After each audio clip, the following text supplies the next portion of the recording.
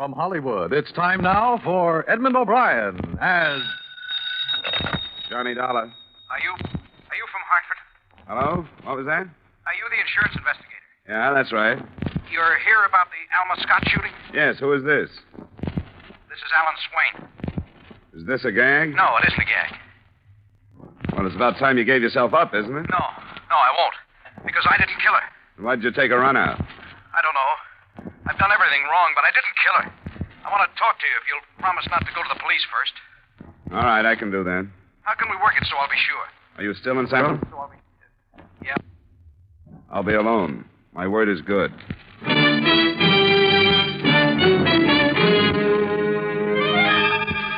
Edmund O'Brien in a transcribed adventure of the man with the action-packed expense account. America's fabulous freelance insurance investigator. Yours truly, Johnny Dollar.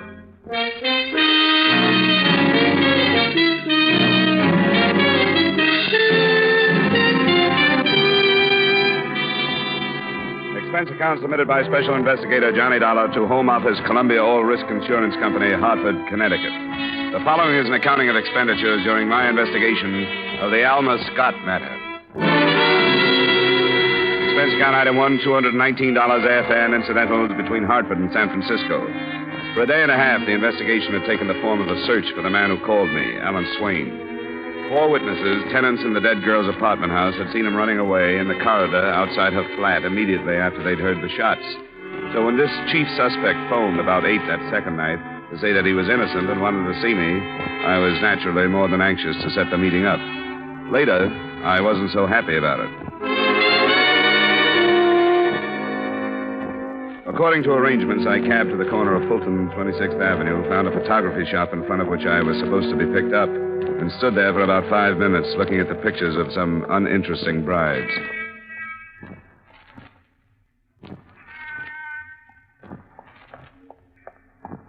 Hello, mister. Hi. You marry one of those? No, thanks. I'm supposed to meet somebody here. You live in the neighborhood? No, I'm from Hartford, Connecticut. And I guess we were fated to meet. What about the guy that called me? I thought he was going to show up. He changed his mind. I'll take you to him. Come on, there's a cab waiting around the corner. I memorized the number of the cab, hoping it might have picked her up at some address that might be useful later. It was a silent trip. The girl with a pretty but rather hard face slumped in her corner, looking almost bored except for the fact that she smoked one cigarette after another. When we left the cab in front of a cafe on a coast highway, she took my arm and led me away from the lights, across the road toward the sand. And there, behind the added protection of a low concrete abutment, I met Alan Swain. He did come alone. You weren't followed, were you? Ask him. I've gotten out of the habit of trusting people, so I wouldn't want to say. I told you my word was good, Swain. Maybe you deserve it, maybe you don't. What do you mean? Well, from the beginning, I haven't been able to figure how a guy like you got mixed up with a woman like Alma Scott. I wish you'd been here a month ago to knock that into his thick skull. Oh, lay off, Helen. It doesn't do any good now. It never did. I didn't kill her, Mr. Dollar. I swear I didn't. And why have you done everything a guilty man would do? You were seen running away from the scene and getting into your car. You abandoned that. The cab driver remembers picking you up a block away from where it was found and bringing you back to Market Street. Everything you did has been done by scared killers before. I know I did everything wrong, but I didn't kill her. I wasn't even in her apartment. To match all the testimony that says you did kill her, can you put your hands on any that says you didn't? No. When I was in the hall, when I heard the shots, well, if I'd gone on in instead of losing my nerve and running, I could have cleared myself, but I didn't. All I thought of was my own hide. Then when it was too late, I realized the police would never believe anything I said. What makes you think I will? I don't know. I'm just asking you to give me a chance. A chance to do what? I want to tell you what led up to that night. It doesn't make any difference how I met her or anything. I knew she was no angel, but I never thought she was all bad. And I still don't. That's what 2 years of college does for you. Oh, lay off, Helen. 4 years, you'd be 100% blind. What's your story about that night? Alma and I were going to leave town. We were going to fly to Mexico and get married. Then we were going to Los Angeles and stay there. She wanted to get away from this town and the people she knew here. I don't think that's worth much, but is there any way I can check it? Plane reservations? Yeah. They're under the name of A.J. Hall for next Friday night at 9. What airline? Cal, Mexico. Why the switch in names? Alma said there might be people who wouldn't want her to leave, and she didn't want it to leak out. We were going to cancel the reservations under that name and make them under our own Friday morning to match our identification at the border. Who is she afraid of? I don't know. She wouldn't tell me. Probably had a big choice. Do you know who? New in town, but give me time. Okay. What's the rest of it, Swain? Well, she broke a date with me that night. Said she wasn't feeling so good. Then about 10, she phoned and told me she'd changed her mind about going away with me. What reason did she give? She didn't give any. She hung up. I started right over to her place. It only took me 5 minutes. When I got there, I stopped just outside her door because I heard her talking to somebody. What about? Well, I didn't understand the words, but she was sort of screaming. I started for the door again, and that's when I heard the shots. And I don't know what happened to me, except that I thought whatever was happening was somehow my fault. And I ran. That's all I know. That's all? Yeah. What do you think I can do with that?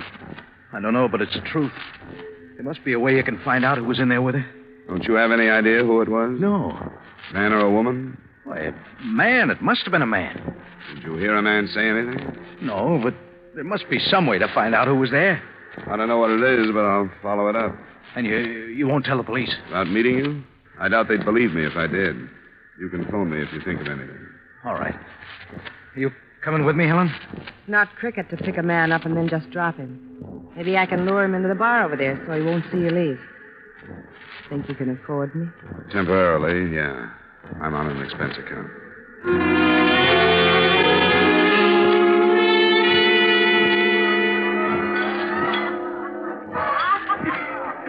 Hello. The bar, or do you want a booth? Booth, please. This one over here okay? Yeah, sure, it's fine. I'll take your order. An old-fashioned, I guess. Ryan soda. Huh? Okay. Rye old and a high with soda. It's not generally known that Swain has a sister, is it? Do you think he has? You're too young to be his mother. Thanks. I can't quite see you in that woman scorn part. I've been there. Can I have a light? Oh, sorry. Tell me something. Why do you think a woman might have killed her? I didn't say that, did I? You asked Al if he knew whether it was a man or a woman. It was nothing but wishful thinking. She carried a life insurance policy with a half-sister as beneficiary. We can't find her. I hadn't even thought of that kind of an angle. It never crossed my mind that she was killed for any reason except what sort of a dame she was. What kind? Oh, don't get me started. Hasn't anybody else's name come up? She knew a lot of men. It's been open and shut against Swain. With that lineup of witnesses, the police certainly have no reason to chase after anybody else. Any ideas? Yeah. The guy she dropped when she put a leash on Al. His name is Walter Helm. The police know him if you don't. You mean you think he killed her? If he found out they were going to Mexico, I think he would have. Or had it done. Why didn't Swain tell me this? Because he didn't know. That dame never bothered to tell him. She was using him for something, and she didn't want to scare him away. You didn't warn him? I had a better idea, but things seemed to backfire. Al's got me to thank for this mess he's in. I tipped Walter Helm that they were leaving for Mexico. How did I know Al would go storming up there? I don't have the faintest notion, but I wish you'd phoned a different detective. You don't have to follow it up if you don't want to. That's all I've got to say, and I don't want the drink. Maybe some other time. I didn't wait for mine, either. I settled the bill and followed her out. I was in time to see her get into a cab whose number I added to the one we'd come out in. And I waited 20 minutes for another to take me back to my hotel.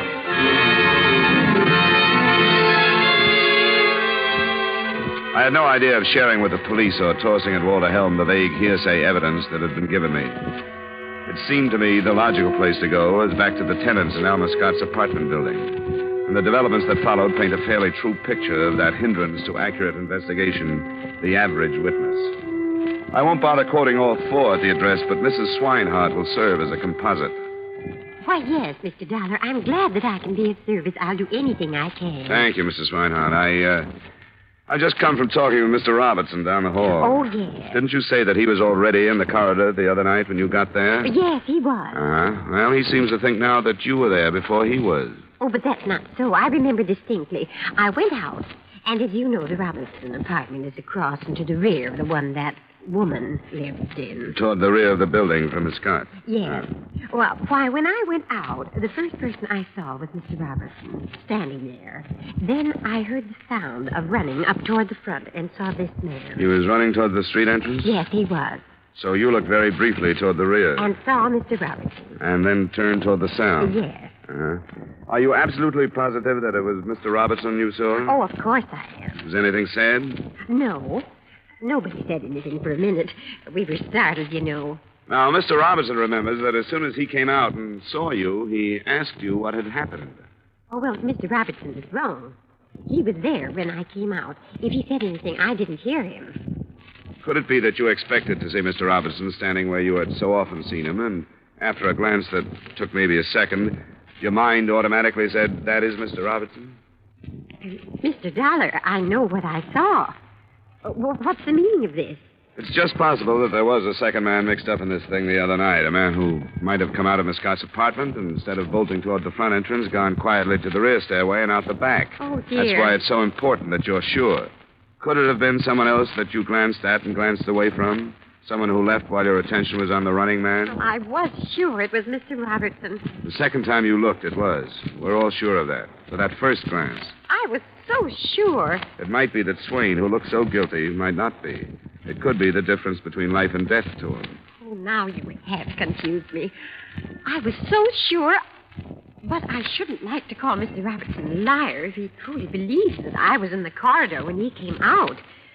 After all, it all was so sudden and shocking. I suppose anybody's mind could play tricks, as you say. Will you come and talk to Mr. Robertson with me? Oh, dear. Yes, I will. But I'd so hoped we'd heard the end of this dreadful thing. In less than an hour, 4 positive witnesses had broken down in the face of doubt. None of them could swear that there had been a second stranger in the hallway. But neither could they swear that there hadn't been. And none of them had actually seen Alan Swain come out of the Scott apartment.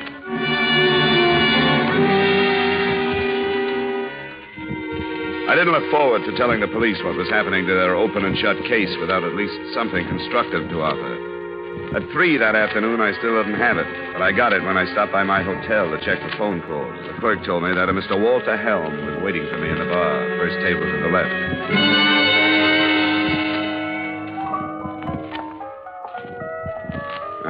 Mr. Helm? That's right. My name is Dollar. Oh, sit down. What are you drinking? Nothing, thanks. It's a little early for me. I don't suppose you know anything about me, but I'll get right to the point. The papers say you're working on the Alma Scott case. I have an interest in it. She was a friend of mine. Oh? You've got to do something about finding that maniac that killed her. If you think you can help, you ought to go to the police. I don't want to go to the police. I want to talk to you. Where can we do it in private? Your room? I guess so, if you've got reason to keep it that private. I have. Come on. Which way do we go?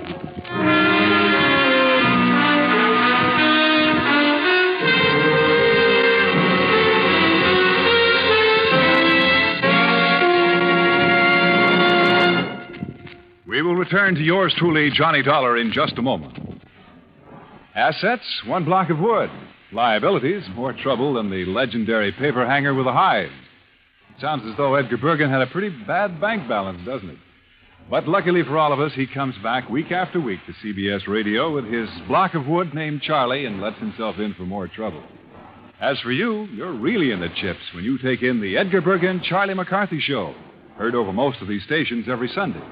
Don't miss them tomorrow night on CBS Radio. Now, with our star Edmund O'Brien, we bring you the second act of Yours Truly, Johnny Dollar.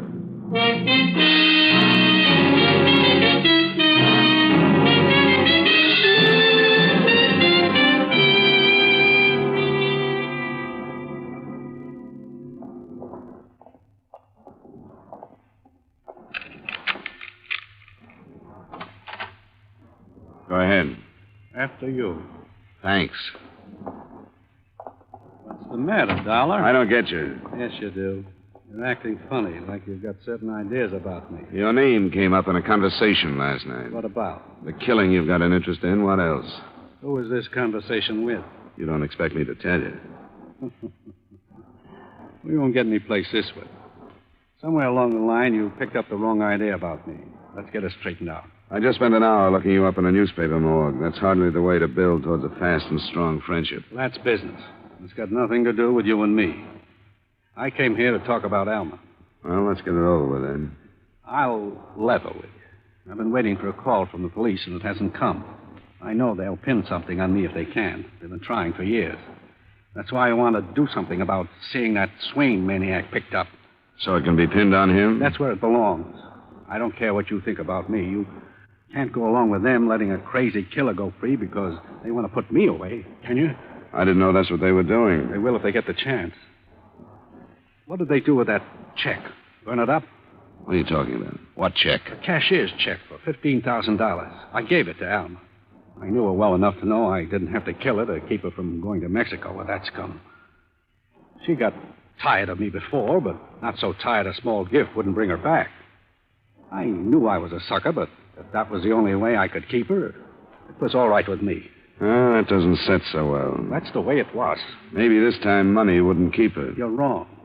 She changed her mind. She wasn't going. One thing interests me. How did you know she was going to Mexico? How'd you find out? Swain's sister phoned me, half crazy about his life being ruined. She said if I didn't do something to stop it, she would. What day was that? The day Alma was killed. I went over that afternoon with a check and had a talk with her. That's when she changed her mind.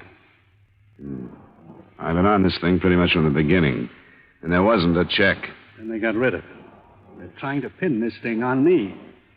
There's a record kept of cashier's checks. If you bought one, you can prove it by going to the bank. Not if you're Walter Helm, you can't. They'll say I bribed somebody and probably pay a few bucks themselves to prove that. That's one of the things I want you to do. Go to the bank so you'll believe me about that check. I'll pay you. Your own price. Aren't you afraid they'd make that out a bribe? They would if they could. But this is legit. You've got a private license. You're for hire, aren't you? Not by a suspect, after I've been given access to state's evidence. What kind of evidence? I could really make this worth your while. Just between you and me. I feel sorry for you, Helm. You're a big wheel, but when you can't count on your money getting you something or getting you out of something, you're lost. Because nobody will take you, anything you say, or anything you do at face value. Maybe you're right. I'm not complaining, but maybe this is the deal that sets you right. The papers say she was killed by a .32. It hasn't been found yet. A town like this, it's probably at the bottom of the bay or in the ocean, don't you think? That's a shame. A .32 is all they need to really pin it on me. How come? I gave it to her. It's registered to me. How do you know that was the gun that killed her? She kept it in a drawer in the living room. And you didn't find one in the apartment anyplace, did you? If that's true, you wouldn't hurt yourself by telling the police. You tell them, not me. I thought I could talk business with you, Doc. You say you're not for hire. So this is what I'm going to do. I'm going to post a reward. $20,000. That might be a smart move. It'll be legit. Read about it in tonight's papers.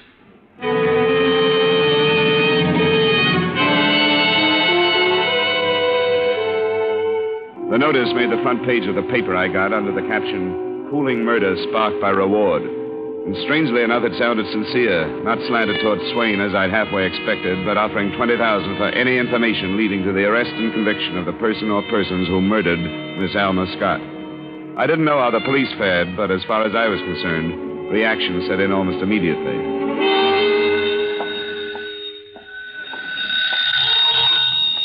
Johnny Dollar. This is Alan Swain. Oh? How are you making out? What kind of a trick is this that Helm is pulling? This thing in the paper. I don't know. It's got news value, and he must have laid cash on the line. Might even be on the level. Oh, you're crazy. It can't be on the level. You know that. He says he didn't kill her. You talked to him? Yeah. What'd he say? Just that he didn't kill her. I'm surprised you're so upset. According to your sister, you didn't know anything about him. She told me about it last night. Well, this is a mess, and something will have to be done. It should have been done a long time ago. Why don't you give yourself up, Swain? No, I won't. That would be the best thing to do. No, I won't. I wish I'd gotten out of town while I could, but I listened to Helen. Come on in and talk about it, Swain. No. It's too much against me. The police don't care that I didn't kill her. They don't care who they get just so they get somebody. Well, they'll have to find me. The case against you isn't as strong as it was. What do you mean? The witnesses who saw you outside Alma's apartment, they aren't sure now that they didn't see somebody else, too. Are you telling me the truth? Sure I am. That's what I mean. Come in and talk about it. No, I'll have to think. I'll have to talk to Helen. I don't know what this reward is going to mean. This reward trick of Helm's. I'll have to think, and I'll call you back.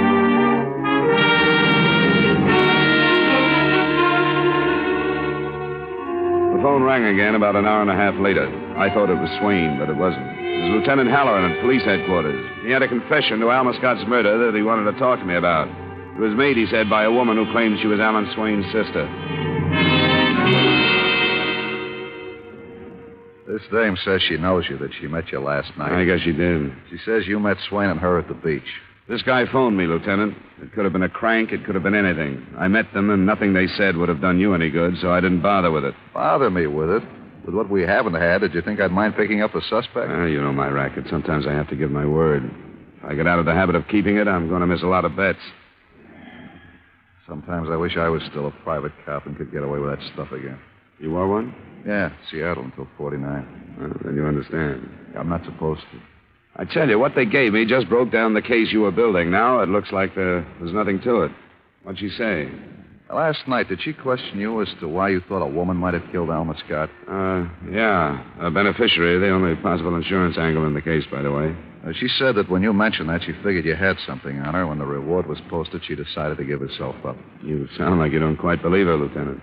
Well, I'll be honest. I don't know. You think she's protecting her brother? I said I don't know.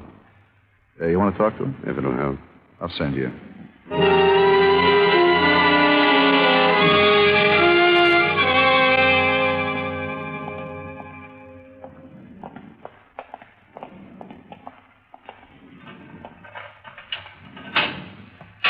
Thanks. Yes, sir.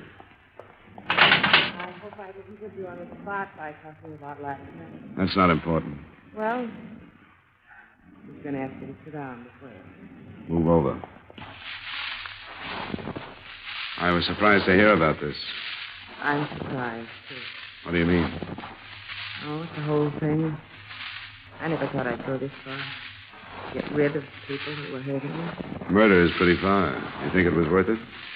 I don't know. I had to get him away from that thing. I didn't grind through burlesque houses for 10 years to let that happen. Been taking care of him that long? Longer. I'm not decent. Guess I took my mother complex out on him. Sent him to school. Even 2 years of college. I guess it was wrong. I guess I spoiled him more than Mom would have. After going that far, I couldn't stop when that eagle got her claws into him. I don't think you killed her. Neither did that cop, but I did. When I learned she and Al were going to Mexico, I went up there and had it out with her. You said you called Walter Helm. I did, but he wouldn't do anything, so I said I would. He told me he went to see Alma and that she changed her mind about going. That's not what she said to me. What then? I went there about 9:30. Told her to lay off my brother, and she laughed at me, so I killed her. Where'd you get the gun? I had it. What caliber? 32. After you killed her, what'd you do? I just stayed in the apartment for a while. Then I looked out the door, and when the people were out of sight, I left. Back way? Yeah. What street you come out on? Polk Street. No, you didn't. The alley doesn't go through to Polk. It turns halfway through the block, goes on to California. Maybe that was it. I wasn't thinking of where I was going at the moment. I don't think you were there. Yes, I was. Oh, please, he didn't kill her. He wouldn't have. You don't kill something you love, and he thought he loved her. It takes only a split second for love to turn into hate. He didn't kill her. I told you I did. $1. Yeah? There's been a shooting out at Walter Helm. No. Oh, no. I thought you'd want to know. Oh.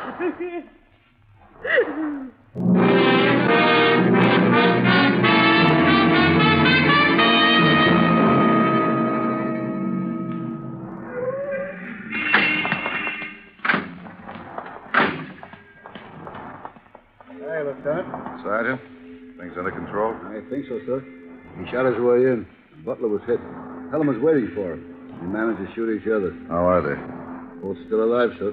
We'll go in. This man's an insurance investigator. He's all right. Yes, sir. Thanks, Sergeant.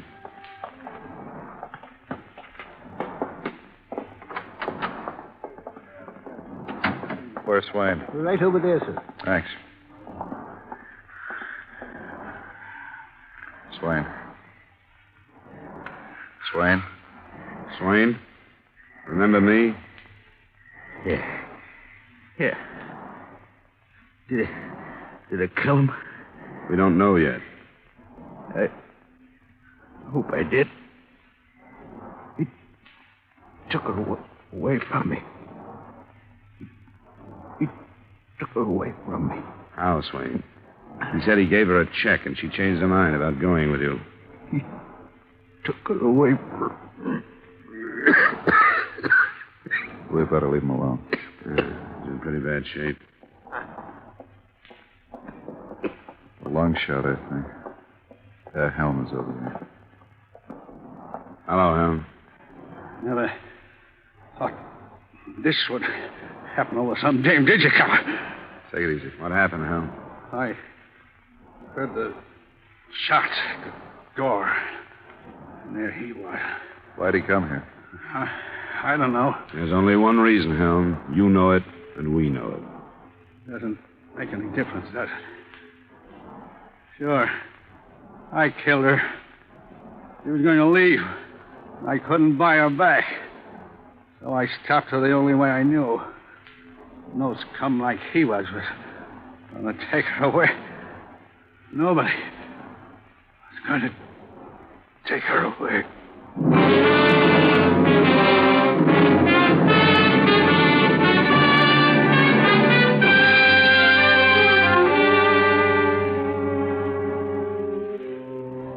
Expense account item 2, $134 miscellaneous.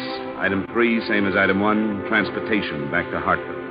Expense account total, $572. Remarks? I was wrong from the beginning. I'm not making excuses for it, but I wasn't as far wrong as the sister. If her false confession had ended it, she wouldn't have taken a rap for her brother, who she thought was guilty, but for Walter Helm, who she was afraid was innocent. It only proves again that you have to watch the words that go above your signature. Yours truly, Johnny Dollar.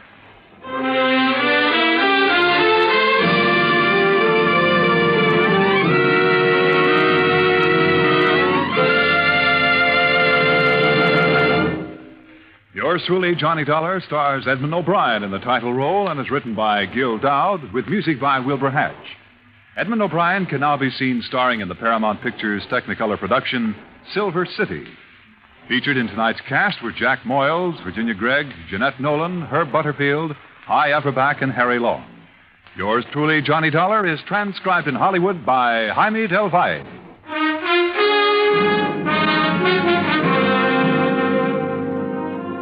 This is Dan Coverly inviting you to join us next week at this time when Edmund O'Brien returns as Yours truly, Johnny Dollar.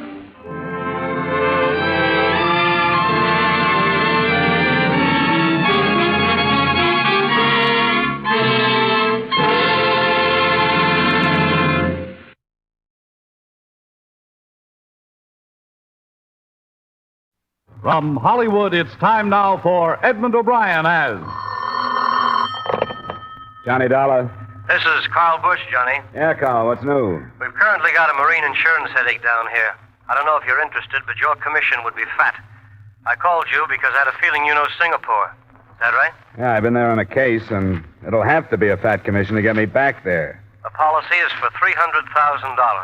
It covers a cargo that's being delayed out there, a time clause. What reason do you have so far? Mechanical trouble on the ship. One breakdown after another. Accidental, sabotage, or both? That's what we want to learn. Come on down after lunch and talk it over.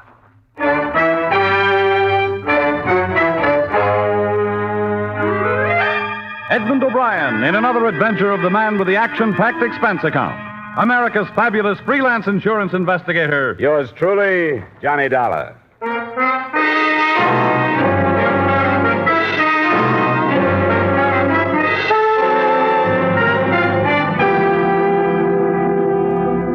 Expense account submitted by Special Investigator Johnny Dollar to Tri-State Insurance Company, Hartford, Connecticut. The following is an accounting of expenditures during my investigation of the Yankee Pride Matter. Expense account item 1, $1.50 cab fare to your office. Maritime insurance is a bad gamble at best, Dollar. Looks like we're on the short end of this one. That I know about. I bet on Notre Dame last Saturday. You aren't alone. This is a cargo of tin bound for a West Coast plant that's under government contract. Armament. Bearings, I think. Well, that's where that time clause you mentioned fits, huh? Right. They got a deadline, so they insured themselves. The way it stands, if that ship doesn't leave Singapore in a week, we start losing 2% a day on $300,000. You have an office in Singapore? Yes, but we haven't gotten any satisfaction from them. I don't know. That far away, you're out of touch. What's your man's name? Here, name's Ells, Vincent Ells. Here's the address. Yeah. Well, I guess I can get the rest of the dope from him. I'll get out of here as soon as I can get space. Good. It's been nice seeing you, Johnny. Let me know when your plane leaves. I'll send you a bouquet of bourbon or something.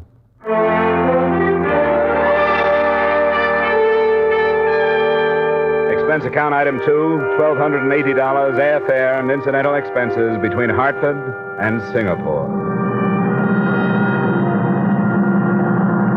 In the perverse way of ship and airlines, we arrived with one of Malaya's heavy, muggy dawns, coasting in over haze-hidden native villages, the island-studded harbor, and finally settling on the big field.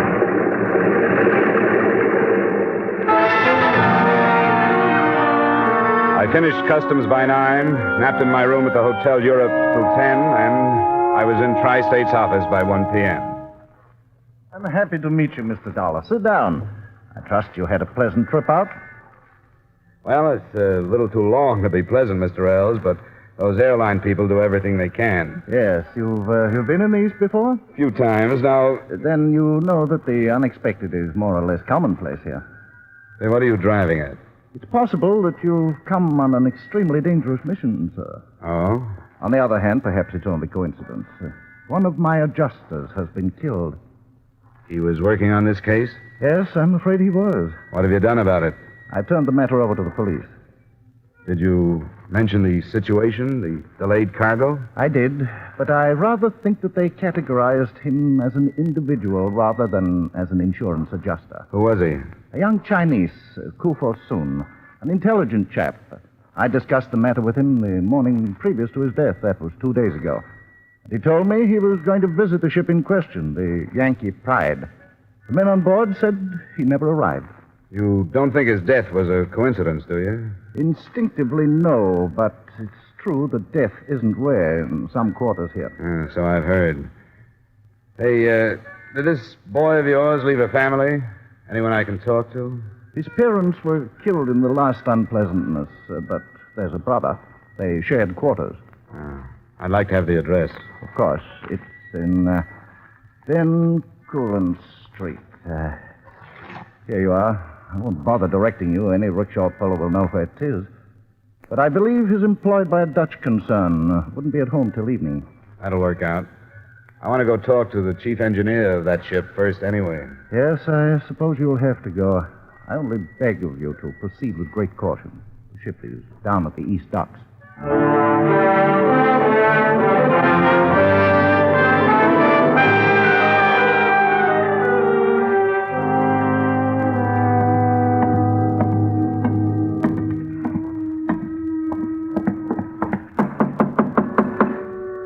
I'm in the sack. Come in. Oh, sorry to bother you, Chief. What's the matter with you? Blasted fever. Seems like this climate brings it back. Malaria? Yeah. What do you want aboard? My name's Dollar. I was sent out here by the company that's insuring your cargo.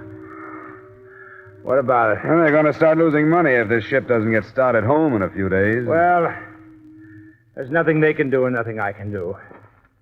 I have a bearing flown to me from Hong Kong. When that gets here, I can pump water into the boilers, and not before. What do you think about all this mechanical trouble you've been having? What do you mean? Well, has it all been legitimate, or could it have been sabotage? Sabotage? Now, who'd do that? I don't know. Well, it hasn't been sabotage. Bearings go and generators foul up without any help. Ask me, I've been nursing them for 15 years. When do you expect the stuff from Hong Kong? It's hard to say. People don't work the same out here as they do in the States. Well, I'll fly up there myself after your bearing if it'll get you out of here on time. Look, mister, I'm not in any shape to figure out anything now. I'm sick. I'll try and talk to the captain about it. Come back tomorrow. Will you? Uh-huh. Sure, Chief. I know. That fever's rough.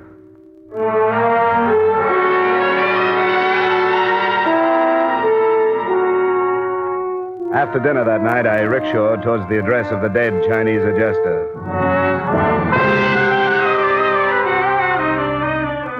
I crossed over the Singapore River, which winds through the city to separate the native and European quarters, and entered Bencoolen Street. It was jammed with its people outside to take advantage of the breath of coolness that comes with night.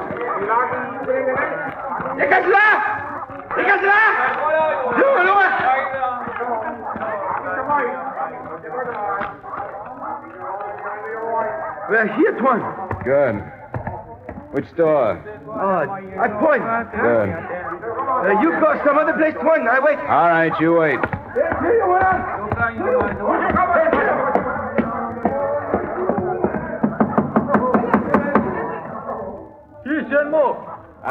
Are you Mr. Koo?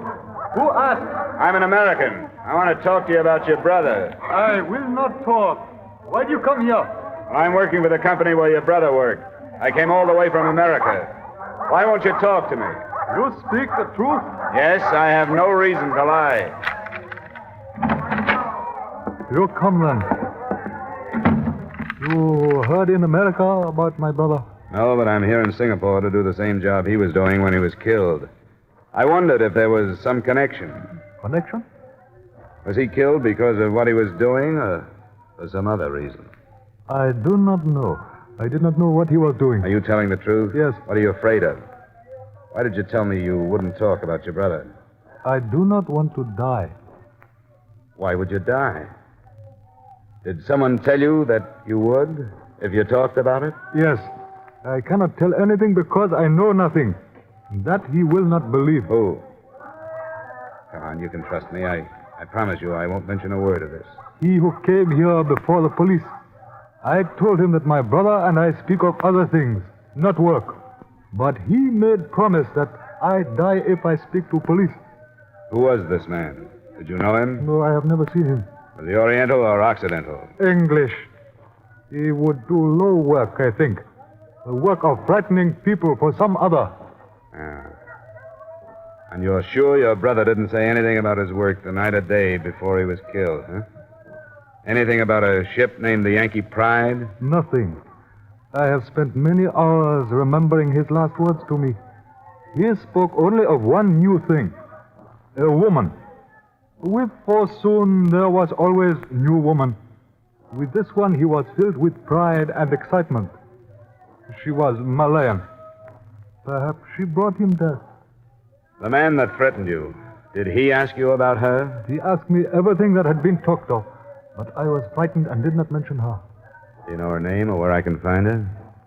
You will keep the secret?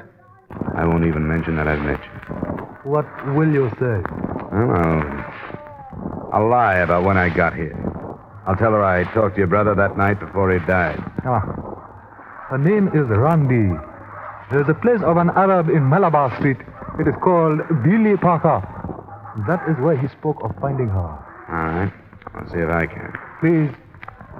Korsoon's death is a very heavy sorrow. But my death is in the future. Do not come back. To speak further of this would be to waste the future. I won't come back, Mr. Cole. Thanks for the help you've given me. Goodbye.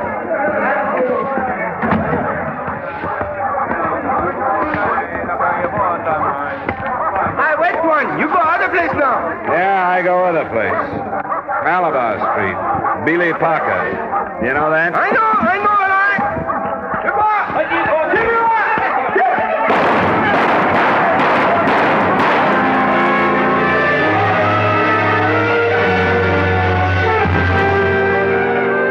I didn't bother to go back. The crowd surging around the door I'd come out was enough to tell me what had happened.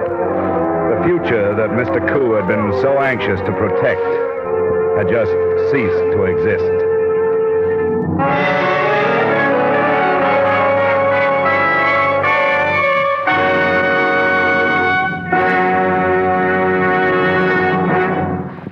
In just a moment, we'll return to the second act of yours truly, Johnny Dollar, starring Edmund O'Brien. But first, are you ready to sing it again tonight? You'll find a whole hour full of the day's popular music sung by Eugenie Baird, Alan Dale, Bob Howard, and the Riddlers. You'll hear the tuneful riddle songs that lead to Sing It Again's Phantom Voice Treasure Trove. $5,000 in cash and $10,000 more in wonder prizes. Be listening again to Sing It Again tonight when it comes your way on most of these same CBS stations. The Phantom's a puzzler, but some CBS listener will win that $5,000 in cash. And now with our star, Edmund O'Brien, we return you to the second act of Yours Truly, Johnny Dollar.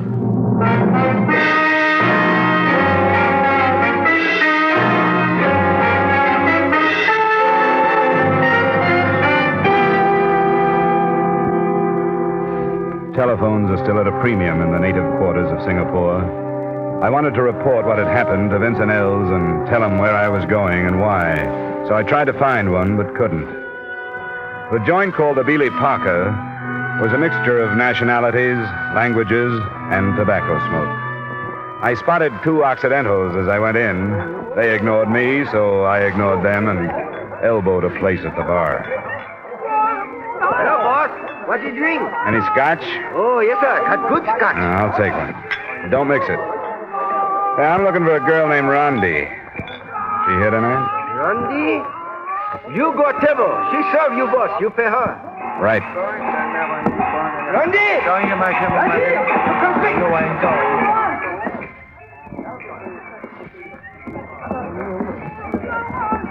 Hi, I'm Randy. I brought a drink for me.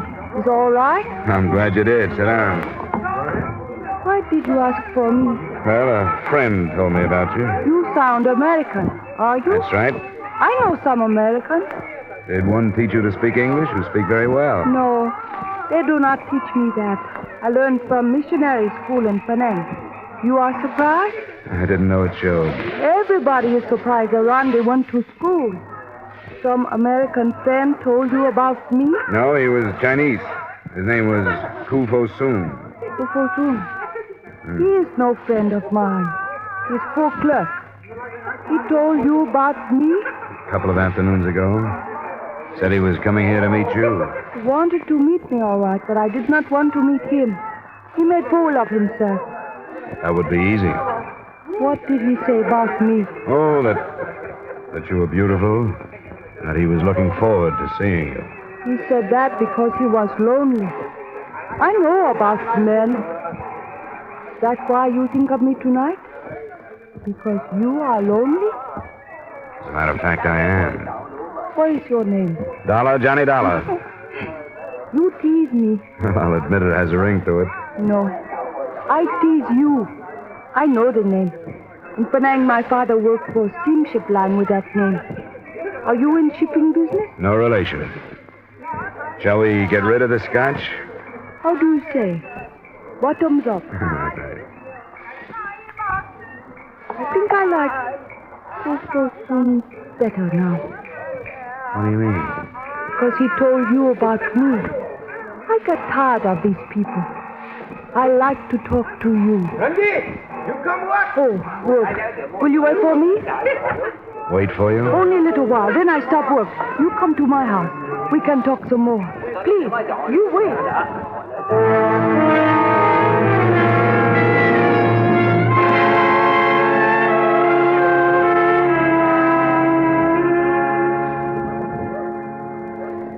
Rondi, are you lying to me, or don't you really know that Kufo Soon is dead? He is dead? I only knew him that one time. Not as well as I know you. How should I find out? Why should I lie to you? Because the chances are that you're the last person to see him before he was killed. How do you know that? Because he was on his way to meet you, and he never came back. There are many places to go in Singapore. Yeah, but it all keeps returning to you or that place. Husum's brother was shot right after he told me about you. I did not know he had brother. Johnny, I do not want to talk to you like this. I gave the name of the place to my rickshaw boy. Somebody overheard it. And the shooting took place right after we left. Why would somebody want to keep me away from you? Nobody wants to keep you away from me. You are frightened? That's past. If they'd wanted to kill me, they would have by now. Why did you bring me here? thought you understood. You are in trouble. Why don't you tell me? To listen to you, I would help you. Forget it. That would be better. I will help you forget, too. I'll make a drink. Pie. You like pie? Sure, anything.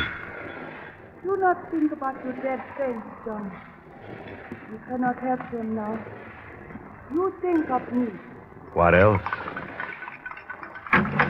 Easy now. Easy. Sorry to interrupt. Hey, keep your pistol on him, Roy. Right. While I find out if he's got one. He is not armed. Ah, well, you should know, dearie. Well, now, ain't you going to get up? I don't see why I should. Because we're going for a little drive, that's why you should. Are you coming like a gentleman or otherwise? Roy, yeah? Oh.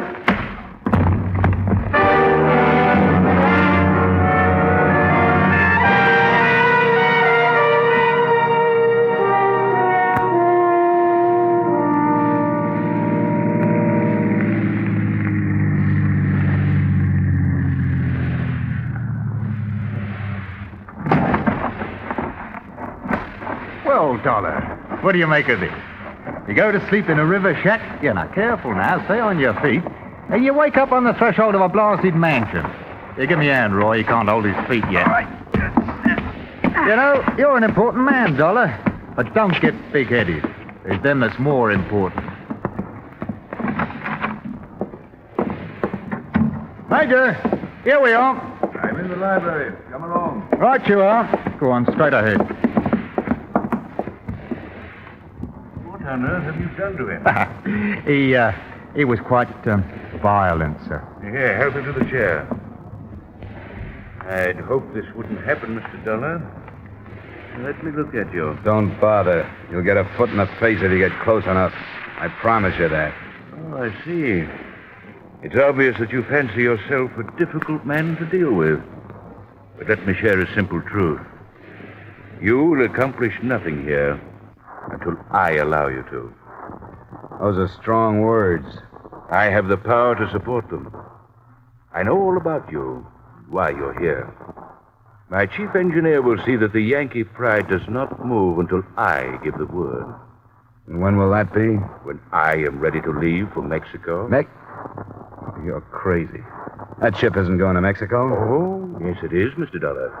Because I have paid well for passage there. You don't buy ship's articles. The Yankee Pride says she's going to San Francisco.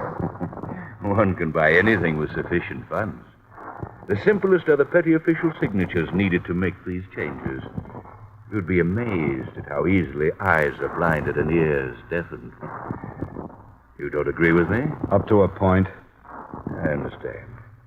You think that I brought you here for the purpose of bargaining with you? There's no need for that. Why am I here? Because I enjoy my power. And at the moment, I'm fighting you and your stumbling, idiotic methods. You're proud of your own? What kind of power did it take to bring off the murders of the Coup brothers? I'm not impressed. You will be. I'm going to let you go on with your investigation because you're a harmless pipsqueak. Thanks.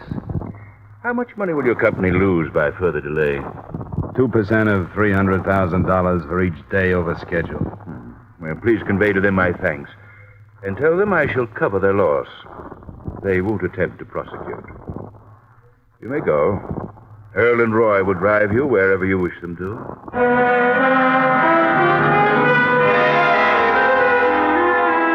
I retreated to my hotel room.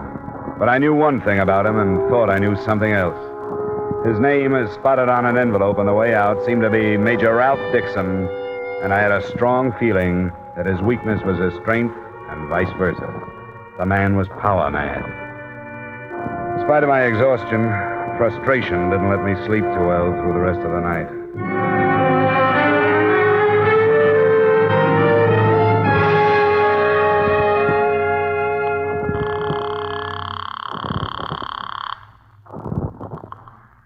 Good morning. Mr. Ells here. This is Dollar. Well, I'm glad you phoned. I worried about what might happen to you last night. Well, don't think for a minute that it didn't happen. What do you know about a Major Ralph Dixon? Ralph Dixon? Yeah. Why, nothing. Who is he? Well, he boasts that he's the man behind our trouble. He's crazy, and I really mean that. Oh? He claims that he's bribed everybody concerned with the Yankee Pride sailing, including port officials. Mr. Dollar, you sound serious. I believe him.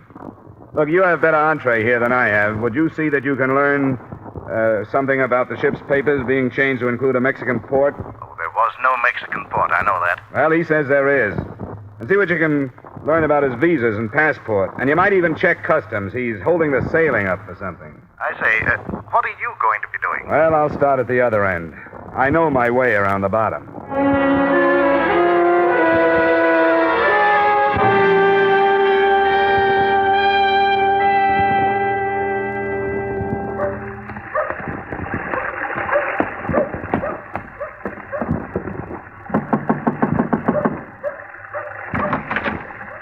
Hello, Rondi. I did not run away, did I?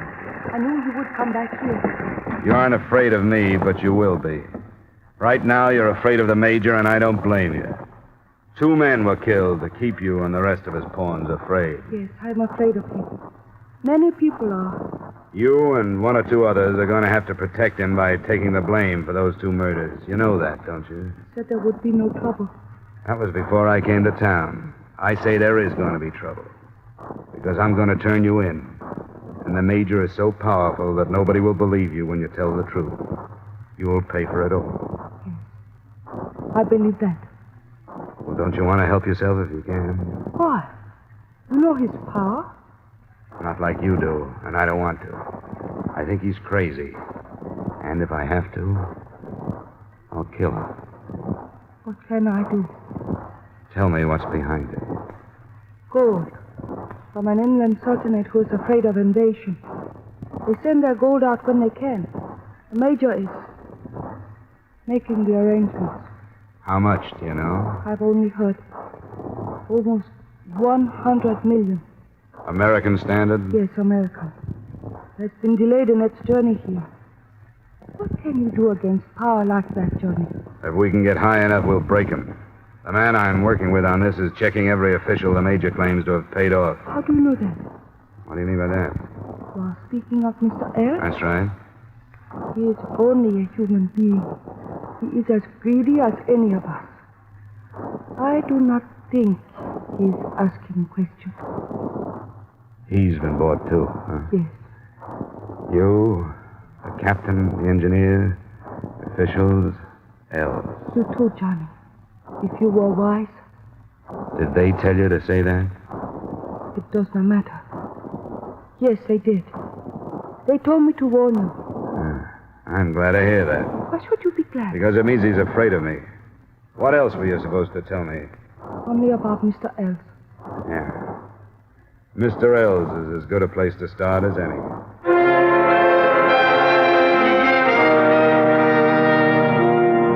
A check on the tri-state office told me that Els had left for home, so I followed him there.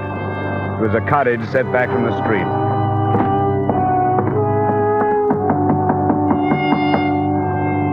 No one answered my knock.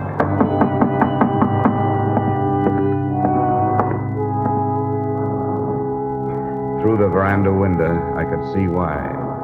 Vincent Els was sprawled on the floor, a pistol just beyond his outstretched hand.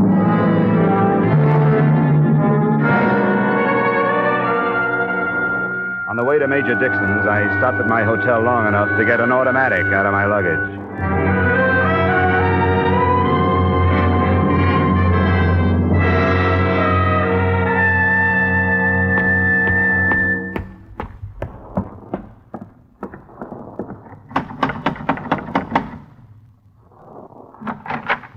Well, what do you...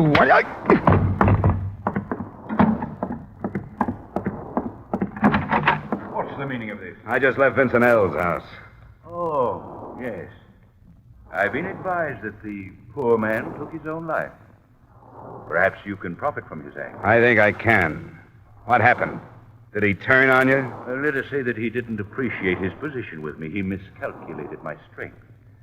Naturally learned there was nothing left for him to live for. How have you fared?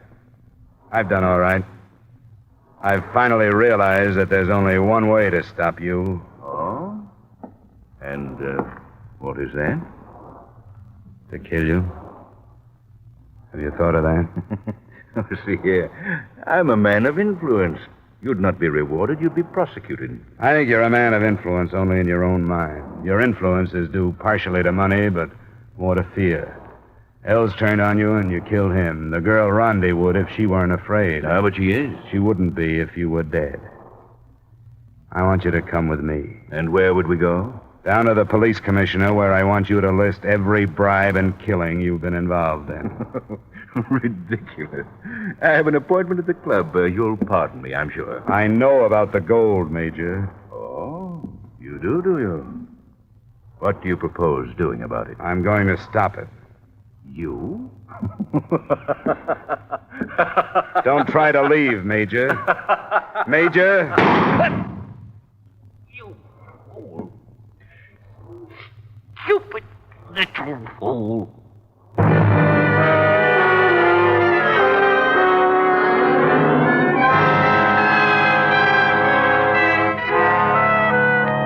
I didn't kill him. As it turned out, I didn't have to. Police investigation of the shooting brought out all the truth. The gold was confiscated when it arrived, and after 3 days of questioning, I was released. Remarks? You may lose 2 days on the Yankee Pride schedule, but to balance that, you also lost Mr. Els, an agent you can do without. Expense account item 4, $300 miscellaneous. Expense account item 5, same as item 2. Expense account total, $2,686. Yours truly, Johnny Dollar.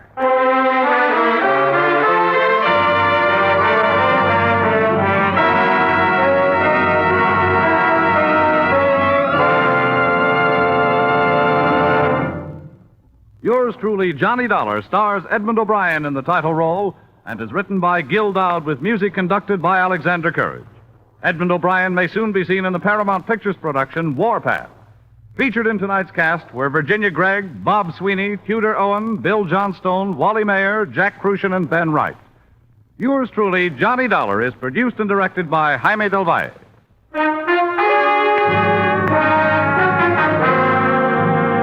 This is Bob Stevenson inviting you to join us next week at this time when we'll again bring you Edmund O'Brien as... Yours truly, Johnny Dollar.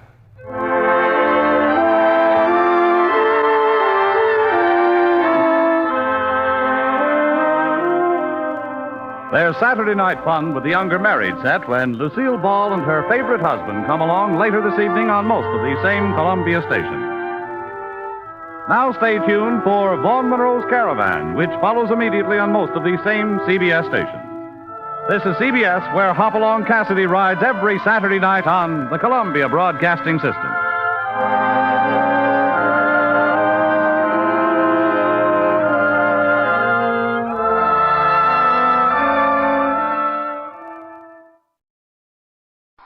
Time now for Edmund O'Brien as...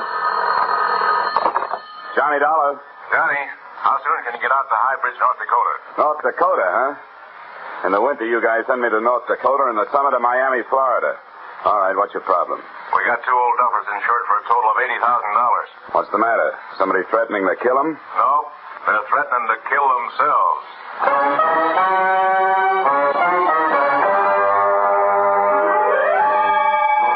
Edmund O'Brien in another of the adventures of the man with the action-packed expense account. America's fabulous freelance insurance investigator, Johnny Dollar.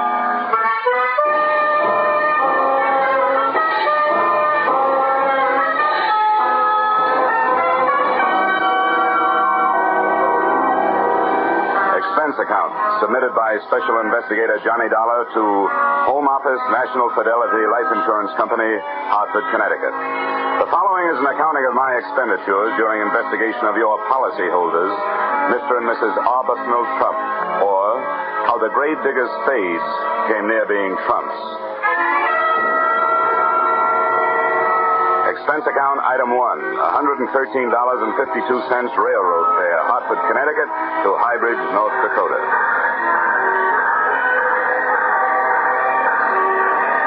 As I walked towards the station in High Bridge, the wind whipped white shawls of snow out of the night and around me like a Spanish dancer, and the raw cold had my feet acting like castanets. Inside the shack, I found a pot-bellied stove surrounded by a pot-bellied station master. Oh, hello. You our only customer? Well, I'm the only one got off the train. Can I find a taxi around here? Yep. As soon as my son gets the mail and freight tucked away, he'll take you. Only won't be any taxi cab. You drive it wherever you're going in the Pong. By the way, where are you going? To the Trump residence. You know it? Yep, I know it. You one of the family? No, just business. Oh. Well... Well, what? What is your business is none of mine. But, have you ever been out there before? No, I haven't. Why, something wrong? If it ain't, then everybody in this town has been getting a lot of unnecessary exercise. Jump to conclusions. Well, here comes the boy. He'll drive you over. Hickey. Yeah? Hickey, you got a customer for the Pong. Wants to go out to Trump place. That Trump place? Well, all right. But, mister, I'll only take you as far as the gate.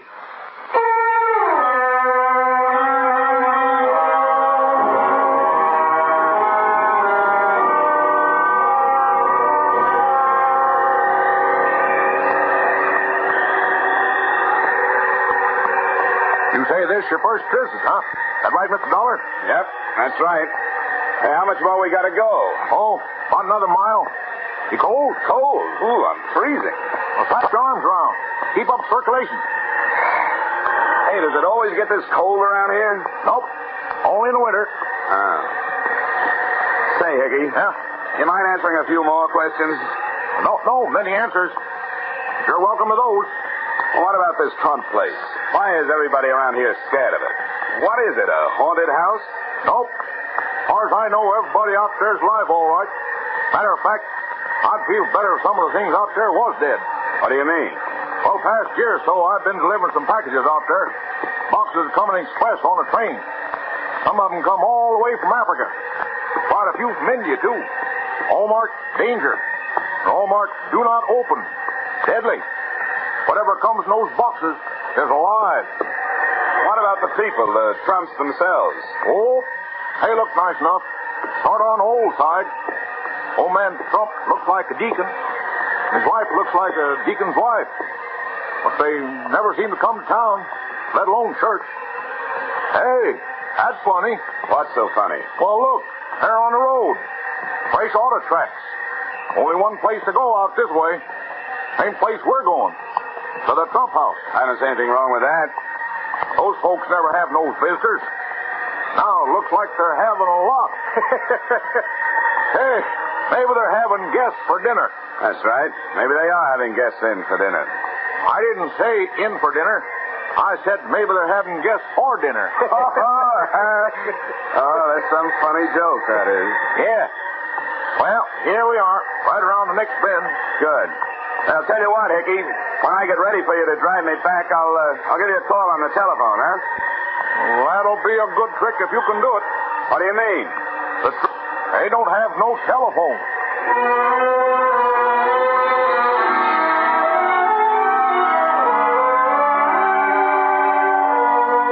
Expense account item 2, $1.50 Pung fare. Hybrid station to the gate of the Trump estate where the driver Hickey dumped me off. I used one of the fresh tire tracks as a footpath up the long driveway through the snow, and steaming the white flakes out of my eyes with my breath, I took inventory of the house. It was big, colonial, and in good repair. All rooms lighted downstairs, one room lighted upstairs. Near the front, the automobile tracks took off around to the back of the house. I had to make my own footsteps in the drifts from there to the front door. Quickly, don't let that cold in. Let's shut the door. Now, who are you? What do you want? What are you doing here? I'm Johnny Dollar from the insurance company. As to what I want to see Mr. and Mrs. Trump. As to what I'm doing here, I'm just the victim of a bad choice of careers early in life. Well, all right. Take a seat over there. I'll go check with Mr. and Mrs. Trump.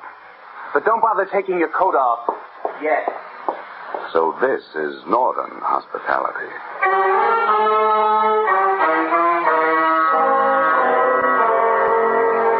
Coming in out of the cold makes any house seem warm.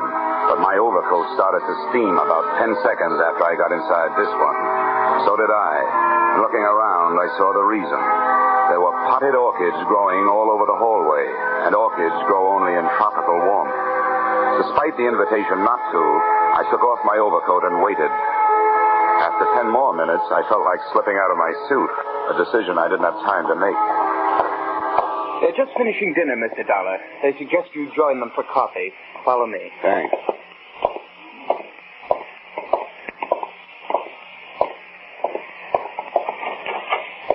Mrs. Trump. Mr. Trump, this is Mr. Dollar. How do you do? How are you, Mrs. Trump? Won't you join us? There, sit right over there. Yes, Mr. Dollar, come and sit down. Have some coffee. Oh, thank you. Fine. Now that'll be all, Irwin. You may leave.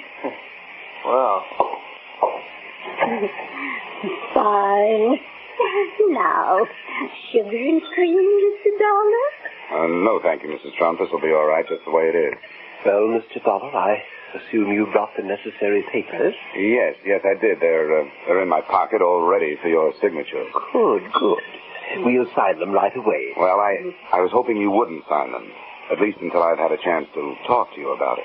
Talk to us? What is there to talk about?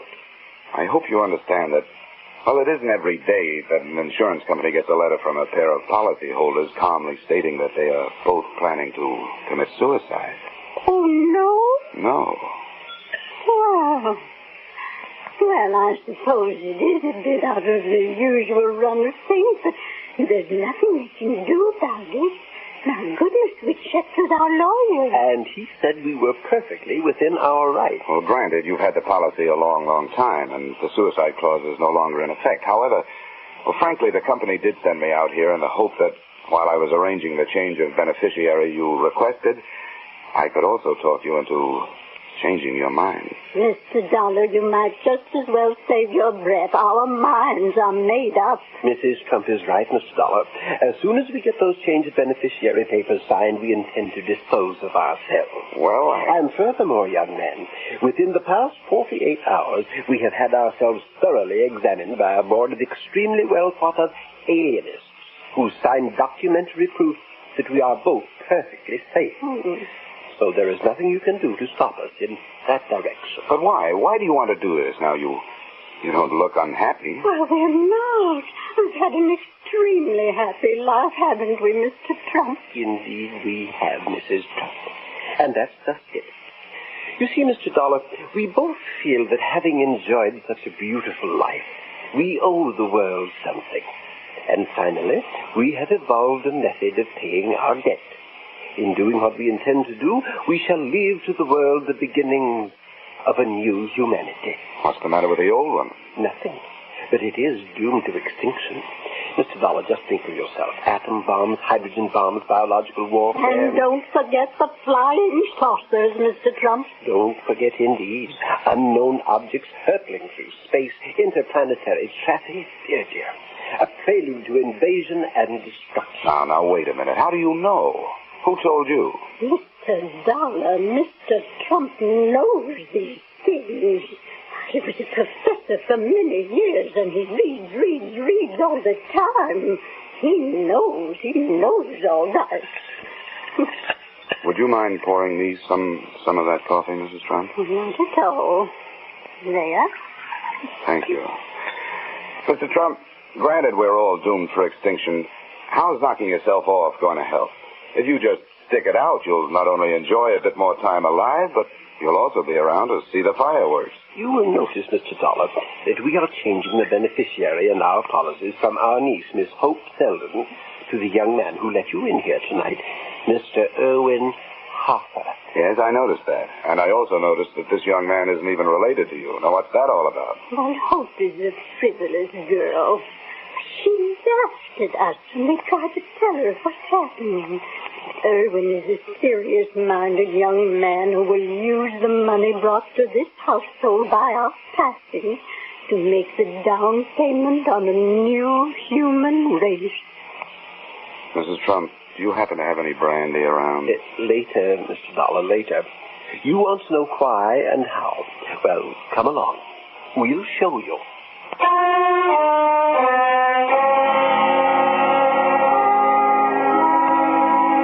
A nightmare is bad enough when you're asleep, but I was awake, and that's when they're really frightening. They took me down through the back of the house to a winding, half-lighted stairway into the belly of the black hole. The oppressive heat grew even more oppressive. More stairs, then tunnels. All the ceilings cement and lined with lead. All the walls covered with pens and cages, and all of them filled with...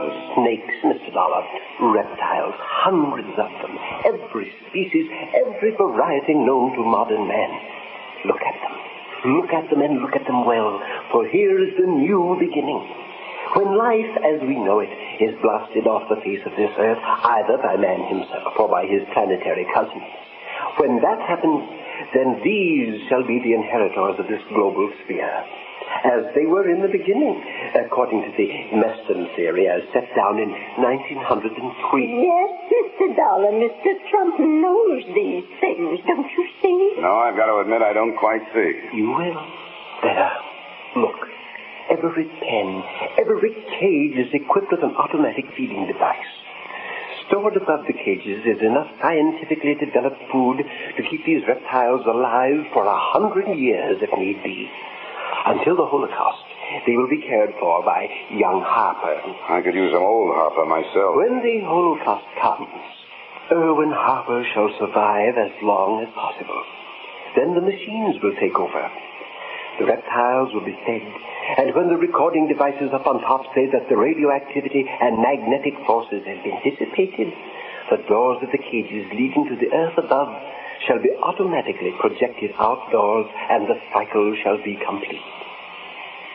Then the reptiles will be set free on the face of the earth to once again evolve themselves into the new humanity. I see. Look, Mr. Trump, I'm out here to ask you a very simple question. What's all this got to do with your committing suicide? That is easily answered, Mr. Dollar. We need money. We need a lot of money to buy the rest of the equipment. We are willing to give up the little that is left of our lives to provide it. Erwin will remain behind to put our money to good use. Mr. and Mrs. Trump, I don't question your motives, but you can't blame me for taking a second look at your methods. This man springing from reptile theory is flimsy enough, but that's your opinion and you're entitled to it. But what you're not entitled to, and I'm quoting the Bible and the law, is the act of taking your own lives. We've talked that over among us, and we are willing to take our chances. All right. But at least you'll agree this is a whole lot to take in one sitting, isn't it? Now let me bring these papers back in the morning. We can talk it over once more, and then you're free to go ahead and sign. Well, time is short, but I don't think a few hours will matter. Do you agree, Mrs. Trump? Oh, yes, I agree. Good. Now, if you'll be kind enough to either let me have a car or have somebody drive me into town. Car? We have no car. We haven't had one for months, and we've borrowed them from the property. Hasn't been one past the gate for almost a year. Oh? Including tonight? Yes, of course, including tonight. You'll just have to stay here. Come now. We'll take you up to your room, Mr. Dollar. What you need is a good night's sleep.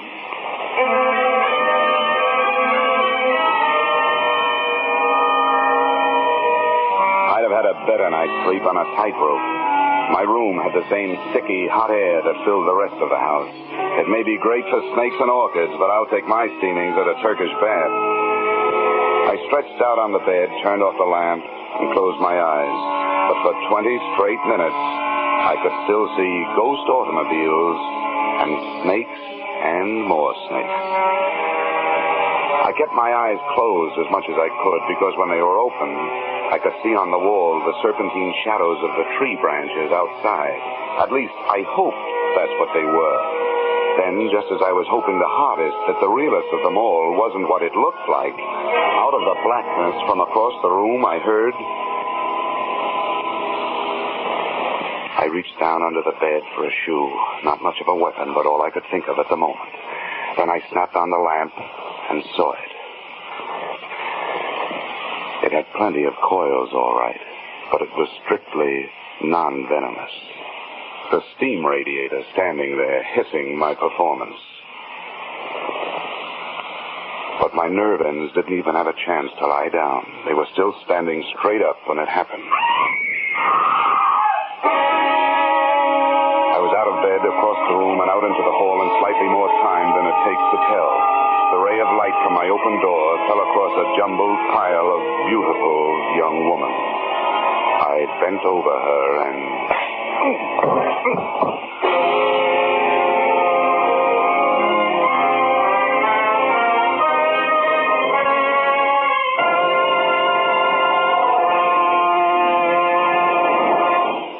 In just a moment, we will return to the second act of Johnny Dollar. But first...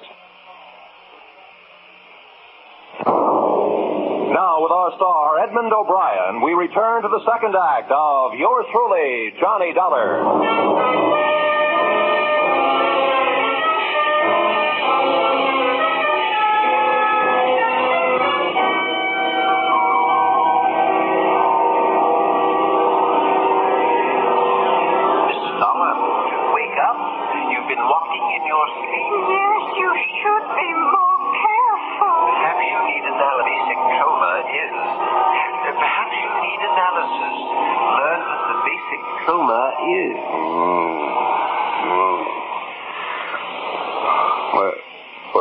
What did he say, Mrs. Trump? Sounded like he said, where is she? I'm right here, Mr. Dollar, right here taking care of you. Oh. Yeah, somebody's been taking care of me, all right. Oh. Well, where is she, huh? She's gone. What have you done with her? Come on now, where's the... Mr. Dollar, you better get hold of yourself. There is no girl here. Oh, no? Well, look. Earlier tonight, you told me there was no automobile around here, but there was. I saw the tracks in the driveway with my own eyes. I walked in one of them. All right. Look out the window, Mrs. Trump. No, I don't see any tracks. Do you see any footprints? No, nothing. Just snow. Okay. At least you know I walked up that driveway, right? And my footprints are covered up. So it's been snowing. The wind has been blowing. It's been drifting. Now I suppose you're going to tell me you didn't hear the girl scream. Come now, Mr. Dollar. You were having a nightmare. No girl scream. Well, if you didn't hear anything, what are you doing out here? What brought you? Young man, we have a right to be wherever in our own home we choose to be. But I might as well tell you, I found you when I started for the kitchen to get some crackers and warm milk. I found you lying here. Yeah, everyone's lying around here. Young man, that does it. Once we get those papers signed, I'm afraid we shall have to ask you to leave. That's all right with me. They're here in my room. Come on. The way some people stand in the way of the few of us who are making a genuine effort to sustain some kind of life on Yes, Mr. Trump, you're absolutely right. You'll find a pen there on the table. The papers are right here on my... Hey. Yes, Mr. Dollar? The papers are gone. But how can they be gone if you brought them at all? We warn you, Mr. Dollar, we will not stand for any more of your dilly-dallying. We want those papers, and now. We are determined to sign them immediately. Suddenly, that has become my fondest hope. Now, do us all a favor. Go back to bed and give me a chance to do a little walking in your sleep.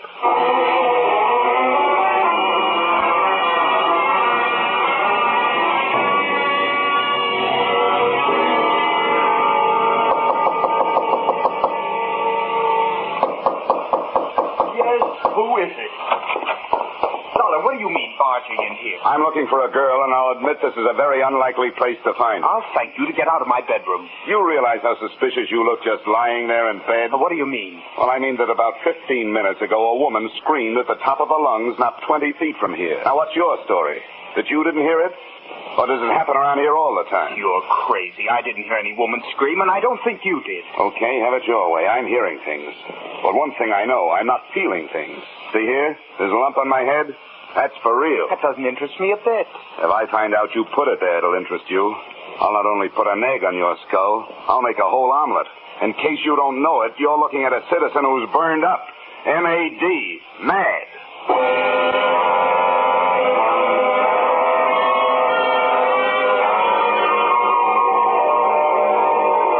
Started through the rest of the rooms in the house. I thought I knew who I was looking for. The only person I could think of who would profit by seeing those papers not signed. The present beneficiary of the Trump policy, their niece, Miss Hope Selden. All I could find in the next 6 bedrooms was a lot of old-fashioned furniture. I was just looking under the bed in the last when the wind outside took on a new note. I ran back to my own room, flung open the window, and stuck my head out into the blizzard, trying to get a look in the direction of the noise. I wasn't taking any chances on that kicker finally sparking the automobile into life before I had a chance to see who was in it. I swung my feet over the sill and dropped the one story into a high drift.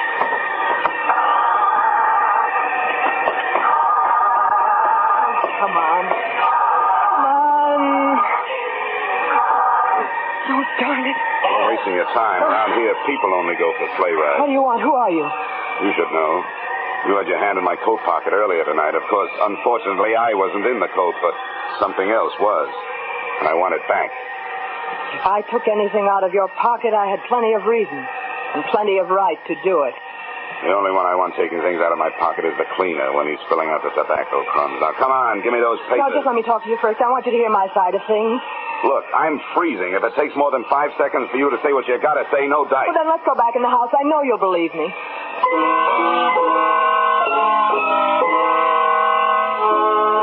I saw plenty about her to interest me, but nothing to relax me.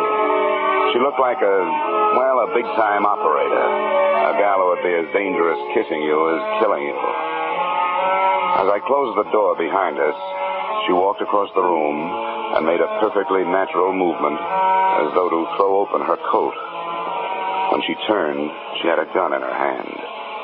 It was the first time I'd ever seen a shoulder holster on a woman. Now put your hands up, Mr. Dollar, and listen.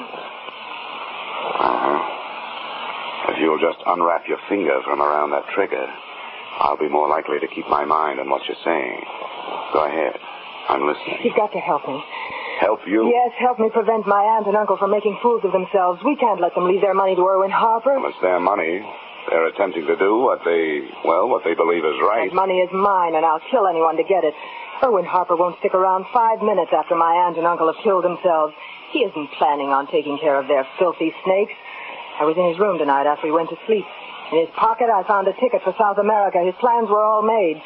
He caught me in there and chased me out in the hall and slugged me. When I came to, you were lying there unconscious beside me. I ran downstairs, and I fixed their steam. I threw the switch to release their stinking reptiles. By now, the snakes are all outside, freezing to death. Don't move. You don't want to... So now you know, both. You know what that means? I'll have to kill you both, and I'll get away with it. Why, you miserable hunk of putty, you conniving thing. The Trumps want me to have the money, not you. I worked out that whole plan for them, all of it. And I'm the one they want to take care of it. Now drop that gun, Hope. You'd better drop it, Hope. It doesn't make any difference anyway. What do you mean it won't make any difference? Because our friend over there isn't going to pull the trigger. Oh, no? And why not? Because Hope has released all those snakes. One thing she forgot. When snakes get cold, they try to get warm.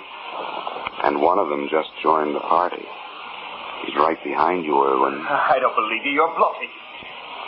Can't you hear him? You can't fool me. That's a steam radiator. In this house, they're all noisy. Irwin, if you make any kind of a move or fire that gun, he's going to strike. I'll make you a deal. Let me reach down and get that gun off the floor. I'll blast its head off. Careful. Don't move, Irwin. No, you don't. I know what you want that gun for. I wouldn't even turn around and look, Irwin. Not only going to move, I'm going to get that gun out of your reach. There was was a snake? Look out, he's on the loose. Oh, he dropped me!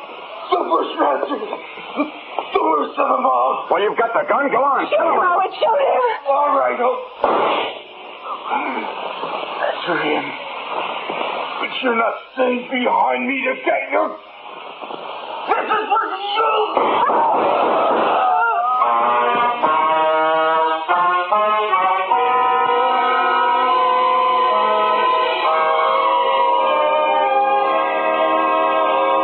Mr. and Mrs. Arbuthnel Trump were fresh out of beneficiaries, to say nothing of snakes. The only one that had found his way back into the warmth of the house was the one I'd mistaken for a steam radiator. And without a handy method for creating a new humanity, the Trumps found themselves without a purpose. So I gave them one.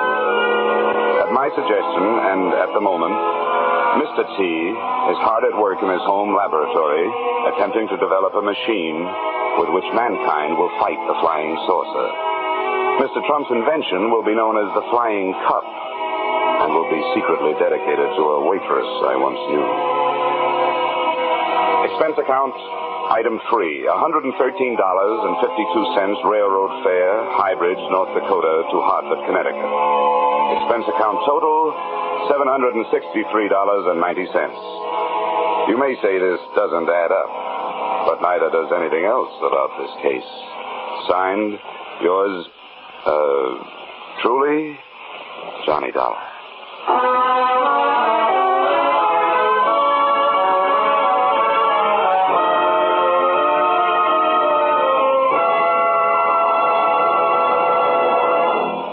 Yours truly, Johnny Dollar, stars Edmund O'Brien in the title role and is written by Paul Dudley and Gil Dowd with music by Leaf Stevens. Edmund O'Brien can currently be seen starring in Harry M. Popkin's United Artists production, DOA. Featured in our cast were Peggy Weber, Harley Bear, Hugh Thomas, Dick Ryan, Jess Kirkpatrick, and Mary Shipp. Yours truly, Johnny Dollar, is produced and directed by Jaime Del Valle.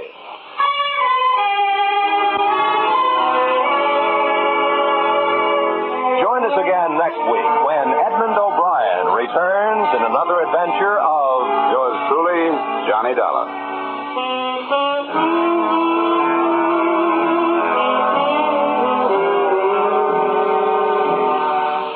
The Echo of Jesse James, a modern story of how police tracked down a couple of train robbers, will be brought to you on CBS's Gangbusters this Saturday night.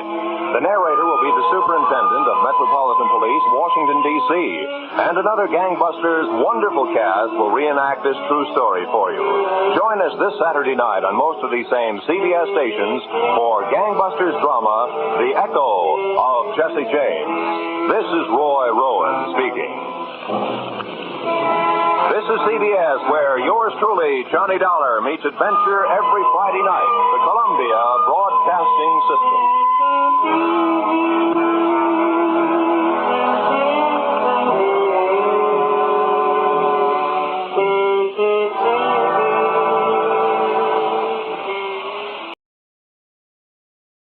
Bing Crosby has been on his summer holiday, but beginning October 3rd, Bing and his crew will return to this, their regular time. So join in the fun with Bing Crosby at this time next Wednesday, October 3rd. From Hollywood, it's time now for Edmund O'Brien as... Johnny Dollar. Philip Martin, Johnny. Fine, what have you got for me? Mr. Benny Waxman's insured with Columbia. When did he die and what's wrong with the way he did it? He's very much alive and his business isn't. He owns delicatessen. We insure that too. It's burned out. When did it happen? Last night. We don't know whether Waxman did it himself, but the fire department said it was started deliberately. Police holding Waxman? Not yet. No evidence. Better get down here and I'll give you everything we've got. I'm yours after a shave and a shower.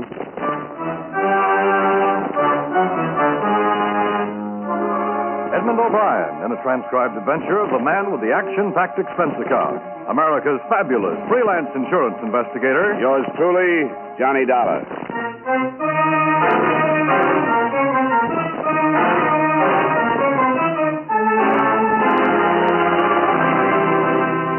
Expense account submitted by Special Investigator Johnny Dollar to Home Office, Columbia All Risk Insurance Company, Hartford, Connecticut. The following is an accounting of expenditures during my investigation of the protection matter.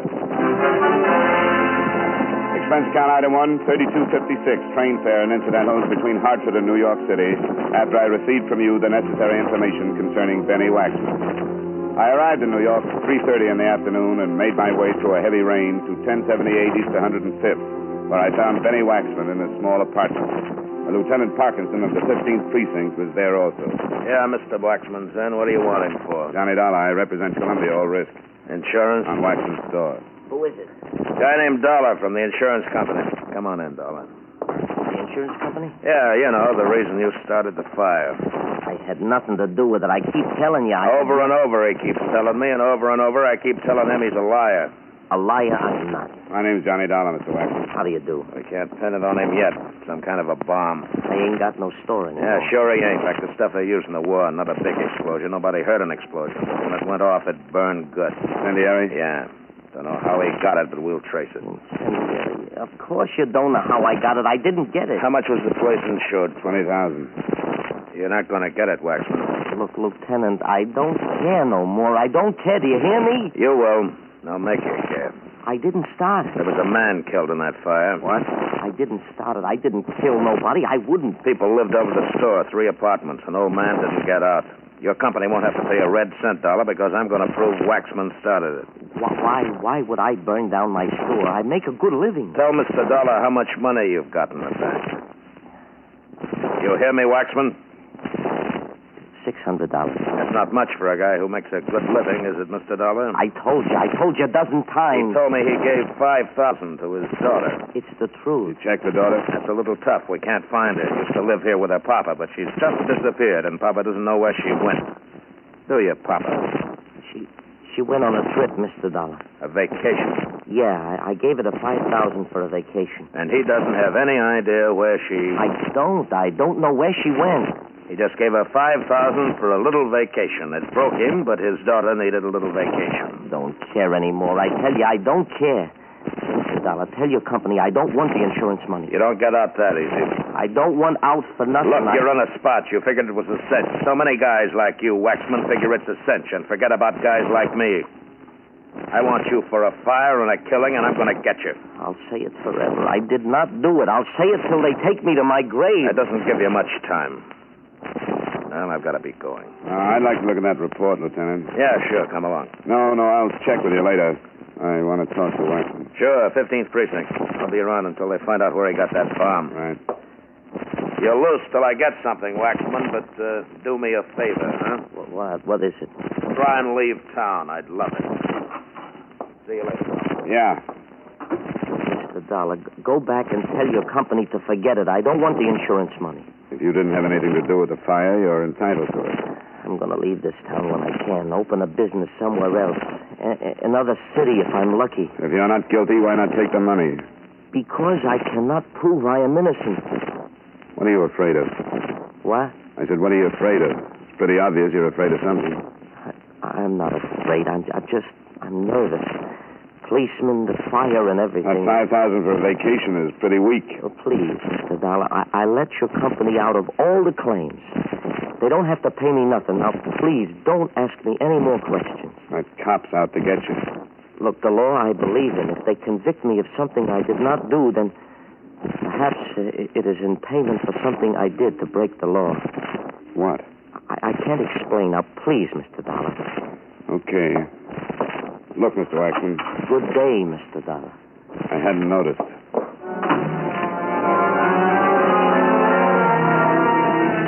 I left the building and went out on the street. The rain was coming down harder, so I turned up my collar and started to walk. I couldn't stop thinking about Benny Waxman and this crazy, mixed-up story. A guy who burns down his store with an incendiary bomb is smart enough to have a better story. The $5,000 he'd given his daughter for a vacation, that was wrong. Making himself look guilty by telling me to forget the claim. That was wrong. He was scared, not of Parkinson or me, but of something that was mixing up his reason. Maybe I was wrong, too, but I was going to find out. The 15th Precinct was on Madison. Lieutenant Parkinson was in his office. Hello, Dollar. You look wet. I walked. I'll take off your coat. Thanks. Well, sit down. Thank you. Did You have a talk with Waxman? Nothing I couldn't tell you in 5 seconds. Yeah? What do you think? I'm surprised. And what? I didn't come here to insult you. You think he's innocent? I think there's a lot more to it than just a fire and a killing. Isn't there always? I think he's scared stiff. So do I. A guy who starts a fire... Has a better alibi. You want some coffee? Yeah, sounds good. That should be. My wife gave me the electric pot so I could have my coffee on duty. Says I drink too much of it, but she gave it to me anyway. Here you are. Waxman didn't start that fire. Is it strong enough? Tastes pretty good. Guys who burn down their business do it 2 or 3 different ways. Not with an incendiary bomb. I've got to ride him. I tried to be nice to him, tried to get it out of him, but he's too scared. Of what? Well, now I have to guess. There's a protection racket here that covers every independent store in the city. It's the tightest, best controlled organization I've run up against. So tight that we've been trying to break it for a year. 2 other stores have gone up this way, but the owners are so scared they won't say a thing. Scared for their families? It's the best thing to be scared for. Waxman's daughter. Yeah. I don't know how she fits. I don't know how the $5,000 fits. What do you expect to gain by making him look guilty? Long shot.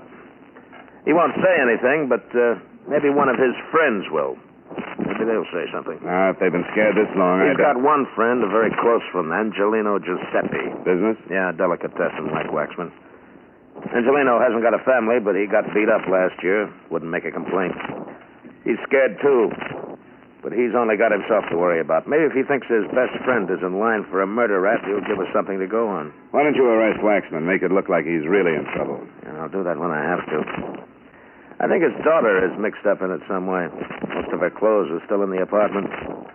Maybe Waxman will be contacted. I want to be around when he is. Kidnapping? I don't know, Dollar. But a gang that can put this much fear into people might do anything. Waxman's been beat up a couple of times himself. Never pressed charges, but he's been pretty indignant. From what I can find out about him, he's not the type to pay for protection. Became a citizen 2 years ago and believes in what he had to learn to become a citizen. Well, maybe the 5,000 went to the gang. Yeah, it's possible. His daughter only got in town a month ago. Before, they could only work him over. With the daughter here... But if he paid them the 5,000, why burn down his store? I've only been guessing. I haven't got the answers. Oh, excuse me. Parkinson. Yeah. Yeah, I know you. Okay. How do you like that? What? It paid off. That was Angelino Giuseppe. He wants to see me. Great. You want to come along? Yeah, sure. Hey, you make pretty good coffee, Lieutenant. I get lucky sometimes.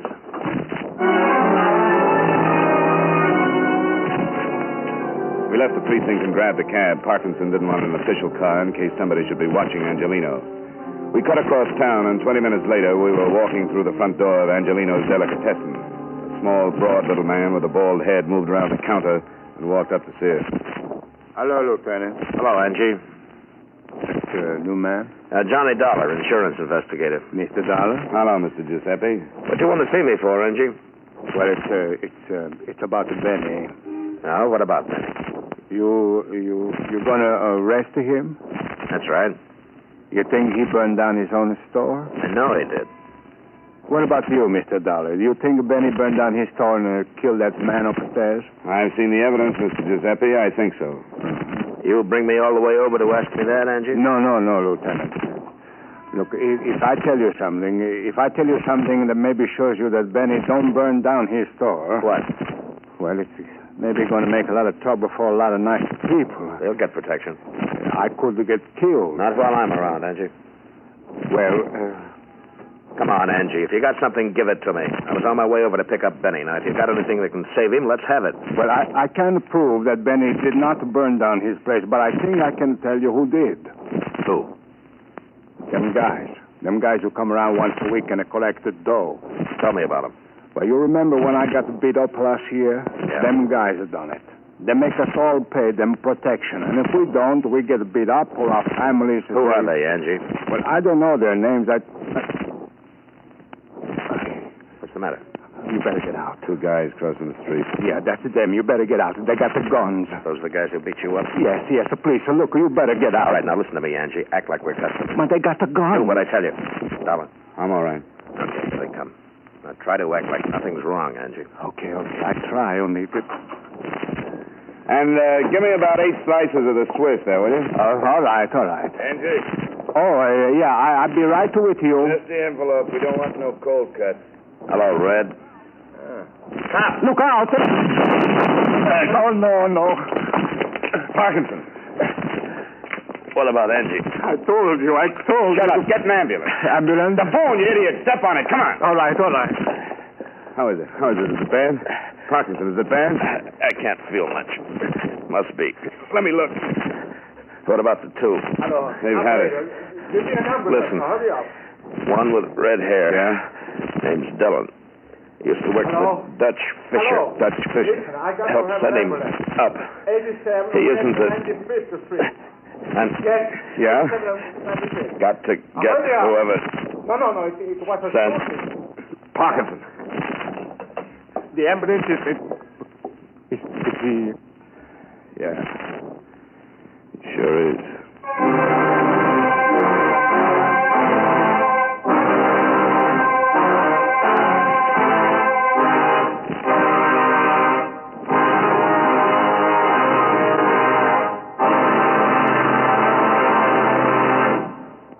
We'll return you to yours truly, Johnny Dollar, in just a moment. Beginning next week, listen for Edmund O'Brien as yours truly, Johnny Dollar, Saturday nights on most of these stations. At this time, next Wednesday, the great Bing Crosby Show returns to most of these same stations, with Jane Wyman as Bing's first guest of the season. Another premiere next Wednesday, The Red Skelton Show will also be back on CBS Radio. Remember, starting a week from tonight, Bing Crosby returns to his usual time, and Red Skelton moves his lunacies to Wednesday on CBS Radio.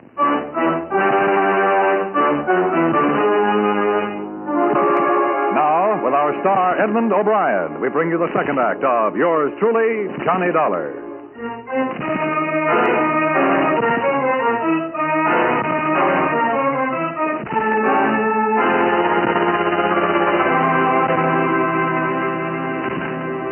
It was still raining when they carried the lieutenant out, and I explained everything to a nice young cop named Brenner's. Angelino and I got into Brenner's car, headed for the 15th precinct. How long had you known Parkinson?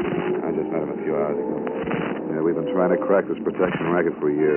Looks like maybe we've started. The hard way. Yeah. I'll need your statement, Tom. Sure.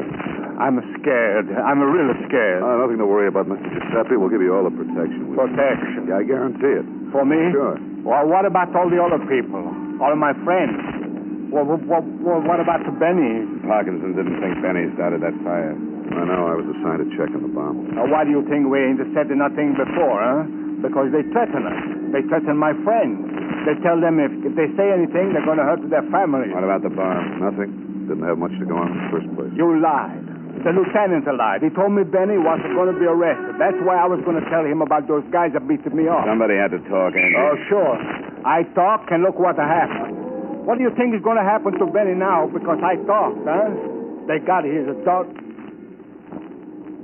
I ain't going to tell you nothing more. What about Benny's daughter, Angie? No. I ain't going to get to nobody in no more trouble. The trouble's happened, Angie. Well, I don't care. If they're going to make it tough on Benny, they'll do it now. Just because I called the lieutenant. Just because I want to help Benny. The only way you can help Benny now is to tell us what you know. No. There are too many other people. My friends. Yeah, and we can save them. Tell us what you know, and we'll get the people who make the trouble. No. Okay. When they drag Benny's daughter out of the river, I hope you think about it. Well, you think I want it? You think I want to see Benny's little girl? Look, I got to think about all the others. Listen. You think this won't happen again if we don't get the men behind this? I don't know. Look, Angie, you got beat up last year. Benny got beat up twice. Stores have been ruined. Benny's place was bombed, and an old man burned to death upstairs. Well, Parkinson and 2 killers are on their way to the morgue. Every one of you kept your mouth shut for a year, and look what's happened. You think it's going to get better? Okay. What about Benny's mother? They got her. Who? I don't know. The only ones I ever saw were the 2 guys who got killed a little while ago. Benny came over to my place one night. He was in an awful condition. He was crying. He said he had to tell somebody. They got his Louisa. Did he say why they got her? Benny hated them. He didn't ever pay them any money, so they beat him up twice, but he still didn't pay them. He said they didn't have no right, but he wouldn't go to the police because he was scared for me and my friends. Then Louisa came here from Detroit to Michigan, and they took her and made him pay $5,000 to get her back. Why did they burn down his store? To teach the rest of us a lesson. Those two guys who were killed, that's what they said. They said if I didn't pay them every week, that would happen to me and anybody else that didn't pay them. Did they send Benny's daughter back to him? Tonight they were supposed to send her back to him. Will they? Do you think that they will now? I don't know.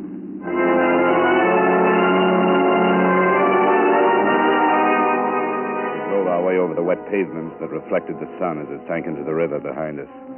At the precinct, Brenner's got our statements and took me down to the mug file to look at pictures of Red Dillon and his partner. That's Dillon. 1, 2, 3. 6 arrests, 2 convictions, 1 in this state. Kansas City import? Yeah, most of the arrests that city. That boy. I don't know anything about the other guy. I think he's new. When will you get a report? That shouldn't be long. Parkinson said Dillon used to work for Dutch Fisher. Yeah. Here's Fisher's package. He's still doing time. Yeah.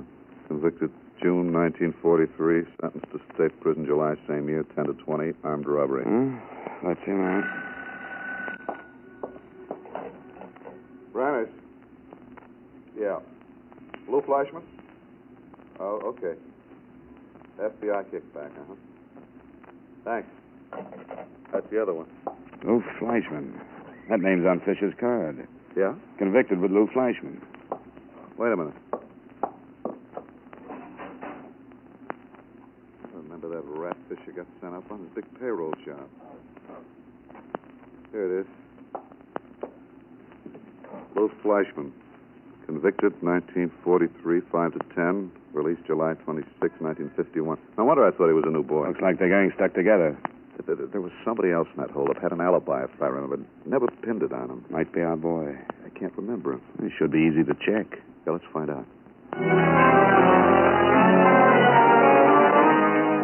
was beginning to fit. The 2 strong-arm boys had worked together in Kansas City for a man named Dutch Fisher, who was still doing time, and there was a 4th member of the gang still unaccounted for. In a half hour, Brenner's had the information.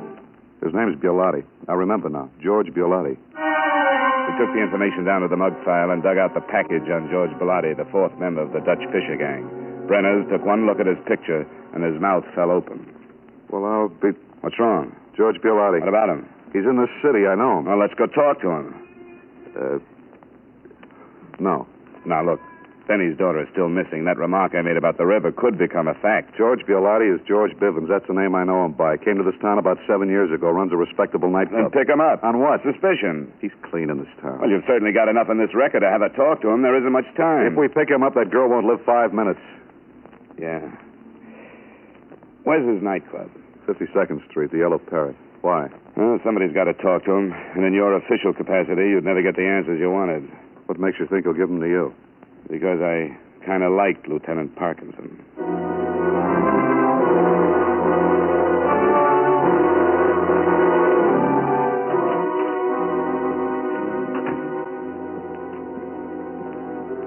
Yeah, something you want? Yeah, George Bivens. Got an appointment? No? Who are you? Johnny Dollar. Now tell Bivens I want to see him. Sorry, you gotta have an appointment. I'm going to spoil if I stand around much longer. Spoil rotten for all I care. You ain't gonna see Bivens. You get excited like this all the time? Yeah. You'll ruin your stomach. I don't think so. You don't? Skeptic. Hey, you at the piano. Which way do I go to find Bivens? Thanks.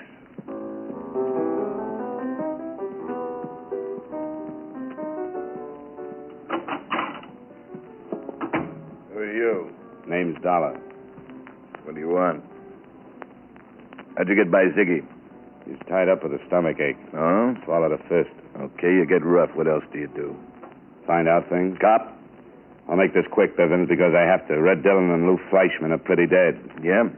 Who are they? You worked with them in Kansas City in 43. I did? I forget. Dillon, Fleischman, and Fisher. Together you pulled a fancy payroll robbery. The law didn't think so. Lieutenant Parkinson was shot to death by Dillon. Is that all? Not quite. Well, get it off your chest. I'm busy. Dillon and Fleischman were working a protection racket. Look, They were just the collectors. I've had about enough of this. I'm going to throw you out. That's just what I want. Now get up. What do you think you're doing? I'm going to show you. You got Benny Waxman's daughter. What are you talking about? Sue me if I made a mistake. You've got his daughter. You're crazy. Why, you... Your two boys killed Parkinson and burned down Benny's store. I don't know what you know. Stand up. You busted my nose. You've been beating up a lot of nice little people for a year now. That nose is just a down payment. If you think you can bust in here and go... You know, you keep falling down. You better sit in a chair. Now listen to me, Bevins. I'm in a nasty mood. Besides all the other people getting pushed around, your boys tried for me, too. You're crazy. I'm behind schedule. The cops can't book you, and I'm not going to let you kill that girl to save your dirty neck. Now, where is she? I don't know where she is. Please, believe me, Bivens. Dollar. Look, I got friends. They'll take care of you. Who's going to tell them to do it? I am. With your mouth swollen shut? Come on, Bivens. Where is she? I don't know. Where? Where? Warehouse. 14th Street Dock. What warehouse? All right. No. Rogers and Sons. Big sign on the top. Police department, please. Don't you know it's not polite to listen, Bivens? What do you want me to do? Go to sleep.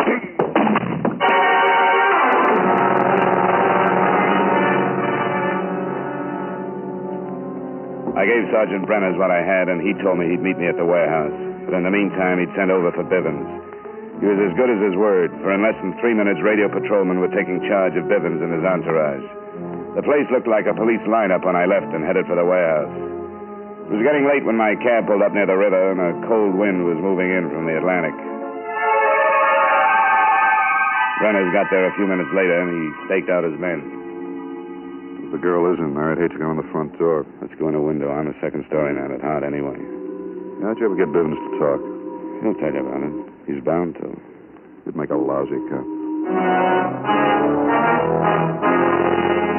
Brenners gave his men orders, then we went looking for a weak window. We found one in the back, crawled through, and dropped down on the dark, cold pavement inside the warehouse. I could hear a radio from somewhere towards the front of the building, so we picked our way along the wall until we found a flight of stairs and climbed up to the main floor. We opened the door and listened. Hey, you getting cold? Yeah. I wish Bivens would call and tell us what to do with this dame. We kept going, moving as quietly as possible until we saw them. 2 men sitting in a small storeroom. The door was open. We could see the girl, tied and gagged. It wasn't going to be easy. There's an understatement. How do we get them away from the girl? Make a noise. Bring them out to see what it is.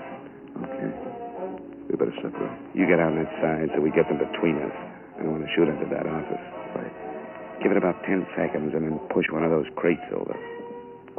I'm getting a little hungry, too. Now, relax. Hey. What? You hear something? Look who's telling who to relax. I didn't hear nothing. I'm getting the jumps. We've been in this dump for 3 days now.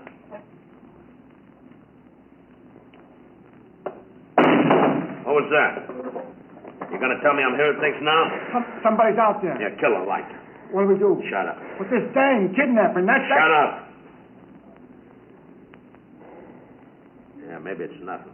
Maybe a cat or a rat or something, huh? Let's get out of here. Let's forget the dam and get out. I told you to keep your face shut. Now, come on, let's see what it was. Maybe it's the cops. Something was wrong. Bivens would have called, wouldn't he? Or maybe he couldn't. Maybe they got him. Ah, nuts. Come on.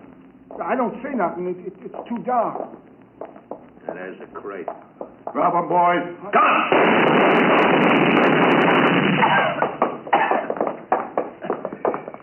This one's dead. Yeah, the other one's on his way. Well, let's go get the girl. Benny's worried enough.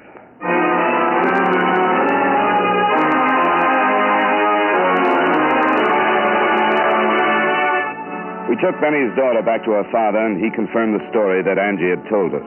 Angie was sent home, and the last I heard, the store owners who had been paying protection to Bivens were planning the biggest block party since the Boston tea caper. Expense account item 2, $20.80 for 2 dinners. Brenner's was nearly as hungry as I was. Item 3, $16, flowers for Lieutenant Parkinson's funeral. And item 4, same as item 1, fare and incidentals between New York and Hartford. Expense account total, $101.92. And the next time you send me out on a simple little insurance fire, make sure it's really simple. I don't mind helping people out occasionally, but I'm too old and too underpaid to go back to being a Boy Scout. Yours truly, Johnny Dollar.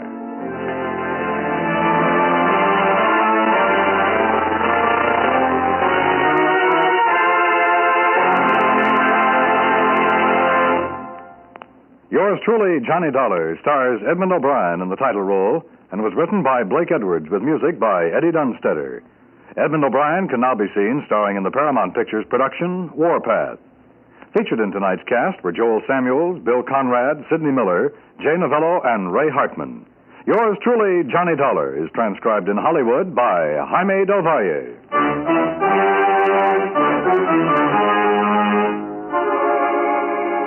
Beginning next week, October 6th, Johnny Dollar will be heard on Saturdays at a new time. This is Dan Coverly inviting you to be with us on Saturday, October 6th, when Edmund O'Brien returns as... Yours truly, Johnny Dollar.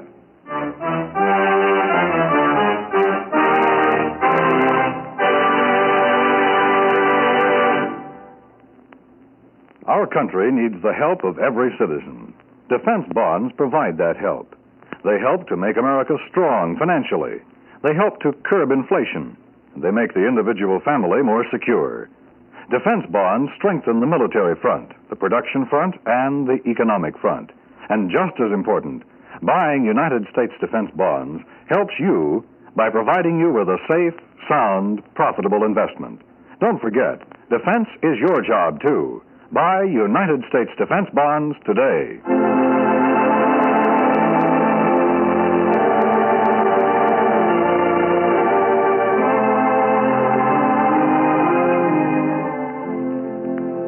Strike a blow for freedom. Join the crusade for freedom to get the truth to people behind the Iron Curtain. As long as they're kept in ignorance, the 10th world situation may not improve. Support the crusade for freedom with funds for freedom. Stay tuned now for the Virgil Akins-Freddie Dawson fight, which follows immediately over most of these same stations.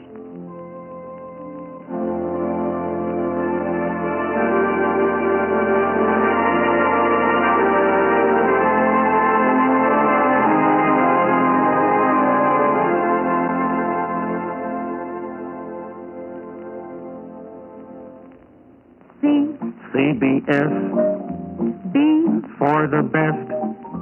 F, yes, yes, yes. The star's address is CBS. Remember, Wednesday night is Bing Crosby night on the CBS Radio Network.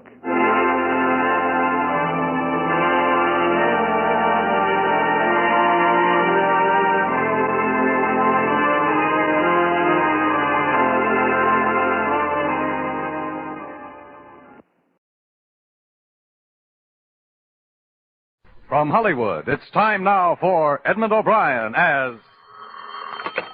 Johnny Dollar. Johnny, Bob Hall at Plymouth. We've got a bad thing down here. Oh, what's that? One of our company investigators has been killed. I think you knew him, Gene Reimer. Gene Reimer is dead. Yeah, shot to death. We learned of it this morning. Sent him down to Charleston to look into a murder. Does his wife know yet? She was with him. I mean, she went to Charleston with him.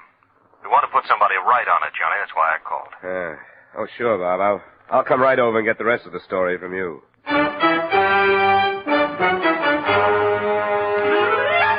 Edmund O'Brien in another adventure of the man with the action-packed expense account, America's fabulous freelance insurance investigator. Yours truly, Johnny Dollar.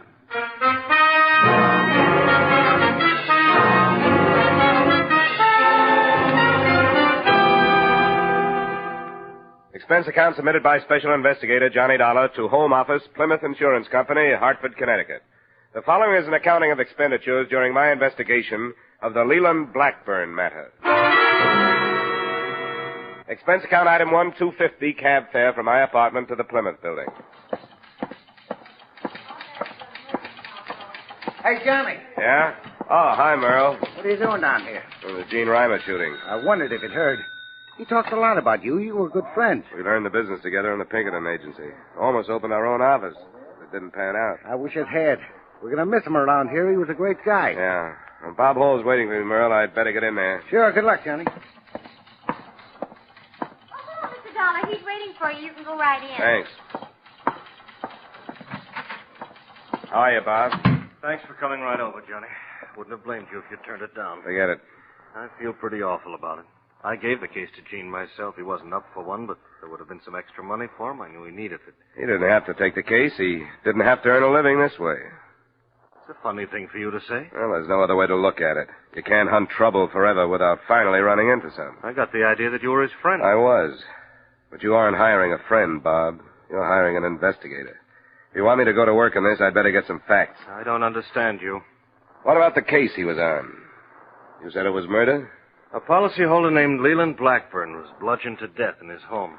How long had Gene been on it? Less than a week, 5 days.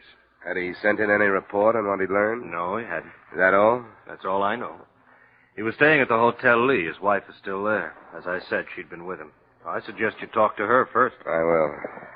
I'll leave as soon as I can get plane space. All right, Johnny. Good luck.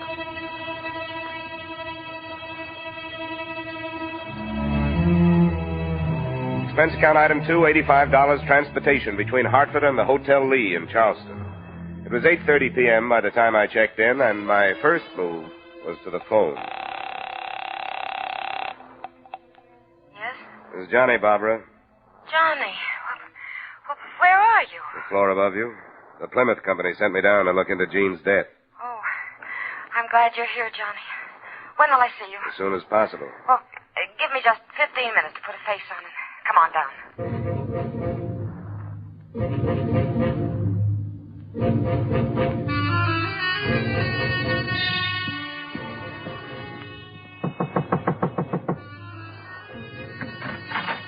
Johnny. Hello. It's been a long time. I can't tell you what a shock it was to hear your voice on the phone. I've been thinking about you. Oh? It was natural to. You've been the only one I turned to when there was trouble. How did the company happen to send you? Because I knew Gene, I guess. Was anything said about us? There was no reason for that. Everything between you and me stopped when you got married. We'd better keep it that way now. Sure. It was a beautiful marriage all the way around. I told you it would be. You remember that? Yes. That there was a side of Gene Reimer that hardly anybody knew. You didn't believe me. I learned to. And you made some pretty serious statements to me after you did. I want to get that off my chest before we go any farther. I don't know how many times you told me that you were afraid you were going to kill him for what he'd done to you. And you meant it, didn't you? Johnny. The last time was less than a month ago. You don't think I killed him? I remember what you said. Johnny, don't. Why did you come to Charleston with him? Because he made me come. Why? Because he... I don't want to tell you. Why not? It doesn't have anything to do with what happened. Then you shouldn't mind telling me. He found out about somebody I'd been seeing in Hartford. I know it sounds cheap, but you must realize... Never mind that. Gene brought you down here to keep you away from this guy. Yes. Johnny, you can't think I killed him. I hope you didn't. For old time's sake, I'd hate to learn that you did. They were good times, Johnny. What do you know about the case Gene was working on? Nothing. He never talked about any of them. Well, I'll start on it tomorrow. Good night, Barbara.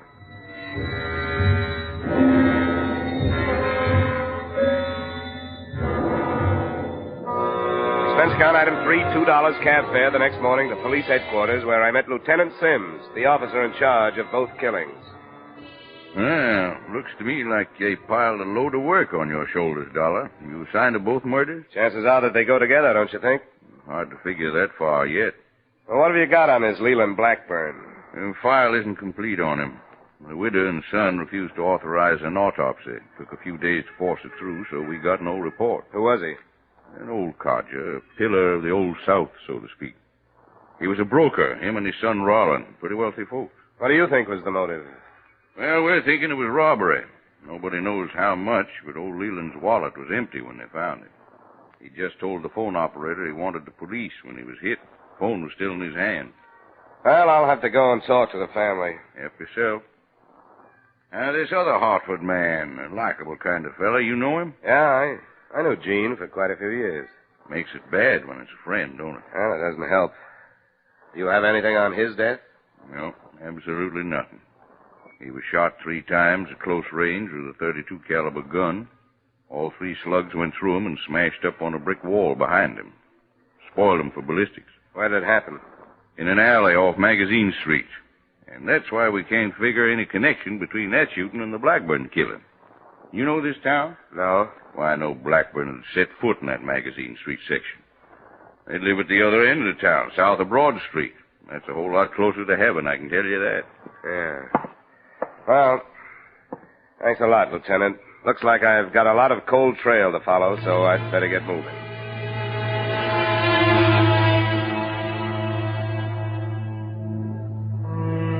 Later that day, after checking my phone to learn when the son would be home, I went to the Blackburn residence. It was a warm, friendly estate glowing with Southern tradition.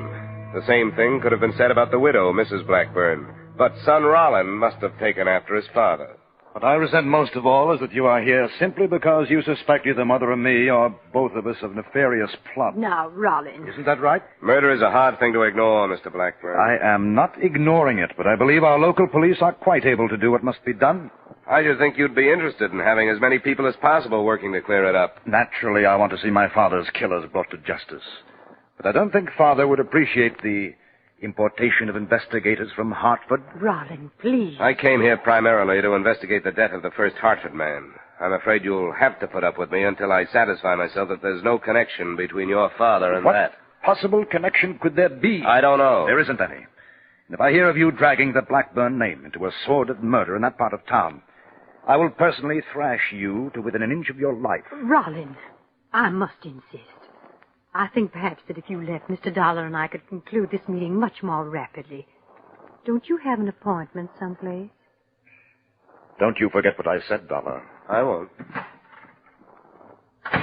Oh, I must apologize, Mr. Dollar. You don't have to. The loss of his father has been a great shock to him.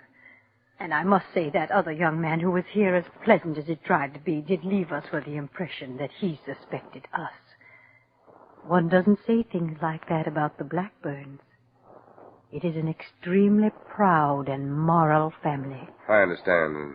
I don't want you to think that Now, Mr. Dollar, what do you want me to do? Well, I think you've probably been asked these questions by Mr. Reimer, but if you'll bear with me... Of course. Were you here the night your husband died? Yes. I was in the other wing where our bedrooms are. Rollin was there, too. But he came down to the kitchen. That's through there. And found poor Leland. Neither of you heard anything? No. I had my radio on, I remember. But even so, it is quite a big house. It's a beautiful house.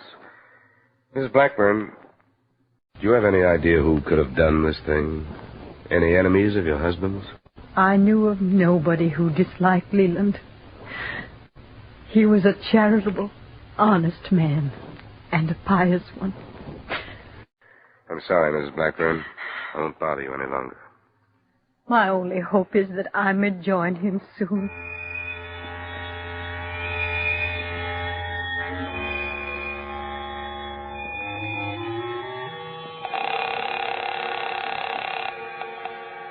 Lieutenant Sims. Mrs. Dollar, Lieutenant. Oh, yeah. What have you been up to? I've been out to see the Blackburns. How did you reconstruct the killing out there? Well, like I said, he still had the phone in his hand. He'd been hit a number of times with some blunt instrument. Anything to make you think there was more than one killer? No. The wounds were all on the right side of the head. Struck from behind by a right-handed man. Why? The son. He was a little agitated at my being there. He said killers. What's that? He said he wanted to see his father's killers brought to justice. Plural. What would make him say a thing like that? I don't know. Well, as it stands, it's not worth anything as evidence, but I thought I'd tell you.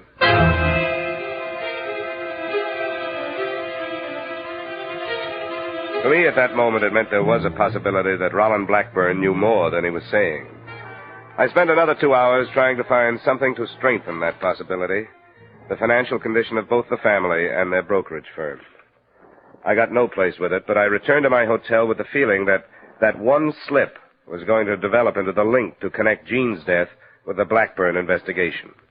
The feeling lasted only a few seconds after I met the man who was waiting for me outside my room. Mr. Dollar, I'm Hal Brand. Oh, yeah? I'm the hotel detective here. Oh. I think I'd better talk to you. What about? The woman down on 413, Mrs. Reimer. How'd you find out about me? I've been keeping my eye on her. I saw you go to see her and checked on you. I had an idea that insurance company would send somebody else.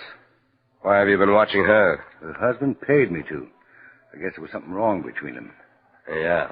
A man showed up to see her the day the husband was killed. I didn't get a chance to tell him, but I thought I ought to tell you. Who is he? Richards is his name. George. He's in the Clemens Hotel up the street. He checked in from Hartford, too.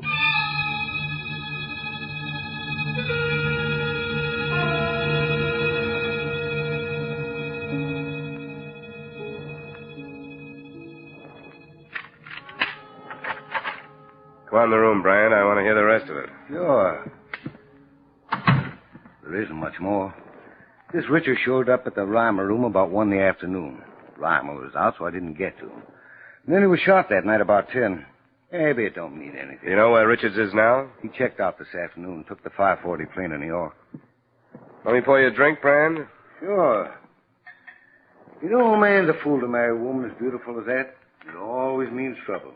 That's my personal opinion anyway. My wife's as ugly as sin, but that's as far as it goes. Yeah. Thanks. Have you told this to the police, Brian? Not yet. Why not? Oh, I figure a couple of days won't make any difference. If the police don't come up with something else, by then I'll tell them. You've talked to her. What do you think? I don't know, but I'm going down to see her. Wouldn't be very smart, would it? Maybe not. That's the way I have to play it. Help yourself to another drink, Brian, and thanks.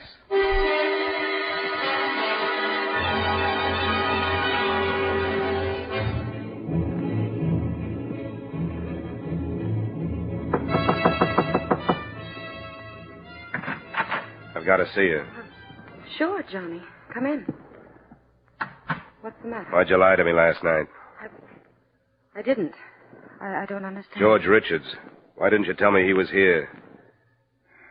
How did you find out? He was seen coming to this room. Why didn't you tell me? I was afraid to. Yeah, that I believe. I put myself out on a limb for you today because I thought there was a chance you wouldn't lie to me. I withheld information.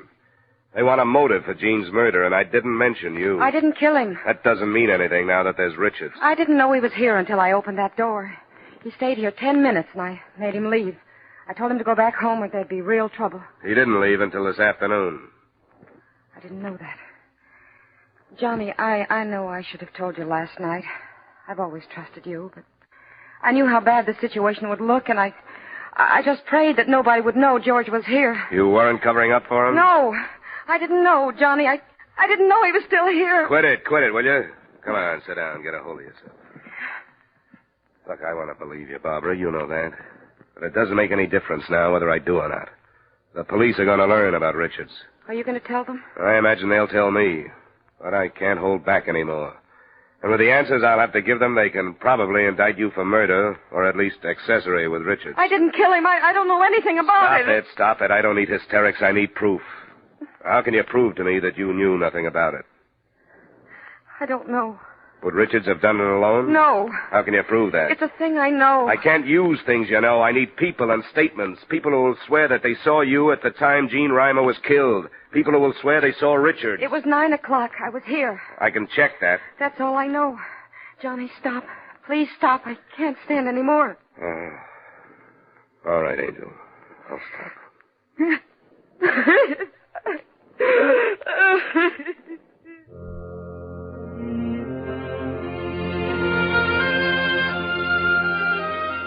I tried to find an alibi for George Richards that night, but a stranger in a city the size of Charleston is hard to nail down.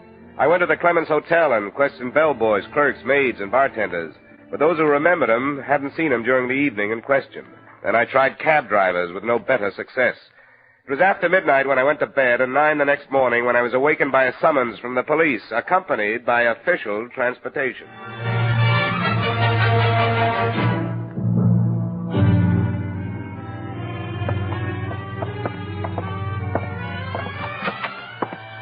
he is, Lieutenant. Thanks, Sergeant. You can wait outside. Yes. Sit down, Dollar. Thanks. I had an interesting chat with the hotel detective where you were stopping. Oh, I'm not surprised, Lieutenant. What's the matter with you, son? You put yourself in a pretty darn serious position by holding back information from me. Why'd you do it? I'm not sure.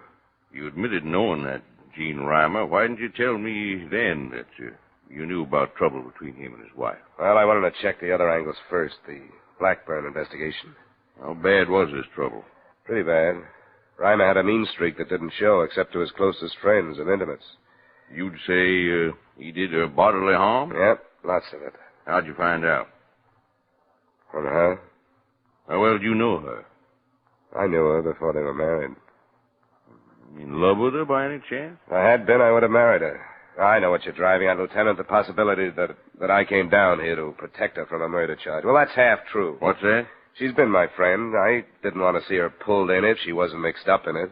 You don't think she was? I'll have to leave that for you. I know she had a motive, and to make it better, a possible accomplice turns up. But so far, it's all circumstantial. Well, we put a searcher out on this man, Richards. That's how good them circumstances look to us.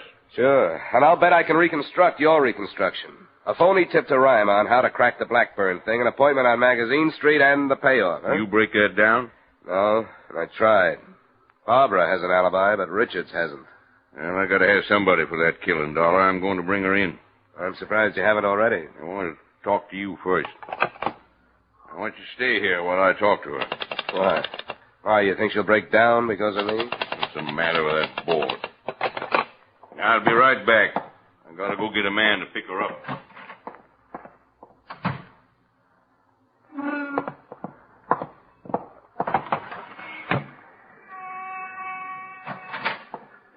Hey, what are you doing? Contemplating suicide. Where's Lieutenant Sims?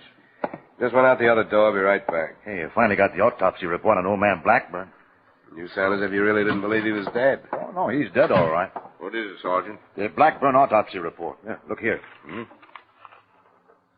Well, I'll be narcotics user. The press has been waiting for this, Lieutenant. And they've got a right to it. No, wait. Don't give it to them yet. This has been pretty hard on that family. Hold on to it. No use dragging them through any more mud. At least till the federal men go to work on it. All right, sir. She'll be here in a few minutes, Dollar, so relax. I got to run through a few reports while we wait. It was hardly the time for relaxation, but I tried. We sat through an hour of questions to which there was no provable answers. And at the end of it, Barbara Reimer was booked on suspicion of murder, and I was released on bail, charged with suspicion of being accessory after the fact. I had only one place to go. Good afternoon, Mrs. Blackburn. Good afternoon. I'm Mr. Dollar. You remember me? Of course I do. I wasn't expecting you. I'm sorry I didn't have time to phone. May I come in? Yes? Your son at home? No, he's at the office. What is it, Mr. Dollar? A girl has been arrested because the police think she killed Mr. Reimer, the other man from Hartford. Oh, I didn't know. I don't think she did it. I don't think I understand, Mr. Dollar. Why have you come here? Because I think you know she didn't do it, Mrs. Blackburn. Mr. Dollar. Could we sit down someplace? Yes. In the drawing room. Now, if you please, sir, what is the meaning of this? Why did you refuse to allow an autopsy to be performed on your husband? Because I believe it to be a revolting and savage practice. A mental torture that no one has the right to ask the survivors to experience. I will not condone it. Usually laws are stronger than human feelings. Do you know that one had been performed? I refused. Oh, Roland told me there was nothing to fear. He was wrong. I will not condone it. It's a matter of official record now, Mrs. Blackburn. The report says your husband was a narcotics user. He was not. He was. Your son knew it, and I think you did.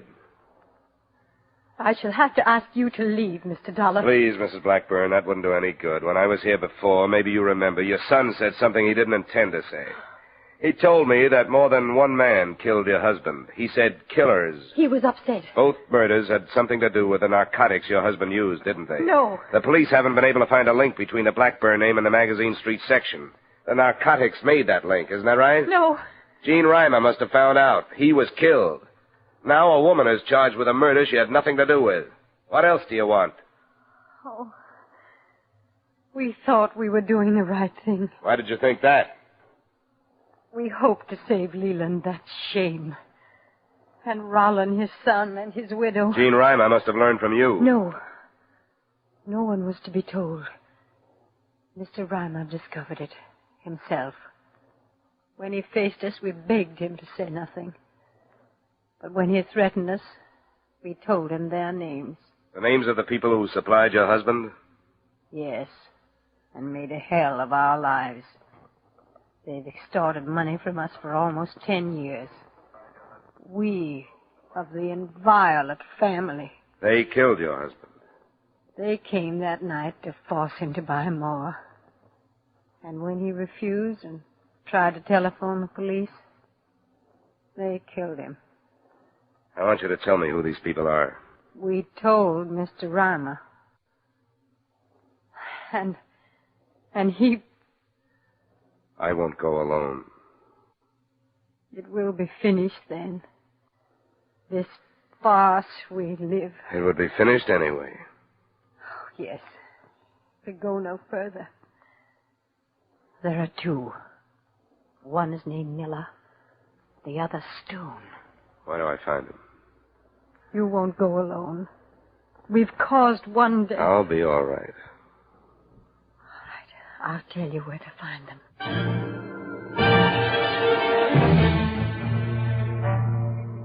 I hadn't planned to go alone, but on the way I began to wonder if the time I spent interesting the police wouldn't be used by Mrs. Blackburn to warn the two men whose capture would put the finish to the family reputation. So I didn't contact Lieutenant Sims. Instead, I stopped by my hotel to pick up an automatic and cabbed to the Magazine Street address by myself. This is the place. I'd take it easy up there if I was you. Thanks, I will. Here you are. Thank you, sir.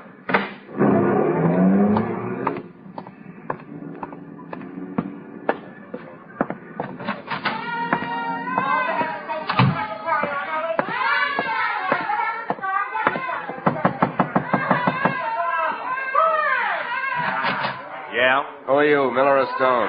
What's the difference? None. Hey, now, what is this? Who are you? Miller. What's the idea of pushing in? I just came from the Blackburn place. Where? The old lady is tired of trying to save the family pride. She talked again. What? What other reason would I have for being here? She's ready to talk to the police about her husband. I'm ready to talk to you about Gene Reimer. I don't get it. You'd better start. Come on. Where? Out the door. We'll find our way. Now, listen to me. You can't pull a man around like this without saying why I haven't done nothing. Then why argue? All right, I'll go.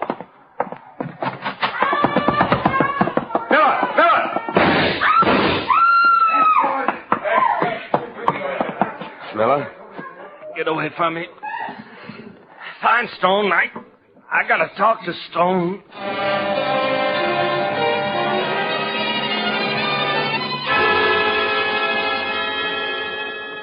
He did get a chance to talk to Stone, but not before Lieutenant Sims heard him out and added his statement and added the surviving Blackburns, which cleared Barbara Reimer and yours truly. Expense account item 3, $110, miscellaneous expenses in Charleston. Item 4, same as item 2, transportation back to Hartford, expense account total. Oh, excuse me. Yeah? Hello, Johnny. Oh. Hi, Barbara. I thought you were coming over. It's after 4. Well, as a matter of fact, I was just going to phone. I can't make it. What's the matter, Johnny? I've got another case. What's the matter, Johnny? I have to earn a living. All right. You know where to find me if you want to. Yeah. Yeah, I'll try to call you when I get back to town. Okay? Goodbye. Expense account total, $345.75. Remarks? This was a fairly personal assignment, and it brings to mind a fairly personal observation. Cops, private or otherwise, should never marry. They're lousy husbands because they're away from home so much. But more important, they leave too many widows. Yours truly, Johnny Dollar.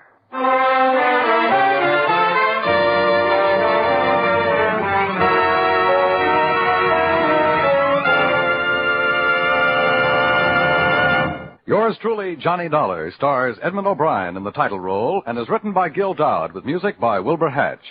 Edmund O'Brien's latest picture is the Paramount Pictures production, Warpath. Featured in tonight's cast were John Daner, Jim Nusser, Jeanette Nolan, Georgia Ellis, John McIntyre, and Larry Dobkin. Yours truly, Johnny Dollar, is transcribed in Hollywood by Jaime Del Valle. This is Dan Coverly inviting you to join us next week at this time when Edmund O'Brien returns as... Yours truly, Johnny Dollar.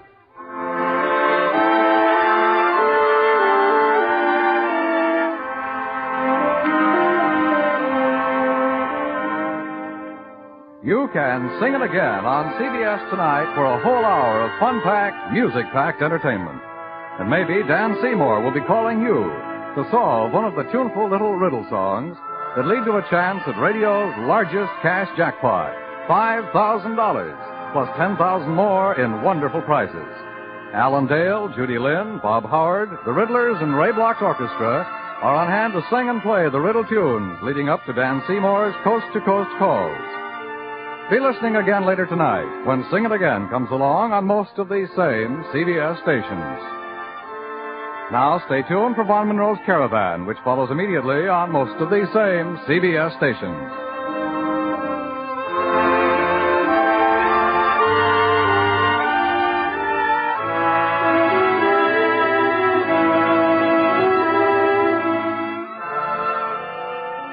This is CBS, where you laugh with Lucille Ball and My Favorite Husband on Saturday nights, the Columbia Broadcasting System.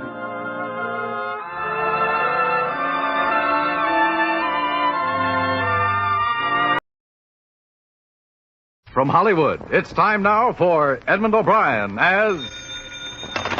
Johnny Dollar? I received a message you called. This is Roy Underwood. Oh, yes, Mr. Underwood. I've been hired by the Plymouth Insurance Company to look into the jewelry you reported stolen. That's what the message said. I wondered when I could see you, find out if you have any idea who stole it. I'll be in my apartment for the rest of the night, and I'll tell you everything you need to know. I know who stole it, and I think I know where you can find her. You make it sound very simple, Mr. Underwood. I'll see you after dinner, say 8:30.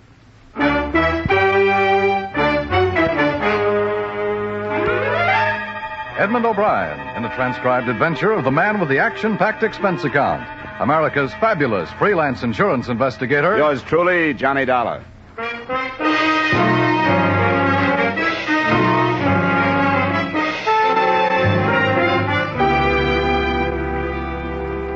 Expense account submitted by Special Investigator Johnny Dollar to Home Office, Plymouth Insurance Company, Hartford, Connecticut. The following is an accounting of expenditures during my investigation of the Virginia Towne Matter. Expense account item 1, $20, transportation and incidentals between Hartford and the Hotel Bentley, New York City. I contacted the policyholder, Roy Underwood, and at 8:45 that first night I arrived at the 63rd Street apartment. The meeting was not in private. We can go in the study. Well, maybe I shouldn't have interrupted you tonight. Oh, won't take long. I'll be right back. A little business. But what am I going to do with him? He just sits there with that character and ignores me. Oh, sure, Ellie, sure. I'll talk to you about it in a minute. Now, excuse me. Just sits there. I hope you'll pardon my not introducing her to you. I will. Gets a little out of hand sometimes. Here. There's whiskey on the table if you want it. No, thanks. This jewelry you reported stolen. I have a description. Will you look at it? Tell me if it's right? Yeah. Yes, this is correct. They were stolen by a woman named Virginia Towne. You're sure of that? Oh, yes, I'm sure of it. She was here at a party, very much like this one. I saw her leave with them. You didn't try to stop her? Of course I did. It's not my responsibility to place the thief under arrest. Did you notify the police? No, I was going to, but I thought better of it next morning. I wanted to give her a chance to think twice, too. If she'll bring them back, I won't swear out a complaint. The pieces are all women's jewelry. 2 bracelets and 3 rings. Yes, I buy odd pieces when I can, at a reasonable price. How did she manage to get hold of them?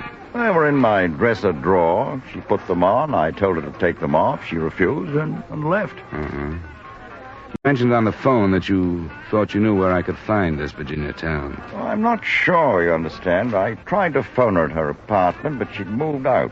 Then I called her closest friend, a girl called Frances Adams. She said she didn't know where Virginia was, but I think she was lying. I think Virginia was right there. Where do I find this Frances Adams? Oh, her flat's in Lexington, near 40th. She's a chick girl at the top hat and works till 4 in the morning. I'll give you her address. Before I left, I was shown a posed photograph of Virginia Towne inscribed, "To Roy with more thanks than I can ever say." I didn't keep the photograph, but the vision of the face in it stayed with me.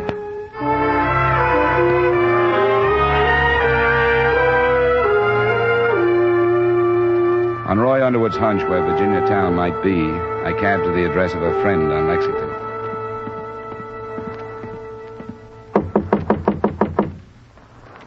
Just a second, Phil. It didn't take... Oh. Miss Virginia Towne? Who are you? My name is Dollar. I'm an insurance investigator. I'm here to talk to you about some jewelry owned by a Mr. Roy Underwood. What? May I come in, please? Yes. Roy sent you here?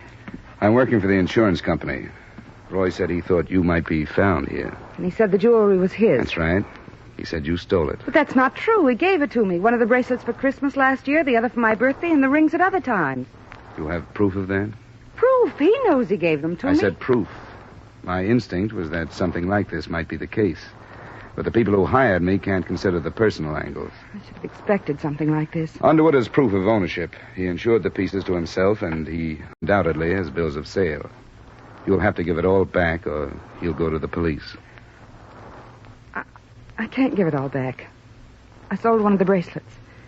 Well, you can buy it again. No, I couldn't possibly. I sold it at a low price because I didn't have any money and I had to live. You must have friends. Can't you borrow enough to get it back? I have friends, but they're the ones I had before I met Roy. One's a hat check girl like I was, another's a cab driver. That's who I thought was at the door when you knocked. They aren't the kind of people who can scrape up $1,500 at the drop of a hat. Is that what you need? At least that. Not much of a market for things like that bracelet. I had to take a cut price. That or wait months for a buyer. But I had a right to sell it. It was mine. I didn't steal it. He said you did. He said you took it and the rest of the stuff out of his dresser drawer. That's not true. There was a party going on? Yes. Did you go into his room? Yes, to tell him that I didn't want to see him anymore.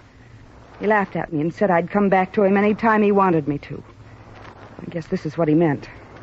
If you were in there alone with him, it's his word against yours. As I said, he has proof of ownership. I'm afraid you're really in trouble. Unless I crawl back. That'll be Phil. Just a second, Phil. I don't know how he's going to take the news. There's nothing to do but tell him. Phil's last name was Kelly, and it matched his appearance. He was over 40, red hair beginning to gray. As he listened, his heavy, freckled hands started to clench and unclench, and the look in his eyes convinced me more than her words that Virginia Towne was telling the truth. The rest of the story came out. Underwood had gotten her into a few chorus lines after he'd talked her out of a job in a nightclub. Not because she had any outstanding talent except beauty, but because of his influence. When he stopped using that to her advantage, there was no more work. I borrowed money from him till I finally got it through my empty head that the farther in debt I got, the more he enjoyed it. So I stopped it the only way I knew how. I told him it was finished, and it was. And she's no thief. She sold only what was hers. She didn't steal them gewgaws. It's not what I think, Kelly. It's what the police can pile up in the way of evidence.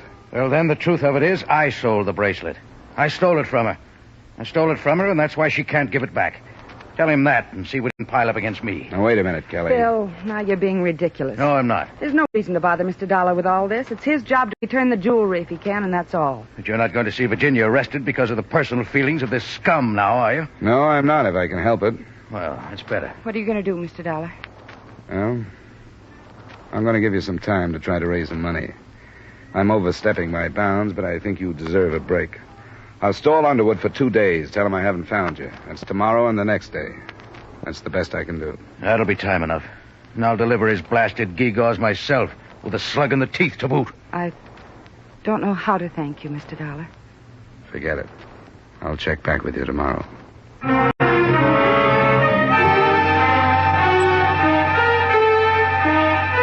I felt justified in letting personal feelings rule me for that short time, at least, because I was sure the company wouldn't want to be used in any kind of a blackmail scheme.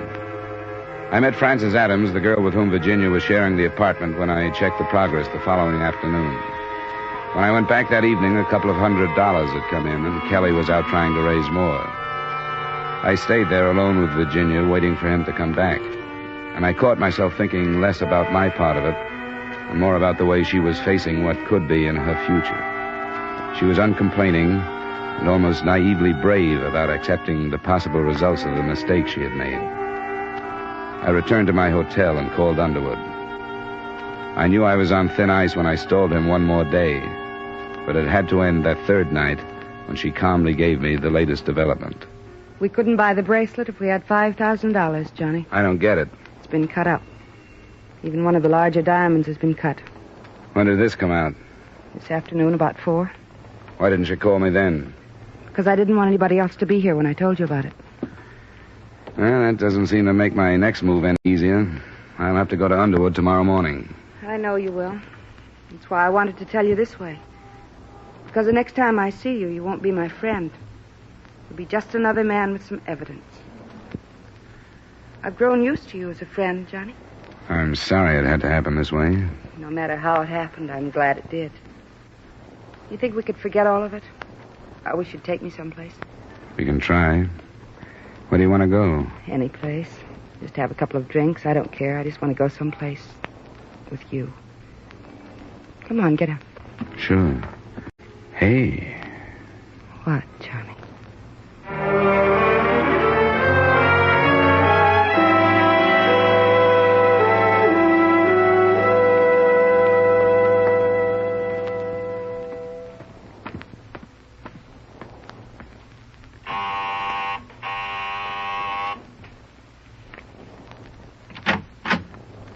Hello, Underwood. Come in. What was this nonsense you were talking on the phone? That you thought the insurance company would be willing not to prosecute if the loss was made up? Who's going to make up the loss? Forget it, Underwood. Do you think that's any way to stop crime? I said forget it. I certainly intend to. I've got your stuff. I was willing to show some leniency if everything was returned, but I'd be a fool. The missing piece is listed as worth $2,400. If you'll sign this claim, I'll turn it into the company. Here's my pen. Thank you.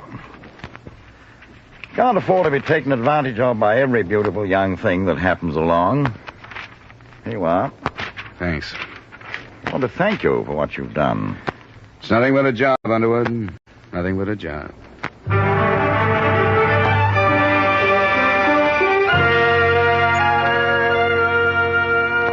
It was 12:15 when I left Underwood's apartment. I had to make my own report on the matter to the police, and that took until 2:30. I then had lunch and went back to my hotel to pack, planning to leave for Hartford as soon as possible. It wasn't very soon.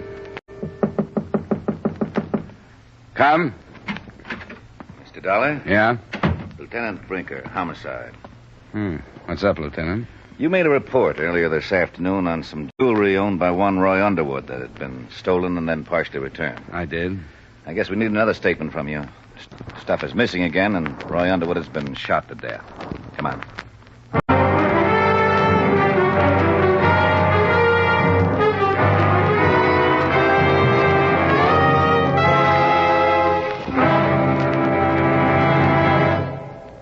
We will return you to the second act of yours truly, Johnny Dollar, in just a moment. Gay, tuneful, funny, and laden with loot. It's the hour-long Sing It Again, which comes to you every Saturday on most of these same CBS stations. Jan Murray makes for the laughs and buzzes listeners from coast to coast, asking the solution to the Phantom Voice mystery, offering $1,000 in cash, if you get it right. Be listening for Jan Murray and Sing It Again later tonight on CBS. Now with our star Edmund O'Brien, we return you to the second act of yours truly, Johnny Dollar.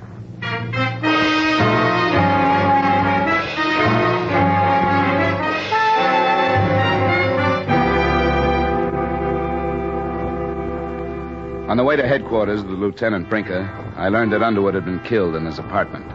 The report had been phoned in by the building manager at 2:20 that afternoon when he heard the screaming of Alice Breen. She was the drunken young woman I'd run into the first night on the case. She was being held as a material witness.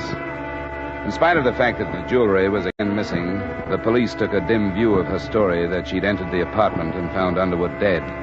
As far as I was concerned, there were a number of things I wish I hadn't done and a number of things I wish I hadn't said in my first report to the police. Now, you stated that after 3 days of searching, you found the suspect in the original theft this morning, recovered the stolen property, minus one item, and returned it to the owner. Do you think that between the time you found this Virginia Towne and started back to Underwood's apartment, somebody could have learned about the jewelry and followed you? I'm not sure. If somebody knew about it and planned to steal it, I don't know why they didn't steal it from the Towne girl. According to your report, this Virginia Towne told you she considered the property in question to be a series of gifts. That's what she said. If that were true, do you think she would have conspired to armed robbery to regain it? I don't know. Why are you working these possibilities over, Lieutenant? I'm trying to eliminate them as possibilities. This Alice Breen, we know she was involved with Underwood. We're told he was pretty ruthless in getting rid of women he was through with. The motive of passion would be easier to work with. I haven't heard a whole statement. She hasn't made a decent one. But what she told the manager doesn't jibe with what she told us. Lieutenant, I can recheck the Towne girl's statements and maybe get something if you'll let me do it alone. Why should we do that? Well, you don't have to, but she knows my sympathies are with her. I think she was getting a bad deal from Underwood, and she knows I think so. You've got a good record here in New York, Dollar. If you think you might do better alone, I guess I can take a chance on you. You've got quite a bit at stake yourself, haven't you? What do you mean by that? I sent some men to Virginia Towne's place. She wasn't there, but the girl she lives with was. What she told my men makes it sound like you found her before you said you're dead. You can still take a chance on me, Lieutenant. I hope so, Dollar.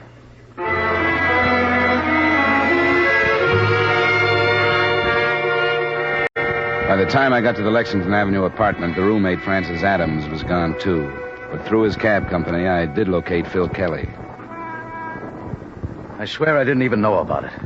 I was brought up to mourn the dead, but if you'll excuse me, I can't bring myself to it this time. Well, that's hardly the point. Where's Virginia?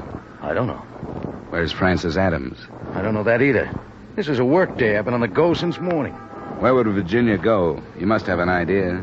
From what I've seen, I wouldn't be at all surprised if she wasn't looking as hard for you as you are for her. Have you thought of that? Why would she do that? You don't know?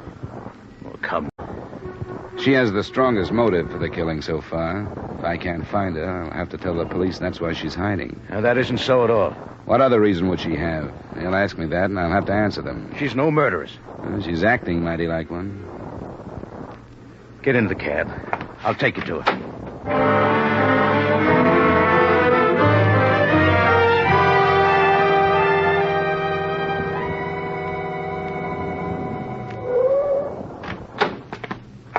That's the door there. I won't go in with you if you don't mind. I don't know she's there. She's there. Okay. I've got a check on you, Kelly.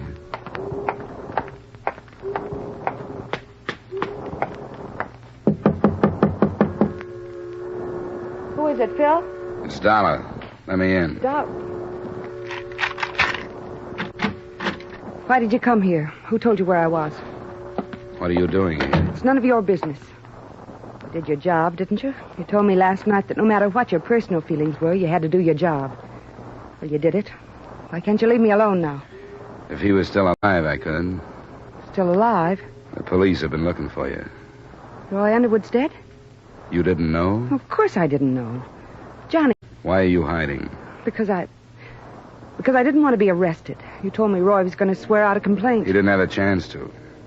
Starting at about 1 o'clock this afternoon, where have you been? Here, Johnny, please. How did you get here? What difference does that make? Kelly bring you? No.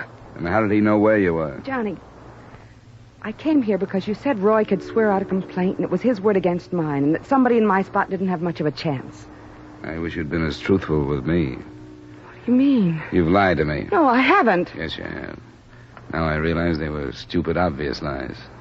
And I believed them because I wanted to believe them. Johnny. You told me Underwood gave you those things as presents. Christmas, birthdays, and so on. It's true. The police have learned that he bought all of the pieces on the same day at an auction. Year before last. I didn't know that. I don't care when he bought them. He gave them to me. You didn't tell me until last night that the bracelet you sold had been cut up. The police learned that the jeweler who bought it told you he was going to cut it up.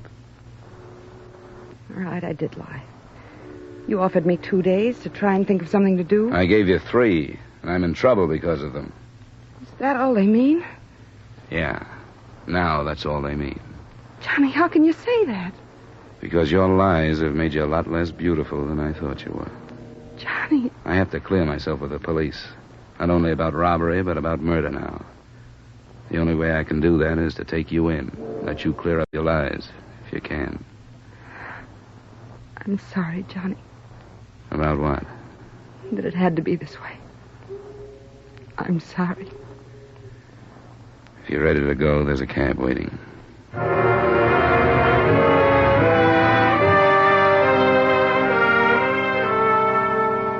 It was a silent trip to police headquarters in Kelly's taxi, and Lieutenant Brinker allowed me the privilege of being present while he questioned Virginia for 2 hours. When it was finished, Alice Breen, the material witness, was released, and I walked out of the building into a murky New York evening. Mr. Dollar. You still here, Kelly? Where else would I be? You want to drive me back to my hotel? Sure, get in. When's she coming out? I don't think she is, Kelly. Why not? Well, they're building up quite a case against her. What about? Not killing that scum. Yeah. She didn't do it, and you know it. I don't know, Kelly. Well, I do. I know where she came from, and I know what she is. She had nothing for so long that when that Underwood gave her his line and made his rotten promises, she thought it was heaven opening up to her. I know, because she told me so. With her eyes shining. Can't you see you've just exposed her motive? She had nothing when he found her, and he was going to send her back with less. A prison term. She didn't kill him. Why do you keep saying that, Kelly? Because I killed him. The motive you've given her was mine. Do you think I'd stand by and let him send her to prison? Do you think I'd do that? Knowing her since she was a baby? And a mother and father before? Kelly, do you know where the jewelry is? Yes, I know. Where is it? I'll tell you in good time. I want you to take me in there now. The police have the jewelry, Kelly. They're lying to me. She told them where she'd taken it after she killed him. And they found it there.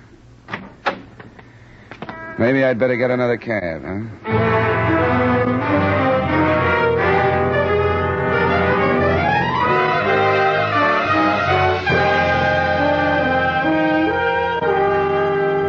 Expense account item 2, $230, miscellaneous. Item 3, same as item 1, transportation back to Hartford. Expense account total, $270. Remarks? Please make the check payable to Charles Hagan, attorney for the defense in the case of the People versus Virginia Towne. Yours truly, Johnny Dollar.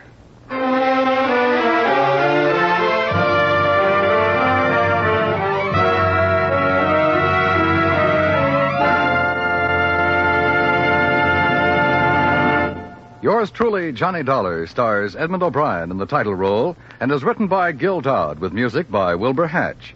Edmund O'Brien's latest picture is the Paramount Pictures production, The Redhead and the Cowboy. Featured in tonight's cast were Ramsey Hill, Gene Wood, Virginia Gregg, Jack Moyles, and Ed Begley. Yours truly, Johnny Dollar, was transcribed in Hollywood by Jaime Del Valle. This is Dan Cubberly inviting you to join us next week at this time when Edmund O'Brien returns as... Yours truly, Johnny Dollar.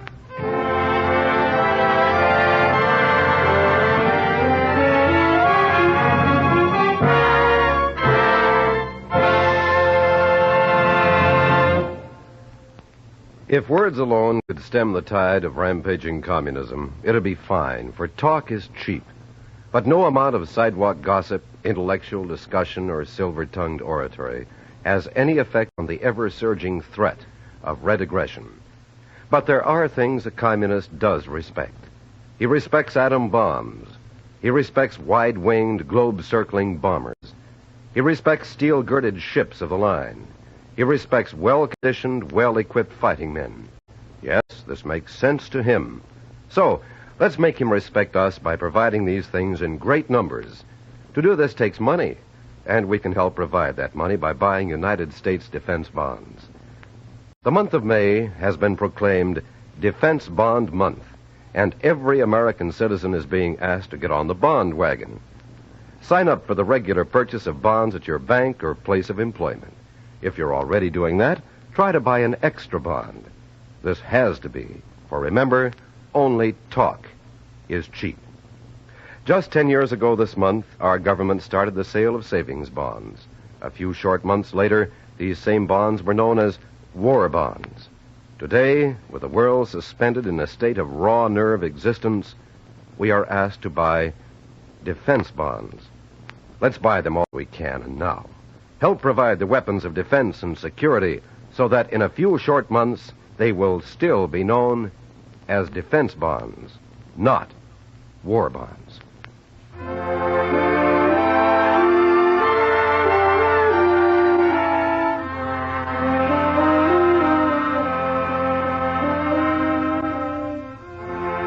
A successful bank robbery gets knocked flat by a schoolboy's baseball on Gangbusters tonight. Don't ask me how it's done, but Gangbusters always dramatizes a true police story. And this story, the case of a game of ball, will be told by the California sheriff who knew the boy and captured the robbers. Be listening for Gangbusters on most of these same CBS stations tonight. Stay tuned now for 5 minutes of the latest news.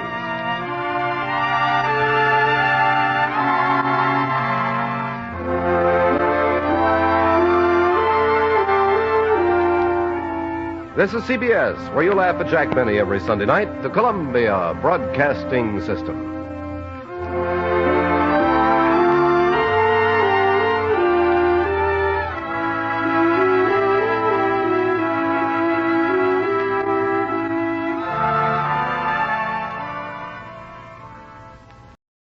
Wrigley's Spearmint Chewing Gum, the refreshing, delicious treat that gives you chewing enjoyment, presents for your listening enjoyment Edmund O'Brien as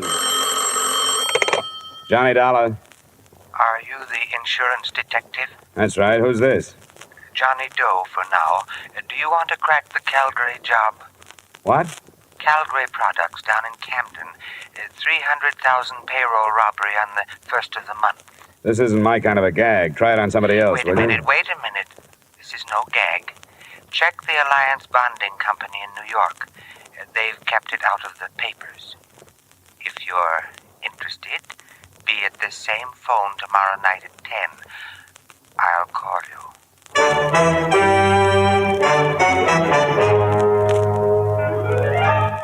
The makers of Wrigley's Spearmint Chewing Gum bring you Edmund O'Brien in another adventure of the man with the action-packed expense account. America's fabulous freelance insurance investigator. Yours truly, Johnny Dollar.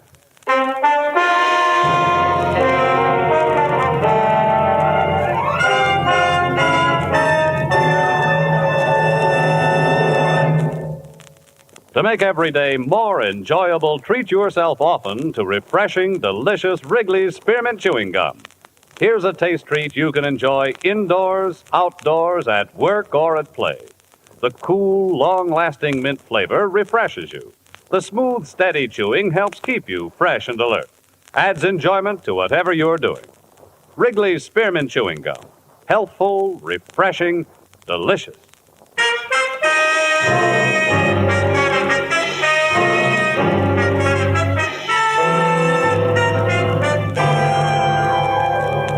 Expense account submitted by Special Investigator Johnny Dollar to Alliance Bonding Company, New York City, New York. The following is an accounting of my expenditures during investigation of the Calgary Matter. Expense account item 1, $10.50 transportation from my Hartford apartment to Alliance's Manhattan office.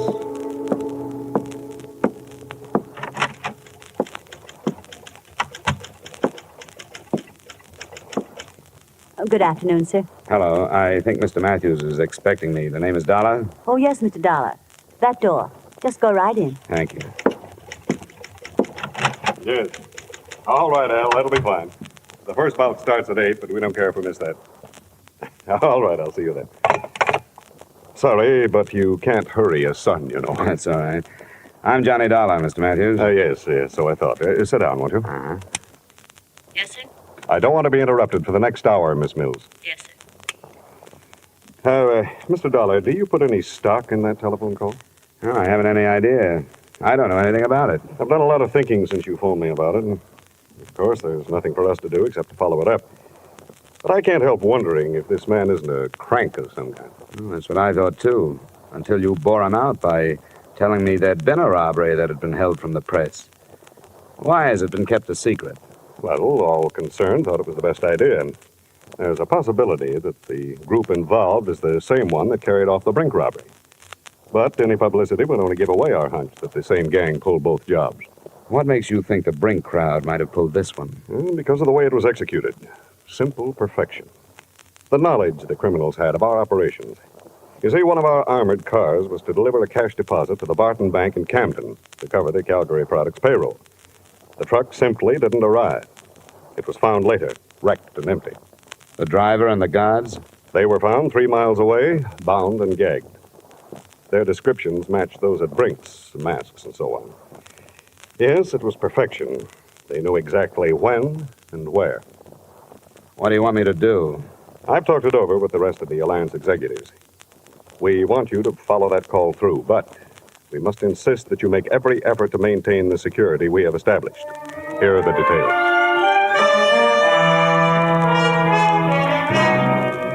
Expense account item 2, same as item 1, transportation back to Hartford.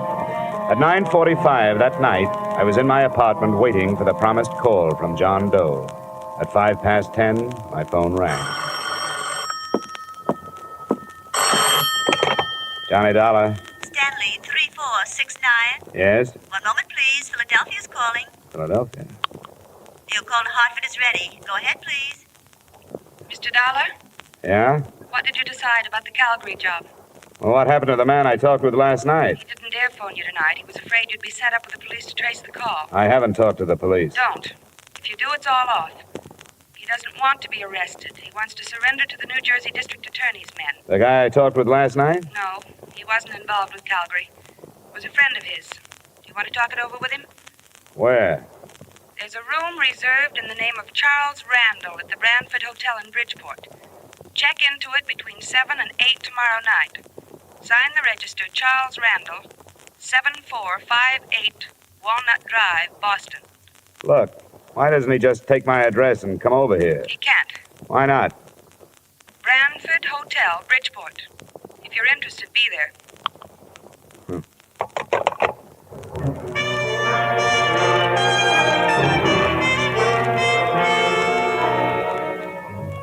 Expense account item 3, $5, mileage to Bridgeport and the Brantford Hotel. It was a weathered frame building in the Harbor District. I felt conspicuous walking across the lobby to the desk because I was the only man in sight who was wearing a tie. I wondered, since I was so out of place, why that address had been picked for a meeting that I assumed was not supposed to attract attention. My room was in the rear on the ground floor.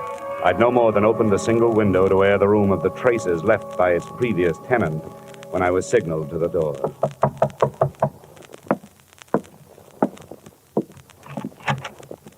Dollar?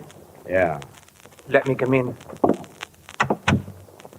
You got a driver's license or something? Better than that. A private operative's license.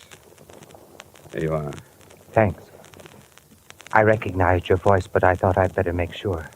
Come on, we're going someplace else. Why? Because I'm not sure you weren't followed here. But I'll be sure we aren't going to be followed where we're going. I don't like it. It must be this way. You've got to believe me. He has to be careful. He doesn't want to get killed. Yeah. What's the matter? The gang busting up? Come on. What started the trouble? Splitting the loot? Dollar. Don't bother with me. I can't tell you anything because I don't know anything. Believe me, I'm only doing this to help him out. You don't have to come if you don't want to. Where do we go? You won't be coming back here. Don't leave anything but the keys to your car. Somebody will drive it out. Do you know where I parked it? It's the green coupe, isn't it? Yeah. He knows. Not through the lobby. There's a rear door. My car is parked just outside.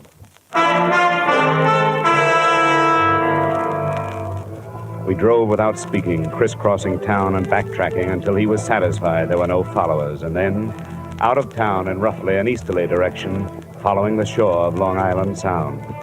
I clocked 3 4/10 miles on the speedometer, starting at the city limits. Then he switched off the lights and turned right into a pair of ruts. Finally, we bounced to a stop in front of a cabin near the water. Watch your step. There are a couple of roots in the path.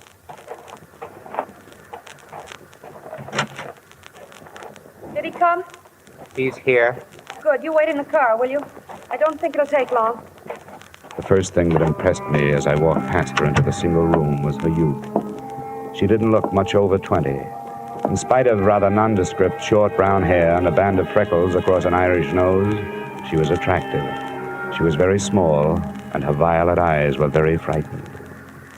I'm glad you've come. Where's the man I've come after? He left. He decided at the last minute that it would be better if he didn't meet you tonight. Look, I've had enough. I don't play this way. I don't like to be made a fool of. But you aren't. Please be patient with us. I've been patient, and all I've gotten for it is some vague phone calls, pointless instructions, and a meeting in a crummy hotel that's right out of Dime Detective. I've had enough. Please help us. How can I help you when you don't give me anything? I don't know anything. And how can I help somebody who runs away? As far as I know, he doesn't even exist. I'll show you.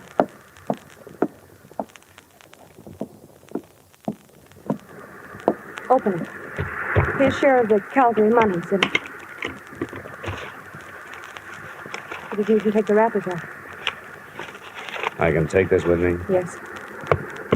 I don't get it. Does it matter? He wants to give himself up. Why this way? I told you on the phone.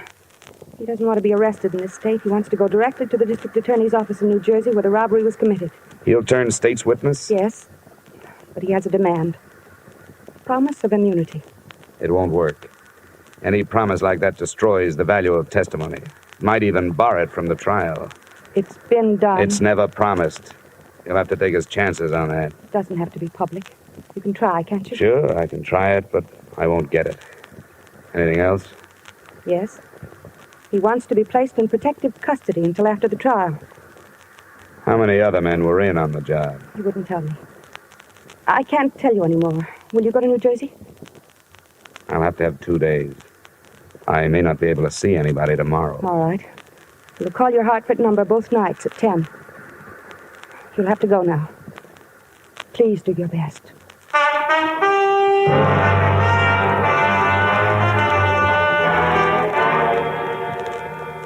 Don't be ridiculous, Dollar. That's one of the most impertinent requests I've heard since I took office. Nothing personal, Mr. Kreider. I was asked to make it, and I did.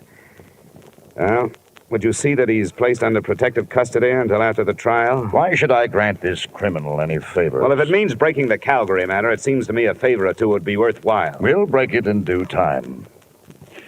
You know where he is? No, but I've been close. I may be able to bring him in if I can get you a word on a few of these things. Yeah, we'll see. Do you mind telling us where you've been operating? Now, you know I can't tell you that. These people are my clients now, more or less. I have to keep their confidences. Now, what's your answer? Answer? Definitely no immunity. Protective custody? All right. Yes, we'll assign a couple of men to guard him. Okay, Mr. Kreider. I'll see what I can do with that. You'll hear from me in a day or so.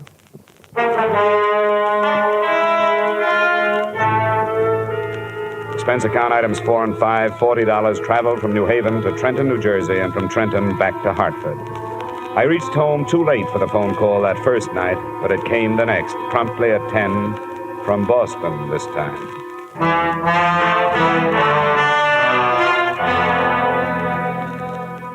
What happened, Dollar? How did you make out? No worse than I expected to. Protection, but no immunity. Oh, that's not so good. They weren't too happy with the situation. I think because they want to make an arrest themselves. Were you followed? Yeah, 2 men. They're watching my building now. I can lose them if you still want to negotiate. Can you come to Boston? Tonight? Yes, if you're sure you can shake the New Jersey men. Where do we meet? You're sure your line isn't tapped? They haven't had time, but they will if you don't quit stalling. Drive up through Springfield and Worcester. Just outside Boston, you'll pass through Auburndale. On the other side of it, there are 2 bridges. After you've crossed the second one, Pull off the road. And wait. All right, I'll be there. Well, let me tell you something. This is the last trip. Get your man off the dime. I can't spend the summer touring New England.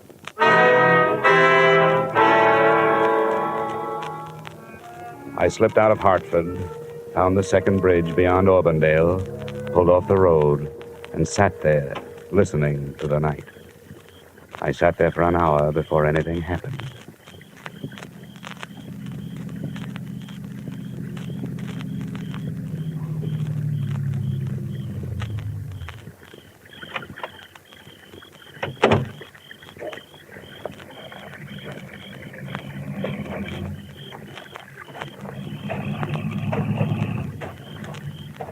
My name is Gannett, Mr. Dollar. Oh?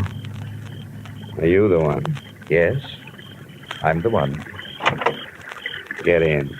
Thank you.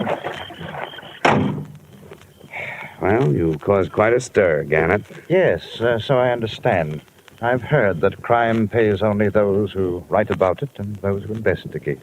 Are you armed? No, but satisfy yourself. The DA in Trenton? Then, by all means, the DA and friends will be at the cottage by the Sound side after you have delivered me.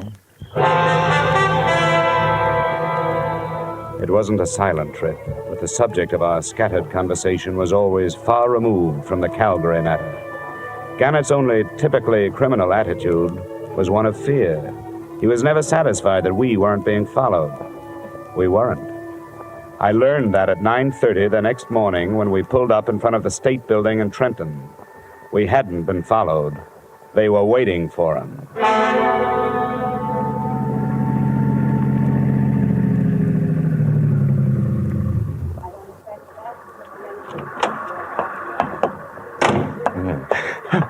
Al, no, don't.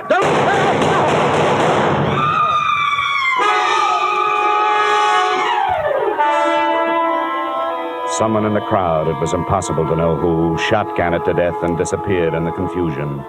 It was sudden and unexpected. More unexpected, I think, than learning after police identification that Gannett, admitted criminal, was also Arnold Gannett, LLD, professor of law at Russell University, New Haven, Connecticut.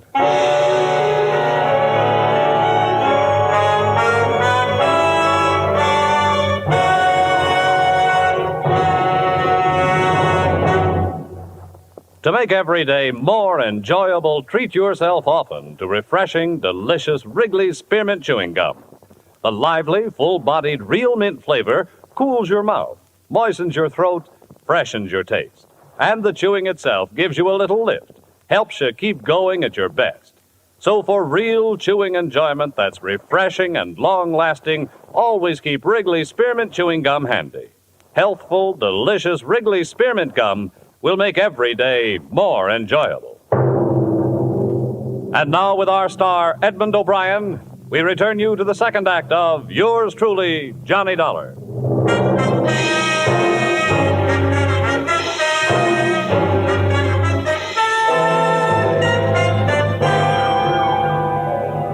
A lot of answers died with Professor Arnold Gannett on the sidewalk in front of New Jersey State Building, but one had been born at the same time. They answered why the police of 6 states had made no progress in the Calgary case. They'd been following usual procedures, carrying out their investigations in criminal circles. There was nothing for me in Trenton except the possibility of a session of questioning by the district attorney's men, so I faded out of sight and started back towards the cottage on Long Island Sound.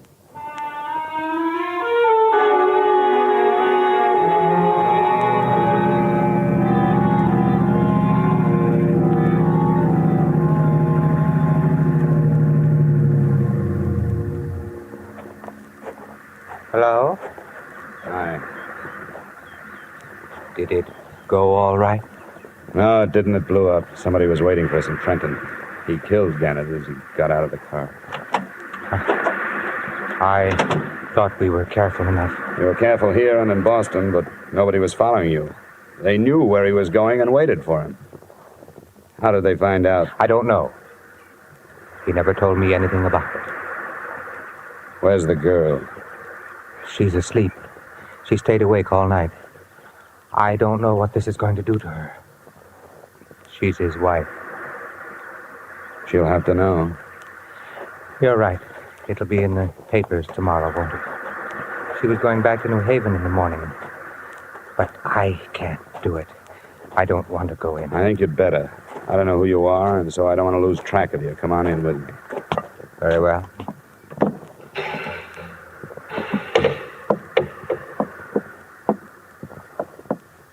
Mrs. Gannett?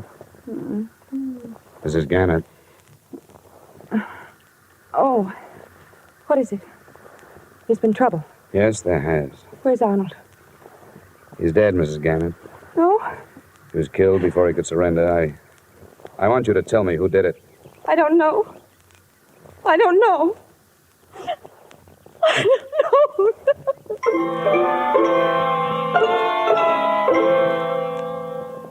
I gave her an hour to get hold of herself. During that time, I learned that the other man at the cottage was Earl Becker of Bridgeport and a gardener at Arnold Gannett's school. Enclosed, please find a copy of his statement. I'd known Arnold Gannett since he was a student at Russell University. We got to be good friends when we started to fish the Sound together. We didn't have anything else in common, but that sort of thing draws men together. I didn't know anything about the robbery until he told me he was in on it. That's all he told me. When he asked me to help him surrender, I said I would. When I returned to the cottage, Mrs. Gannett was dry-eyed. Mr. Dollar, I appreciate what you've done. You tried to help us, and I know that you're not to blame for anything. Well, there was no way to stop it. It's all finished now. And I want you to go back to Hartford. Oh, it's not as simple as that. I've put myself out on a limb with the New Jersey District Attorney. I won't get off it until this is cleared up. Are you telling me the truth when you say you don't know who your husband was teamed up with? I don't know. He wouldn't tell me. He said it was safer if I didn't know. What did he tell you? Nothing until after it was all over. 2 weeks after. And I knew he was awake at night because something was troubling him. He couldn't lie to me. Your husband was a brilliant man, a doctor of letters. How did he get mixed up in this thing? On Tuesdays, he taught criminal psychology. Before the end of the semester, there was a lot of discussion on the Brink robbery in Boston. And he thought he had the best theory of all. That the men who robbed Brinks had never been criminals before? Yes. And were able to come back to their respectable lives and hide in them. Did he offer that theory to his classes? No. That's what started it. He couldn't get it out of his mind. He told you this? Not until afterwards. It grew into a challenge that he had to do something about. So he did it. And was successful. When he told me, I made him promise to give himself up. I made him do it. I'm sorry I have to keep after you, but there are things I have to know. These classes of his, how many students? It was a large enrollment this year. There were hundreds. Did your husband ever mention a man named Al? Oh, there were so many. I can't remember. Well, he must have kept records. Where can I find a list of his students? At our house in New Haven. Well, then we'll have to go there. I'll be outside. Please let me know as soon as you feel able to leave.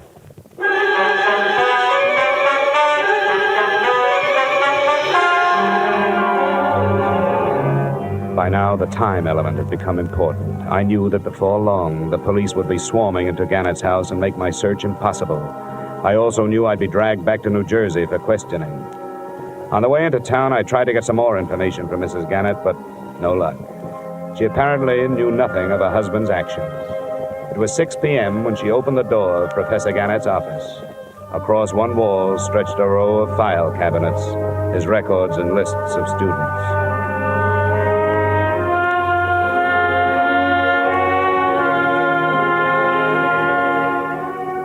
I never knew how many men's names start with the letters A and L. In an hour, Becker and I gathered from the 1949 and 50 enrollments some 100 names from Allen to Alvin. There aren't any more here. What do you do with a list like this? They live all over the country. Here's one from Arizona, Nebraska, Florida. I don't think we'll have to bother with them. You're dropping it? No.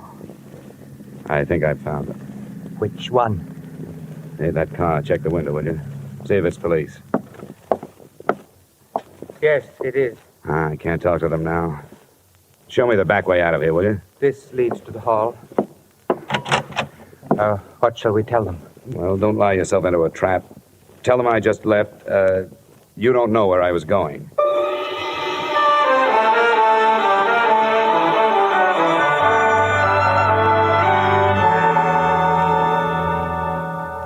Have you read the papers, Mr. Matthews? Professor Gannett? Yes, it's hard to believe. You knew him? Yes, I'd met him. I'm awfully sorry about this.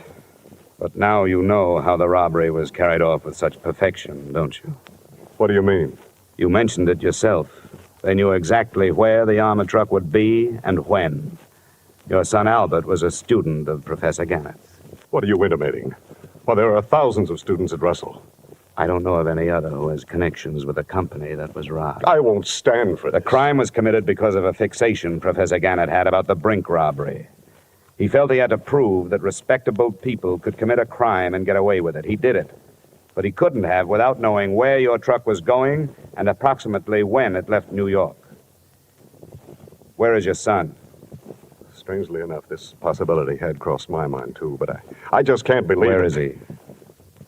He's in his room, packing for a canoe trip up in Vermont. Which one is his room? I'll show you. Come on, it's upstairs. Your suspicions are very strong, aren't they? Yes, they are, Mr. Matthews. What have you learned about my son? That his name is Albert. Then there is no proof. I don't know. I want to find out. But he would have no reason to do anything like this. I have always given him everything he wanted. But he's a brilliant boy, much too intelligent. Here's his room. Al, Yes, Dad? What is it? may we come in? Well, I was just finishing... Oh, I'm sorry. Al, this is Mr. Dollar. I'm the investigator working on the Calgary Matter. Oh? Well, excuse the room. My stuff's all over the place. I'm going up north. Where were you this morning at 9 o'clock? Why,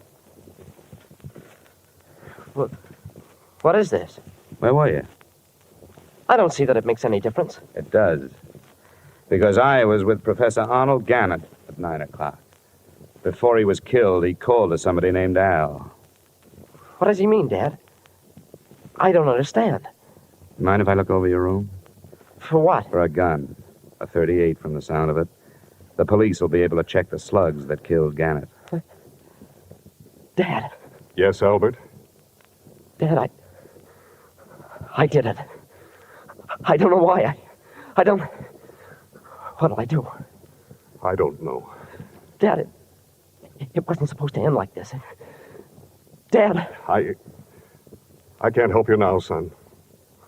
All right. All right, then I'll get away. No, you don't. It's no use. Get away Al. from me. Oh. I'm sorry, Mr. Matthews. Yes, Mr. Dollar. I'm sorry, too.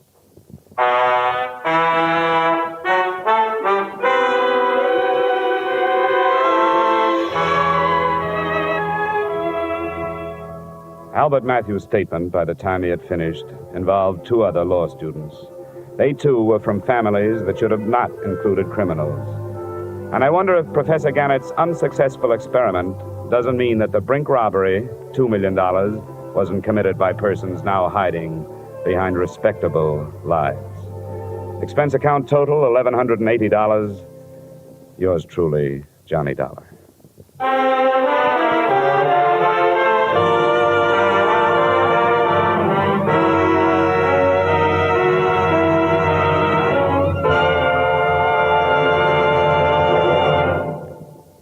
Remember, friends, to make every day more enjoyable, treat yourself often to refreshing, delicious Wrigley's Spearmint Chewing Gum.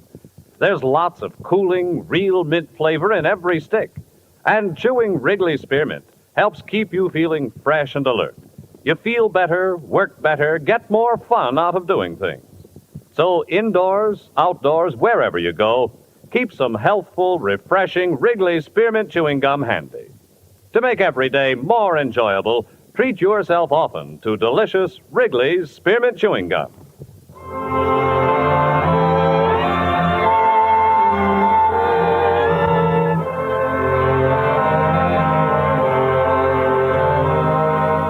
Yours truly, Johnny Dollar, brought to you by Wrigley's Spearmint Gum, stars Edmund O'Brien in the title role, and is written by Gil Dowd and David Ellis, with music composed and conducted by Leith Stevens. Edmund O'Brien can soon be seen starring in the Columbia Pictures production 711 Ocean Drive. Featured in tonight's cast were Ted Osborne, Florence Lake, Bill Boucher, Virginia Gregg, John Daner, and Terry Kilburn. Yours truly, Johnny Dollar, is produced and directed by Jaime Del Valle.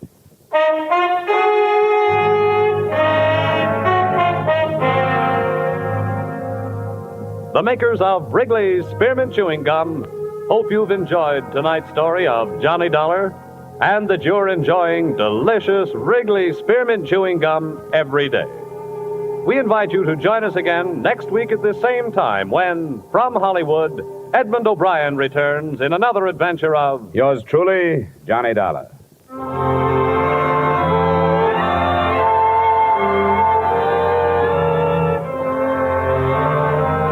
Bob Stevenson speaking. This is CBS, the Columbia Broadcasting System.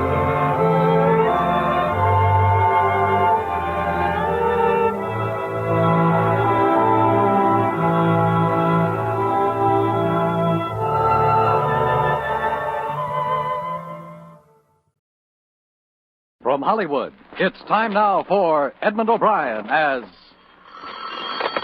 Johnny Dollar. Al Begney, Johnny, Grand East. Oh, yes, Al. What or whom did you insure that you shouldn't have? What? Or are you inviting me to dinner? I get 3 kinds of phone calls, social, business, and people who want money, creditors or otherwise. And I don't owe you any money. I didn't mean to insult you. You haven't. What is it? You read about the Kegg burglary in New York, haven't you? The papers say those jewels aren't insured. Well, they are, by us. $125,000. You want a job? Well, you don't need me. The police are working on it, aren't they? Yeah, but in the wrong direction. We think we've got a line on this stuff, Johnny, and we need somebody to go check on it. Are you free? Unemployed, yes, but not free. Where do we start?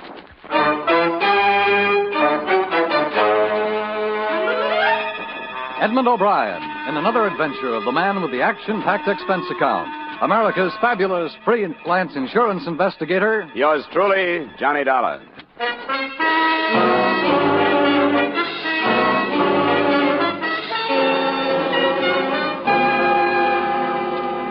Expense account submitted by Special Investigator Johnny Dollar to Home Office, Grand East All Risk Insurance Company, Hartford, Connecticut. The following is an accounting of expenditures during my investigation of the Adam Kegg Matter. Expense account item 1, $34, transportation as instructed from Hartford to New York and the Parkview Manor, an apartment hotel on 59th. Your man Begney met me in the lobby. Well, I tell you, I met her. You know what happened? No, she was with one of those dancers. Dancing on television. Hello, Johnny. Well, it's a fast trip. How are you, Al? Fine. We'll go right up. I think the Keggs are waiting for us. Elevator's right over there. Say, this Kegg, he has some money, hasn't he? Yeah. He's the angel type, and so far he's married at least one girl from the line from every show he's ever bagged. Is that bad? I wouldn't know, Johnny. You'll find Adam Kegg to be a very dislikable character, so hold your temper if you can, huh? Do you have any special reason for keeping it secret that you insured this missing jewelry? Well, it's more or less of a courtesy to Kegg. He's lost some money this season, and, well, sometimes these thefts cause some speculation, you know. He'd just rather not be talked about that way. Going up, gentlemen?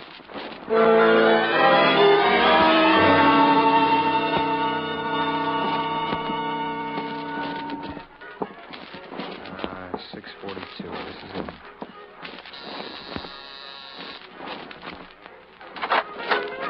Hello. Mrs. Kegg?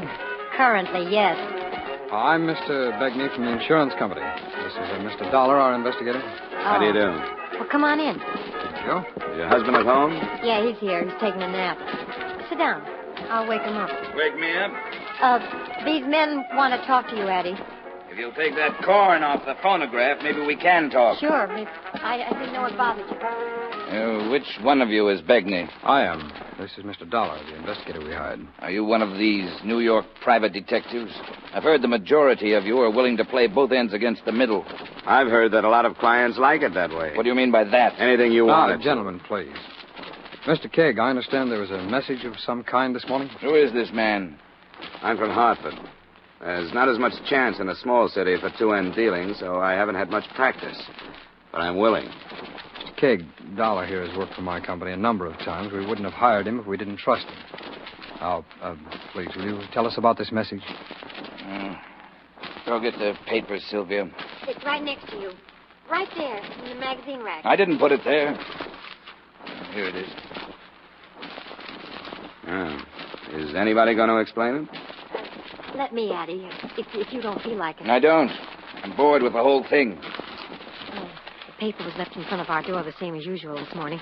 But on the front page, this was stamped, page 3, part 2. I noticed it and told Addie to look at it. The bellboys deliver your paper? Yes, Danny does. And here it is, see? This antihistamine ad. In histon. You see, the I and the N have been crossed out.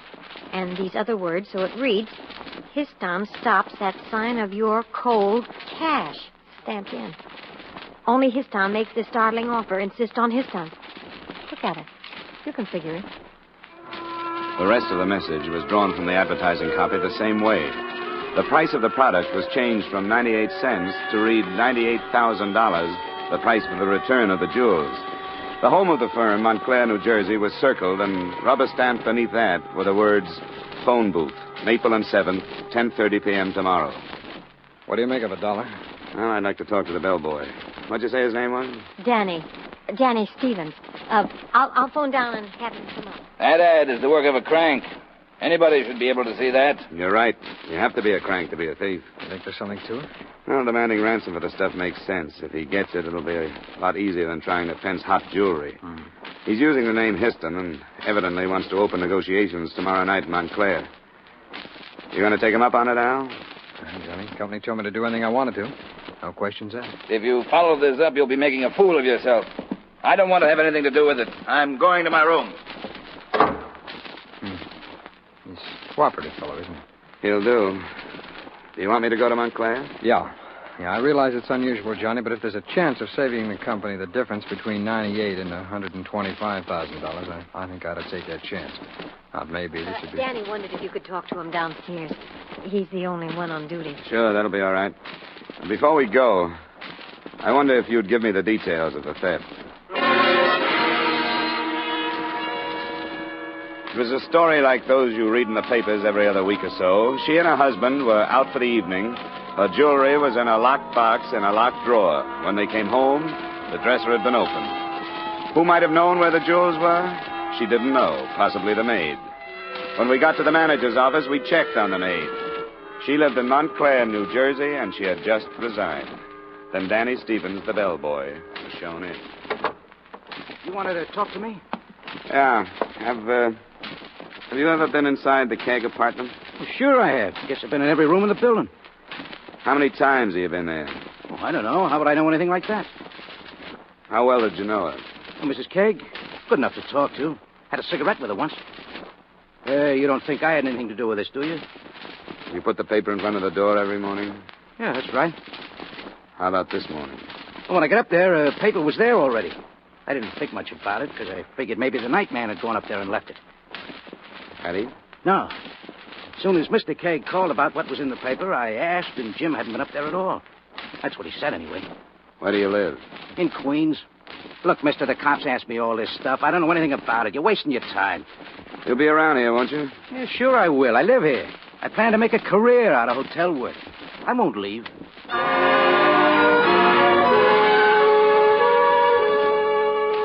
Al Begney brought me up to date on police progress.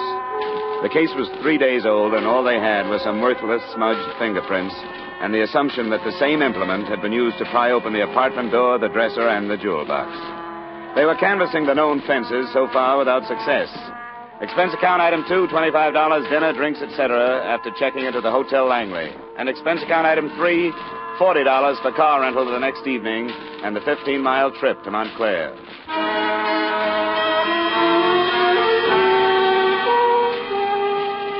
The Maple and 7th, rubber-stamped into the contrived message, was an intersection that boasted 3 stores closed for the night, and on the 4th corner, a bowling alley. The only visible phone booth was on the sidewalk near the entrance to the alleys. As As I stepped inside, I noticed a pair of headlights snap on a few yards up the street. And a half minute later, the car pulled out and double parked near me. You calling out or waiting? Waiting for a call. Why? Who from? Somebody named Histon? I'm your man. Come on.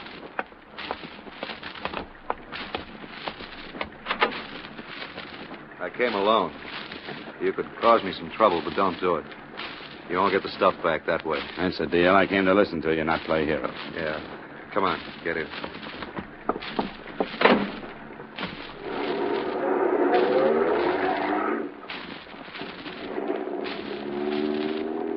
Why'd he send you? Kegg? He didn't send me. I'm an insurance investigator. I thought those things weren't insured. They are. That makes sense, I guess. Guys like Kegg don't leave themselves open to get hurt. Always somebody else. You know him? I know what he is. I'll pull in this alley. Yeah, we can talk here for a few minutes. Now, who's going to pay the money? The insurance company, if anybody does. How much do you expect me to sell? I don't know what you mean. I mean, what kind of a bargain do we make? Does the company and Kegg tell the cops to drop it? I won't promise you that. You can't start something like this and have it all stop when you gouge $98,000 out of somebody. I'm not thinking so much about myself. Oh, you mean you pulled this heist for somebody else? No, I didn't pull it for anybody. It's a little too late to worry about whoever sold you information, isn't it? How close are they? Don't be stupid. Wouldn't take a junior G-man long to figure it. It had to be somebody who knew what Kegg's wife had, where she kept it, and probably when they were going to be away from the apartment. Who do they think did that? I didn't ask them. I came here to find out how you want to handle this thing. I don't like it. I'll have to think about it. $98,000. How long do you have to think? Where can I get you by phone? What's your name? Name's Dollar. I'm registered at the Hotel Langley in New York. Okay. I'll call you. I'll try and make it sometime tomorrow. That's all? Yeah. How about driving me back to 7th and Maple? I left my car there. Take you there so you can follow me? Get out. You'll be better off with a little walk.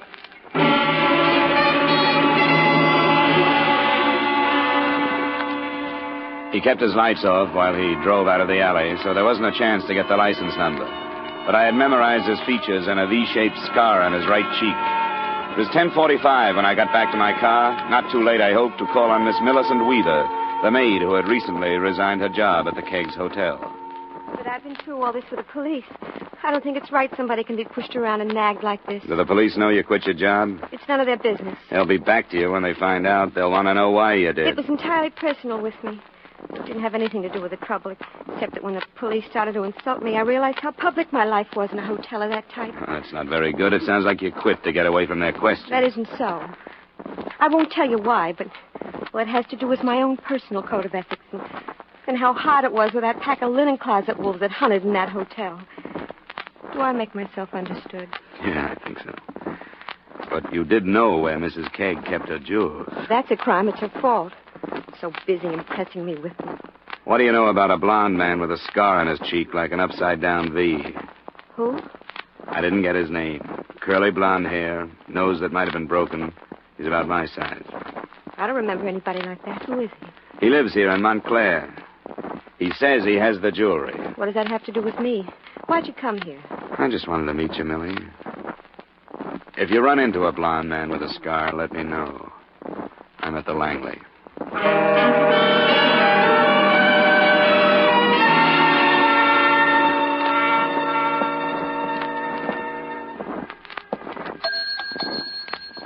Oh, good evening, sir. Key, please, 412. Yes, sir, right away.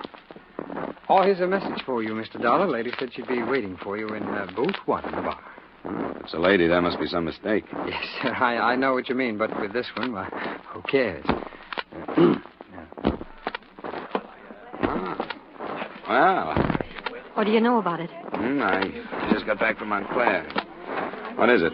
Danny, the bellboy. They told me at our hotel. Danny's been killed. When? Tonight sometime. I'm not sure. But I'm afraid of what's going to happen. Let's get out of here. Can we go to your room? I've got to talk about it.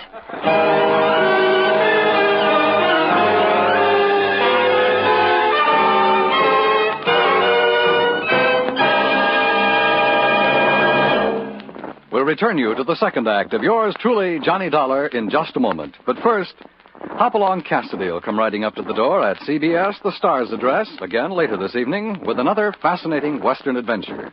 Hopalong Cassidy, starring William Boyd, is heard every Saturday evening on most of these same CBS stations, where you'll also find Gene Autry, Vaughn Monroe, Lucille Ball, the Gangbusters stories, and Sing It Again. Now, with our star, Edmund O'Brien, we return you to the second act of yours truly, Johnny Dollar.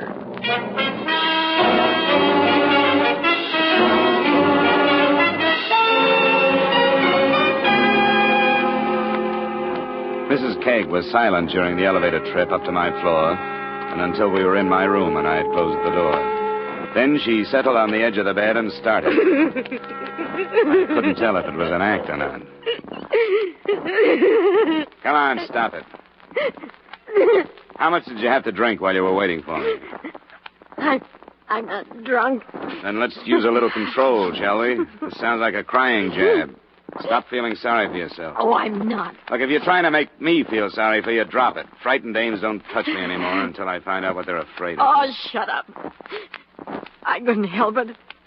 I've been holding it in since I heard. Holding what in? I'm afraid of what my husband is going to make out of it. Out of Danny's death?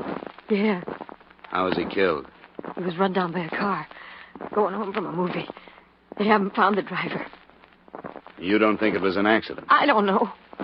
Danny was the first one questioned by the police after the robbery. I know they thought he knew more than he was telling.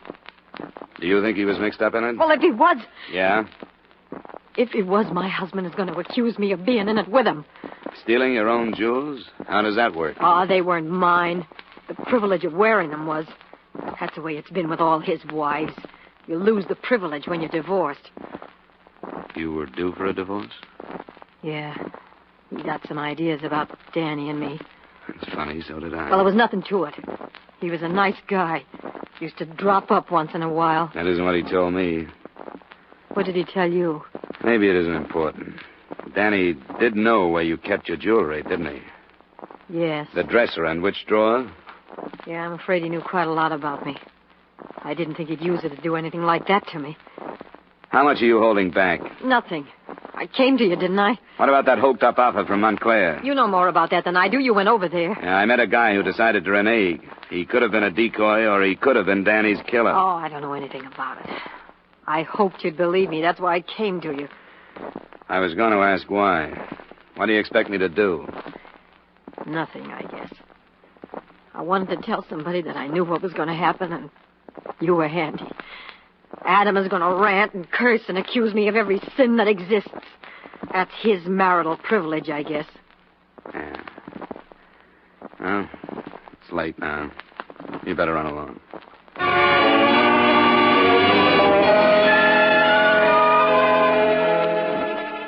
The police played it cagey. If they did suspect that Danny Stevens' death was linked with the burglary, there was no mention of it in the papers the next morning. So after breakfast, I settled back to await developments. At 10, my phone rang. Johnny Dollar. Mr. Dollar? Yeah? 1 moment, please. I have a call from Hartford. Go ahead, please. Hello, Dollar. Al Begney. Yeah. Adam Kegg just phoned me. Oh? He's willing to drop the whole thing. What? Says he won't press a claim against the company. Oh, now, wait a minute, Al. Let's not plunge. What brought this about? I told you he doesn't want any publicity. He says it's worth it to him to hush it up. You can't do it, Al. What do you mean I can't do it? Well, it's up to you, naturally, but I'll tell you what it's liable to look like. Like your company pulled its investigator off the case rather than uncover a murder. I didn't hear anything about a murder. Well, there's one rattling around in this mess. That bellboy we talked to. No? Well, I see what you mean. That wouldn't look too good, would it? I wouldn't think so. Yeah, well, you're right. You want me to call Kegg back? No, I'll go right over. I'd like to toss it to him myself. I'll let you know how I come out.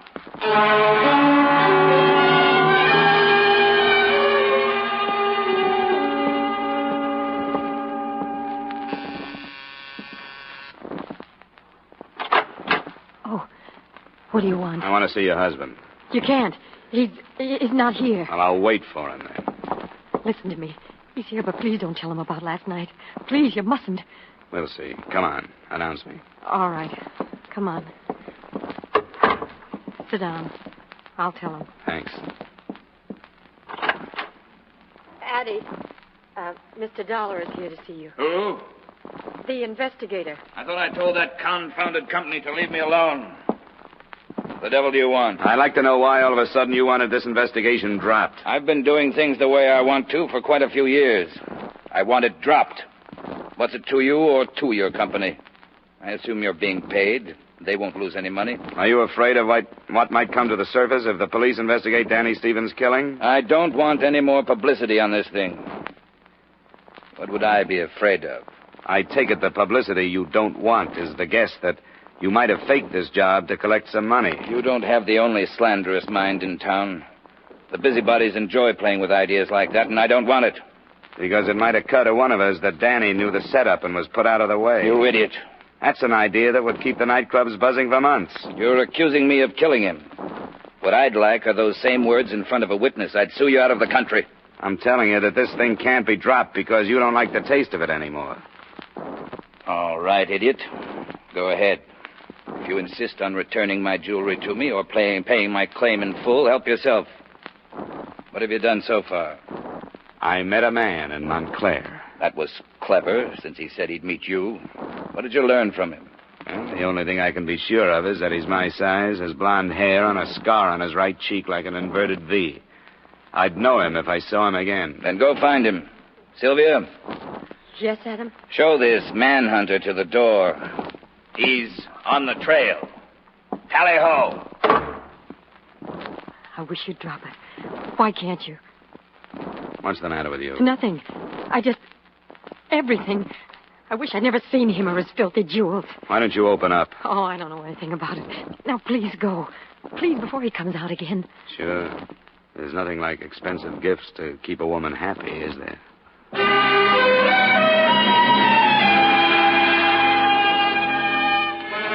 So there I was in the middle of 59th Street with a basket full of suspects. An owner who didn't want to collect on his insurance or recover his stolen property, and an insurance company that wanted to drop the investigation but couldn't. I turned to the only possibly interested parties I could think of, the police.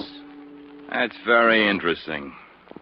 Why didn't you tell us before you went to Montclair? Well, I'll be honest with you, because I know it won't go beyond this office. We were willing to be a little unethical to save the company some money, and when we did, we were going to make a full report to you. Uh-huh. And now you want us to help you. I didn't ask that. I wanted to know what had happened on the hit-and-run death. Well, the driver's being indicted on a manslaughter charge. She gave herself up. She? She gave herself up? Who? Her name is Lindquist. She was driving home after a prolonged cocktail party. There's no connection with the keg thing? Not according to all her witnesses. She's visiting here from Florida. Got in day before yesterday. Huh. There goes that angle. I'm sorry to disappoint you. But accidents do happen.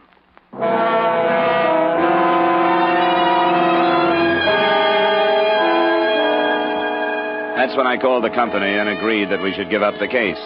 I was in my hotel room packing when a knock on the door changed my mind again. I can't stand it any longer. I gotta talk to you. You said that before. Come on. Well, what now? That man you met in Montclair, I know him. What makes you think so? Blonde, a scar on his cheek. I used to go with him before I married Adam. Who is he? Stanley Griffin. He's a musician. What did he tell you? Do you know where I can find him? Yeah, on 8th Street near the village. I forgot the number, but it's in the phone book. All right. He's been in your apartment? Too many times. I've had to call the hotel detective to keep him away. Ah. Griffin. Stanley A. Okay. I don't know why, but I'll go check it.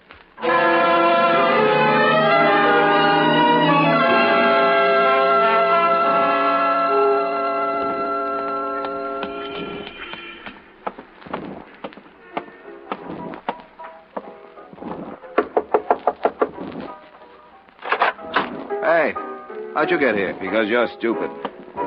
Close the door and shut that thing off. I suppose this is it, as we jewel thieves say. Is the stuff here? Yeah. How'd you get here? Do you mind telling me? I don't see that it makes any difference. Kegg's wife gave me your name. Sylvia? You lied. I have no reason to lie. I don't believe you. Why should you do that? thought you could tell me. All right, I'll tell you. I'll make a statement, but not unless I can make it in front of Adam Kegg. I'll leave that up to you. Where's the stuff? In the closet. I'll get it. I moved to the closet door with him. I expected him to make a break, but he didn't. Instead, he opened a battered suitcase, fished out a paper sack that held over $100,000 worth of jewels, and we left.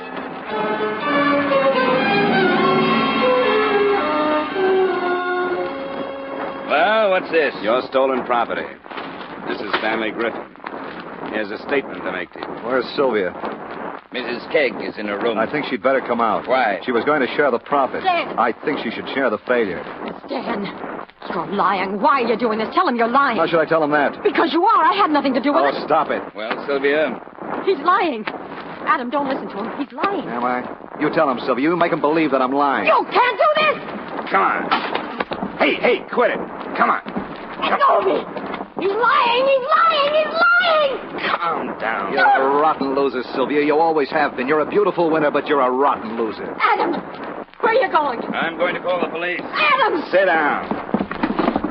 You said you'd do it, didn't you? You said you'd drag me out of here. I thought you were just high, but you meant it. He's lying, Mr. Dollar. There's no way to prove it, but he's lying. You're right. Everything you've done to date says you're right. You're crazy. I'm not going to take the whole rap, not for her. She told me where she kept the jewelry. She told me where they were going and how late they'd be out. Where did they go?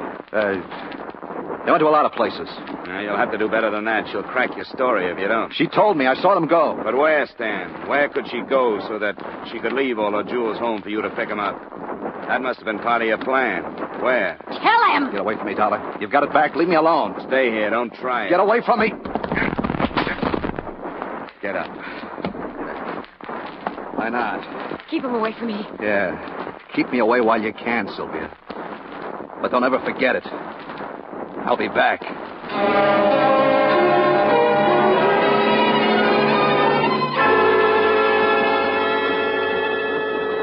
To help the company complete its report on the Kegg matter, I enclose a portion of Stanley Griffin's statement to the police that same afternoon. I don't know why I did it. Yeah, I do. I wanted to get her away from him. I loved her. When she wouldn't listen to me and leave him, she had me thrown out that night. I made up my mind to steal them and make it look like she helped me. So I did. Fixed up that newspaper ad. I was drunk and crazy. And I wanted to see her in prison. With me.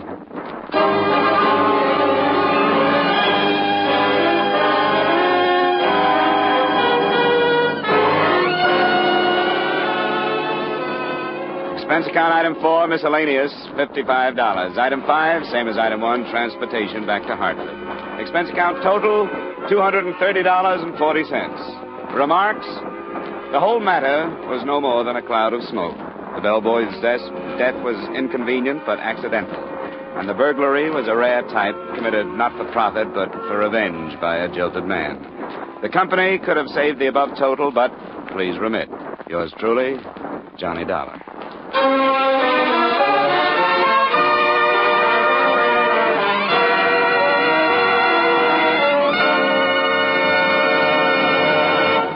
Yours truly, Johnny Dollar, stars Edmund O'Brien in the title role and is written by Gil Dowd with music by Wilbur Hatch.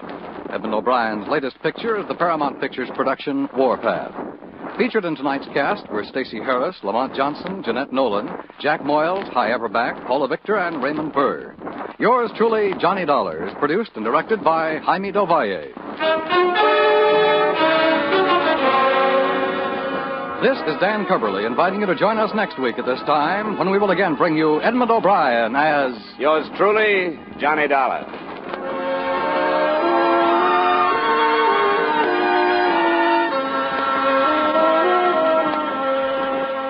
How's for trying to sing it again tonight? $5,000 in cold, hard cash and $10,000 in fine prizes are waiting for the CBS listener who can solve the new Phantom Voice mystery. Now stay tuned for Vaughn Monroe's Caravan, which follows immediately on most of these same CBS stations.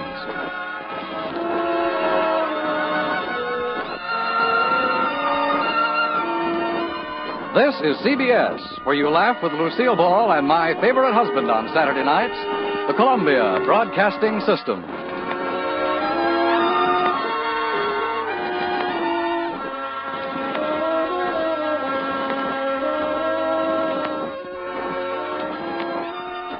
For your enjoyment, Wrigley's Spearmint Chewing Gum presents from Hollywood Edmund O'Brien as Johnny Dollar. Good evening. This is Mr. Snell, secretary. Oh, sure. Hi.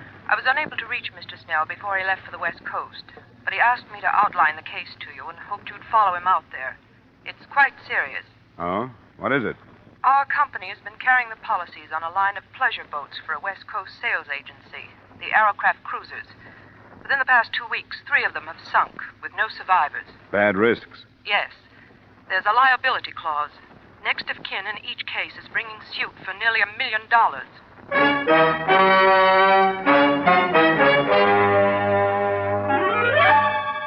Edmund O'Brien in another adventure of the man with the action-packed expense account. America's fabulous freelance insurance investigator. Yours truly, Johnny Dollar.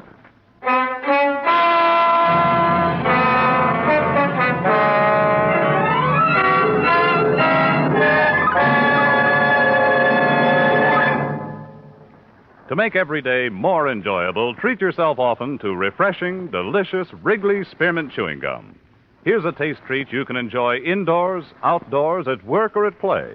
The cool, long-lasting mint flavor refreshes you. The smooth, steady chewing helps keep you fresh and alert. Adds enjoyment to whatever you're doing. Wrigley's Spearmint Chewing Gum. Healthful, refreshing, delicious.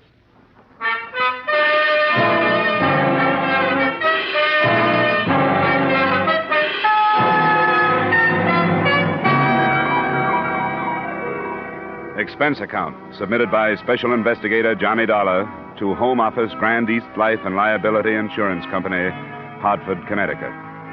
The following is an accounting of my expenditures during assignment to Millard Snell of your legal department on the investigation of the Arrowcraft Matter.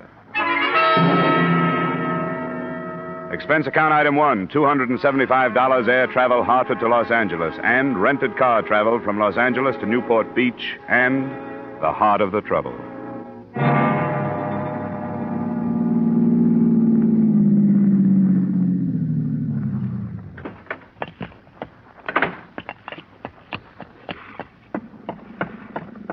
Snell? Millard Snell? Who is it? It's Dollar. Dollar? Hurry up.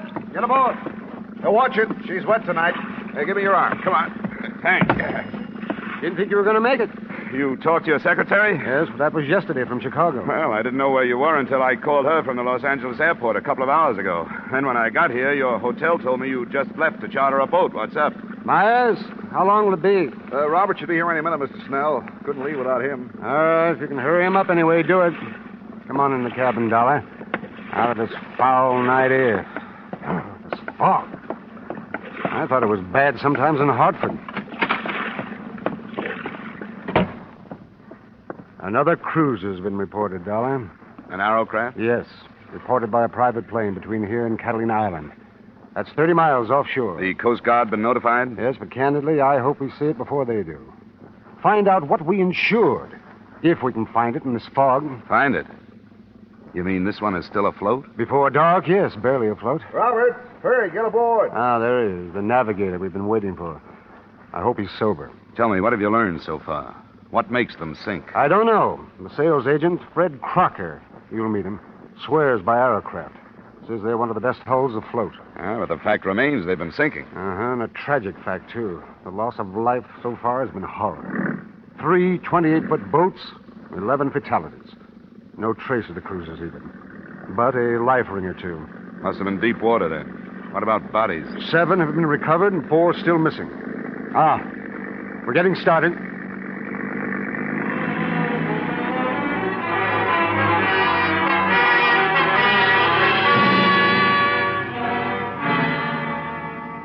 It was 10 p.m. when we left the quiet resort village, and it was dawn when we saw in the fog what we had been unable to find during a whole night of searching. The Arrowcraft, without sign of life, was almost entirely awash, bow down in the channel swell. That's close enough, Myers. Right. We don't want to nudge her. She's liable to roll over.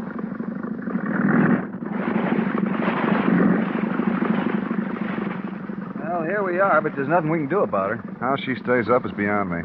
Any chance of towing it in? Not in that shape. Give her any weight, she'll just take more water and go down. Can you put me aboard? If you want to go, I can put you there, but I don't know what your weight is going to do. She's ready to roll. What do you think, Roberts? Well, we'll put him over the stern. That shouldn't upset her. We'd better get some of those clothes off, Dollar, while we swing around. All right. You think it's worth it? You're going aboard? Worth it? I'm not going for a night like that without having a look at it. Gives me the creeps. The thing awash like that. Looks dead. Yeah, too dead. Why isn't there anyone aboard? Why isn't somebody hanging onto the side? Okay, Dollar, we'll move into it now. I'm ready. Now get back there on the transom. That's it.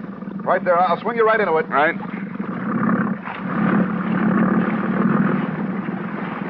There you are. Go ahead. Okay. Hey, get off the gunwale. And stay amidships. Don't get to either side. She'll roll. I'm all right. Anything there? Yeah. Yeah, there's something here. There's a girl in the cabin.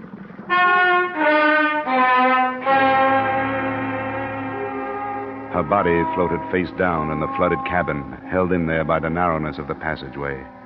After an unpleasant and ticklish 15 minutes, she was lifted aboard the other boat by 3 suddenly silent men. There was little else I could do on the derelict but memorize the name and address on the certificate of ownership. So I left it and followed the girl. Yeah, I didn't bargain for this, Dollar. It doesn't bother me to read about 11 of them, but this girl, why, she can't be over 18. Yeah, I noticed. You know, if it was a guy, it wouldn't hit so hard. But a kid like this, beautiful. Myers. Yes, sir? Have you radioed in about this? I waited to find out whether you want to stand by the boat or not. No. We'll start right back. Get word to the police. Ask them to meet us. I think it's a case for them. The boat's registered to a Chester McNeil, Newport Beach address. McNeil, Newport Beach address. McNeil, yes, all right. You want to get us started, Roberts? Right. What'd you find, Dollar? Come here, look at this. See? Behind her ear. You see the bruise? Yeah. I noticed it when I was getting her out of the cabin. She'd been slugged? She could have been. There's long black hair. You see here? The water's ruined most of it, but there's still part of a braid. It could have been a hard blow, one that might have killed a man, but her braid might have softened it. I'm looking for an answer to why she was on that boat, alone and dead.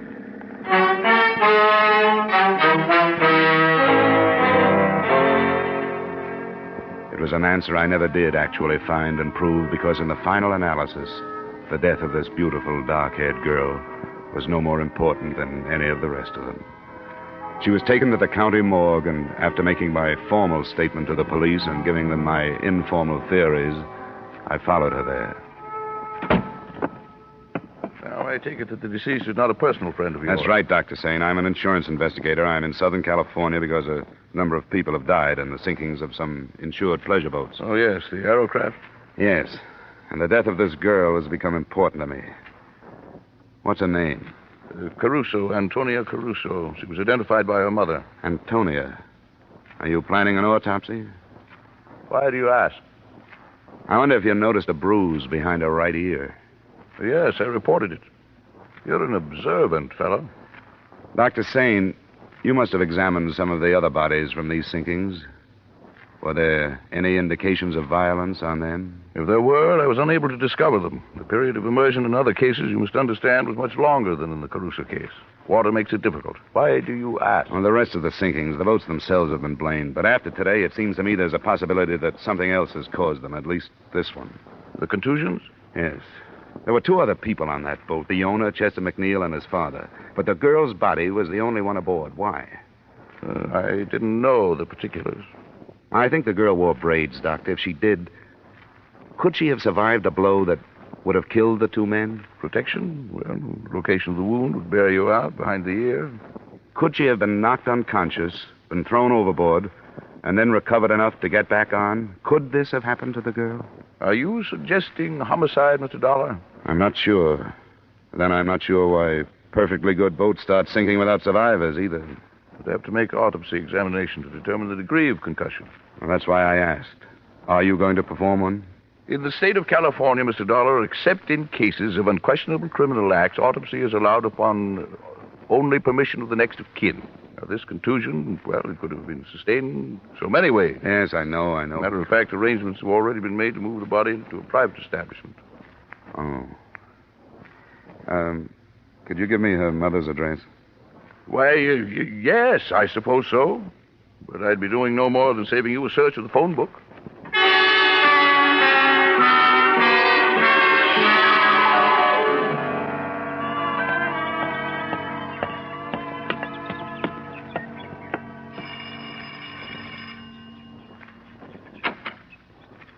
What is it you want? Mrs. Caruso, I'm the man that found your daughter. Oh. Then why have you come here? You shouldn't know my grief. I do, Mrs. Caruso, but I'd like to talk with you if I could. What is there to say? I don't want to see you. There is no room for sympathy. I didn't know anything about your daughter, but I'd like to. I'd like to hear about her. Why do you do this? Because I don't think her death was accidental. Oh, go away. Why do you say this? My girl, she never did no wrong. Oh, I didn't mean that, Mrs. Caruso. Please, may I come in? All right. It's my house. I'm sorry. It's not cared for. There have been so many things today. Well, I won't stay long. She was a good girl. She was going to marry Chester. His father was with them. She was going to marry Chester. Oh, we hoped it so much, Antonia and me, that it would be a good marriage. Mrs. Caruso. We always dreamed. We were good people, only poor. We give everything so Antonia will be better. She was so beautiful. She was going to marry Chester. I'm sorry to bother you at a time like this. Now, she's gone. I saw her. I saw her, too. And I want to learn why she's gone. Now, Mrs. Caruso, is there any reason that you can think of why there should have been trouble on this trip in the McNeil boat? Oh, no. They go many times. They love the boat. They go many times, always with his father to take care of them. He loved her, too. My daughter, he called her. She was going to marry his Chester. Be so happy. Please, Mrs. Caruso. Oh, my Antonia. Antonia. Please, go. You know my grief. Leave my house. Leave my house.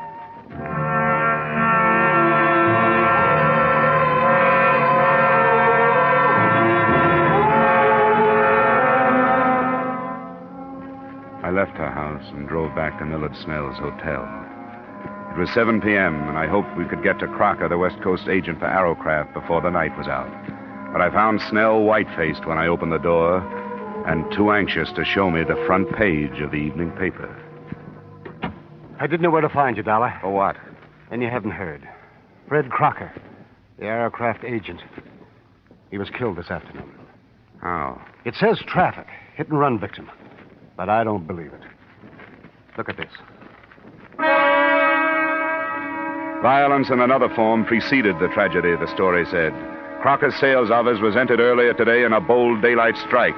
The interior was wrecked, but whether or not the entry was for purposes of theft has not been ascertained. The writer didn't make any definite statements, but reading between the lines, you knew that he was exploring the possibility that revenge was at the bottom of both the violence and the tragedy, that those who had lost family or friends in the Arrowcraft sinkings had wrecked Crocker's office and then killed him. But remembering the bruise behind the Caruso girl's ear, I didn't believe that either.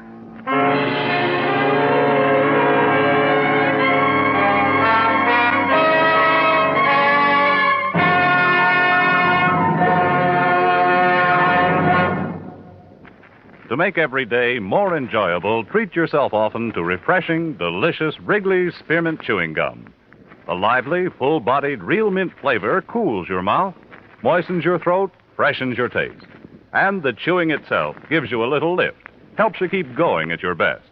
So for real chewing enjoyment that's refreshing and long-lasting, always keep Wrigley's Spearmint Chewing Gum handy.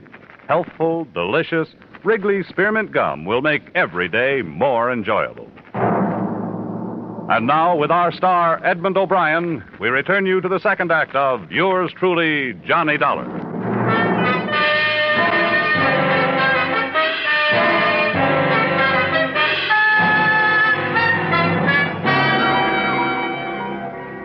Snell and I drove out to what had been Crocker's sales office.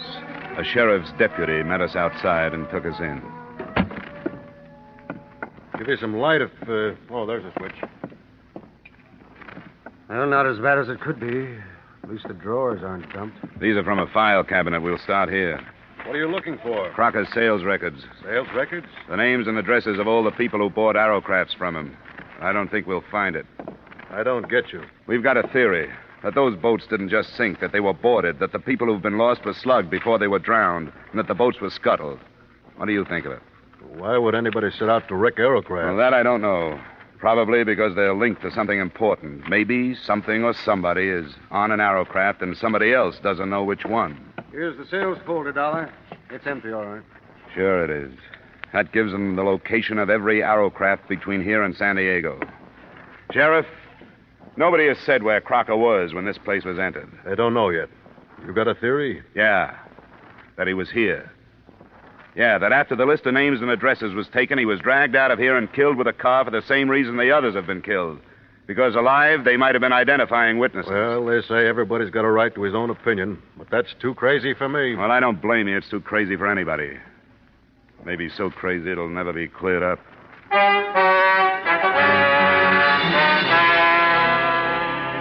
Expense account item 2, $112 cost of entertainment that same night for as many members of the press as I could get hold of. They listened to my theory, agreed that it was unbelievable, but worth printing on the grounds of sensationalism. The story made the morning editions, most of the papers slanting it towards warning the Arrowcraft owners listed in Crocker's stolen records. But it didn't look so unbelievable because it had a companion piece. A night watchman at one of the yacht clubs lay near death from gunshot wounds after apprehending a prowler aboard an Arrowcraft. The prowler was being held at the county jail. Who is this guy, Sergeant? Jerry LaBarber's the name he uses. We put a search on him last night. He's one of those things you call a known hoodlum because nobody's been able to pin much on him. Known to the police in Las Vegas, L.A., and San Diego, to name a few. Here he is. I hope you had better luck with him than we did. If you meant that, you'd leave me alone with him for the rest of the day. Sorry. Off the bunk, LaBarber. You got a visitor. On your feet. Stand up. Okay, hero, you got me up. What's the matter with you? What's missing, LaBarber? What? What's lost? What were you looking for on the Arrowcraft? Come on, who are you working for? I'm out of work. Why don't you save your breath? How many of the other killings were you mixed up in? What are the killings? I get into a scrape with an eager night watchman, and now you talk about pinning other killings on me. What is this? Who are you working for? I'm out of work. You could do yourself some good, you know. I'm not complaining, am I? You were off to a pretty good start. Even if that watchman lives, you're going to be tried for assault with intent to kill. That's a long rap. You might make it shorter by using your head. Is that a promise? Don't make me laugh. You're a sucker, LaBarber. But this is a promise. I'm going to see you charged for Crocker's murder. Who's Crocker? And I'm going into the business of searching Arrowcrafts myself. Don't be stupid. Why not put the blame where it belongs? Blame for what? Okay, Sergeant, I've had enough. So have I. I wonder how long it takes to get that way. And for what? I could buy and sell you, you cheap tin star. Well, what do you think? He's covering for somebody, isn't he? Hank, you're right. You shouldn't have tipped your hand so much about searching the boats. Word's going to get out. Out of a jail cell? And he called for a lawyer, one of the hot men from L.A. We can refuse him visitors, but not a private session with a criminal who happens to be his lawyer. Oh, I'd like to hear that one. You should. It's going to put a bigger bullseye on your back than that newspaper story did.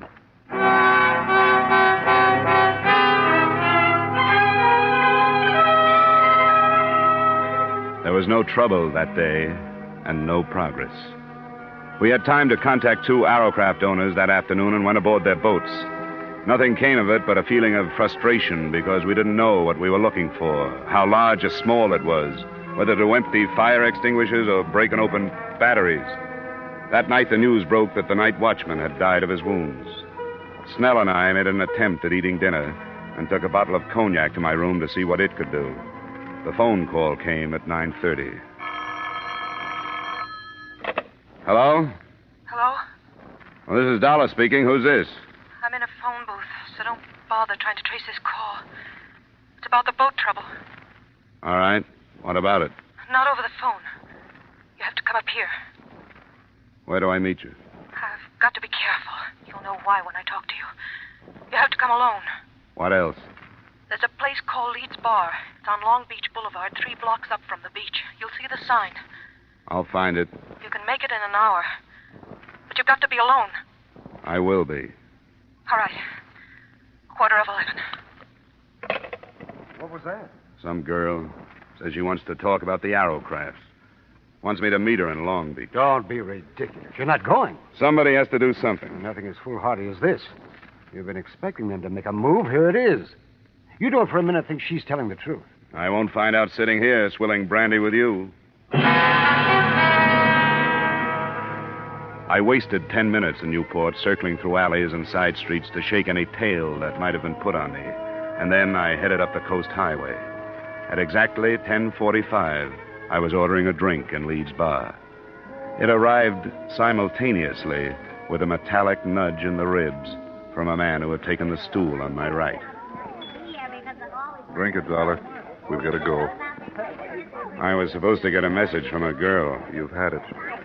Come on, drink up. All right. Now leave. I'll meet you outside the door. Do I get to talk with this girl? She's outside. Okay.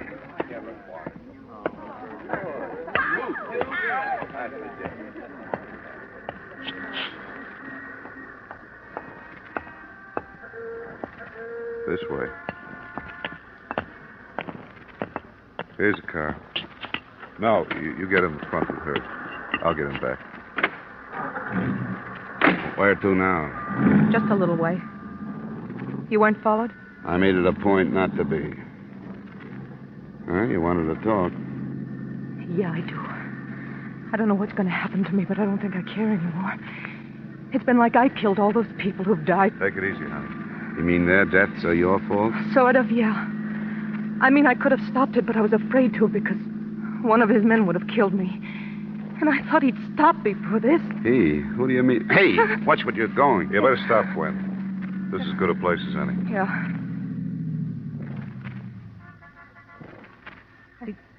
I didn't go to the police because I have a record.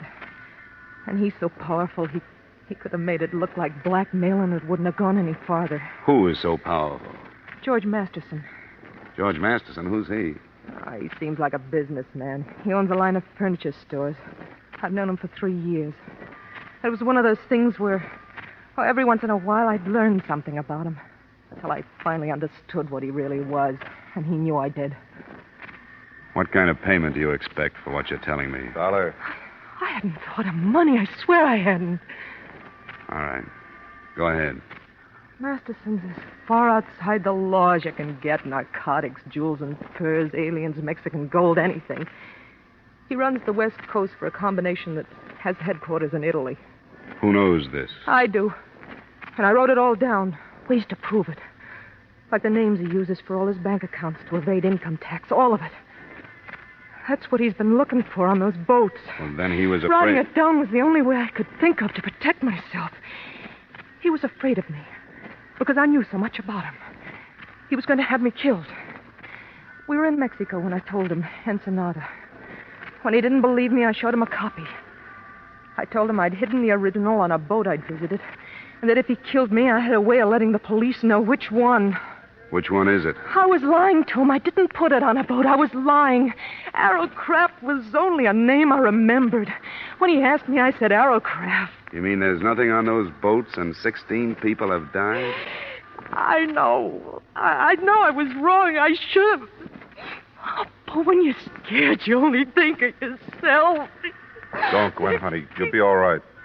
This paper you say you wrote, where is it? I have it here. I want you to take it. Now, get out, Dollar. I want to take her home.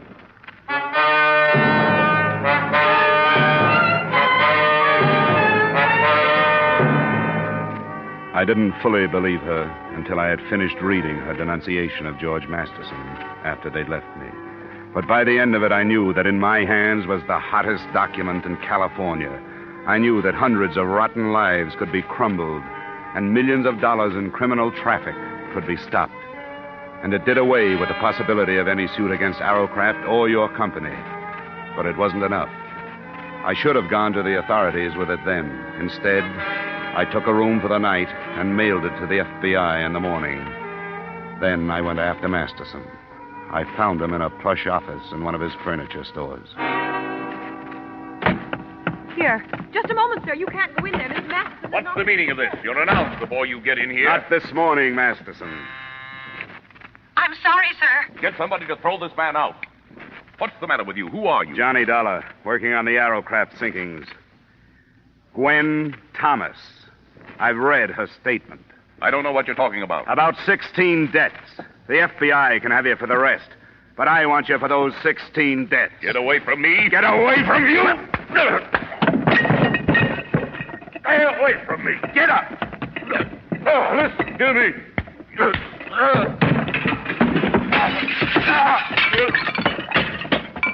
Come on, get up.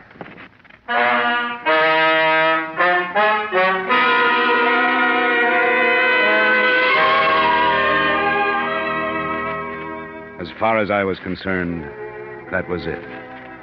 The girl was placed under protective custody by the FBI and the district attorney, who had worked out 75 counts on Masterson's indictment before I left.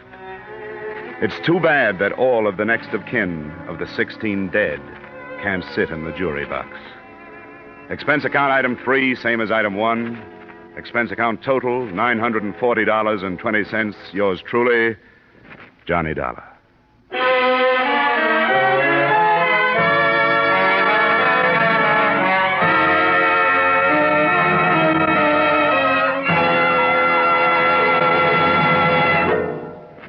Remember, friends, to make every day more enjoyable, treat yourself often to refreshing, delicious Wrigley Spearmint Chewing Gum.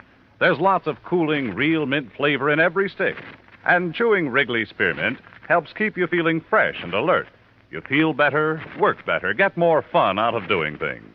So indoors, outdoors, wherever you go, keep some healthful, refreshing Wrigley Spearmint Chewing Gum handy. To make every day more enjoyable, treat yourself often to delicious Wrigley's Spearmint Chewing Gum.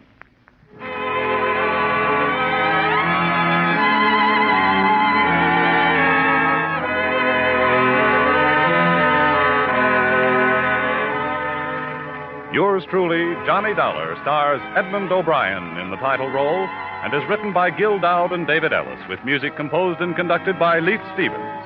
Edmund O'Brien can soon be seen starring in the Columbia Pictures production 711 Ocean Drive. Featured in tonight's cast were Gene Bates, Howard McNear, Clayton Post, Harry Bartell, Hy Averback, John McIntyre, and Jeanette Nolan. Yours truly, Johnny Dollar, is produced and directed by Jaime Del Valle.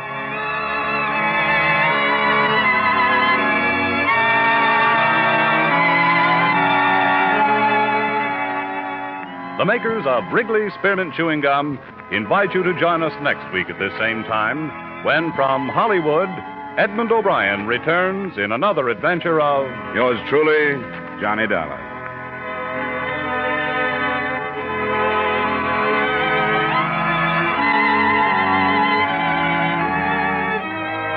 Bob Stevenson speaking. This is CBS, the Columbia Broadcasting System.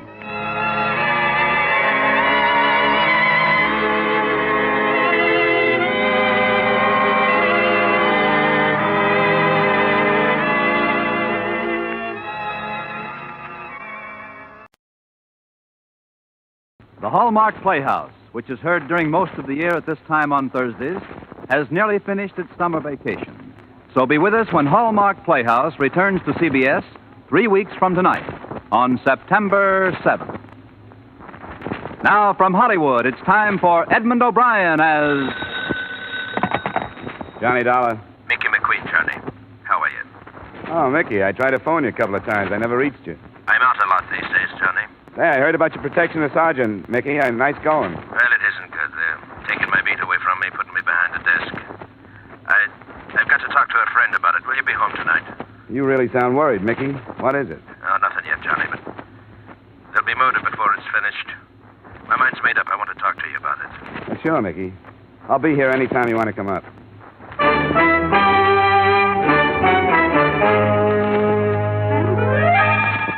Edmund O'Brien in another adventure of the man with the action-packed expense account. America's fabulous freelance insurance investigator. Yours truly, Johnny Dollar.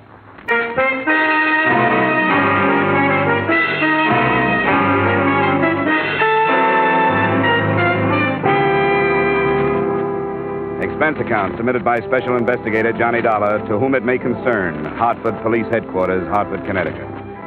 I don't expect you to honor this statement, but since the reports to my regular employers go in on these forms, the following is an accounting of my expenditures during my personal investigation of the Mickey Mcqueen Matter.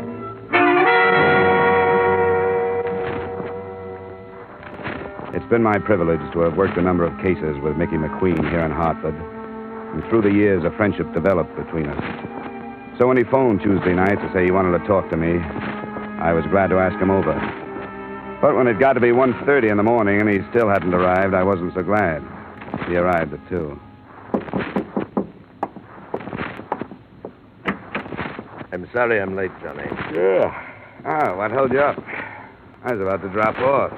I had to think, Johnny. Ah, you're in uniform, Mickey. What about your beat?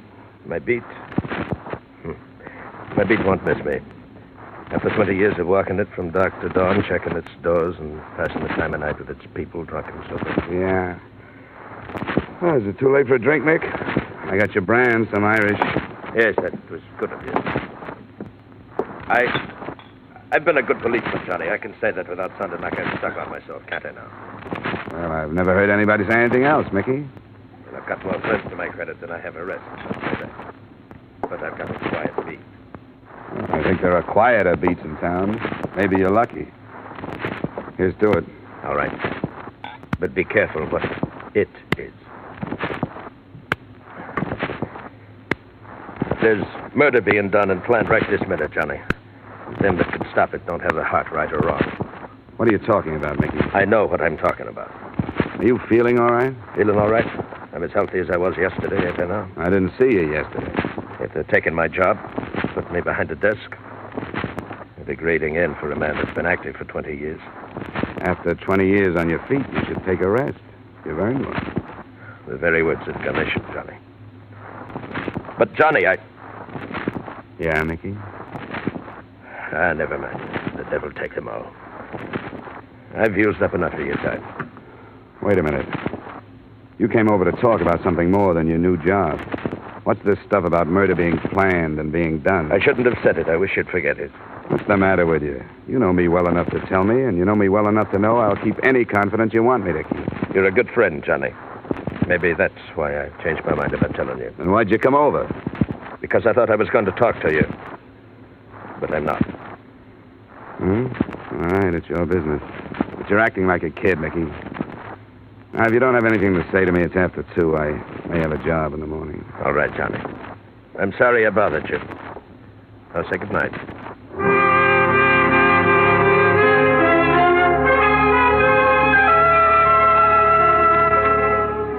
I didn't sleep very well for the rest of the night. And sort of a half-dozed parts of Mickey's conversation kept coming back to me. And the more sleep I lost over it, the more I wished I'd been less grumpy and more sympathetic. There wasn't a job for me the next day, and right after noon I decided to drop by his apartment and find out his mood when he was off duty.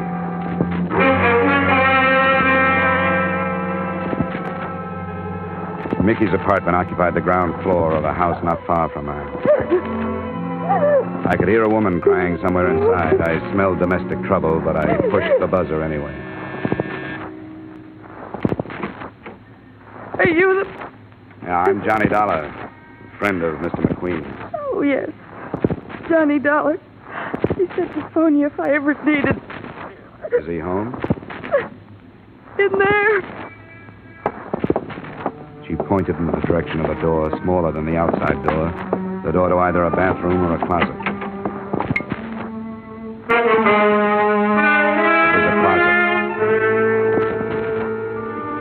The clothes were bunched at one end of the rod, and from the other, still in uniform, his own polished leather belt drawn tightly around his neck, hung Mickey McQueen.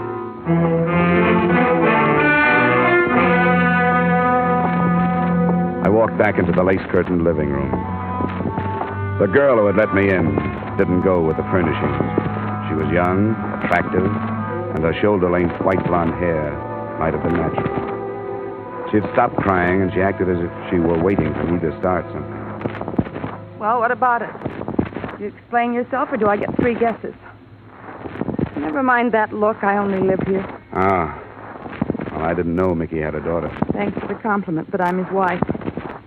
I didn't know he had a wife, either. Maybe he was ashamed of me. My name's Thelma. I'm sorry, Thelma. You an old friend of Mickey's? Yeah, but he never told me about you. Have you seen him lately? Last night. First he phoned me, then he came by to talk to me. What did he say?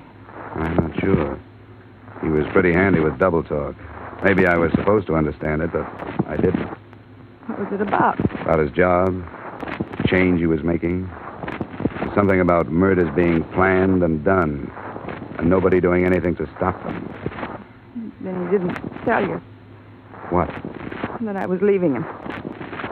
He's never mentioned it. Why were you leaving him? Because it was all wrong. I never should have married him in the first place. Why did you? Because he was the kindest, most wonderful man who ever lived. Does that answer your question? Not quite. Is there more? Did you know his first wife? Yeah. And I guess you know he took her death pretty hard. They'd been married 10 years. I met him after she died.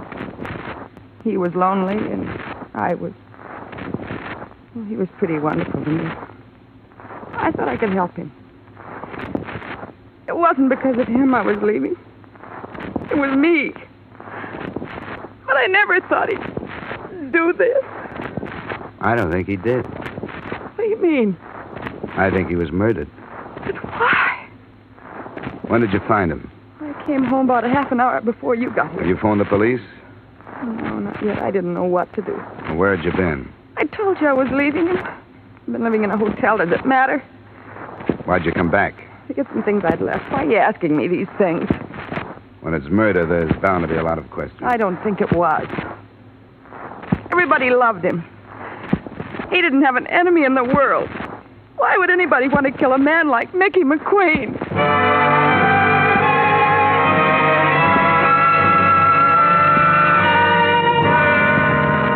I didn't have an answer to that, but I started there in the house to try to find one. If it was murder by hanging, I knew it couldn't have been committed without a fight. But a half-hour search didn't uncover any traces of a struggle. I phoned in a report and left Thelma and the apartment.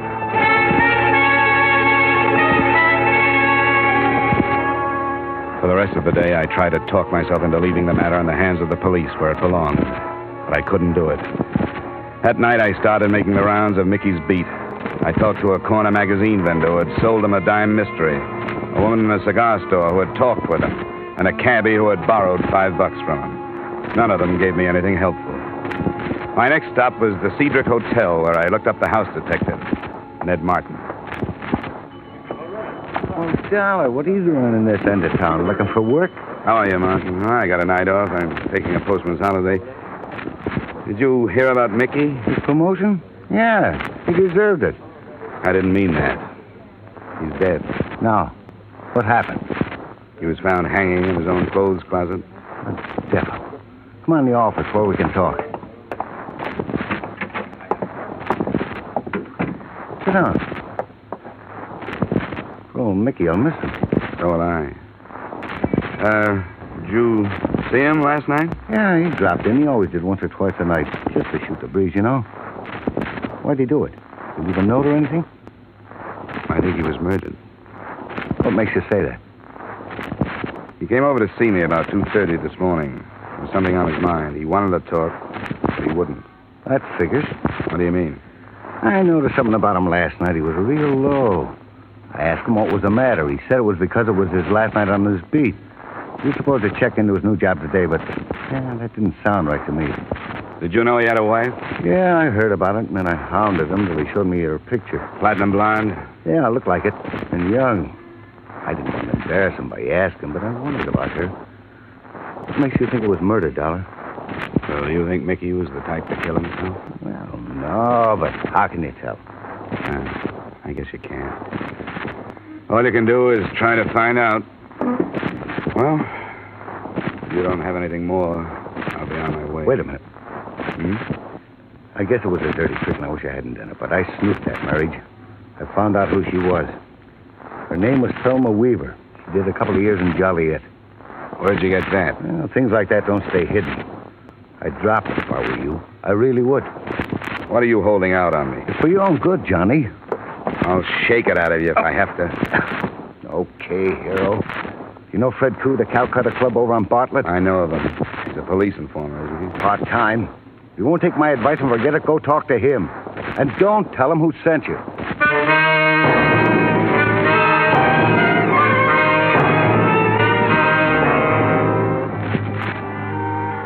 Fred Koo, as the department knows, is half Oriental. The day coroner's joined to Calcutta is Indian because he can get the effect with no more expensive decoration than reed matting and coconut husks. The place was small and was jammed when I got there by a crowd that was largely male. I didn't recognize a face, but from the atmosphere, I got the feeling I could have retired on 10% of the bail bonds they bought in their time. I found Fred Koo leaning against a potted palm. What do you want? I want to talk to you about Mickey Mcqueen. Do you have an office? You a cop, too? Only a private one. I was a friend of Mickey's. Oh, sure. Roy. Yes? I'm in my office for a little while. If there's any trouble, you buzz me. What is that? Come on, this way.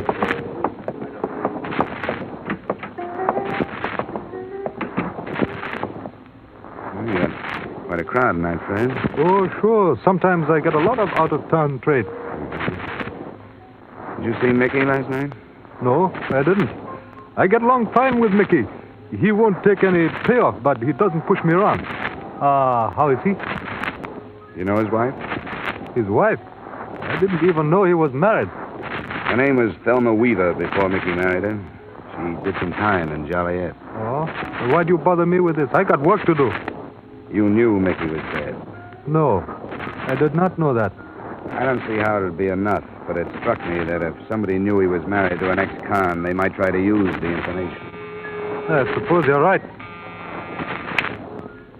Yeah? Roy? Fred? I think you'd better come out. Important? Yes, I think so. Be right out. Pardon me, Dollar. A little trouble outside. You wait here. I'll come right back. I waited. And while I did, I took a quick look around the office for another way out in case I might need it. There wasn't any unless the steel door in one of the walls was it. But before I could try it, the other door opened. I wasn't expecting Fred Koo to return so quickly, and neither was I expecting who did come in. I didn't expect to find you here, Mr. Dollar. Likewise, Mrs. McQueen. I was looking for Mr. Koo. What for? I thought I might help. Mickey kept his notebook, you see, where he wrote down all the places he stopped when he made his rounds. This place was one of them. I thought if I could talk to this Mr. Koo. Do you know Fred Koo? No. Do you know anybody named Weaver? Thelma Weaver? All right, mister, that's enough. Reach. Don't be crazy. What good would that do? Stay where you are and don't try anything. I really mean it. She looked like she really meant it. It was a small revolver, Colt 25. I didn't know whether she'd come in meaning to use it on Fred Koo or me, but it didn't make much difference. At the moment, she had it pointed at my midsection.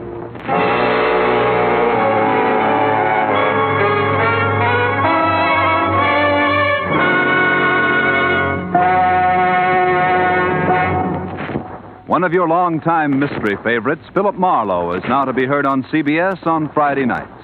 Philip Marlowe, Up for Parole, and Songs for Sale. That's the lineup of fine shows for Friday now on most of these same CBS stations.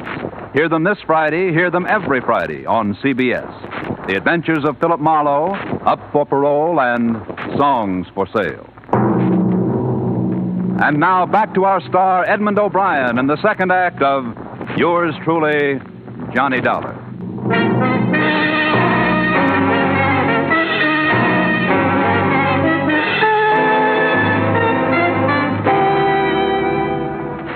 I couldn't figure.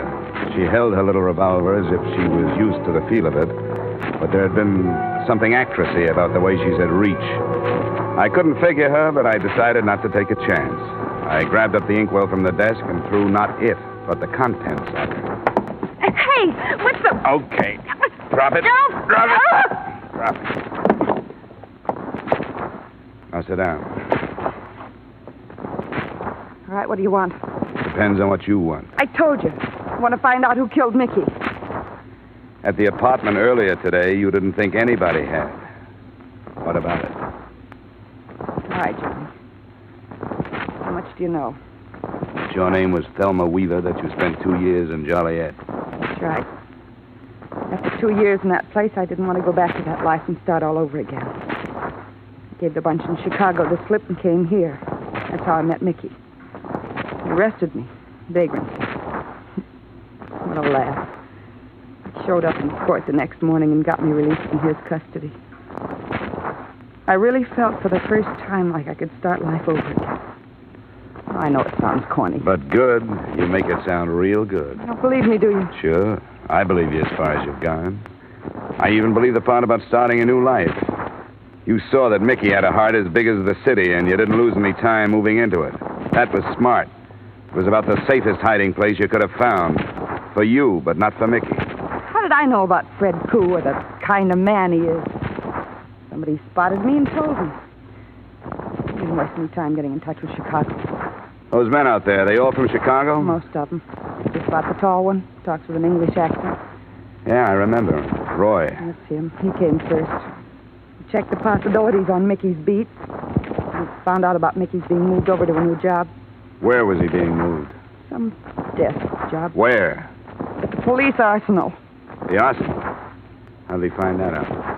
I told him. I had to. He made me tell him. What are Roy's plans, do you know? Yes. Marquardt building. The one that has all the wholesale jewelers. No, that's no good. Mickey was supposed to help them with a job of that size, or they'd revealed that he was married to an ex-con.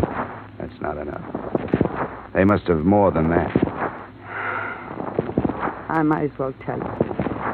Can't hurt me now any more than I've been hurt. His name's Roy Weaver. I'm married to him. He threatened to bring bigamy charges unless Mickey helped him. That'd do it. With your record, bigamy would be a long stretch. 5 years. Mickey would do almost anything other than cause me that. Who killed him? Roy did. I wasn't there, I swear I wasn't. But they met him after he got through work at 5:30 this morning. Why did they kill him? Mickey was all ready for his new job. He had the keys to the arsenal. Here's your gun.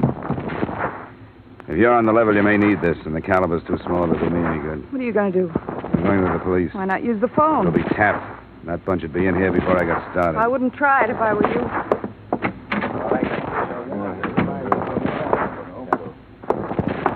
Where are you going, Dollar? I'm going home. I was waiting for Fred Koo, but I guess he decided not to bother. Fred had to leave. Did Mrs. Weaver entertain you with her sordid story? Yeah, it was very pleasant. She's a charming girl. And you were going home to think about it. Yeah, if you don't mind. Get out of my way. Oh, I'm afraid I do mind. I couldn't chance having Fred interrupt the arsenal, could I? Carl? Yeah? Get out of my way. Hey, where are you going? Come on, get out of here. That's fine, Carl. Now, shall we go back to the office and wait? Bring them along, Carl. Pity you became involved in this, Dollar. I'd hoped there wouldn't have to be any more violence. You did stop him. Yes. Thanks for the buzz, darling. It was a pleasure. Look what the skunk did to my dress. Fred get started all right? He's well on his way. Should be back within the hour. Hey, Mr. Weaver, what do we do with this guy? Keep him out of the way. Put him in there. See that he stays quiet. Sure. Hey, you. Turn around.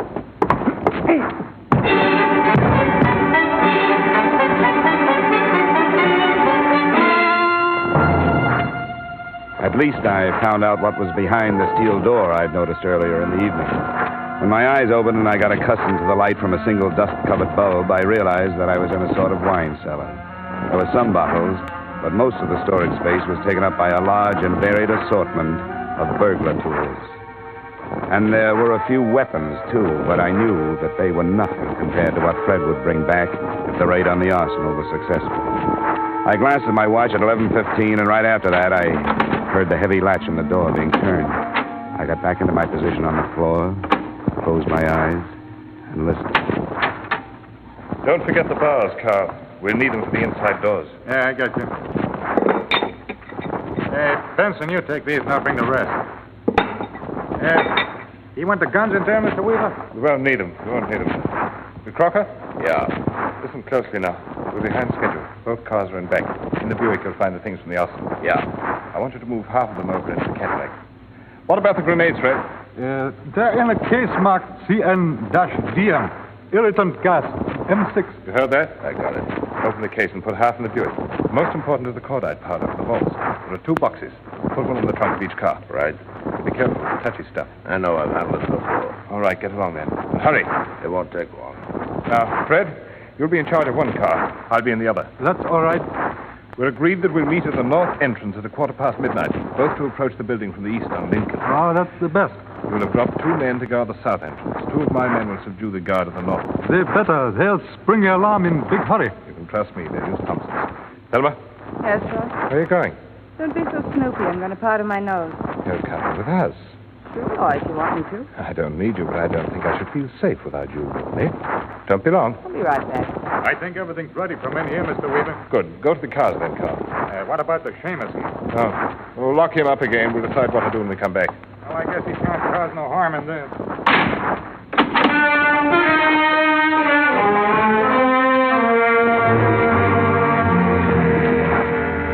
I tried to force the door using one of the bars they'd left behind, but no luck. Then I started poking the cement walls. I knew better than to expect to find any other exit.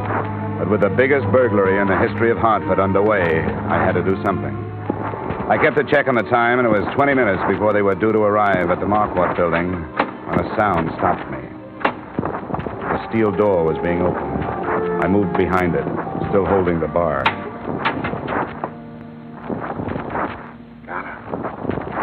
Martin. Are you there? Yeah, Martin, I'm here. How'd you know I was here? Some dame from the hotel. She told me you were here. Damn. Why should she call you? Well, how should I know? I don't even know who it was. She just said she knew you came to the hotel and you were locked up in here. I mentioned the Calcutta to you. I came over to see what it was all about. Some matter, don't you believe me? I don't know what to believe. You said you were holding something out on me when I talked to you. I was. I knew Fred Koo was telling me information about Mickey's wife to some guns from Chicago. I knew it could have led to trouble. Well, why didn't you tell me? You said it was for my own good. I thought it was, and mine, too. I didn't want you to know so much you'd have to tell where you learned it. To prove how smart you were. I don't like this kind of stuff. You got a car? Yes, but it stays right where it's parked and didn't tell me what's going on. The Chicago bunch raided the police arsenal. They're armed with everything from cordite to Tommy guns. They're going into the Marquardt building in less than 20 minutes. What's that? Wholesale jewelers. Will you take me out there?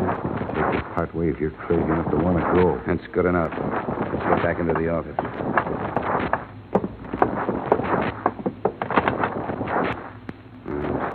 Who'd you want, the police? Yeah. We could stop on the way. It'll take us 15 minutes to get to the Marquardt building. If we run into a patrol car on the way, we'll stop it. If we don't, you can drop me and then phone in. Where's your car?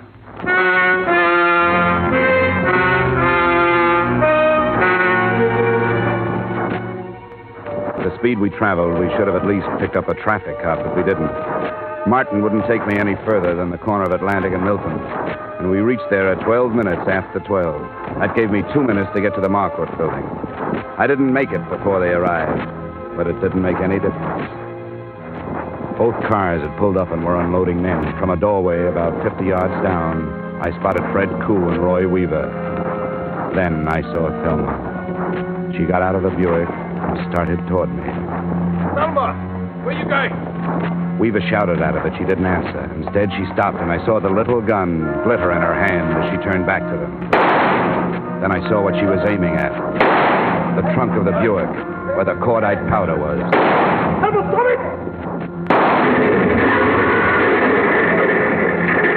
The car went up in a blast of powder and gasoline, and she moved back towards the other.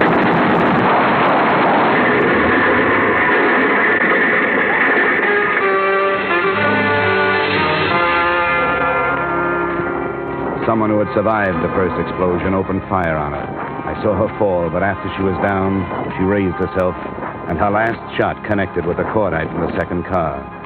By the time I got to her, both cars were flaming wrecks. I picked her up and ran.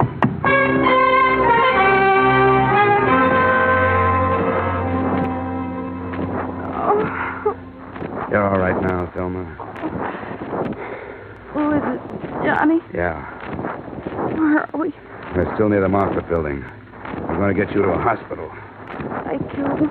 As far as I know, yeah. Oh, I did a terrible thing, didn't I, Johnny? Yeah, pretty terrible. I'm not sorry. You wanted to stop them, but I couldn't let you. I wanted to get them all at once for what they did to Mickey. Don't talk now. Getting just Roy wouldn't have been enough. Would have been easy, but not enough. They were all in it. It was the only way. The cordite. Sure. Mickey wouldn't have liked me doing that, would he? He was so honest. He always had to do everything so legal. Well, he wouldn't have liked it, maybe, but he might have been proud of you.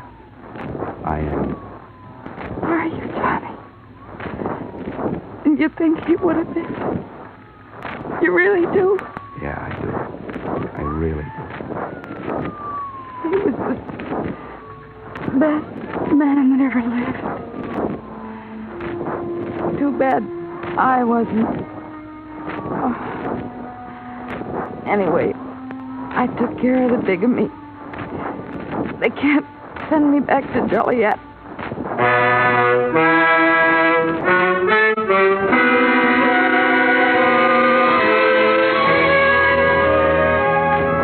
And that was it. Thelma Weaver McQueen, as the department knows, was DOA at Emergency Hospital. None of the mob got out alive except Roy Weaver, who lived long enough to sign a confession to Mickey McQueen's murder.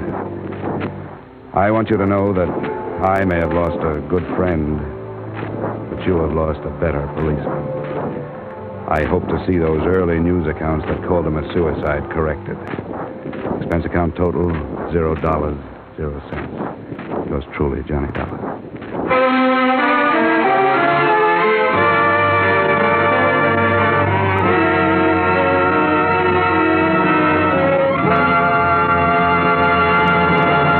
Yours truly, Johnny Dollar, stars Edmund O'Brien in the title role and is written by Gil Dowd with music composed and conducted by Leith Stevens.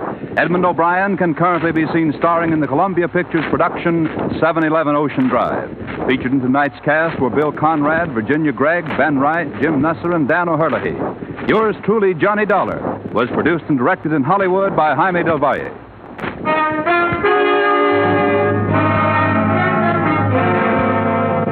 Join us next week at this time when from Hollywood, Edmund O'Brien returns in another adventure of... Yours truly, Johnny Dollar.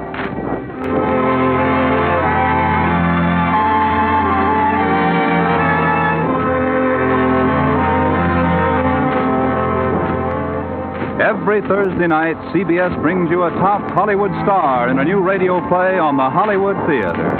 Comedy and melodrama, fantasy and mystery.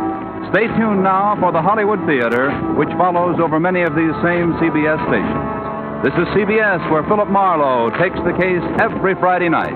The Columbia Broadcasting System.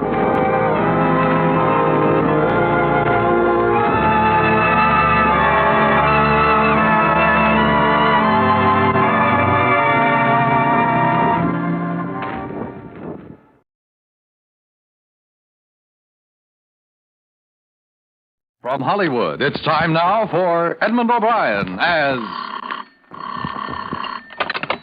Johnny Dollar. Inspector Trabert returning your call, sir. Oh, yes, Inspector. Thanks very much. I wonder when I could talk with you about the Hannibal Murphy death. Why, it's your pleasure, sir. Do I understand you've come all the way from the States? Yes. The news broke yesterday, and his insurance company thought I'd better. The reports weren't quite clear on whether or not it was accidental. Then you haven't heard. Only that he somehow fell off a cliff. Oh, then I hope you'll pardon my being a bit nonplussed at your timely arrival. Mr. Murphy's death was definitely not accidental. Examination this morning revealed a bullet wound in his head.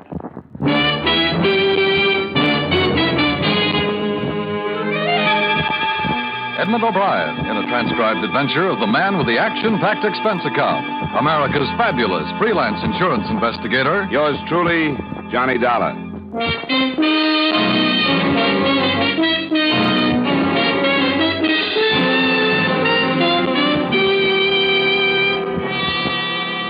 Expense account submitted by Special Investigator Johnny Dollar to Home Office, Plymouth Insurance Company, Hartford, Connecticut. The following is an accounting of expenditures during my investigation of the Hannibal Murphy matter. Expense account item 1, $264.80, airfare and incidentals between Hartford and Kingston, island of Jamaica. After checking into the Myrtle Bank Hotel and reporting by phone to the British Constabulary, I went over late that morning and met the officer in charge. Well, Mr. Dollar, it's a pleasure to have you. Thank you, Inspector Trabert. Although news of the death of one of your countrymen is hardly the kind of invitation I should like to send you. If it hadn't been Mr. Murphy, I probably would have been invited to a murder someplace else. It's a popular pastime. What do you know about the Murphys, Inspector? I understand he's survived by a widow. Yeah, there's a brother also, Paul Murphy, and a stepdaughter, Felice. Oh, I didn't know about them. You mean they're all here in Kingston? Yes, the brother has lived here for the past 2 years, has a cottage just outside town. The deceased and his family were visiting him. They'd been here for 2 months. Anyone else? 2 servants, an old cook and a young man who has rather general duties. Do you have any kind of a theory, Inspector? Since the fact of the murder was proved only this morning, no. Except that it was murder, the position of the wound on the head rules out suicide. Any suspicions, then? No, none that I wish to voice at the moment. Perhaps you'd like to visit the scene of the crime, or rather the point from which the body fell into the sea. Thanks, Inspector, I would.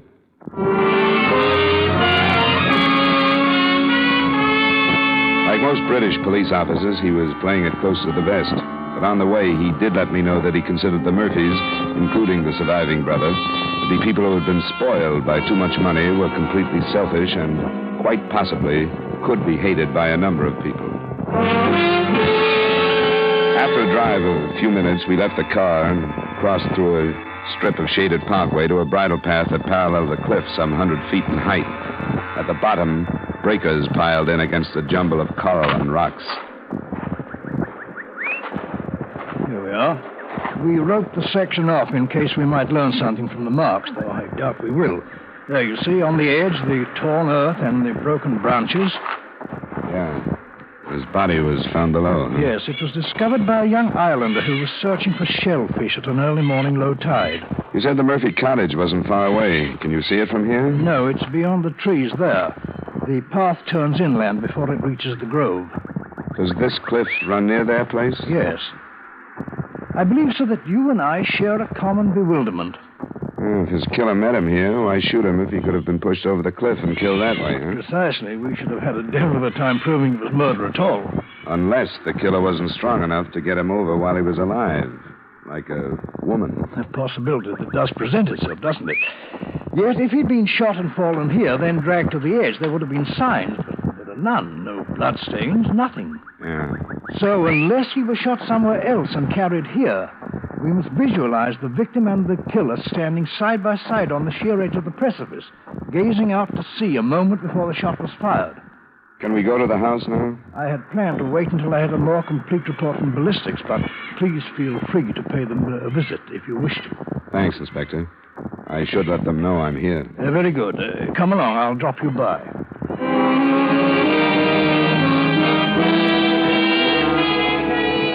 The theory that Murphy was shot someplace else had holes in it, too. If the idea was to dispose of the body, why dump it so close to his home? The mail servant answered my knock, told me Mrs. Murphy was resting, and left me on the veranda while he went to find out if she'd see me. A few seconds after he'd gone, I met another member of the household, the daughter, a plain girl with short hair, gangling figure, and troubled eyes. What's the matter? Wouldn't he let you in? He thought I'd better wait out here. What do you want? I came to see Mrs. Murphy. About what happened? Yeah, I'm afraid so. My name is Felice. I'm her daughter. I can let you in. Oh, thanks. You're an American, aren't you? That's right. My name is Dollar. You've come here because of what happened to my stepfather. Why did you? I was sent by his insurance company in the States. Oh, I'd forgotten about that. I suppose he left a lot. He always did everything so handsomely. It wasn't an accident, you know. He was murdered. Somebody shot him. Yes, I know that. I suppose that there'll be all sorts of trouble now. Police will come and ask all kinds of questions. Well, things like this are never pleasant. Are you worried about answering questions? Of course not. Why should I be? Just the way you mentioned it. Well, I'm not. I'll tell them everything I know and everything I thought about him. I'm not ashamed. Felice. I had a right to hate him. Felice, stop it. Stop talking that way. It's true and you know it. Every awful thing that ever happened to me is his fault. He was filthy rotten. Stop it. Go to your room. All right, I'll go. But you won't be able to send me away when the police come. I'll tell them. Get out of here. Yes, Mother. Oh, I'm terribly sorry. She really doesn't mean what she says. I'm terribly sorry. You don't have to be, Mrs. Murphy. But an outburst like that to a perfect stranger, I don't know what you must think. I think she's a pretty upset young woman. But she has no right to be. She's been an extremely difficult child. I don't know what else to say to you. I'm terribly ashamed for her. Now, would you come into the drawing room? Thank you.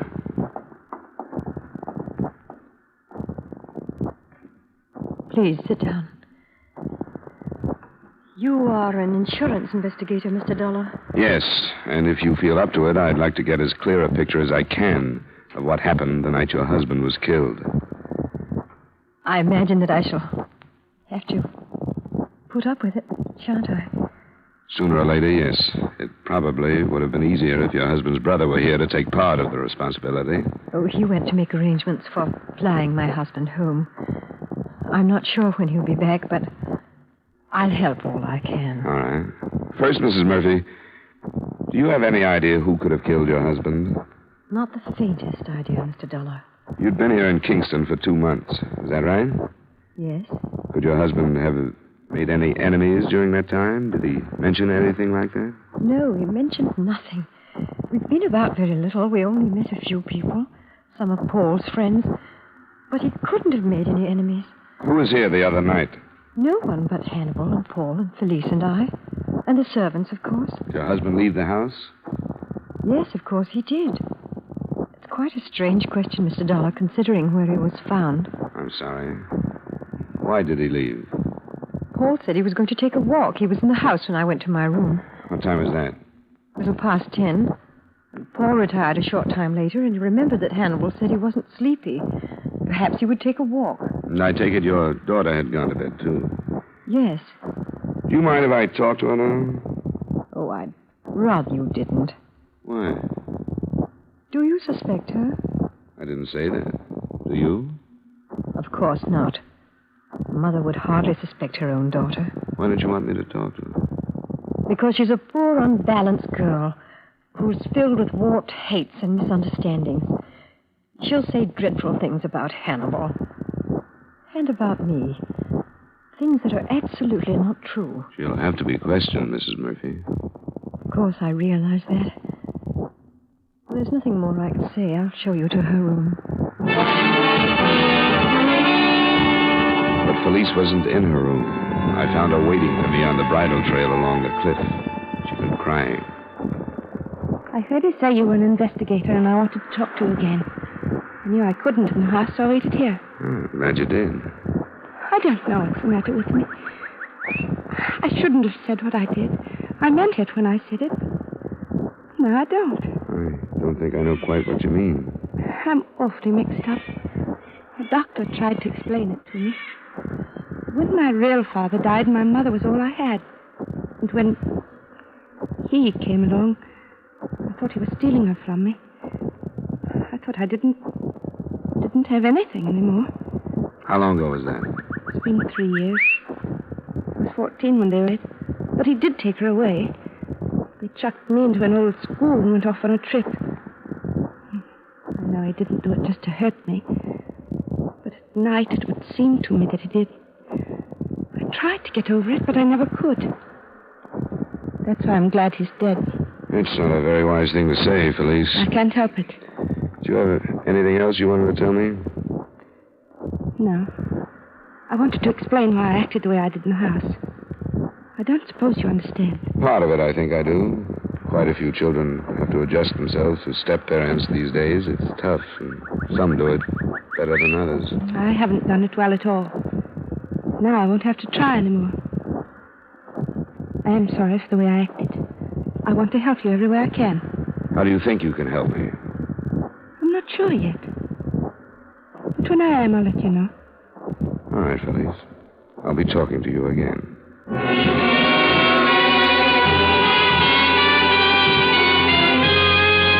I didn't know then what this strange, mixed-up girl was driving at. I got the impression that she wanted to talk more than she had, but I was fairly sure the way to bring it out was to wait rather than press it too hard. I checked in with Inspector Trabert, and his reactions were about the same as mine. On the strength of them, he called Paul Murphy into his office that afternoon. The last time I saw him was when I went to bed. We'd had a drink together, and he said he wasn't sleepy and thought he might take a walk. Do you know how long after that he might have left the house? No, I'm sorry, I don't. I was dead tired. I went right to sleep. Was he in the habit of taking walks at night? Sometimes, yeah. But you didn't hear a shot? No, I didn't hear anything. How much time passed, would you say, between the time you left him and the time you were asleep? Oh, not more than 15 minutes, Inspector. Then he couldn't have left the house before, say, 11:15. Yes, that'd be about it. And you're sure he didn't say anything about meeting anyone? He simply said he might take a walk. I'm not quite sure that I understand the importance of these questions. The importance of it is this. Your brother was killed by a .25 caliber pistol fired at quite close range. I'm afraid we must assume that if he did not meet anyone, somebody either accompanied him or followed him. You mean you suspect someone in my house? We're only stating the facts. Someone was with your brother. We've ruled out the possibility of a robbery motive since both you and the widow have stated that none of his personal effects are missing. You can see how the thing narrows down, Mr. Murphy. Yes, I can. I don't know what to say. Do you mean that you suspect someone? No, I don't. If you do, Mr. Murphy, it would be to your advantage to come out with it. I'm afraid the duty of making accusations is yours, not mine. A commendable statement, sir, as long as you don't mean that you're withholding information. I'm not. I have no information at all. Very well, Mr. Murphy, you may go.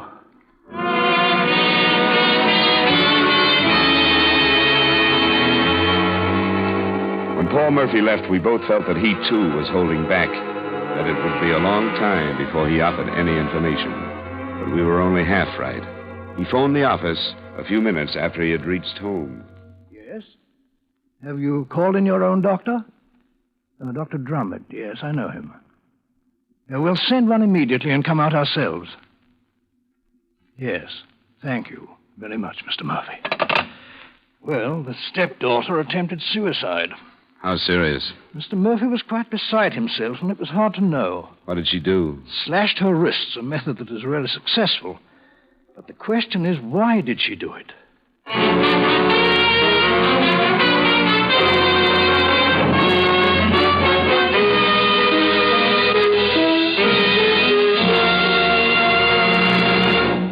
We will return you to yours truly, Johnny Dollar, in just a moment.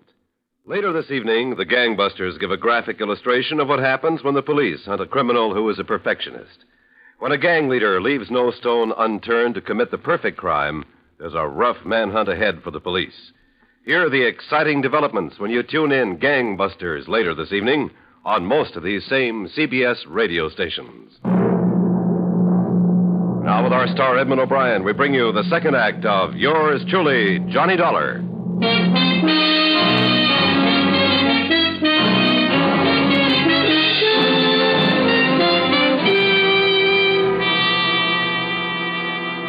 Inspector Trabert and I went right out to the Murphy residence, but were held back from Felice's room by both a private and an official physician. The latter was the last to leave her room. Well, Doctor, how is she? You can see her now. As you might expect, she's in a highly emotional state. Yes. Oh, this is Mr. Dollar, Dr. Gurley. How do you do, sir? Dr. Gurley, she going to be all right? Oh, yes, I think so. You didn't do a very good job of it. I think she needs a good psychiatrist. A very good one. She's evidently needed one for a long time. She say anything to you? No, nothing specific. Only that she hates everyone. Well, I wish you luck, gentlemen. I've got to run. Thank you, Gurley. Bye, Doctor. Good day. Well. Yeah.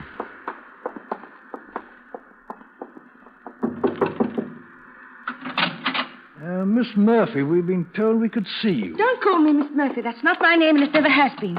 Hello, Felice. Hello, Mr. Dollar. Who's he? You remember me, Inspector Trabert. I spoke to you yesterday. I hardly remember yesterday. I hardly remember anything I don't want to. I want to forget. What do you want to forget? Everything. My whole life. It's been a waste. Nothing's been right. I hate her. Please, miss. I don't care. I'm going to tell the truth. What is the truth? They killed him. My mother and Paul. I saw it all happening. You were a witness to the killing? I saw what was happening here. I saw what was happening in England last summer. First, I was glad. I thought he'd go away and I'd never see him again. Felice. Then we came here, and I knew it. If it weren't him, it would be somebody else. I knew it would never stop. Felice, hold it. Slow down. I'm afraid you'll have to be more specific, young lady. Do you mean that the marriage between your mother and stepfather was not a happy one? It started last summer in England. She was getting tired of him. I heard them fighting and calling one another names. They tried to hide it from me because they knew it would make me happy. But I heard them. She wanted to divorce him, and he wouldn't let her. What happened the other night, Felice? I knew what was happening here, too. I heard them arguing the other night after they sent me to my room. Then I heard Mother go to her room. Then they left the house. Your stepfather and Paul left the house? Did you see them leave? Yes. And then I heard the shot. What time did you hear it? Do you remember? Yes, I remember. It was 11:15. I remember because I was lying in bed, awake. And when I heard it, I sat up and I turned on my lamp. And I looked at the clock. Then I turned the lamp off again and went to the window. And in a little while, I saw Paul come back alone. Why haven't you told us this before, Felice? I don't know. I was awfully mixed up. She's my mother. At first, I thought I should protect her. And I thought of everything she'd done to me. She never wanted me. She threw me away. She's never been a real mother. I've always hated her. That's why I'm telling you. Because I hate her and I want her to be punished for everything. I shall expect you to repeat this in the form of a sworn statement, Miss Felice. I will, but you've got to take me away from here now. I can't stay here, I'm afraid. I'm afraid of what they'll do.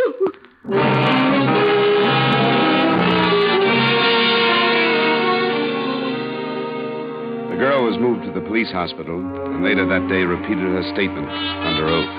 At about the time she was doing that, there was another development. Inspector Trabert received a call from the proprietor of a second-hand shop that specialized in fishing tackle and guns.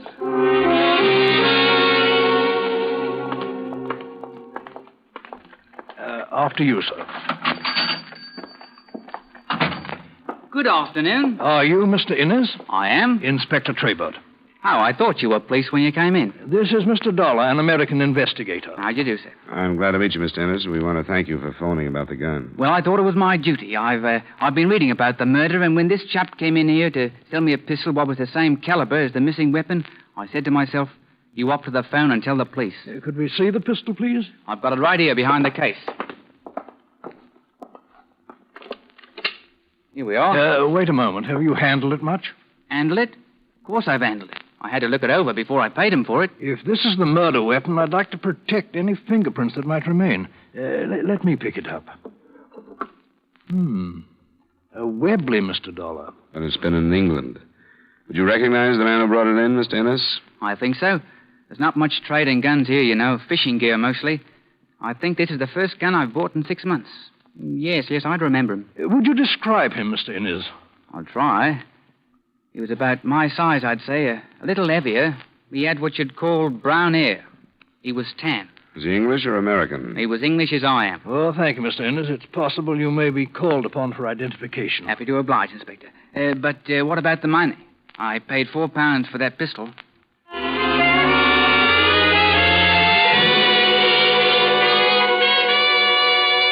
In view of Felice's sworn statement, Inspector Trabert was forced to make an arrest. So for the last time, he returned to the Murphy residence. And I shall have to remind you that anything you say may be held in evidence against you.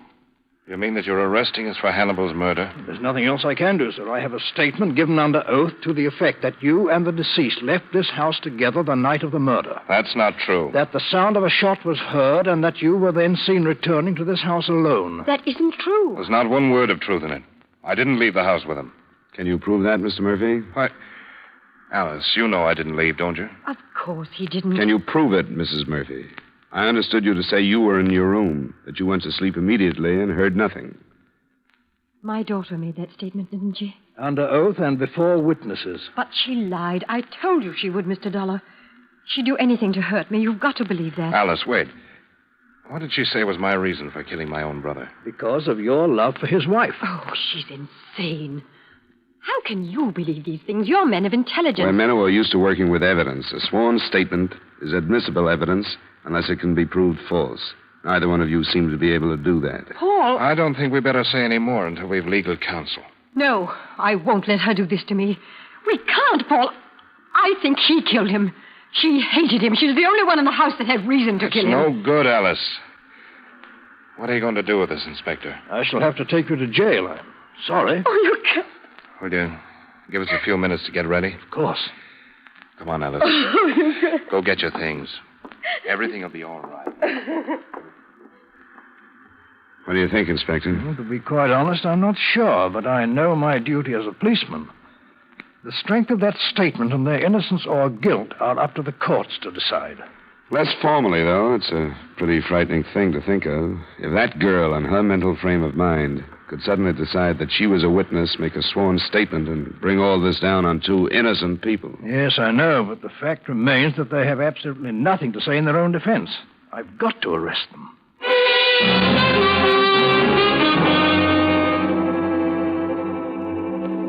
The widow and Paul Murphy were taken in, and I couldn't get out of my mind the strength of the case against them as far as the Crown went.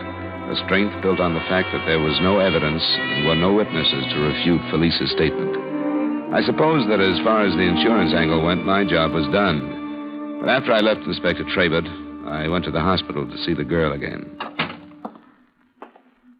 Hello, Mr. Dollar. How are you feeling? I feel awfully lonely. They arrest Mother and Paul. Yeah. Then I'm all alone. She'll never want me back now, no matter what happens. But she never wanted me anyway. I'm glad I did it. If you told the truth, you have nothing to worry about. What do you mean? I've nothing to worry about. I mean, if you told the truth, you did the right thing. But if you didn't, you've done one of the worst things anyone could do. Of course I told the truth. You believe me, don't you? That doesn't make any difference. The inspector did. But you do, don't you? You don't think I was lying, do you? I hope not. You think I could make it all up? You think I could do a thing like that? I hope not. I couldn't. I know what you're thinking. I told you how I hated her and how I hated him. But I could never say the things I said if they weren't true. I could never do a thing like that. How did you happen to see the two men leave the house together? You never really explained that. I was looking out the window. I thought you were in bed. Not then. You saw them leave, then went to bed, then you heard the shot, then you got up again and went back to the window? Yes, that's right. Was your light on when you saw them leave? No. But you turned it on when you heard the shot? Yes. Then you turned it off and got out of bed and went back to the window? Yes. And who did you see? I told you, Paul. You were sure it was Paul? Yes, I was sure. Why were you sure? I saw him. Why were you sure it was Paul? Why didn't you think it was your stepfather? I knew it was Paul. Because I had a feeling that something was going to happen. Don't ask me any more questions. You'd better get used to them. The defense attorney is going to be asking the same kind if this gets into the courts. Well, I won't bother you anymore, Felice. I guess you're tired. You don't believe me, do you? I told you. Doesn't make any difference. As I mentioned, the matter was out of my hands by that time, and I was sort of 50-50 on believing the girl. I made my plane reservations on my way back to the hotel, but when I asked for my key, I got instead a message to phone Inspector Trabert. When I did, he told me, A, that the .25 caliber Webley from the shop was the murder gun, and B, that some prints on it had checked to a known criminal who had confessed the shooting. He asked me if I wanted to come over. It's an incredible turn of events. Raises perfect hob with the girl's statement in any case we thought to build from it. Yet on the other hand... Oh, here. I should like to have you meet Mr. Roy Church. What are you doing back, Copper? You beat it out of me, so now you've got it. You dropped quite a bombshell into this, Mr. Church. Tell Mr. Dollar in your own words how you came to kill Mr. Murphy. Why should I? You've told him, haven't you? No, I doubted he would believe me. I'd like to hear, Church. His ruddy brother said he was going to pay me to do it. Paul Murphy? Yes. Promised me £500, he did. Paid me 100, and I waited 2 blinking weeks on that clip for his brother to take his walk. Then I got welshed by the dirty beggar. That's why I had to sell the pistol. Tell him why, Mr. Church. I was supposed to take this here Murphy's wallet to make it look like robbery. But he fell over the cliff when I shot him, and I couldn't reach him. That'll be all, Mr. Church. Thank you very much. Think nothing of it. Well, Mr. Dollar? Well, this means there isn't a word of truth in that signed statement, except that maybe she heard the shot. She didn't see the men leave the house or Paul back. She didn't know anything. Yes, a rather spiteful statement, but fortunately true in content. They did have the man killed. I don't know what to do about that girl. What would you do? Well, luckily, I can leave the whole mess in your hands, Inspector. I wish you'd come up and work a nice, simple Hartford murder with me sometime. Do you good.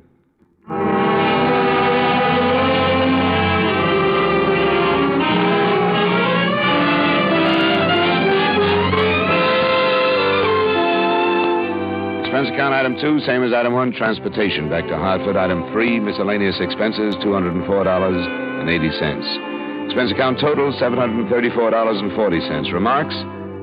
I can't help wondering what would have happened if Felice's sworn statement had been entirely false and the widow and Paul entirely innocent. I wonder if they would have been hanged anyway. Yours truly, Johnny Dollar.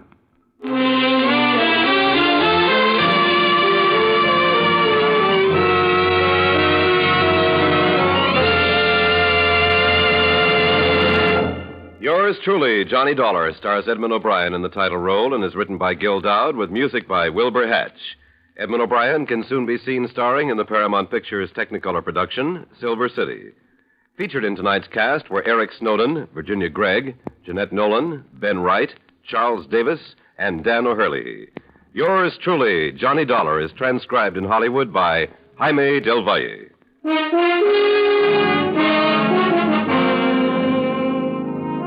This is Dan Cubberly inviting you to join us next week at this time when Edmund O'Brien returns as... Yours truly, Johnny Dollar.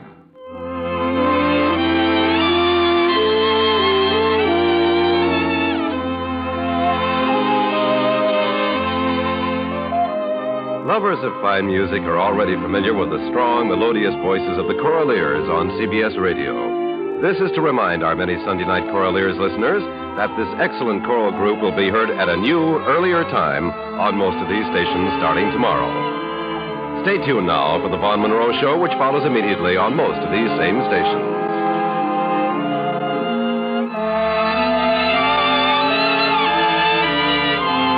And remember, those lovable rascals Amos and Andy are here every Sunday on the CBS Radio Network.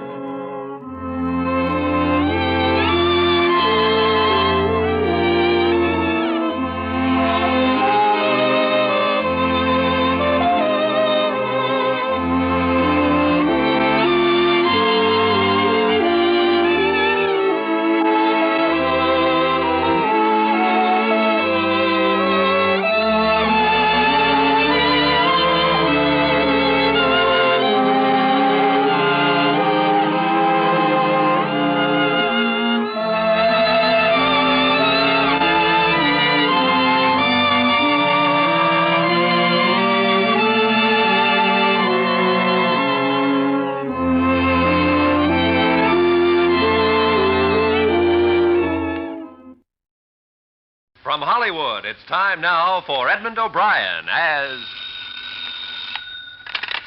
Johnny Dollar. This is Bill Hudson, Johnny. Grand Industrial Assurance. Remember? How could I forget? Whose assembly line busted down this time? It's steel, Johnny. Cornell Steel, Pittsburgh. Lots of so-called accidental deaths from the open hearth furnaces. Frankly, it smacks of murder to me. Could be hot work. I'll bring my sweatshirt. When's the next plane for Smokeville?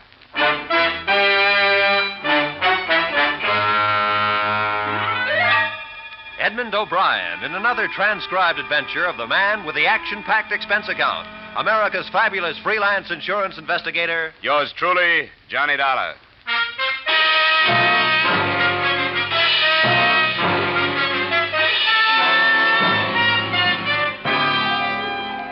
Expense account submitted by Special Investigator Johnny Dollar to Great Industrial Assurance Corporation of America, Hartford, Connecticut. The following is an accounting of my expenditures during investigation of the dead first helpers. Expense account, item 1, $83.24 plane fare to Pittsburgh, Pennsylvania, a land of chimneys and open hearth furnaces where I met Supervisor Joel Barrett. 5 men in a single month, Mr. Dollar. All of them first helpers. What's a first helper? Well, it goes like this. The melter foreman is in charge of a number of furnaces. The first helper is in charge of an individual furnace. Under him are the second helpers and the cinder snaps. I see.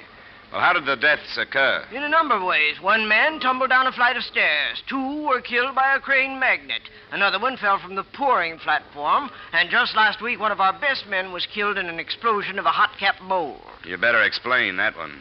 Certain types of steel have to be capped after they've been poured from the ladle to the ingot, you see. Sometimes the pressure is so great inside of them that when the pourers shoot water on the cap to seal it, the cap flies off and sprays a man with molten steel.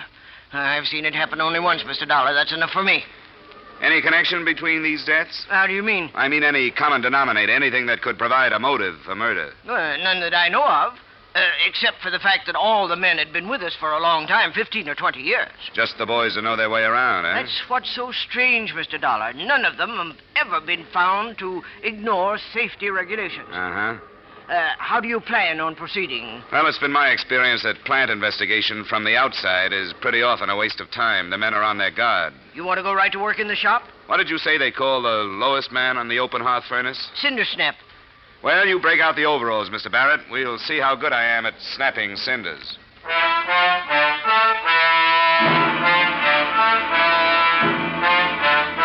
Expense account, item 2, 25 cents for work cap. Every other item of equipment provided by the company. Expense account, item 3, $1 for blister salve and adhesive tape for hands after first 8 hours of work.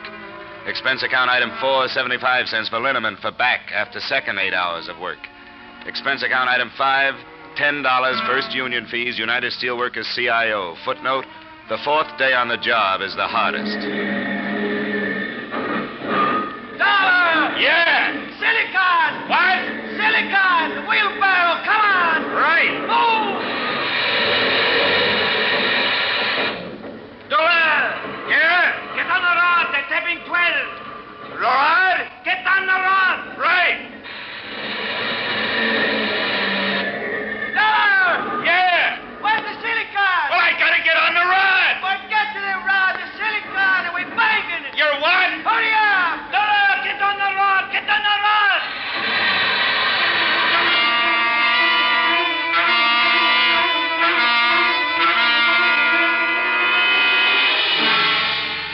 The routine was a killer, but more and more I felt myself becoming a part of the making of steel.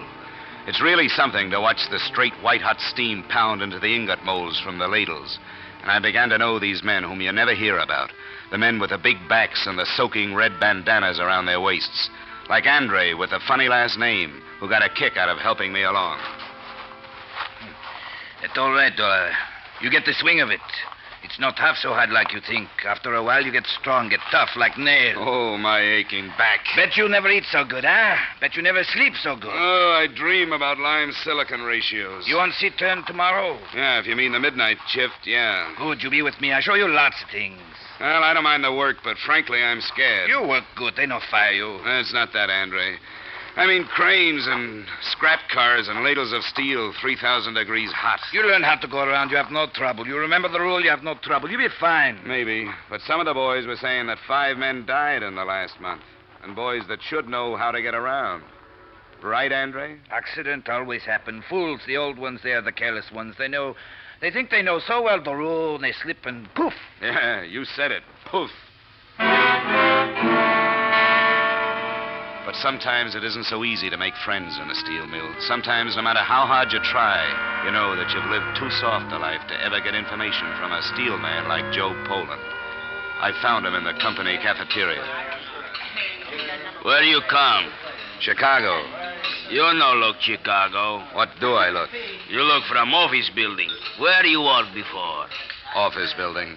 Your hand like baby, soft like milk. How'd they take you? Guess I've got an honest face. What? Skip it. Eat your soup. It's getting cold. Yeah.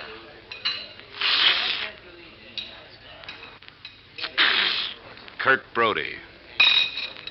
What you say? Nothing. Just Kirk Brody. Kirk Brody. How you know Kirk Brody? He dead when you come. I know. Killed by a hot cap mold. Kirk Brody friend. I like him. Work good. Who was working with him, Joe? Masaloni. Glad it wasn't me. I'd hate to have that on my conscience. You nosy. You maybe work for Barrett. Barrett. Blech. I don't like. Finish your soup, Joe. It's getting cold. Yeah.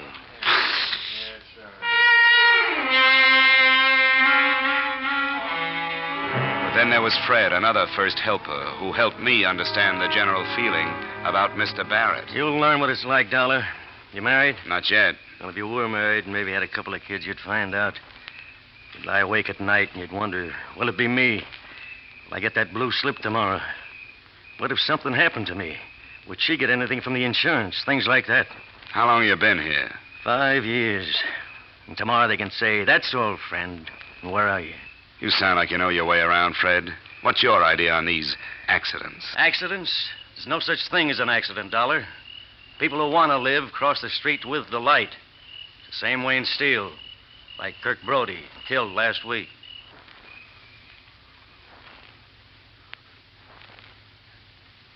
I decided to pay Kirk Brody's widow a call. But there was so little to go on, I had nothing to lose. She lived in a cold water flat. There was still a black wreath in the door.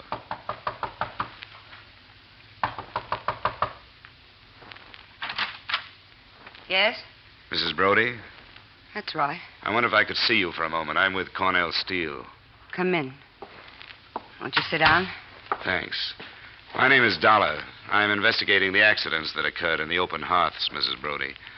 I'm sorry to trouble you about it, but there are some things I have to know. Kirk was the last one. It happened 3 weeks ago, is that right? Yeah. 3 weeks ago, Tuesday. On the accident report, it said he was killed when a hot cap blew off a mold. I knew it would happen, Mr. Dollar. I knew it would happen. It was as if I could have stopped it. Oh, Kirk was always careful, always. Only that day when he left the house, I had a feeling something was going to happen. I said, Kirk, please be careful. He smiled. It was the last I saw. I won't trouble you any further, Mrs. Brody. Oh, no. I want to tell you what's happening, Mr. Dollar. I'll tell you what it is. It was this way with Kirk. It's this way with the others. It's their jobs. They're scared for their jobs.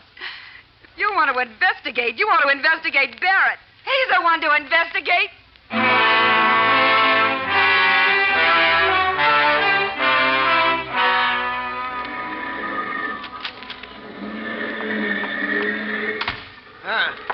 Hope nobody saw you come in here. Nobody did, Barrett. What'd you find out? Well, nothing you could call factual, but there's some kind of tension in the shop. Something's going on. Well, production is holding its own. No, they work all right. But it's like they're frightened of something. I want to look at your employment records. Well, sure thing. Right in that file drawer. Thanks. Yeah, it certainly is odd, Dollar. Every one of the men killed was alone at the time. No witnesses at all. Oh, really? That's something you neglected to tell me on my first visit here, Mr. Barrett. Slipped my mind. Yeah, it seems several other things slipped your mind. What do you mean? Well, like a little communication I found on the bulletin board in the locker room. What communication? To the effect that due to various conditions beyond our control, layoffs will be necessary in some cases, and men will be laid off consistent with their seniority. But now, what possible connection could that have with the 5 deaths? You had the answer to that question, but I had to find it out on my own. I don't call that active cooperation, Mr. Barrett. What's that, The 5 men were killed in order of seniority. The killer, whoever he is, obviously is scared to death of losing his job. According to your files, the next man slated for accidental death is another first helper, Mike Baroldi. Now, you knew all that. Why didn't you speak up? Well, I don't know. It never hit me as particularly important. You know Cornell Steel isn't laying off anybody right now. Maybe you're trying to scare the men into more work. And I doubt if that's company policy, Mr. Barrett. You have your job to do, Dollar. That's to find this killer. I have my job to do. That's to boost production. Is that all right with you? Perfectly all right. And I'll take my job any day.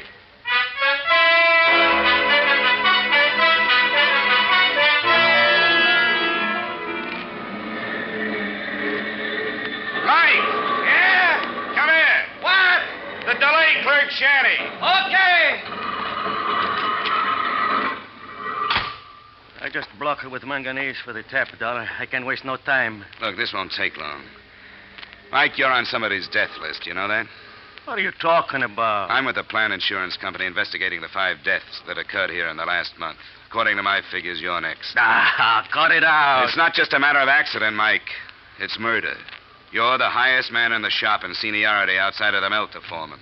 Somebody is knocking off the top of the list one by one. So just watch your step. I believe it when I see it. When you see it, Mike, it's going to be too late.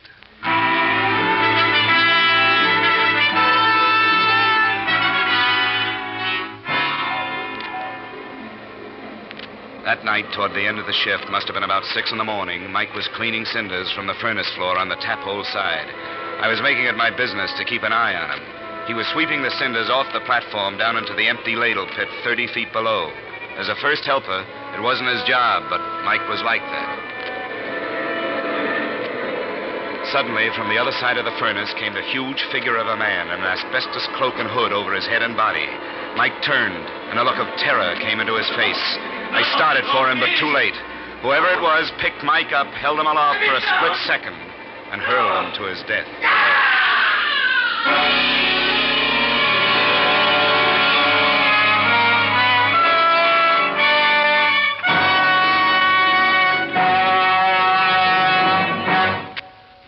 In just a moment, we'll return to the second act of yours truly, Johnny Dollar. But first, to politely paraphrase history, George burns while Gracie fiddles. And the result is, of course, the laugh riot heard every Wednesday evening over most of these same CBS stations.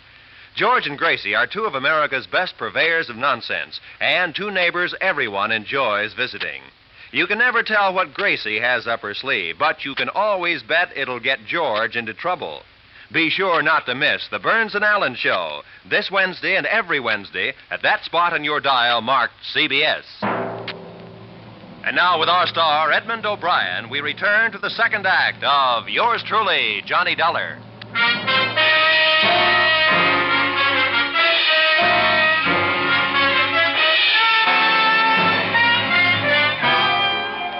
They gathered around the body of Mike Baroldi, and I gave chase to the killer. It was like running after a brown ghost. He ducked up the aisle between furnaces and hopped gingerly over the coupling of a train of coal scrap. I wasn't so lucky. I climbed up, but my foot got caught in the coupling guide, and I fell on my face. The next thing I remember, I was in the plant inspector's office. He was dismayed. He took one gander at my noggin and launched into Lecture 1A of the Safety Inspector's Manual. And look at this one. Another example. Look at his head. You're lucky to be alive. What rule did you break? Section 3, Code 2. Don't you be funny with me. You know, I could have you fired, you know. I'll bet you could. What have you found out about Mike Baroldi? I filled in a full report. The poor man fell over the railing while cleaning the platform. Not quite. What? He was pushed. Pushed? Who pushed him? I don't know. The killer had an asbestos cloak and hood over him. A killer? This is worse than I thought. You got a skeleton key to the lockers? I want to see Mike's belongings. Look, just who do you think you are? I'm with the Grand Insurance Company, mister. You give me the key, and I think we can have this thing straightened out in no time. was so stunned, he sent me to the Open Hearth production office where I got a key. The locker room was empty. I went to Mike Baroldi's locker first. I found his wallet with a pass to the plant in it and $3 in cash. There was a picture of a woman holding a baby. I put the wallet back, looked through the inside pocket of his coat, empty. I closed the locker and started a methodical search of each locker in the place. About 2/3 down the first row, I came to a locker labeled Andre Lemire. I opened it and found what I was looking for, an asbestos cloak and hood. There had been a tear on the sleeve of the cloak worn by the man who had killed Mike Baroldi. I took the cloak with me, locked up, and walked down the aisle to the door. Somebody was coming in just as I was coming out. It was Joe, Big Joe Poland. What you do here, nosy? Aren't you supposed to be at work? I feel sick. Where's Andre? Andre work. Number 10? Like always, number 10. You nosy fella. I get nosier. Did you ever see this asbestos cloak before? Sure. It used to blow a topple when they put out new heat. You seen it lately? Like on somebody? Sure. Andre, he have on coat. When? Before. Before what? I don't know. Before. All right, thanks, Joe. See you later. Yeah. You tell Andre Joe's sick. Joe go home. I'll tell him, Joe. Hey, wait. Inspector say Mike Baroldi pushed from rail. That's right. How he know? I told him. How you know? I saw it. You see Andre push Mike, huh? What makes you think it was Andre? Andre bad fella. He don't like this Mike. Always make trouble for this Mike. And you don't like Andre? Sure I don't like Andre. Why you think I tell you? Did you see Andre? I see him go to furnace where Mike is. Stomach too big. You go on home, Joe. You don't look so good. As far as I was concerned, there were two main possibilities, two big boys. One was Joe Poland. The other was Andre Lemire. I stuck the asbestos cloak that I found in Andre's locker in the production office where I could get to it later. The sun had come up, and Andre was standing there, enjoying the fresh air before going down to the locker room. Hello, Dollar. It's a beautiful day. Yeah, it is. It's a beautiful day. That man should have to bury himself in this dirt and filth when all the world is so beautiful. That is the shame, no? Yeah, that's right, Andre. You going home now? Yeah, I go home now, yes. Oh, I have wonderful suggestion. Wonderful suggestion. You come home with me, huh? We have good French meal. You like good French food? Yeah, sounds great. Your wife won't mind? Sure she mind, but who cares for the wife? Ah, come.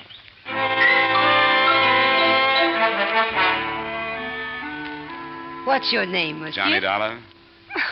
Funny name. Ah, you have no sense.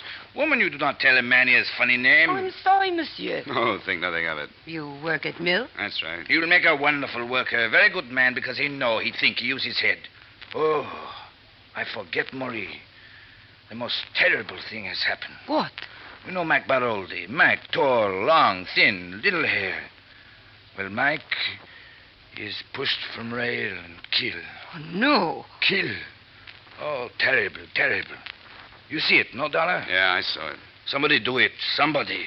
They catch him, boy. Andre, I think it's about time I let you in on a little secret. I'm with an insurance company. I'm investigating these murders. Huh?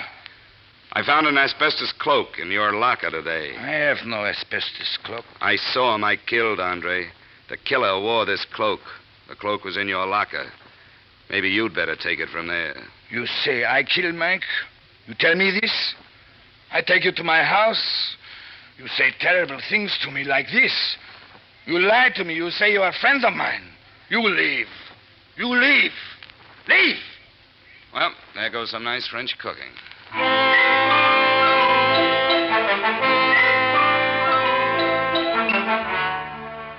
Expense account, item 6, 25 cents for coffee and donuts at a corner cafe.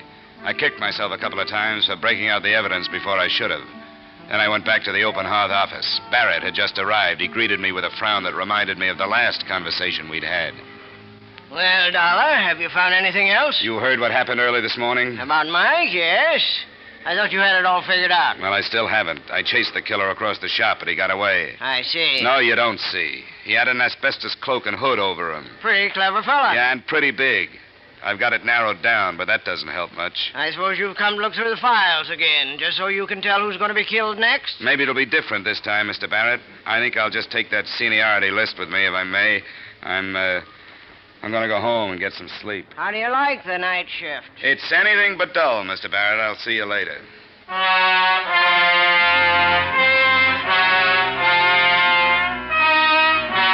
account, item 7, $1 even, cab fare to boarding house, to which a surprised taxi driver chauffeured his first overalled customer in what must have been years. Did I study the list in the cab? I did not. I grabbed a little sleep. The driver shook me awake. I paid him, went upstairs, and flopped in the cot. Then I opened the paper. The next name on the list was none other than Andre Lemaire.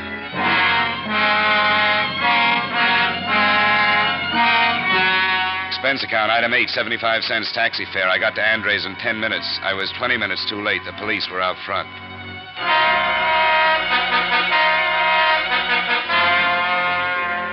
Dead. He's dead. They killed him. Who killed him, Mrs. Lemaire? Killed him. Killed. Who? Who, Mrs. Lemaire? The man. The big man. He killed him. Sergeant, take care of him. I'm sorry, Mrs. Lemaire.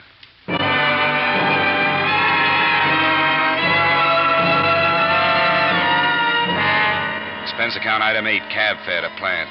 I tried to tell myself that there was nothing I could have done, that everything had pointed to Andre. But I'd seen his name on the seniority list, right below Mike Baroldi's. I'd drawn too many conclusions. It was clear now. The asbestos cloak in Andre's locker had been a frame.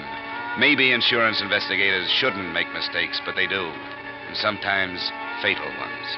I could lay the blame for Andre's death on nobody but myself. Myself and a big first helper named Joe Poland.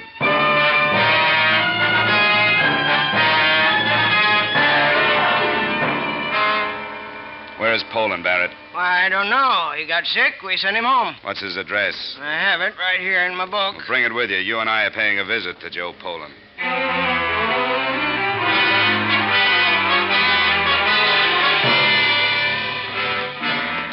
I hope you have a gun, Dollar.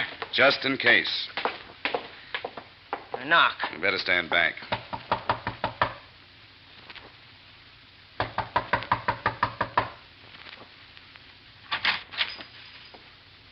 Yeah?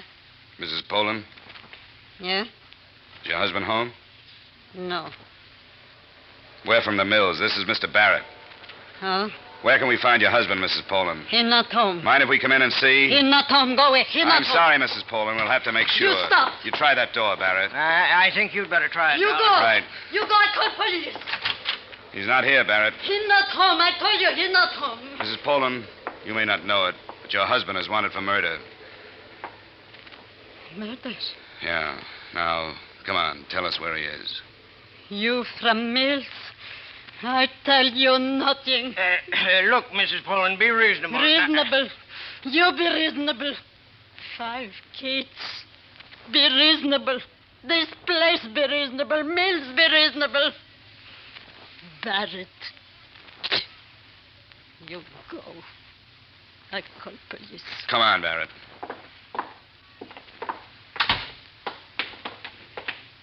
You must have a peculiar theory of management, Barrett. I've been in dozens of plants, and I've never seen anybody loved like you are. What do you do to them? My theory of management is very simple. Men work better when the pressure's on. There it is, cruel but true. I have the top production result in the plant. You can't beat that. How did you ever get off a bookkeeper's stool and into a mill? How did you ever get to be a supervisor? I'd like to meet the man that hired you. I give you 10 days as a supervisor in the steel mills, Dollar. You'd change your opinions fast. Men are no different now than they ever were. Give them an inch, they take a mile. Give them 5 minutes off, they take an hour. Let them out of your sight for a minute, and they're playing cards in a corner. You know, men are more than figures on a production chart.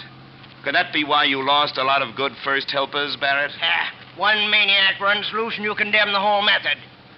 Sorry, Dollar. You've got a lot to learn about the practical management. You'd better just stick to investigation. And from the way you've messed this case up, I'd say you were the one who had a lot to learn in his field.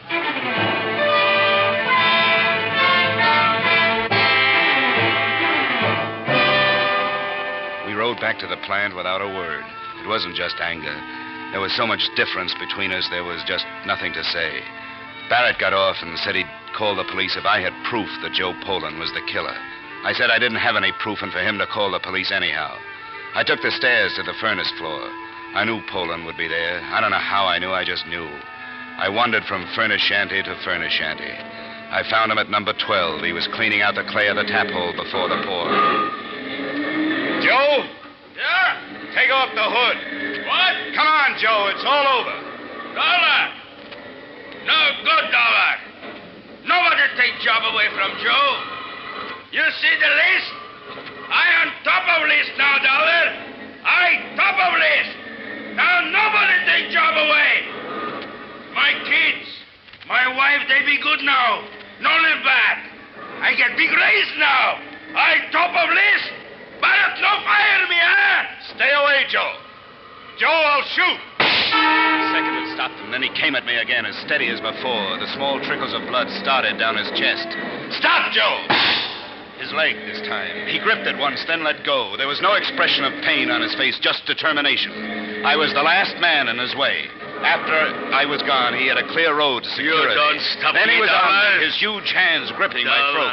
Below me, I could feel the seared heat of freshly poured steel bubbling in his You face. don't stop Then I me, shot again. Dollar. Close quarters this time, and right for the heart. Slowly, the hands relaxed. The huge body slumped over the railing and fell. There was a hiss and puff of steam. I stood up. My legs were trembling under me. I looked down, shielding my face. There was nothing to see. The slag had covered over.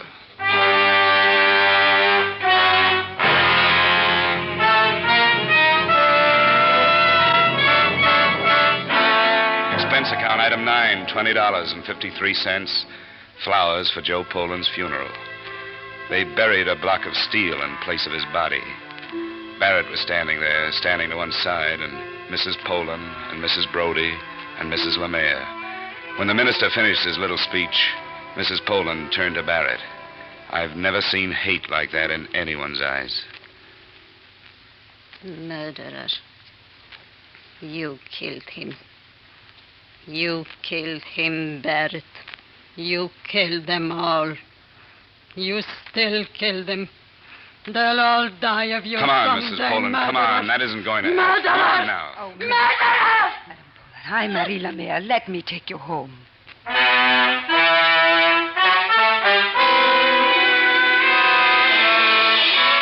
So Mrs. Poland went home with the woman whose husband Joe had killed.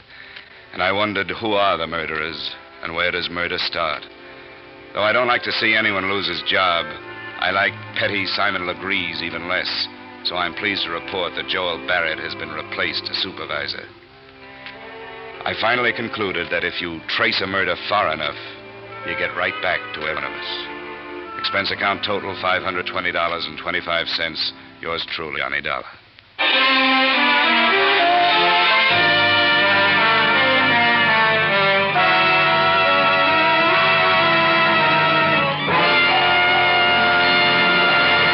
Yours truly, Johnny Dollar, stars Edmund O'Brien and was written by Gil Dowd and David Ellis, with music composed and conducted by Leith Stevens.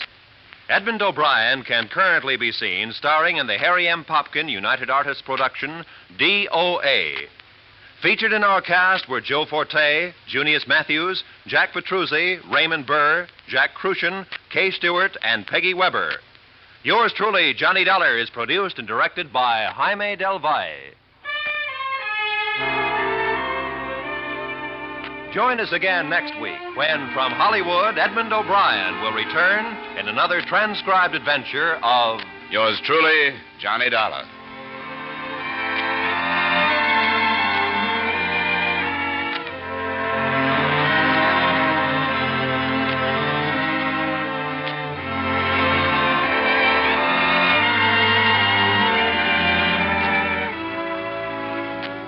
CBS will go right on bringing you Dr. Christian every Wednesday night over most of these same stations, along with Bing, Groucho, and George and Gracie.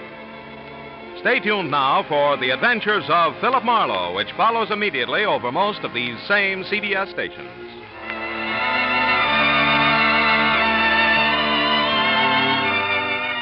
This is CBS, where Wednesday night is Bing Crosby night, the Columbia Broadcasting System.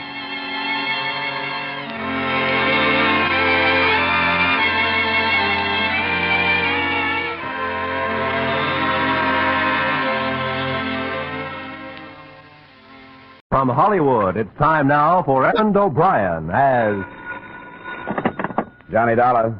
This is Mrs. Caldwell, Mr. Dollar. Oh, yes, Mrs. Caldwell. I'm the investigator your insurance company has hired to look for your son. Yes, I understood that from the message you left. Howard is dead, Mr. Dollar. When did you learn this? I don't have to learn. It's one of those things a mother feels. My son was a part of me. And when he died, I felt it. Oh, I see. Well, an insurance company is bound to operate from a basis of facts, not intuition. If you're going to be in this afternoon, I'd like to drop by and talk to you about him.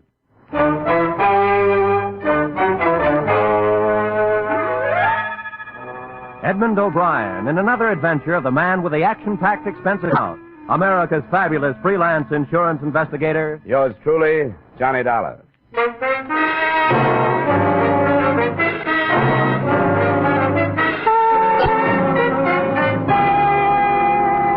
Expense account submitted by Special Investigator Johnny Dollar to Home Office, Britannia Life Insurance Company, Hartford, Connecticut. The following is an accounting of my expenditures during investigation of the Howard Caldwell Matter. Expense account item 1, $6.50 transportation round trip between my Hartford apartment and the Caldwell country estate.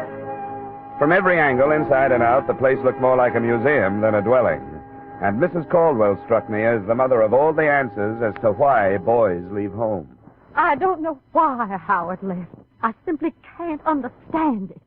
No mother could have been more devoted than I. Except school, I never left him alone for a moment. I made him share everything with me. I protected him and I advised him.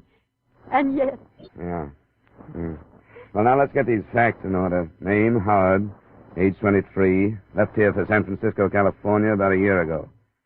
What was he doing in San Francisco? Oh, he was studying to be an artist.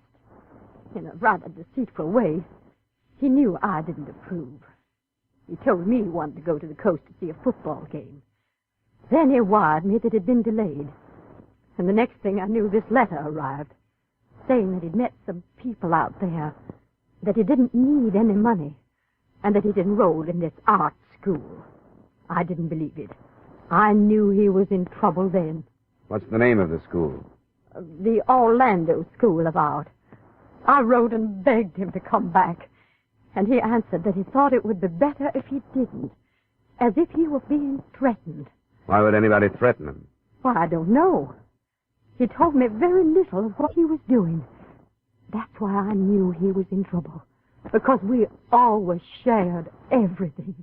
He'd never kept secrets from me. I think you're exaggerating this thing, Mrs. Caldwell. I tell you I'm not. You haven't told me any one thing that I can... What should I think when he writes that I'll never see him again? When he tells me not to go to the police because it won't do any good? That he's gone to another life? Here's a letter. Read it for yourself. The letter did say that. The date on it was a week old, and it went on to make other vague references to danger and death. But a statement that the mother had ignored came to my mind closest to the truth.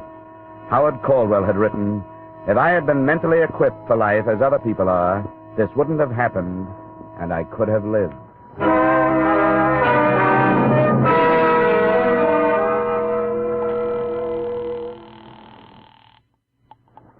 Britannia Life Insurance Company, Mr. Nathan's office. This is Johnny Dollar. Is he in? Oh, yes, Mr. Dollar. Just a second. Well, Dollar, that was a quick trip. What do you think of Mrs. Caldwell? Well, that's neither here nor there. How'd she happen to turn to you? Her lawyer advised her to. We carry a big policy on the son. The lawyer told her that putting the problem in our lap is the best way to do it. And there was something about a letter advising her not to go to the police. Yeah, I read it. Well, we ordinarily don't do this sort of thing, as you know, but it's a matter of $200,000. Did it sound like suicide to you? And it sounded vague.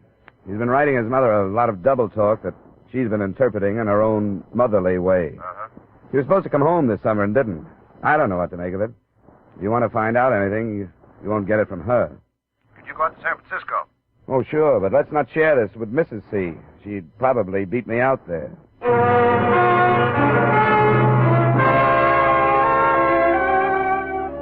Expense account item 2, $200 airfare and incidental costs, Hartford to San Francisco.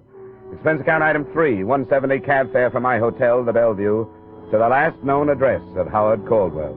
A brownstone in a row of brownstones on Taylor, a street that climbs one of San Francisco's 7 hills. The apartment house manager was in and would oblige. Well, he hasn't been here for a week and a half. I've been taking his mail up to his apartment, but his box gets so full they can't get any more in. The apartment is still in his name? He paid up 3 months in advance. Do you mind if I look it over? Well, I suppose it's all right if you're trying to help it. It's up here. Mr. Caldwell say anything to you about leaving? Well, no, he didn't. I hope there isn't any trouble. But you'd think he'd come for some of his clothes if there wasn't, wouldn't you? They're still here? I couldn't help noticing after he'd been gone so long, without a word. Oh, sure. Yeah, this is it. 22. After you. Thanks. There's all his mail on the table. I hope everything's all right. He's a nice, likable young man. Know any of his friends? Well, no, I don't. I expect he had some, though. He was out at night lots. He never came home drunk or anything, no. Well, if you don't mind, I think I'll run through the place. I won't be long. Well, I suppose it's all right as long as I'm here. After I'd finished, I knew very little about Howard Caldwell that I hadn't already known. The letters on the table were, as to be expected, all from his mother. A drawer in a bedside table gave me something too odd to be ignored. 25 or 30 match folders, all from bars or restaurants, all empty of matches, and each marked in pencil with a date. The earliest, May 4th, 1950. The most recent, September 12th. A closet gave me a portfolio of sketches from various perspectives, and they looked like a brunette. Nothing else in the place seemed to point in any direction, so I copied the addresses on the match folders and helped myself to 3 of the most descriptive sketches. Expense account item 4, $1.30 cab fare to the Orlando School of Art.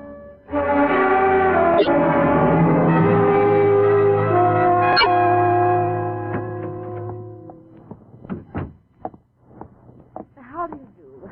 I'm Beatrice Orlando. Did you wish to see me? Yes, I'm a private investigator from Hartford, Connecticut. I'm here trying to locate a student of yours. Howard Caldwell. That's right. You're fast. Not at all. I take a personal interest in my student. It was so strange the way he just stopped coming to class. He was doing so nicely and seemed to enjoy his work. Is he in trouble? I don't know.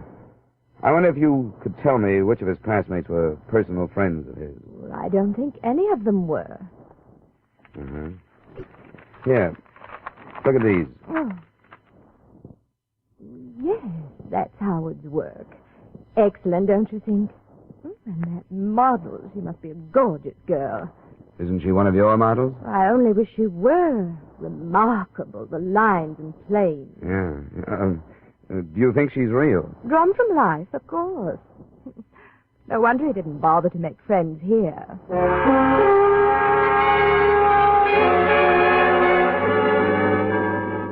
Expense account item 5, $45, see enclosed bar tabs. That night I started making the rounds of the addresses I'd copied from Howard Caldwell's collection of dated match folders. They led me from San Francisco's North Beach section to another area called the Mission, across the bay to the city of Oakland, and back to San Francisco. The only pattern I could set up was that none of the joints were worth remembering. They were neighborhood bars, as a rule, and the routine in each was about the same, except at the one called the stop sign. Is the drink all right, mister? Yeah, it's fine. Say, I wonder if you could help me. How? I'm looking for an old friend of mine. I understand he used to come into this bar. Here. Here's a photograph of him. Name's Howard. No. No, I don't remember him. I got a mind for faces, too. And then look at this. It's only a sketch. Have you ever seen a girl who looks like this? It's a gag. No, it isn't. Makes you think it would be. You mean this is a drawing of a real dame? That's right. And for 10 or 20 bucks extra, I can have the genuine photograph to hang up behind my... Get out of here. Wait a minute. Has somebody tried to sell you a deal like that? You're the first, and I can tell you won't go over in this town. I'm not trying to sell you anything. Well, then go someplace else and don't try. I never saw the guy or the dame, and I don't expect to. Good night.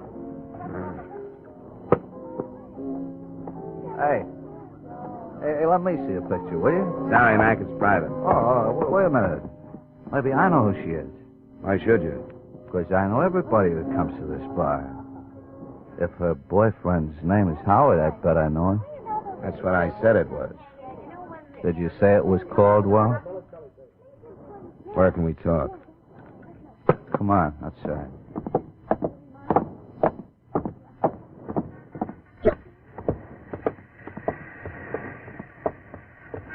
You know where Caldwell is? Yes, sucker, I know where he is. Keep it quiet. Hey. We'll both keep it quiet, huh? I'll take this out of your ribs if you play ball. That's a deal. Up to the corner, then, and across the street.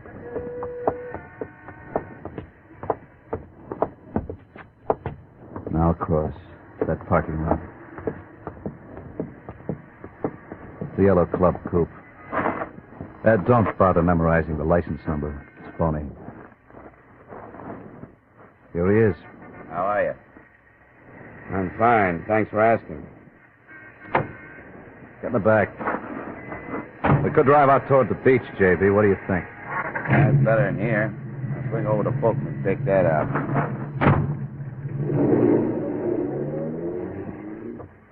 How'd you get the addresses of these bars? How did you find out about me? We've been waiting for somebody to show up. Been watching his apartment.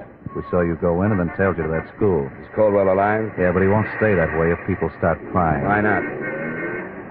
Who hired you? I'm a private investigator. I'm not supposed to tell people things like that. We aren't getting any place, are we? Now, look, from where you sit, how is it going to hurt you to tell us? You're working for the old lady? His insurance company. They carry a policy on it. Well, lay off, J.B. It's not funny. The devil it is. Stupid jerk. Watch it, J.B., will you?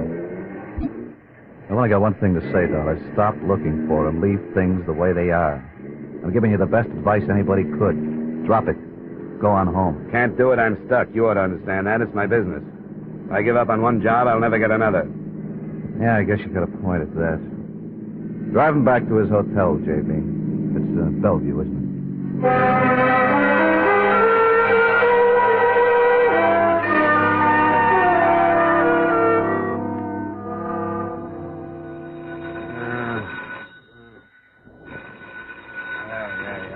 Yeah, wait a minute. Yeah, what is it? It's 5:30, the early edition seeing the streets. What? Who is this? You'll remember when you wake up. Go buy an Examiner, page 1, headlines. Yes, sir. Huh? Send me some coffee, will you? And the early Examiner. Yes, sir. I think the coffee shop is just opening. A couple of cigarettes later, room service arrived. The headline read, Syndicate head found slain in auto trunk. Benjamin Miller, Western gang chief, shot to death. I didn't see how there could be any connection between a dead mobster and the Howard Caldwell matter. But that only proves how wrong an investigator can be.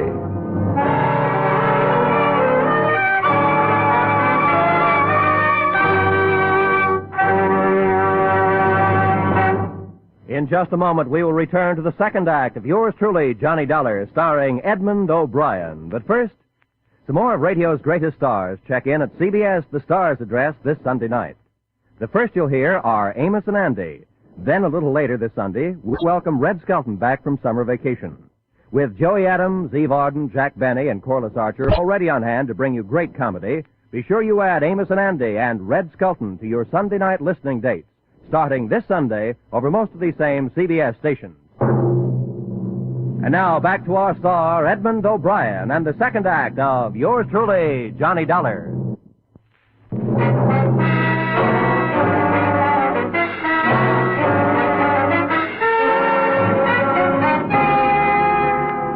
The story under the headlines went on to explain that Benjamin Miller's body had been found in an abandoned car after a phone tip at 11:15 the preceding night. The chief had been shot to death approximately a week before. It was feared that an underworld war would be touched off by the killing, since Eastern operators allegedly had threatened to force Miller out of business on the West Coast. The police had decided to play a waiting game. No lead in all that. But on page 4, there was a picture. Ben Miller in happier days. At his side stood a brunette that matched the one in Caldwell's sketches point for point. Nora Rush, with an address on Ardmore Street in Los Angeles.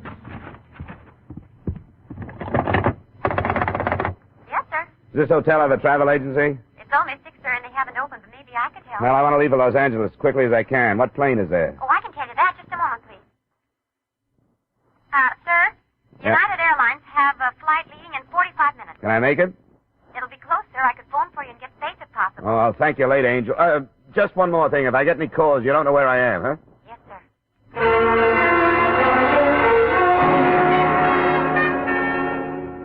Expense account item 7, $5 cab fare and $5 tip for a taxi driver who got me to the airport in 20 minutes.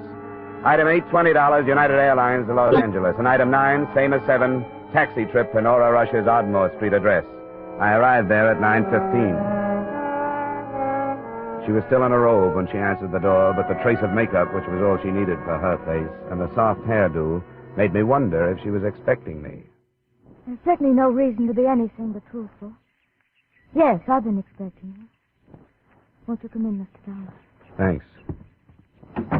Come in here. You have good friends in San Francisco. Yes, I have. Very good friend. Just put your coat any place and sit down. Thank you. Well, then I take it they've told you why I'm on the West Coast. Yes. You've come to look for Howard Caldwell. There's coffee. Would you like some? No, thanks. I've had plenty. Do you know where he is? No, I don't. No, I don't know where he is. I don't know. Oh, come on now. Stop that. Why did you go? Why did you go?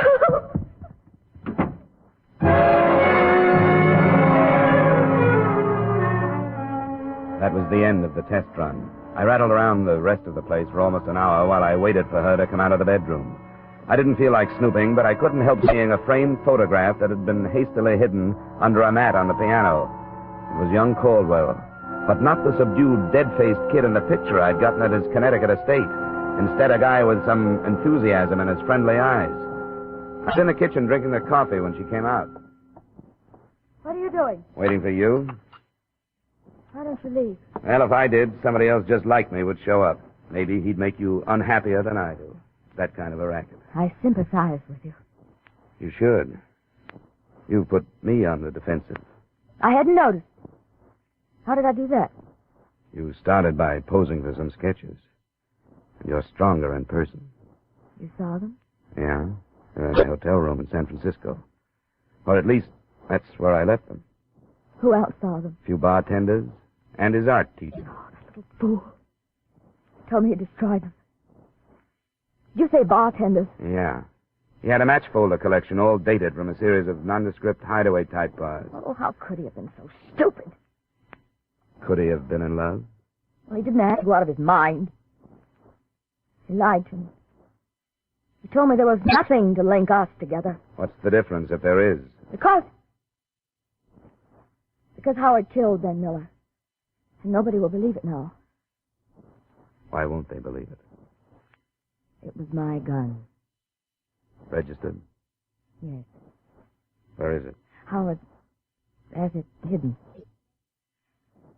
I loved him and all that. But the true story... You've got to believe. You haven't told me. I will, Mr. Dollar. I have to sit down. All right, come on, over here. How did you meet Caldwell? I was going with Ben Miller. Not because I thought anything about him, but he was so powerful out here, and I'd just come from Chicago. Caldwell? Well, it was one of those parties. Some of the models from the Orlando school were invited just to fill out.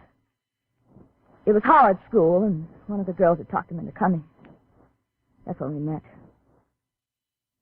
There was something about it. I don't know. This was in May, I take it. I think so. Spring, anyway. He was supposed to go home for the summer and didn't. I'd meet him in these bars, and he'd come to my place when Ben was out of town. He wanted to sketch me, so... But that's not important. Ben saw me meet him and followed us to my apartment.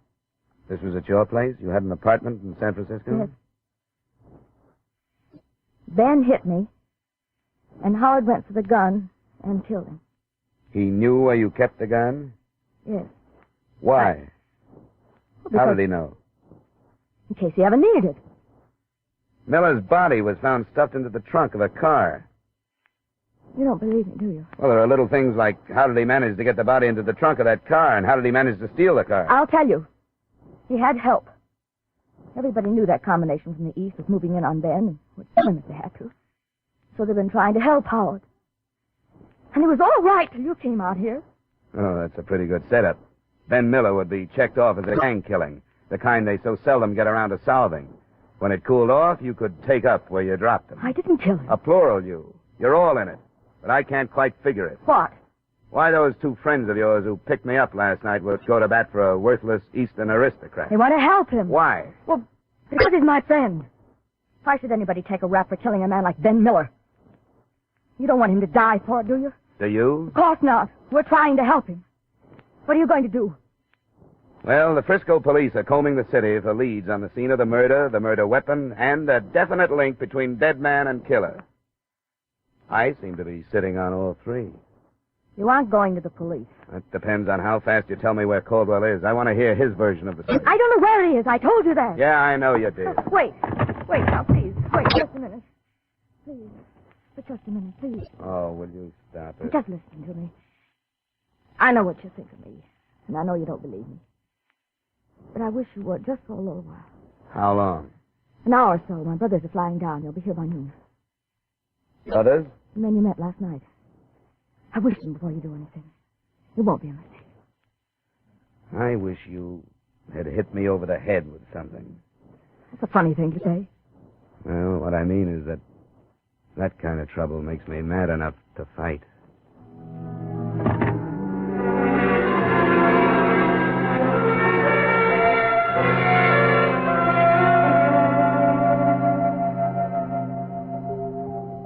There they are, Johnny. I'll go. Wait a minute. Sit down. We're back in Johnny! business again, gorgeous. Sorry. I'll let him in. All right, go ahead, you stubborn jerk. Come in. Where's the other one? He stayed in Frisco. Sorry I couldn't get here faster, honey. Are you all right? I'm all right, Al. Did you tell him how it happened? Yes. She told me and we made a deal. I wouldn't phone the police until I talked to you. Still stands. Can I get you anything, Al? Yeah, a drink would help. All right. Look, Dollar.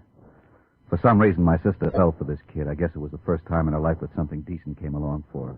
He wanted to marry her. And it fell to pieces when Caldwell lost his head and shot Ben. What really happened, Al? Ben made a lot of threats and stirred up all the mud in Nora's life. She tried to stop him, he slugged her, and that was it. Were you there? No, I wasn't there, but that's what happened. Leave it alone, Dollar. Ben had the finger on him anyway. Why not let it cool off? There are a number of reasons. Unfortunately, I'm burdened down with a vague but heavy thing called ethics. Says so on my license. Another thing, if I forget it, it makes me an accessory to the killing. But most important at the moment is the fact that I'm not sure that Caldwell is guilty. Keep coming, Dollar. It would make more sense if you were protecting your sister instead of that punk.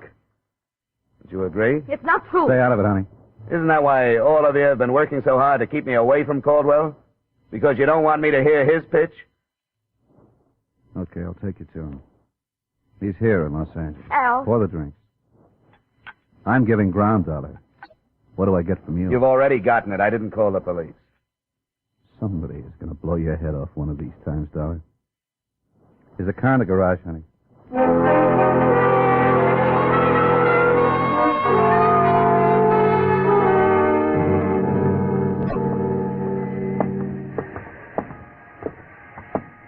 This is it. Upstairs. Quite a come down for a scion type. That's a good spot for him.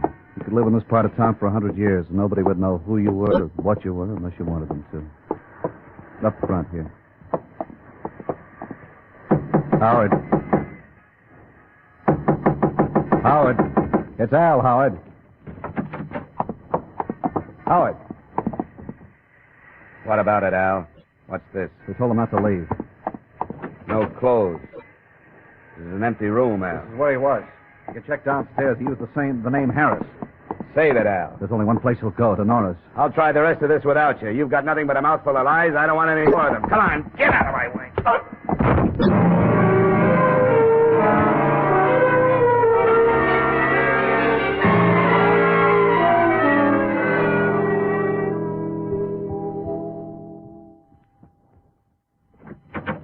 Caldwell here? Yes, he's been here all morning. He came right after you did and hid outside. He's like a crazy man. Where is he? In the bedroom. You stay here.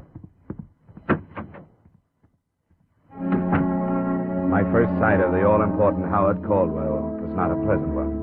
He was face down on the bed, his head buried in a pillow, and his body shaking with sobs. It took 30 minutes of treatment, some of it not too gentle, to get him into a chair in a reasonably sane state. I'm glad you came. I'm glad you found me. I'm glad to talk to somebody who isn't stupid. I want you to calm down, Howard, and tell me what happened. What happened? You know her, and I do too. She didn't want to marry me. She wanted to marry my respectable name. Money. Who killed Ben Miller? I did.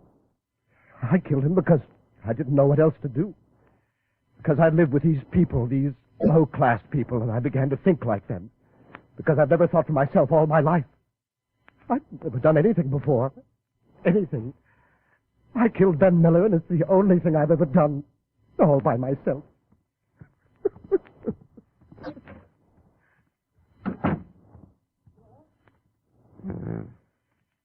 Why did you risk all this to protect him? I don't know. Because there was something that drew us together. He was lost, and so was I. And I figured it was my fault. I'd drawn him into my life. He hadn't drawn me into his. I thought I owed it to him. But he's a snob, isn't he? Yeah. Yeah, I'm afraid so. He called me a tramp. But I guess when you take a guy like him, who wants to get away from his kind of life, and a dame like me who wants to get away from her kind, and neither one can figure it out. What can you expect but trouble?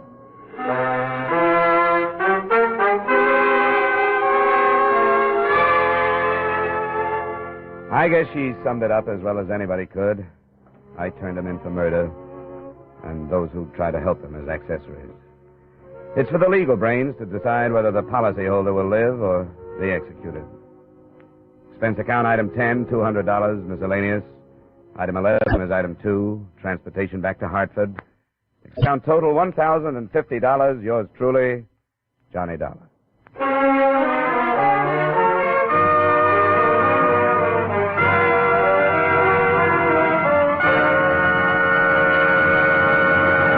Yours truly, Johnny Dollar, stars Edmund O'Brien in the title role and was written by Gil Dowd with music by Wilbur Hatch. Edmund O'Brien may soon be seen in the Paramount picture Warpath. Featured in our cast were Lorene Tuttle, John McIntyre, Bob Sweeney, Hy Averback, John Daner, Gene Bates, and Jeanette Nolan.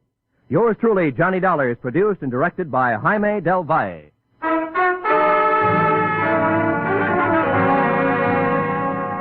Join us next week at the same time when, from Hollywood, Edmund O'Brien returns in another adventure of... Yours truly, Johnny Dollar.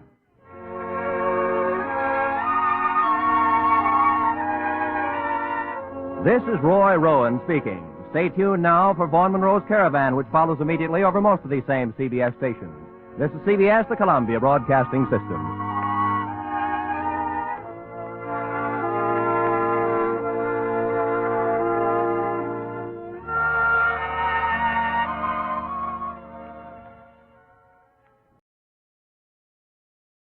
It's time now for Edmund O'Brien as... Johnny Dollar. Lou Krager, Mr. Dollar. Yeah, Lou, what's up? They found the boat a few miles off the Atlantic side of St. Croix. Oh? She was empty. Neither one of them aboard? No. From what I understand, it looks like there was trouble, all right. How's that? Blood stains. I guess signs of a struggle. The engine had run until it was out of gas. They're sure it's the boat, huh? Yeah, they must be. Oh, they're sure. It's registered to Willard South. Yeah, all right. Where can I see it? Well, they won't have it in for another 30 minutes. The police dock is next to Royal Mail. You can't miss it. I'll meet you there if you want. Good, Lou. I'll see you in about 20 minutes.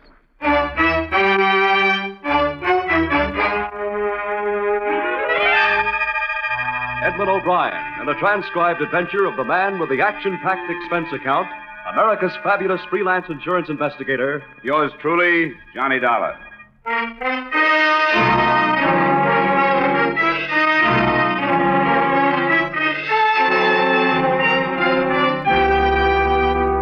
Expense account submitted by Special Investigator Johnny Dollar to Great Eastern Insurance Company, Hartford, Connecticut. The following is an accounting of expenditures during my investigation of the Willard South Matter. Expense account item 1, $143.80, airfare and incidentals between Hartford and the city of Charlotte Amalie, island of St. Thomas, Virgin Island Group. I arrived there 2 days after the disappearance of your policyholders, Willard South and his wife, Georgina, and 1 day after the report had been made by his foster mother. She was too upset to be questioned, but I did find a local guide and boat owner who claimed to know the boating habits of Willard South through a number of fishing trips. I made arrangements with him to start my own search the next morning, but it was this guide, Lou Krager, who phoned that second evening to tell me that South's cruiser had been found empty.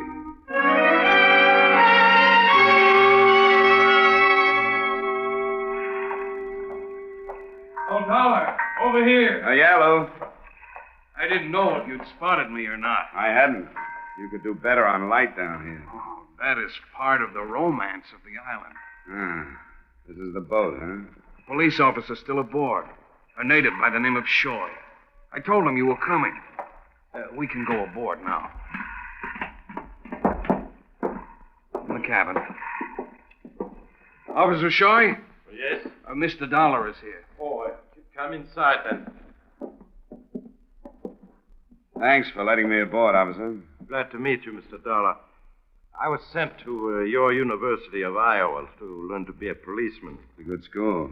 I learned what they taught me, but I've had no chance to learn if what they taught me is right. It is our boast that there is no crime in the Virgin Islands. That has been right. But now this... Well, it happens in the best of circles sooner or later. What do you make of it? Well, let me show you with my light. Near the wheel, see? The bullet still in the wood? Yes. I will take out the piece of the panel with a saw and take the bullet from that. This bloodstain under the wheel. Are there more like it? This is the large one. As if somebody fell there. As if somebody fell there. There are more here and more in the passageway, then on the deck.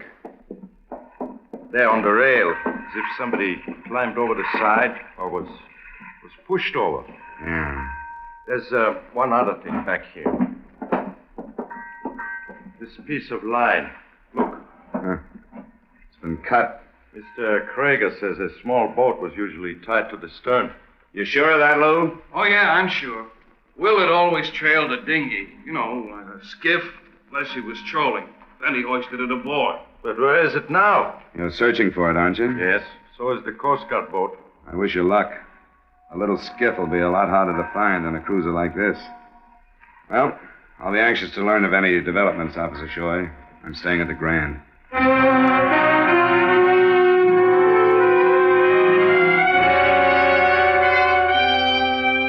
Nothing had developed by noon the next day. I spent the morning on routine legwork, and at 12:30, I was back at the Willard South address.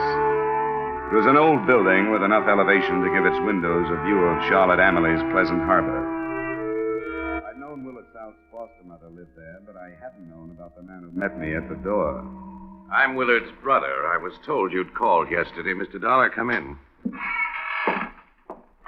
Your mother was too upset to talk with me yesterday. You've gotten the news on what they found, I suppose. Yes, I went down to see the boat. Has anything further been learned? No, not yet. Sit down, Mr. Dollar. It's cooler here on the veranda. Thank you. I wasn't here yesterday because I was searching for Willard's boat, too. I'm surprised to learn Willard has a brother. I've asked a lot of questions about him in the village. Nobody mentioned you. Well, I'm only here a few days a year. My home is in Tampa. I arrived the first of the week, Tuesday. I'm glad I met you before I had to see your mother. It's a lot easier to be blunt with a brother. Blunt, Mr. Dollar? About Willard's reputation on the island. I can't seem to find anybody who doesn't hate him. I'm afraid you won't either. Do you know anyone who hated him enough to shoot him? Well, I hardly know how to answer that. I know a number of men have been hurt seriously by him. The ones that have lost wives? Yes. Do you think he's dead? I don't know. The only thing I'm sure of is that there was a shooting on his boat and somebody was hurt. I'm told your brother and his wife were seen leaving on it at dusk, night before last. Is that right? Yes, they'd packed an evening meal. Meal had never been eaten. Were little trips like this a regular habit of theirs? No, they weren't at all. It was a special occasion. Georgina has never stopped hoping she could reform Willard and win him back. This trip was one more of her efforts. Did they say where they were going? No, but I thought it would be Calibra. That's an island about 20 miles from here in a westerly direction. Mother said they started that way, but the boat was found almost 40 miles in the other direction. It's a matter of 60 miles. Yes, 60 miles. Mr. Dollar, what could have happened in those 60 miles? I don't know yet, but I hope to find out. You knew about the skiff being cut loose. Yes, they told me, but... Paul, dear. Yes, Mother. Who's with you? Is there any news? Nothing yet. Mother, this is Mr. Dollar from the insurance company. How do you do, Mr. Dollar? Mrs. South, I'm sorry I have to meet you at a time like this. A great many crises in the past 10 years have revolved around my son, Willard. I've conditioned myself to expect them. Even his death by violence, if that should be. Mother, please. But if harm has come to Georgina... There's no evidence of that, Mrs. South. Well, if it does, I shall hold myself responsible. Mother. Because I allowed her to become the wife of the beast I have called my son.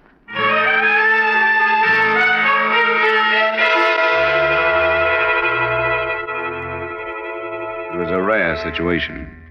There was no actual evidence that Willard South had been murdered, but almost everyone I talked to seemed to think he had been, simply because there were so many motives. One of the people who didn't think so was a newcomer to the island, Celeste Robertson, there to take advantage of the 6 weeks divorce law. Who told you about me? A bartender up the street. He said you and South had been seen together recently. Yes, I know him. As a matter of fact, I've spent quite a bit of time with him in the last couple of weeks. Where do you think he is? But I don't know. You think he's dead? No. No, I don't. Most people do. Well, I can't help that. I know a lot of people don't like him. Would there be anyone close to you that doesn't like him? No, there wouldn't. I'm here alone. When did you see him last? The afternoon before he and his wife disappeared in their boat. You answered that almost as if you knew you'd be asked the question. Well, I didn't. I just remembered it was only a couple of days ago. But you wouldn't remember his mentioning anybody who might be out after his scalp, huh? I understand he enjoys that sort of thing.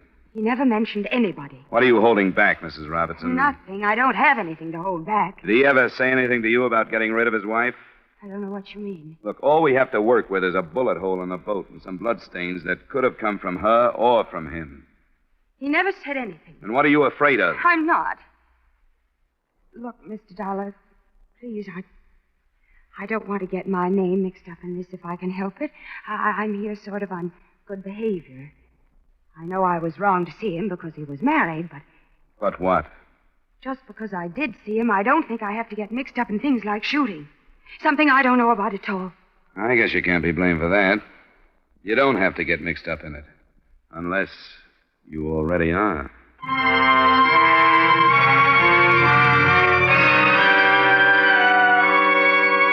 All that day, planes searched the sea for the missing skiff. Boats, too, swept back and forth between the islands. It wouldn't seem possible that anything they missed would ever be found. But it was. That evening, after the planes had given up in order to get back to their fields before dark, a radio report was received from one of the boats. The skiff had been found, and in it, still alive, was Mrs. Willard South. I was with Officer Shoy when the boat was docked under the steady hand of a leathery old skipper with the help of one crewman. Forward there.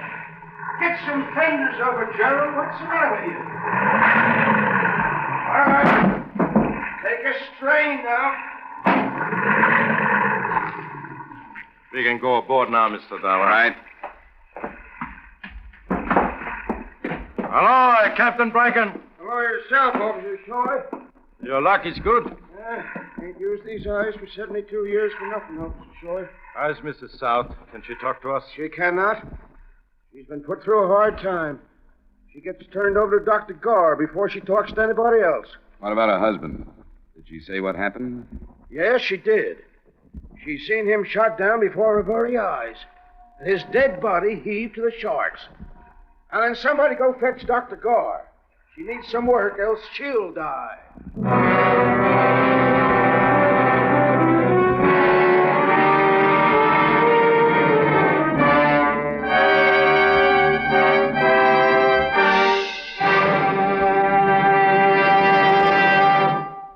We'll return you to the second act of Yours Truly, Johnny Dollar, in just a moment.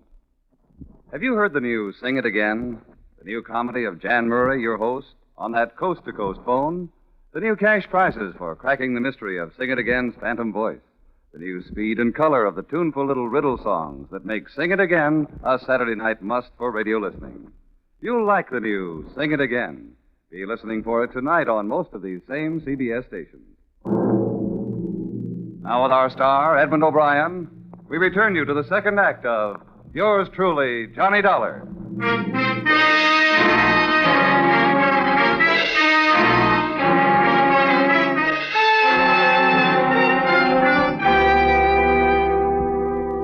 It wasn't until the next morning that Dr. Gar decided Mrs. South was strong enough to be questioned.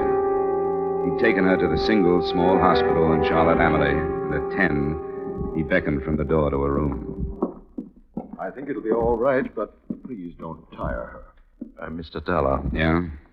I want you to question her. I never learned about a case like this one. I never did either. Anything you say. All right, Doctor. Georgina, this is Officer Shoy, and this is Mr. Dollar.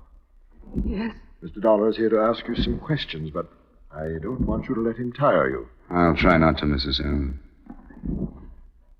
Why are you here? I was sent down from the States when you and your husband disappeared by your insurance company. I see.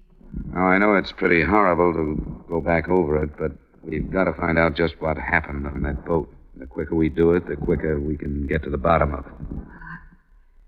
I'll try to help. Captain Bracken told us just the bad details. He's the boat captain who found you. Remember, I mentioned his name. Yes. He told us you saw somebody shoot your husband. Who was it? I don't know. There were two men. I've never seen them before. How did they get aboard, Mrs. South? We were on our way to Calibra. Almost halfway, I think. It was dark, and we saw a light blinking from another boat. Will said it was a signal that somebody was in trouble, and we went over. This man said they'd run out of fuel and asked if we had any to spare. But when Will pulled alongside, this man jumped on our boat with a gun. And It's all right, Georgina. Don't go on if you don't want to. He shot Will. That's all. He shot him, and then the other man jumped aboard, too. What did they say? They didn't say anything. You think your husband knew them? No, he didn't know them. What did they do then? Well, one of them hit me because I was screaming. I was wearing a bracelet, and he grabbed it off my wrist and made me take off two rings and give them to him. And they took Will's wallet and they dragged him out, and then they pushed him into the water. And I don't remember anymore. Clara, I can't. It's all right, Georgina. Nobody can hurt you now. No. Gentlemen, I think we'd better let her rest now. Sure, Doctor. I'm sorry we had to bother you, Mrs. South. I'm sorry. Don't be. Considering what she's been through, I think she did very well. Actually, her physical condition, except for exhaustion, is quite good. She did have water during the time she was adrift and some shelter from the sun. What do you make of it? Well, the whole thing seems pretty brutal for simple robbery. Say, where's the nearest prison, Shoy? Puerto Rico. Now, that's something that had not occurred to me. Escaped convicts might carry out such a ruthless attack, might they not? Yeah, even more so. Well, I will send cables to both of those prisons. I think you'd better.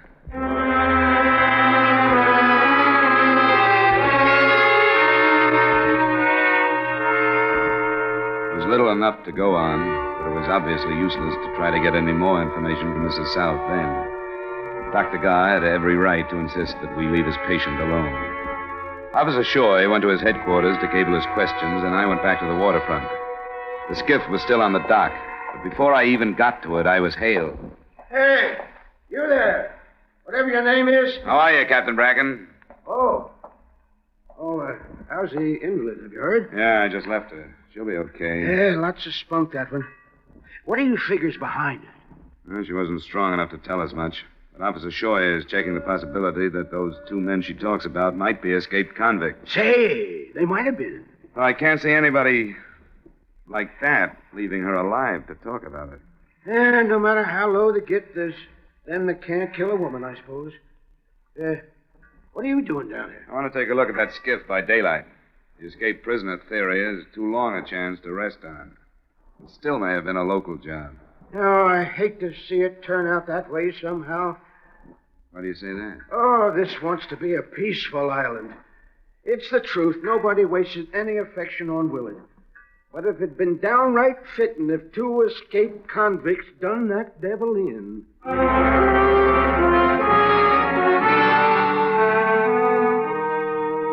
I spent 30 minutes looking over the skiff, and another hour going over Willard South's cruiser again. Nothing I dug out of either one added up. Neither did the results of a trip to the cable office. There had been no recent escapes from the prisons. Right from the beginning, for all my prying and all my questions, I hadn't gotten one positive lead. But by this time, there were so many things I couldn't put my finger on that I began to reason, why not make a weapon of just that? So I started again with Lou Krieger, the first person I'd met in the investigation. I found him aboard his boat. Dollar, what's got into you anyway? I'm sick and tired of the runaround and double talk I've been getting. I don't get it. You will. You were quick to make yourself available to me when I showed up here. Why, Krieger? I thought you needed some help. You wanted a boat, I had one. I think you mean somebody else needed help. That piece of line you pointed out to Officer Shaw and me on South's cruiser, the short piece. Who cut it? I don't know. How should I know who cut it? It's one of the things you better get straight. You said it had been used to tow the skiff, but the line of the skiff had not been cut. What does that mean? That you were lying. Now, I'm no sailor, but why cut a line when loosening a couple of half hitches would free the skiff? But it was cut, wasn't it? The line you pointed out was cut, and you made your point that Willard South always trailed the skiff. Why? Because you wanted the search for it to go on, because you knew his wife was alive and would be found in it. I think the tropics have got you, Dollar. You don't think I can break this case down, do you? Because half of the non-tourists on the island are willing to lie to cover up for her. I don't care how noble their loyalty is. This case is going to be broken down. Because there's a reason Coast Guard planes can search for 3 days and not find her, but that night after dark, your friend Bracken can. Her story of the other boat and the two men. If the South cruiser had been stolen, the other boat would have been found. How do you know what happened? I know that a doctor will be here in less than 18 hours who will prove that Georgina South did not spend 3 days adrift. Dollar! You don't know what you're talking about. Where are you going? To cable the doctor. Now, wait a minute. You don't know what you're doing, Dollar. I was told what to do when I was sent down here. Leave things as they are, Dollar. Believe me, it's the right thing to do. Not where I come from. Well, I can't let you... Mr. Krieger, I order you to stop. Stop or I have the right to use... You heard him, Krieger. You heard him. Take it easy now. Listen to me, Dollar. Sometimes right, the way you find it in the book, isn't right. Remember that I told you.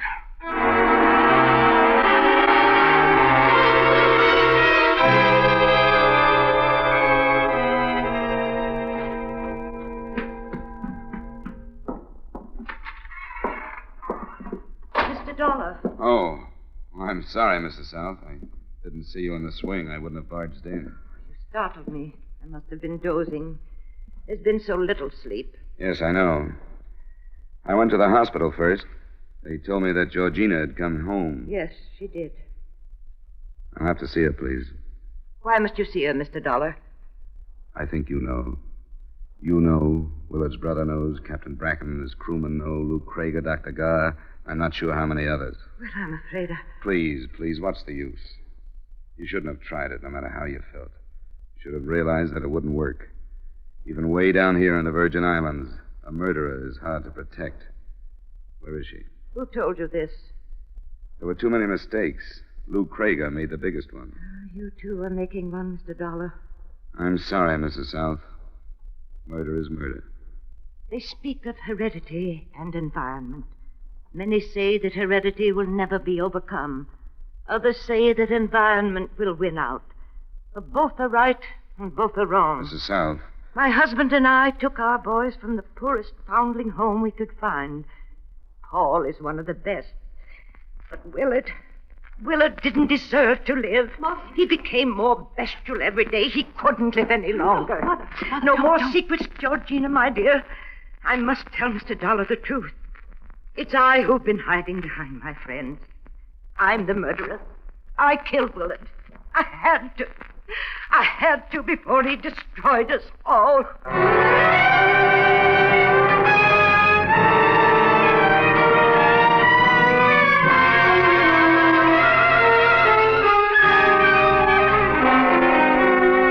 Expense account item 2, $85.40. Miscellaneous expenses in Charlotte Amalie. Item 3, same as item 1, transportation back to Hartford. Expense account total, $373. Remarks? I tabbed the confession as a false one when I heard it. And I'm not charging the company for the time I spent trying to prove it false. But it wasn't. It was true. And so is the awkward fact that a large number of the leading villagers are liable as accessories after the fact of murder. It should develop into quite a trial. Yours truly, Johnny Dollar.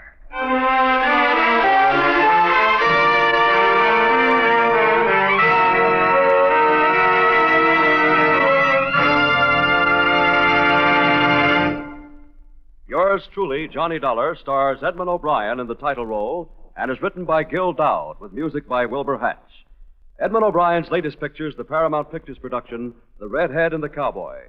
Featured in tonight's cast were Irene Hubbard as Evangela, Jan Miner as Georgina, Gilbert Mack as Lou, Fran Lafferty as Celeste, Ed Latimer as Sam, Maurice Tarplin as Shoy, and Bernard Lindrow as the Doctor.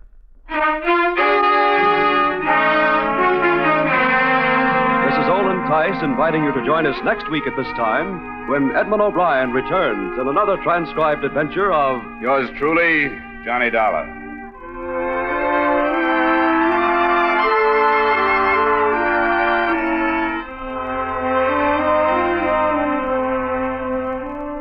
Everybody wants to help America's defense program.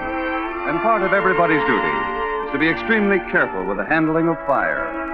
This is especially true in wooded territory, where forest fires can cause terrible losses in valuable natural resources, lives, and manpower. 9 out of every 10 of these disastrous fires can be prevented because they're man-made. Don't leave fire prevention to the other fellow. Only you can prevent forest fires. Stay tuned now for 5 minutes of the latest news.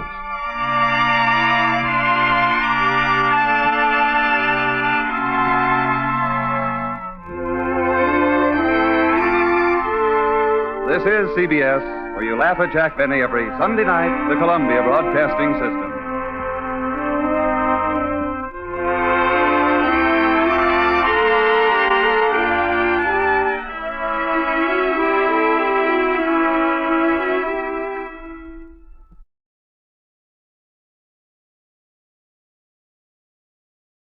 From Hollywood, it's time now for Edmund O'Brien as...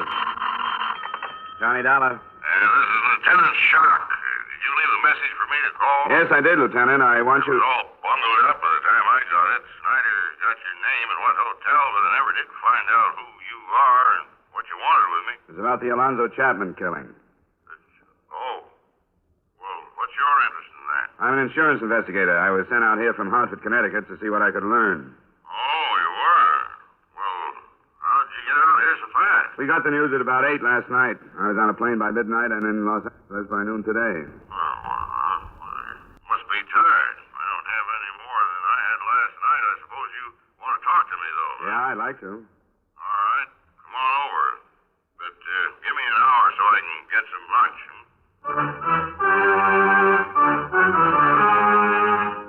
Edmund O'Brien in a transcribed adventure of the man with the action-packed expense account, America's fabulous freelance insurance investigator.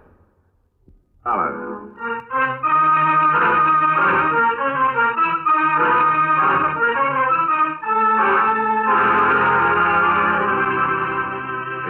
found submitted by Special Investigator Johnny Dollar to Home Office Tri-State Insurance Group, Hartford, Connecticut. The following is an accounting of expenditures during my investigation of the Alonzo Chapman Matter. Expense account item 1, $208.50, airfare and incidentals between Hartford, Connecticut and Los Angeles, California. After a delay of about an hour or so, I was able to make an appointment with Lieutenant Jim Schock, the detective in charge of the case. I met him at about 2:15, and he brought me up to date. Chapman was registered at the Quincy Hotel. He met this girl in the hotel bar at about 7 last night. They left together about, got it, 7:45. Turned in the alley to get to the parking lot where her car was parked, and that's where he was shot, in the alley. Was it robbery? No. He was well heeled, too, over $300. Had in his coat pocket. What about this girl? We didn't hear about her. We did. Norma Sale. Picked up on a shoplifting charge last year. But she got a job and stayed out of trouble since. Pretty little thing. Born in Nebraska. She says she met an actor in a road company back there. He told her he'd introduce her to some important people in Hollywood, and maybe she could... Well, you know how it goes. Yeah, but I wonder if Chapman's wife is going to. She's on her way out here. How long had this girl known him? Well, she says she just met him last night. I think that's what she said. She was transferred to county jail this morning at 11:30 in material witness. I suppose you want to talk to her. Yeah, I'd like to. And so would I. Might as well go on over.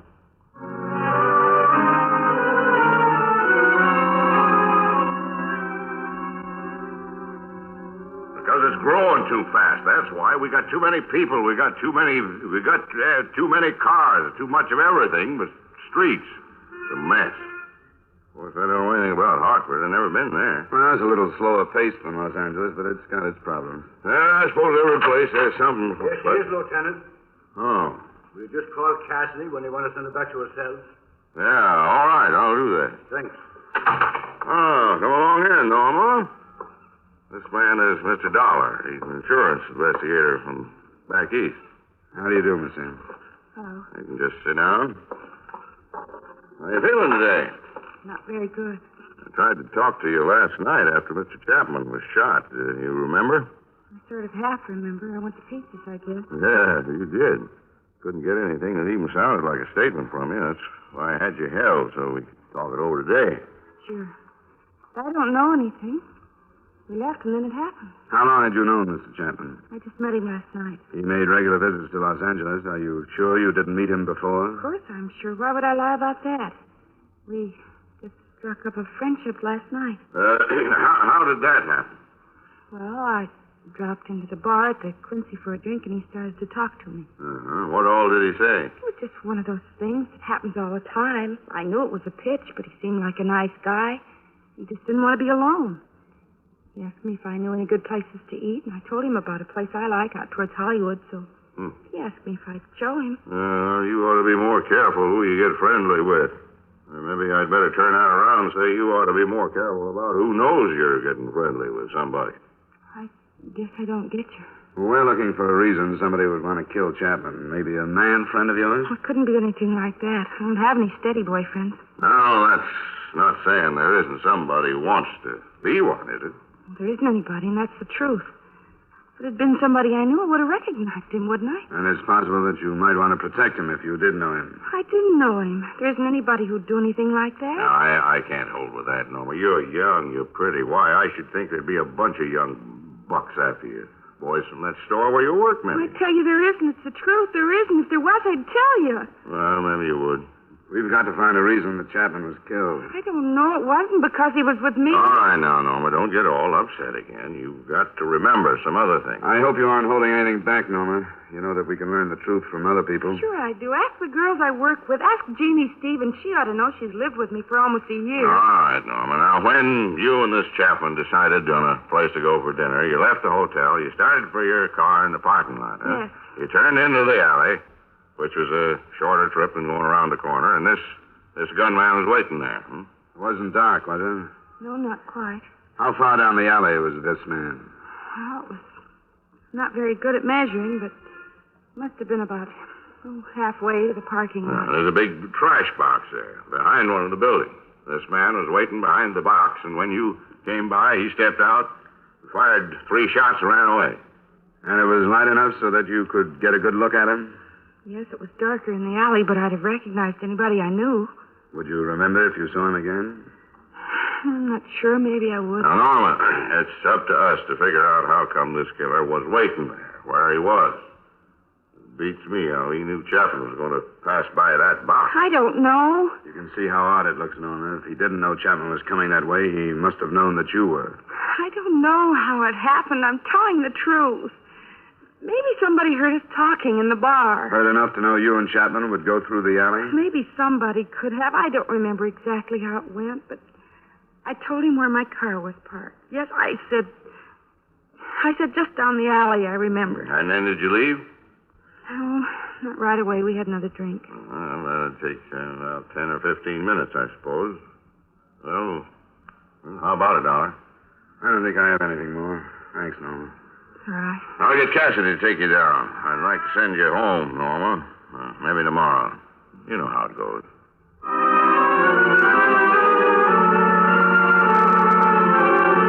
To both Lieutenant Shock and me, the jealousy motive was still first choice.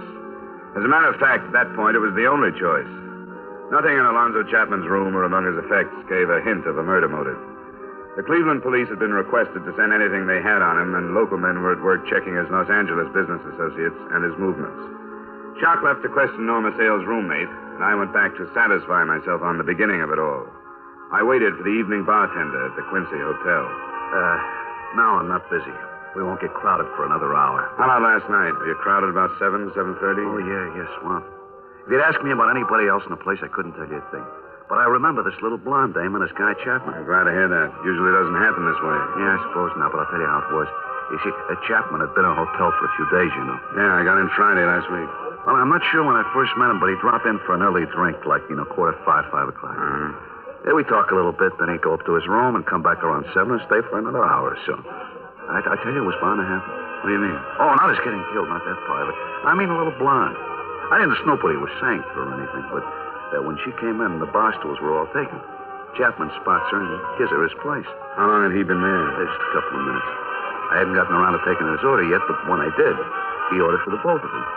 Then after that round, they moved to one of the booths.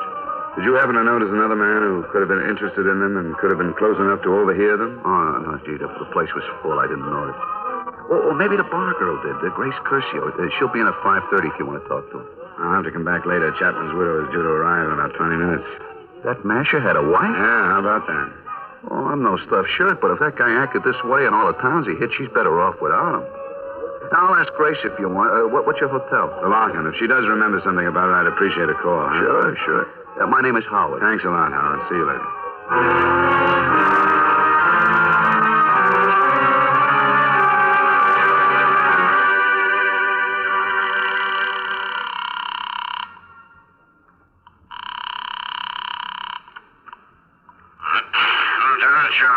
Lieutenant, this is Dollar. Oh, you got anything to report, Dollar? Nothing that does us any good. Mrs. Chapman just checked into the hotel. I'm in the lobby there now. How did you make out with Norma's roommate? Oh, just fine. She seems like a level-headed sort of girl. She says Norma hasn't gone with any one particular man for a year. That man's name was Clyde Mills. Served a 6-month sentence on some charge or other, not important what, but they're all washed up. She says he's not even in town, but we'll look for him anyway. Yeah, I'm going up to talk to the widow, if it's all right with you. Sure, go right ahead. Make a suspect out of her if you can. We need some. Could be. From what I hear, she had a motive, not counting the insurance money. But I don't know whether she knew it or not. I'll check with you later.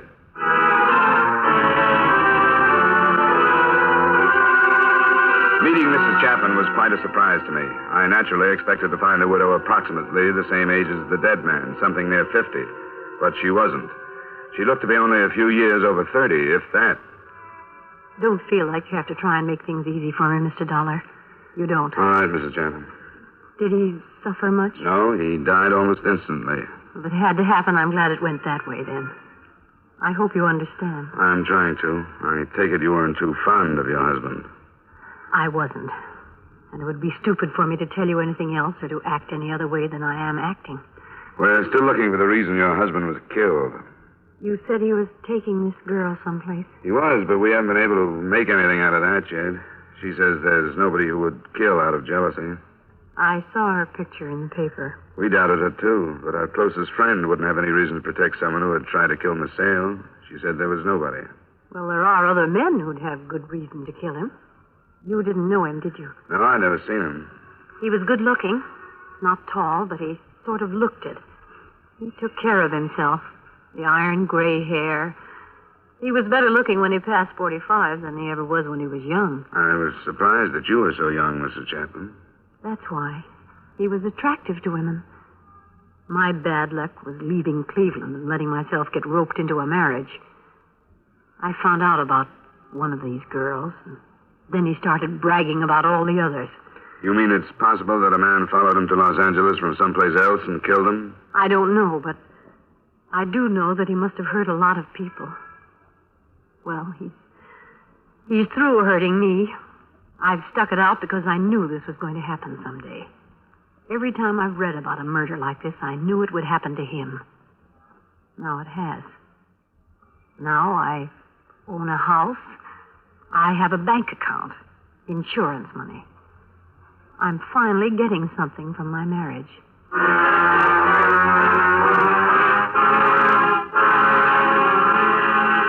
I tried to phone Lieutenant Shock a report on my meeting with the overly honest Mrs. Chapman, but he was out of his office getting the teletyped answer to the request he'd made for information from the Cleveland police. So I cabbed over to see him. Now, I'm not saying that what Mrs. Chapman says isn't possible, but I don't want to go off half-cocked on a wild goose chase. I didn't think you'd like it. I don't either. Chapman came here from Fresno by train, so say it would have to be some guy from there. See why he didn't. Well, say he didn't kill him in Fresno because he thought he wouldn't draw suspicion down here. How did this guy locate him? Chapman didn't reserve a room at the Quincy. He usually stayed someplace else, so he'd have to be followed. That's no good, Dollar. Why, you couldn't expect an inexperienced man from Fresno to do a job of tailing like that through Union Station from there to the Quincy and all this traffic? It's possible, I suppose. You're going to check it, then? I guess so. Probably wouldn't be too hard to get a list of the people who got on that train at Fresno. Yeah, list is hard up for motives. Now we got them all over the country. He was old enough to know better. Lieutenant. What? Here's a follow-up on the stuff from Cleveland. Oh, thanks. Great. Well, this is darn nice of those boys. Get something? Hey, Chapman phoned Cleveland that day. Checked in, didn't he? Yeah, it was Friday. Why? Look at this. Seems like his missus was seeing a lot of a man named Nicholson. He's known to have left Cleveland on Friday night, and he hasn't been seen since. I like this a whole lot better. Yeah, this could be what we wanted. A man with a motive who knew where Chapman was. You think it's time you met the honest widow?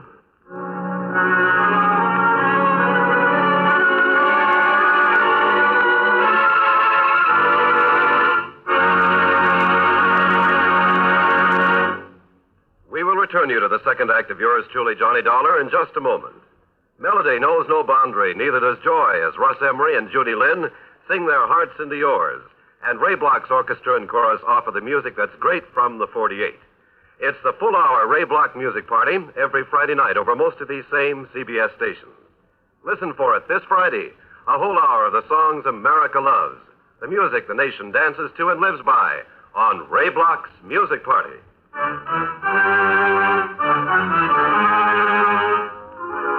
Now with our star, Edmund O'Brien, we return you to the second act of yours truly, Johnny Dollar.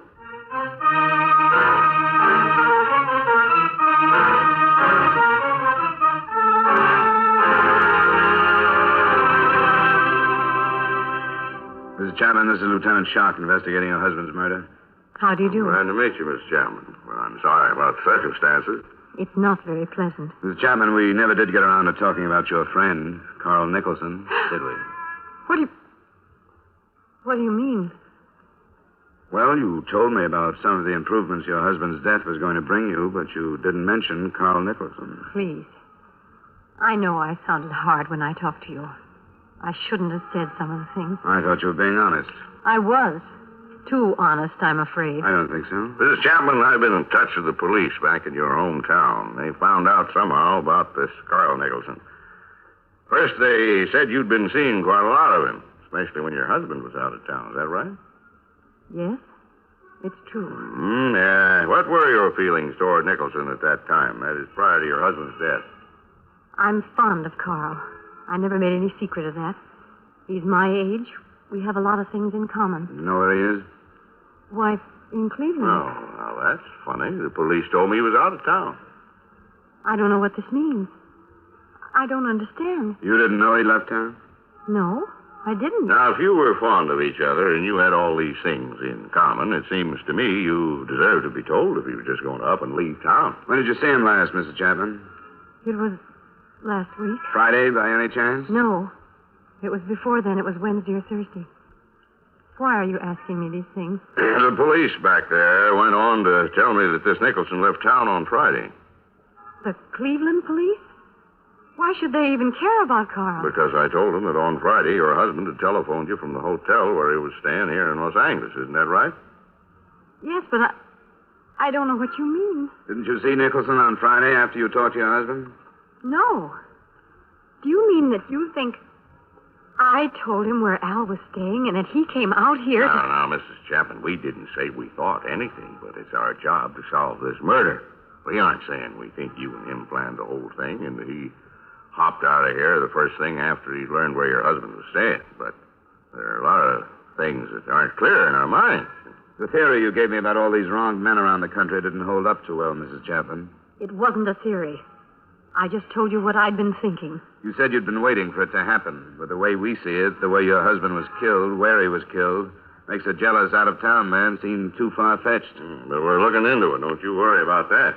Do you have a reason to think that Carl has been in Los Angeles? We're covering the possibility that he might have been. Maybe you just mentioned the Quincy Hotel in passing and casually, so you hardly remember. No. I haven't seen Carl or talked to him since before Al called me. I didn't tell him. Why did he happen to leave town on Friday? I told you I don't know. I didn't know he'd left. Well, with all these things in common, what did you think when the news about your husband reached Cleveland? Didn't you wonder about why you hadn't talked to this Nicholson all those days? Yes, I did wonder. Now, why didn't you tell us all that without all this back and forth? Because it would have sounded so awful. Do you think you improved things by holding back? I don't know. Maybe I didn't. The last time I saw Carl was on Wednesday. We had a fight and he walked out. You can prove that's the last time you saw him? Prove? I haven't been thinking about anything like that. We fought over the same thing for almost a year. Carl wanted me to get a divorce, and I wouldn't. Because you were waiting for your husband to get killed. Did you ever tell Carl that? Yes. You tell him that during this fight on Wednesday? I think so. But you didn't talk to him after that? No. Could you have learned someplace else where your husband was staying? I don't know. I don't know who else Al called. Carl wouldn't kill him. I'm positive of that. Would you happen to have a photograph of Nicholson? Why? Some are on their way by radio photo and some others by airmail. But we might be able to save time if you have some. I have one. I want to erase something off the back. Now, don't you fret, Mrs. Chapman. We'll show it to a couple of people. If Carl is innocent like you think he is, this is the quickest way to prove that, too.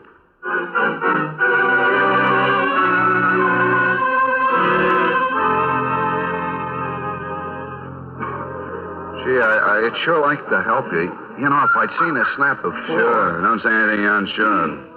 What did the bar girl say? Almost the same thing you did. It was crowded and she wasn't sure. Oh, I'm awful sorry. That's all right. I'd rather have a careful witness like you than one that thinks he has to say something to live up to the title. Well, this guy could have been here and he couldn't have been. That's the best I can do. I'm sorry. Thanks, Howard. It's okay. I'll do better next time. I'll keep my eyes open from now on. Maybe I'll get on a force someday, huh, Lieutenant?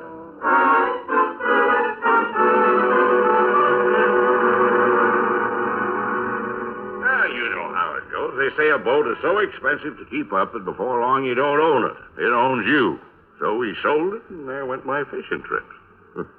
You get much back there? Yeah, but I haven't gotten back into it since before the war. Yeah, you ought to. Everybody ought compressed Here's nerve the tonic. sample, Lieutenant. Wait.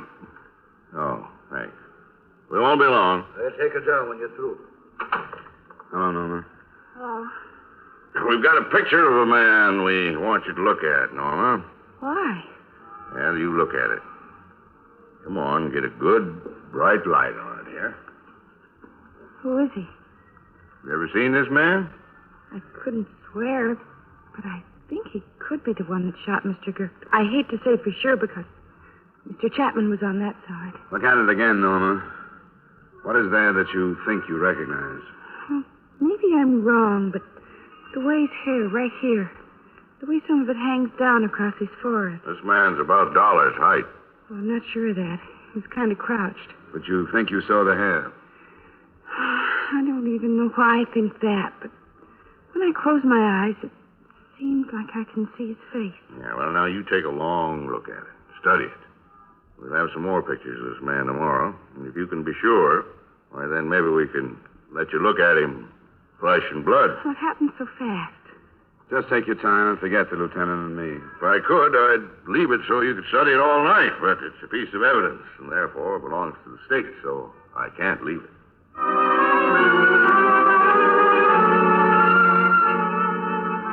As it turned out, we didn't have to take that photograph or any other picture back to Norma Sales for identification. The first reason turned up that night. There was another message from the Cleveland police. The body of our chief suspect, Carl Nicholson, had been removed from the remains of his car. The crash had occurred within 200 miles of his home. Witnesses said that he had been returning from a friend's country place, and the alcoholic content of his blood gave credence to Mrs. Chapman's story that they had quarreled. It became obvious later that he had been on a week's drunk. In addition to killing him, it had removed him in other respects as a suspect. The other thing that changed the direction of the matter was not as closely connected to any of the principals. As a matter of fact, hardly connected at all. It was a story on the front page of the next morning's paper. A man named Max Gerber, with a criminal background, had been found shot to death. Along with a year-old picture of him was printed the fact that he had been staying at the Quincy Hotel. With Lieutenant Shark, I went to view Max Gerber's remains and his effects, and at 10 that morning, Norma Sale was once more ushered into us. Well, Norma, we seem to keep you busy, don't we? Sit down, Norma. Did you bring some more pictures? Not the same as we brought last night. That wasn't the man you saw in the alley. I wasn't sure. The bartender at the Quincy says he'd never seen you in there before the other night. Why'd you happen to go there? I don't know. Guess it seemed like a good idea because I hadn't been there. Was there something special that took you there, Norma? There must be quite a few bars where you haven't been. There wasn't anything special. I think it's fair to tell you that we checked the store where you worked and found out that you left there at 3:30 that day. I didn't feel very good. You felt good enough to go to the Quincy. You felt good enough to let yourself get picked up by this man. I guess that's my business, isn't it? What I want to do and who I want to be with? Why, sure it is, Norma. Who did you want to be with?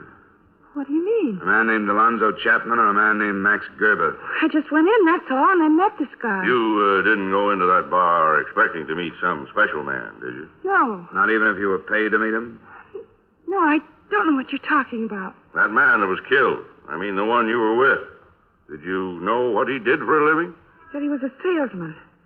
Well, that's what we're getting at. He was a salesman. We cut 2 pictures out of the paper, Norman. Here's one. This the man you met at the Quincy? Yes. You sure, Norma? Yes, I am. This man wasn't killed in the alley the other night. He's the man I was with. No, he isn't. This man was killed last night, Norma, right outside the Quincy Hotel. Here's the picture of the other man. They look alike, don't they? They're the same. I saw the suit Max Gerber was wearing. Even it was sort of the same as Chapman's. It was brown. But they're the same. I mean, it was Gerber. It was Gerber you were supposed to meet. It was Gerber. No, it wasn't, Norma. Yes, it was. All right. You were supposed to pick up Gerber in that bar, weren't you? I didn't know what they were going to do. But you did pick this man up and take him down that alley. They said he owed them some money, and that's all they wanted. Tell us how you found this man in the bar, Norma. They pointed him out in the lobby. He made a phone call, and then he went into the bar. I went in after him. Brown suit, gray hair. Yes. It was Alonzo Chapman you took out to get killed. No, it wasn't. wasn't. Why should we tell you it was if it wasn't? You're lying to me. You're trying to trick me. No. They just made a mistake. They pointed him out. Then you made the mistake. No, I didn't. I didn't. I did what they said. They told me I had to, and I did. They sent me because I was blonde, and it was the right one. They didn't say they were going to kill him. He just owed them some money. That's all they wanted. That's all I wanted. I didn't want anybody to get killed. I was blonde, and I was young, and that's why they sent me. For money.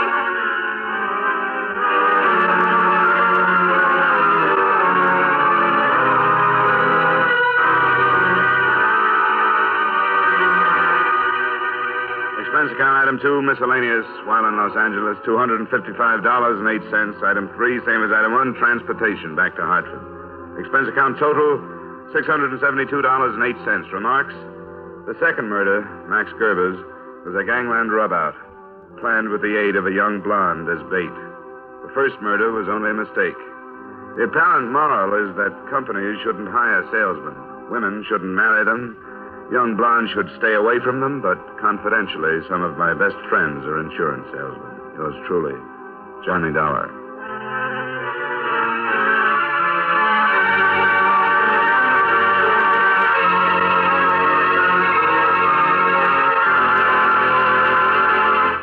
Yours truly, Johnny Dollar, stars Edmund O'Brien in the title role and is written by Gil Dowd with music by Eddie Dunstetter.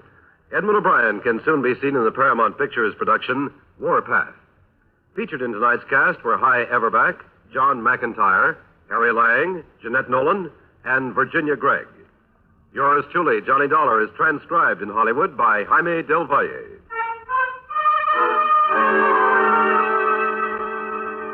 Beginning next Wednesday, yours truly, Johnny Dollar, will be heard 1/2 hour later on most of these same stations. This is Dick Cutting inviting you to join us next week at 9:30 Eastern Daylight Saving Time when Edmund O'Brien returns as yours truly, Johnny Dollar.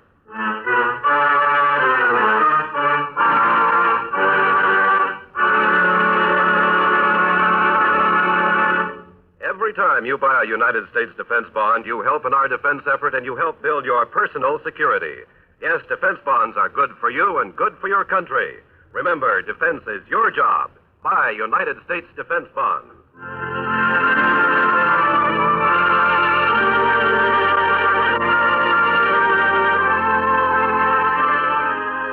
Been to the waxworks lately. It's nothing like being taken to the cleaners, though 45 minutes of cleaner fun would be hard to find.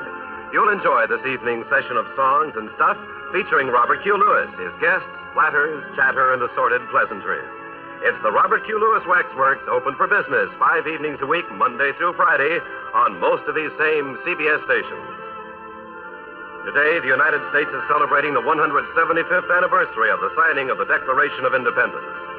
Stay tuned now for the official U.S. anniversary program with President Harry S. Truman, Secretary of Defense General George C. Marshall, Chief Justice Fred M. Vinson, and others who follow immediately over most of these same CBS stations.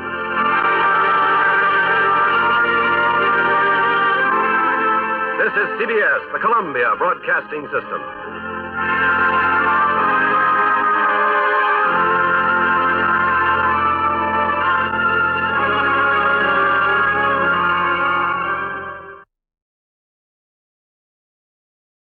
From Hollywood, it's time now for Edmund O'Brien as Johnny Dollar. Dr. Colby calling back, Johnny. Oh, yeah, Frank. How am I? Oh, you've fallen behind. You'll need boosters for diphtheria and smallpox, typhoid, cholera. And if we can find room, why, we'll bring you up to date on your tetanus. Oh. Well, where do I get them? We'll have it all right here in the office, or I can stop by on my way home. Well, that's not what I mean, Frank. It takes a long time to get to Haiti, and those plane seats aren't very comfortable at best.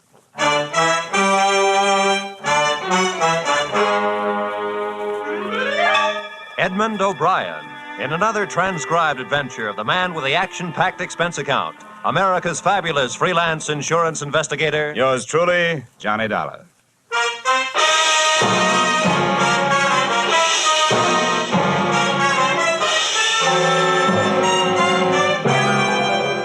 Expense account submitted by Special Investigator Johnny Dollar to Home Office, America Federated Life Insurance Company, Hartford, Connecticut. Attention Harvard Huntington, General Manager. The following is an accounting of expenditures during my assignment in Port-au-Prince, Haiti. Expense account item 1, $15 for a pair of tickets to Detective Story at the Hudson Theater, New York, which I never got a chance to use since I was seated in the library of your Hartford home promptly at curtain time. Dollar, I want to thank you for coming out here. Sorry to break into your evening like this, but since I have, I'll get right to the point. Perhaps you've heard of the Gordon family here in Hartford. Well, what I see of the society page is while I'm flipping back to the sports section, but I've noticed the name. Diamond-studded, aren't they? Immensely wealthy. Pillars of society. And surprisingly, quite a proper family.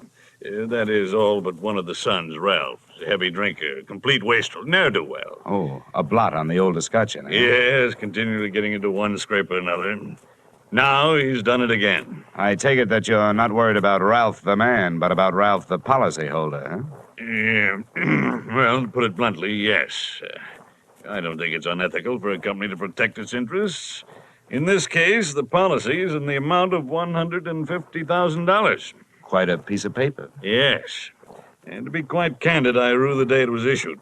But the point is this. Ralph Gordon, at last report, is dying aboard his yacht at Port-au-Prince, Haiti. Well, then you don't need me. You need the Mayo Clinic. Dollar, I hesitate to even mention this in the presence of a sane man. But from everything we can learn, young Gordon is not dying from any known malady. He's dying as a result... Oh, it's pure nonsense. He's supposed to be dying as the result of voodoo curse. Now, anybody with any sense... All right, wait a minute. Where'd you get your information? From his older brother, Thomas. He's a doctor. He's down there in Haiti with Ralph. Now, I want you to go down and debunk this thing, Dollar. Find out what's wrong. Why, any sane man knows there's no such voodoo. You don't believe in it, do you? No, not unless I see it working. Expense account item 2, $148.70, Hartford to Port-au-Prince via airplane. Expense account item 3, $32.50, tropical clothes. And item 4, $25 spent while I browsed the waterfront bars in Port-au-Prince, looking for somebody who knew where the Gordon yacht was moored. When I found him, he not only knew that, he knew everything. It don't matter what you want to know about this blasted island. Ask me first. My name is Cap Regan, and I've been here since before repeal. Give up my citizenship, I did, with the help of a couple of prohibition agents. And I figure on sailing out my final days right here. What do you want with the Gordon craft? I want to see the owner, Ralph Gordon. How do I get to it? I reckon you pay me to row you out to her. My dinghy's down to the foot of the pier, just a short hail from where we're at. Well, good. Come on, let's shove off. Just wait till I down my ration here. That'll put me in ship shape. What'd you say you wanted with that schooner? You figuring on buying her? Oh, thank you for the compliment. If I bought a boat today, it'd have to be a surplus life raft.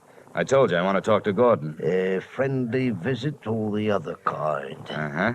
I'm beginning to see how you know so much about this island. Well, never question, never learn. Remember that, Sonny. This way, we veer off to starboard. Yes, sir. Never question, never learn. Look, I'm an insurance investigator. A company sent me down here to look things over, including Gordon. Something wrong? I don't know yet. What do you know about it? A jugful, Sonny, a jugful. Stood into the harbor about 2 months back. No sooner dropped his hook than his crew started taking the pierhead leap. Everybody jumped for the bosun, for reasons of his own. What was the matter with Gordon? He was off seas over all the time. And you navigate with sextant, a compass, and parallel ruler, Sonny, not with a double shot and a water chaser. Get the drift? They were afraid to sail with him? Oh, that's the line of it. If you'd ever pile into a reef, you feel the same. Oh, yeah, here we are. There's my dinghy down at the bottom of the ladder. And there's Gordon's yacht out there, you see her? The tug is passing astern of her now. Yeah. Yeah, that's a lot of boat. Yep, she carries a suit of sail like a grain clipper. Oh, why don't you see her close up? She's dirty as a garbage scow.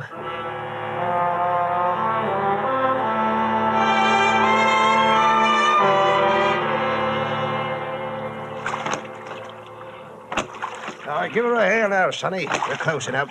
Hey! Anybody aboard? Hey, aboard the yacht. Anyone home? Yes? What do you want? If the ship was dirty, I didn't notice.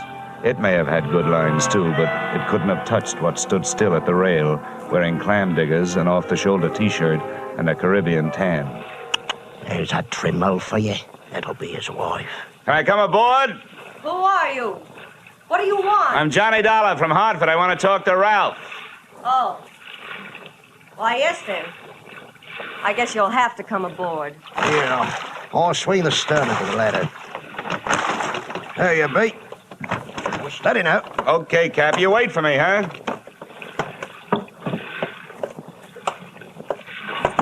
Well, how are things in Ralphie's old hometown?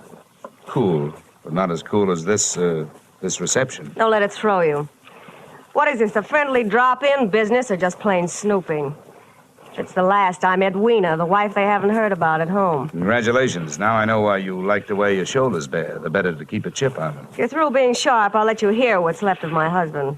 Come on, through here.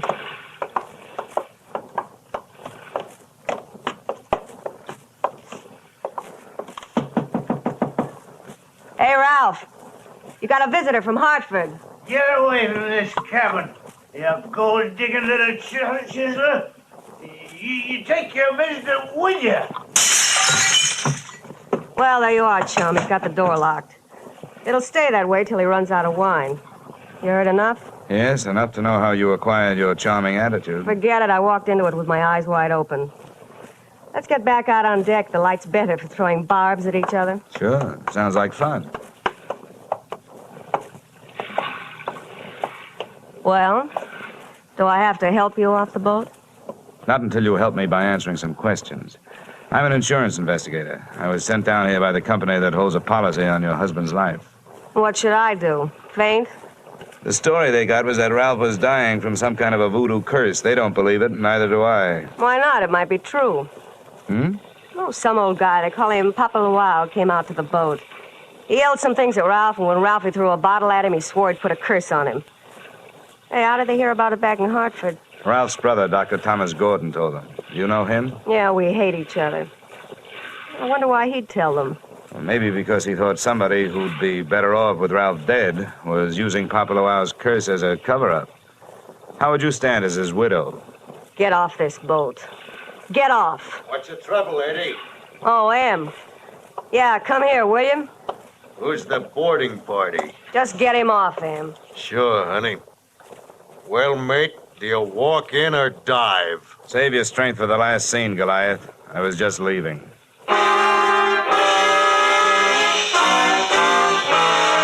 Expense account item 5, $3 paid to Cap Reagan as water taxi fare. Item 6, 80 cents, land taxi fare to Hotel Francois. And up at the Hills hangout for not only the best in tourists, but also Brother Thomas Gordon, M.D. Please make yourself comfortable.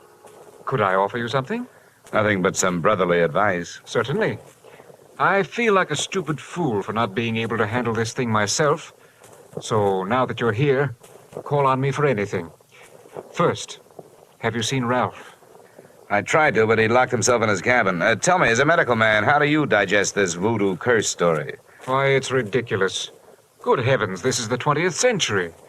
I do think that science doesn't know everything it would like to know. Voodoo, black magic. There are stories, supposedly true, but any victim would have to have a highly susceptible mind. And I know my brother, Mr. Dollar. His mind is susceptible only to his own whims and fancies. And what's the matter with him? That's it, I don't know. He's drawn within himself and seems to be searching almost insanely for escape through alcohol. Hasn't anybody thought of putting him on the wagon? It's a horrible idea, but it works. I don't think this is the time for it. He's suffering mentally and needs release. Well, that leaves us only one thing to think about, and no matter how thin you cut it, it's still voodoo. I'm a man of science, Mr. Dollar. I'd make hypocrisy out of all my knowledge and training if I attacked the problem from that direction. But, please let me know what you find. Expense account item 7, $4, rental of horse and cart, in which my walking tourist guide, Cap Riggin, and I jolted out of town in search of Papa Loire.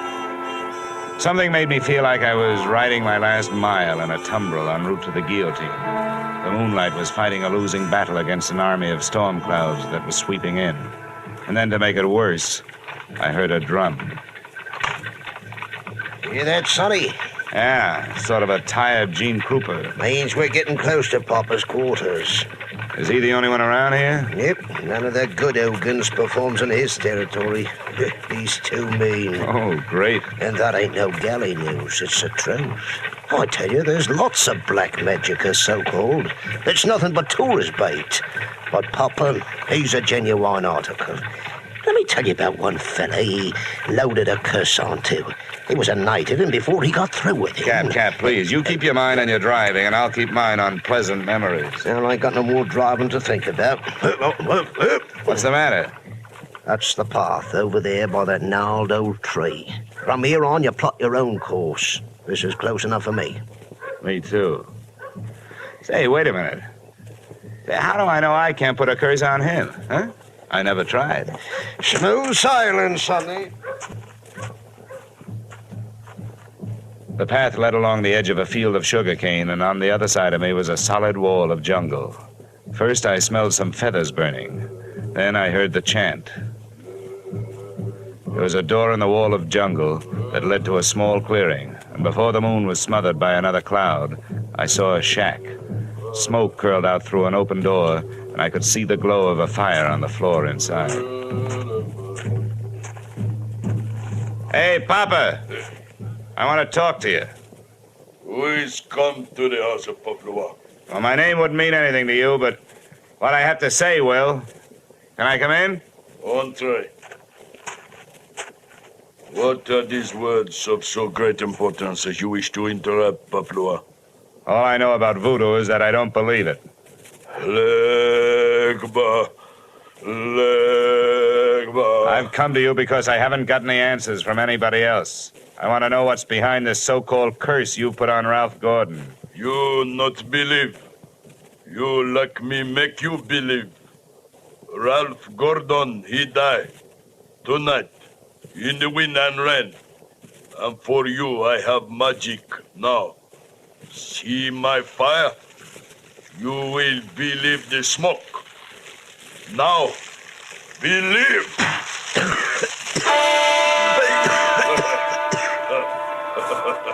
I couldn't see what he'd thrown onto the fire. He'd reached behind him for it. But when the smoke from it whirled around me, it seemed to grab my throat and squeeze. I stumbled back through the door. I hadn't believed in voodoo when I'd come in. But going out, I wasn't so sure.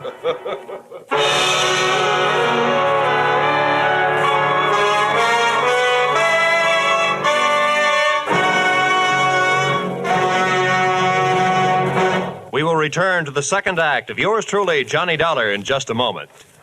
CBS invites you to hear one of the greatest ad-libbers in show business, Groucho Marx, this Wednesday night on most of these same CBS stations. Groucho's show, You Bet Your Life, finds the master throwing quips and questions at oddly assorted pairs of contestants. And it's one of the funniest, fastest, merriest shows on the air. Be listening when Groucho Marx comes along this Wednesday on CBS. And now with our star, Edmund O'Brien, we return to the second act of yours truly, Johnny Dollar.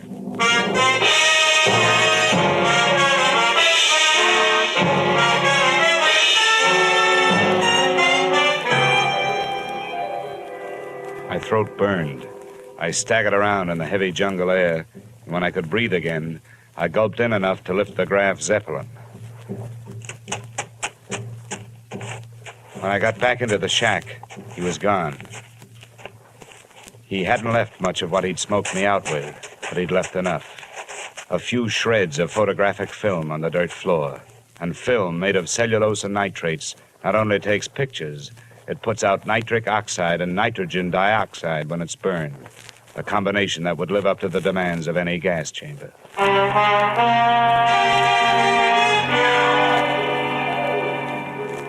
We headed back to the yacht, and this time I boarded without a hail.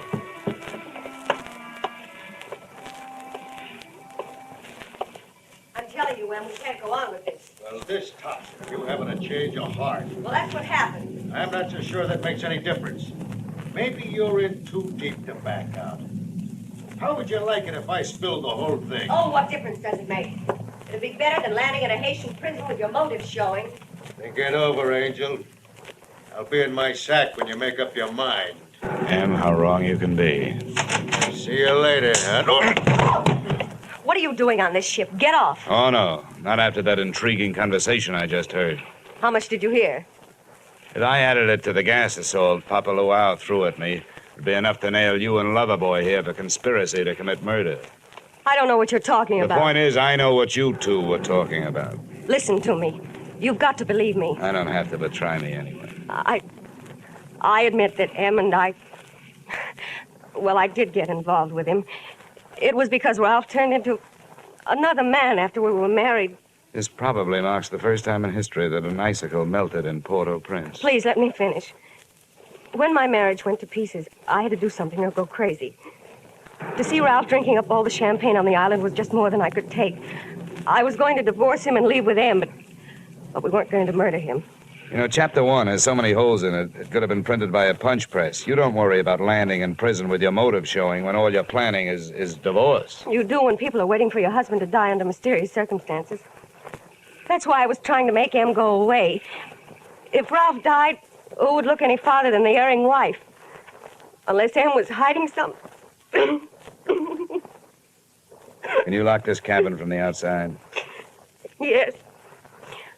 What are you going to do? You aren't going to lock me in here. No, just your playmate. You're coming with me. Where? To Papa Luau's.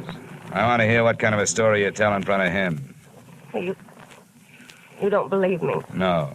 With $150,000 at stake, I don't even believe myself.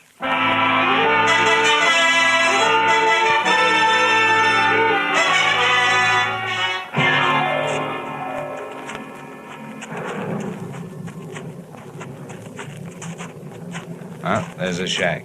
You go in first. May not be heroic, but it's the best way I can think of to catch his reaction when he sees it.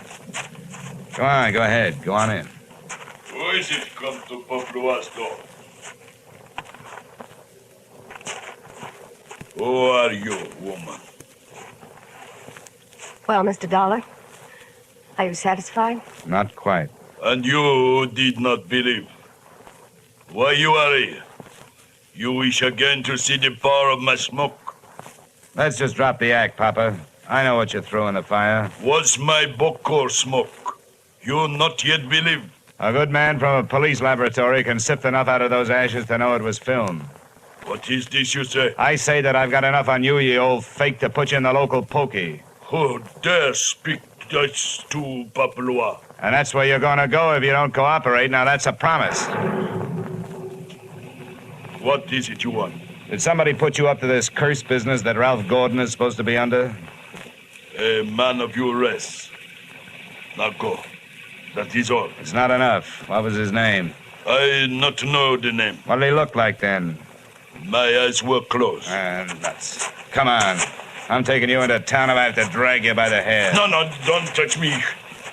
I will tell you how this is. It is true, I do not know the name or the face. He come to me. He ask me when comes next rain and wind. I tell him last night. But it's tonight. The storm come with the seat. He tell me he needs storm to close portholes in the ship. He say, if I bring this curse, I will be best organ on 80 because it kill white man. That is difficult. That is all. Now you go. How about the film for the fire? Did he give it to you? That is true, not long before you come. Well, get rid of it, Papa, before you lose your license to operate. You go now. Papa Luau will be alone. Go now. All right, Mrs. Gordon, all right. Let's not stay for the music.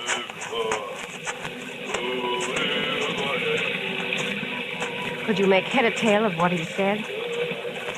What goes into your husband's cabin? Nothing but food and wine. Mostly wine. Who fixes his meals? I do. Our cook left us. Yeah? Where does the wine come from? You said it was champagne, didn't you? Yes. It always comes from the same place, a liquor shop in town, a case at a time. Nothing makes any sense. What are you going to do? All I can do. Try every angle. But that's not all I'm going to try in that liquor shop.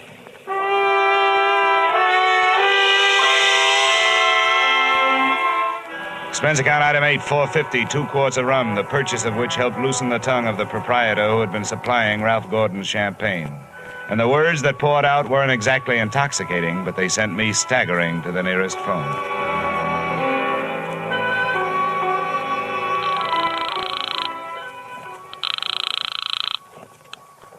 Yes, hello. Dr. Gordon, this is Dollar.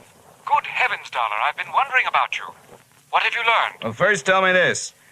What would happen to a man if he was in a ship's cabin on a stormy night with all the portholes closed and there was a lot of dry ice in there with him? What? What was that? A small room, no ventilation, a lot of dry ice. A lush, maybe passed out. What would happen? Good Lord. Dry ice is solidified carbon dioxide. If enough of it evaporated into the room... The lush would not be bothered by a hangover the next morning because he wouldn't wake up, right? Exactly. The gas, although not toxic, would force the oxygen from the atmosphere, and the result would be asphyxia. What are you getting at, Dollar? Well, that curse your brother is suffering from is very scientific. The champagne he's been getting has been chilled by dry ice, about 5 pounds per case. One went out just before the storm broke. Good Lord. It may be just coincidence, but Ralph's wife and that bosun... Yeah, I know. For a bosun, he'd make a very good chemist. They sent for a pull motor. If it's too late for your brother, maybe I can use it.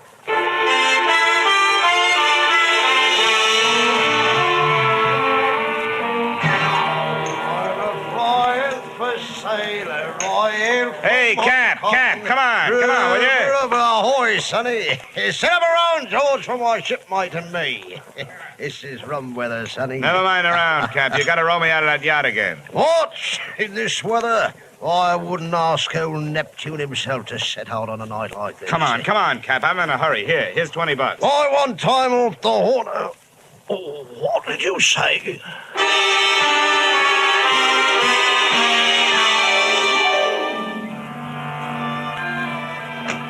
I didn't think it could rain any harder than it had been, but it did.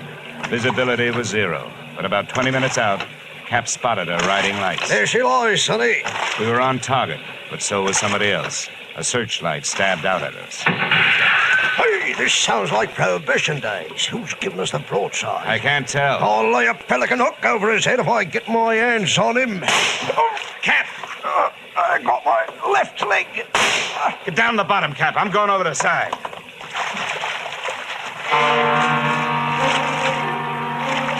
There was nothing to do but swim, so I swam. I tried to remember how many shots had been fired, and that's where I made my mistake.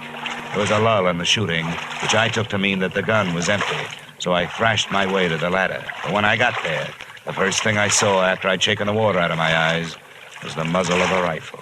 The face looking down the barrel at me belonged to Brother Thomas Gordon, M.D. Sorry, Dollar. Killing you wasn't in my plan. But now it'll have to be done. I was waiting for a bullet to come my way, but instead the doctor did. Are you all right, Dollar? I'll thank you later for spoiling his aim. Forget it. That's me, big-hearted M. Say, get a boat hook on the doctor. He's our prize fish. Don't let him get away. I grabbed a fire axe out of its case on my way to Ralph Gordon's cabin. If it needed ventilating, I knew one quick way to do it. I didn't check for oxygen. I took a deep breath, held it, and went in. The cabin was littered with wine bottles, and in one corner, in an open case, was the dry ice that was in the process of cooling Gordon off for good. He was stretched out on his bunk. I hefted him to my shoulder and used the last of my breath getting him out of there. What's the matter with him? Come on, help me to get him stretched out. Right. Come on, give me a hand, will you? Yeah. Maybe we can save a policyholder. All right. 1, 2, 3, 4. 1, 2, 3, 4. 1, 2, 3.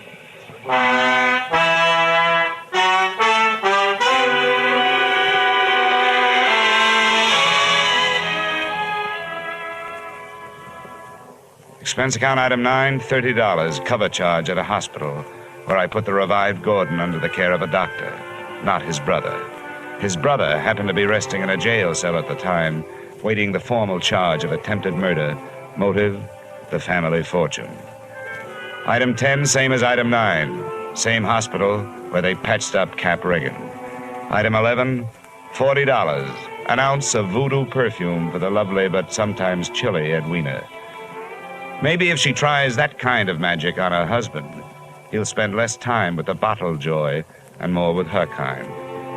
And expense account item 12, $148.70. Return trip to Hartford. Expense account total, $424.70. Yours truly, Johnny Dollar.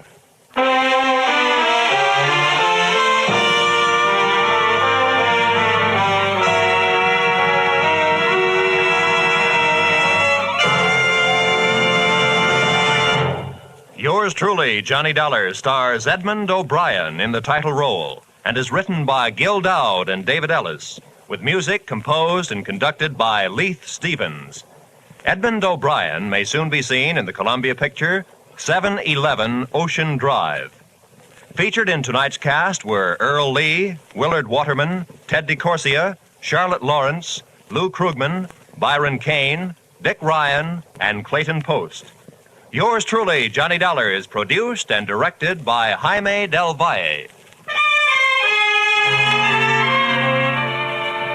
Join us next week at the same time when, from Hollywood, Edmund O'Brien returns in another transcribed adventure of Yours truly, Johnny Dollar.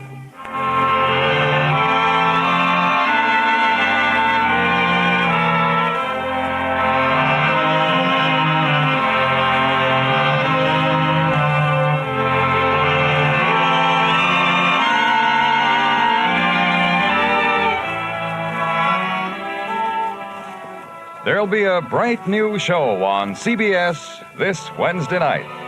It's called The ABCs of Music, and the star is Robert Q. Lewis with Ralph Flanagan's orchestra. You'll find Robert Q. and Ralph Flanagan taking over while Bing Crosby is on vacation. So join them on most of these same CBS stations this Wednesday for The ABCs of Music.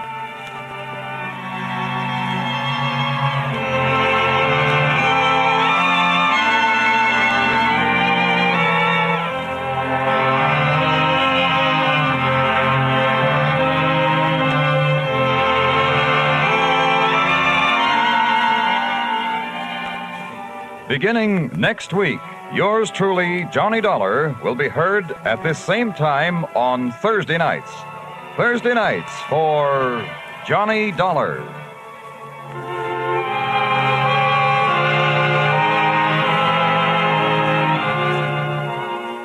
This is CBS, where you hear suspense every Thursday night, the Columbia Broadcasting System.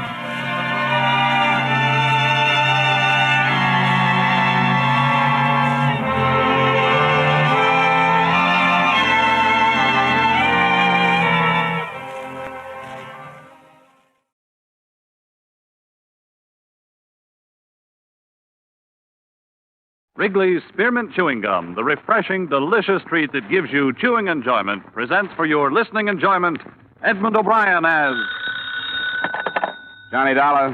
My name's Mark Nelson. I came to Hartford to talk to you about a federal assignment.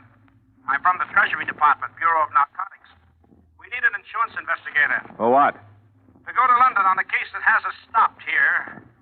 I'm in the Commonwealth Hotel. I'd like to have you come over. Wait a minute. What's insurance got to do with it? Our company took a policy on a few $1,000s worth of trunks en route to London. Somewhere in the load is $500,000 in narcotics.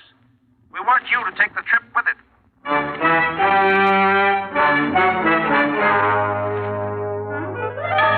The makers of Wrigley's Spearmint Chewing Gum bring you Edmund O'Brien in another adventure of the man with the action-packed expense account. America's fabulous freelance insurance investigator. Yours truly, Johnny Dollar.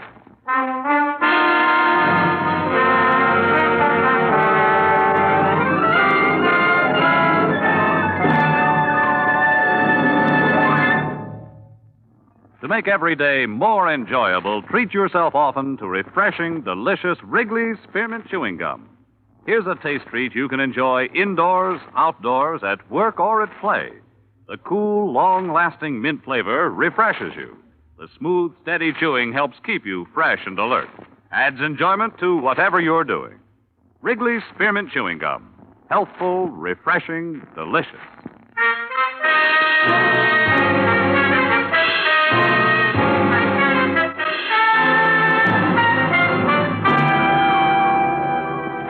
Expense account submitted by Special Investigator Johnny Dollar to Treasury Department, Bureau of Narcotics, Washington, D.C.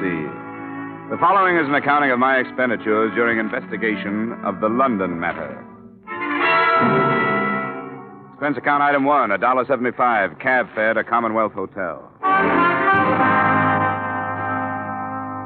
I'll give you the background as briefly as I can, Dollar. We allowed the entry of some narcotics from India into Seattle. We've been trying to break up a big ring in the Pacific Northwest. But the stuff didn't stay there. We followed it south into Beverly Hills. Have you ever heard of Dorothy Rivers and Broderick Green? The woman? I think so. I saw her in a couple of plays in New York, didn't I? Yes, that's the one. She's been out west for the past 2 years making movies. Green's her husband, a director. The narcotics went to them. Well, to their house, at least. Well, they must have servants. Yes, they did, but that doesn't do us any good. There were 4 of them, but 3 of them have been discharged. They all had a hand in packing the trunks for this London trip, so any one of them or all of them could have packed the narcotics. You're sure that's what happened? We know they went into the house, but nothing has come out but the trunks. And I searched the place myself just before I flew east. Why don't you want to stop it? We cabled Scotland Yard, and they told us there's been a big increase in contraband over there in the past couple of years. You think this could be part of a pattern? Well, it's possible. You see, because they need our dollars, British Customs make it a point to extend a lot of courtesies to these visiting film celebrities. The stars always arrive with a lot of belongings and usually with a servant or 2. In the case of Green and his wife, just 1. A confidential secretary, a Miss Miller, Lorraine Miller. She's traveling with the trunks. Now, I want you to get acquainted with her. Well, that shouldn't be too difficult. Who's the policy with? Standard Liability Company.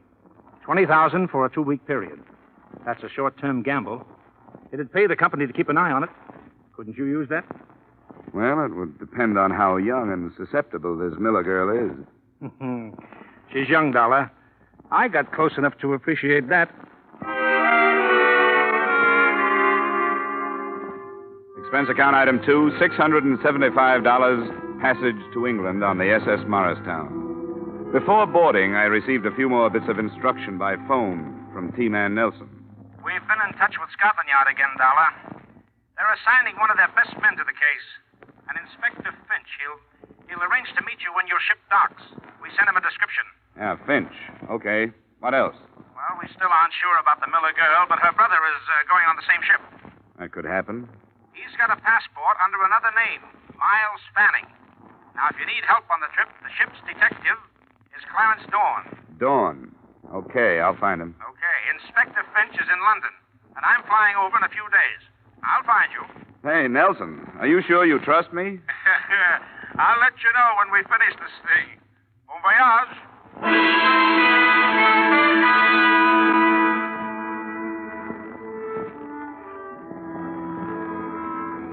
Expense account item 3, $8, bar bill. I met Lorraine Miller in a small lounge on B-deck as we left New York Harbor. She struck me as being young, all right, but susceptible only when she wanted to be.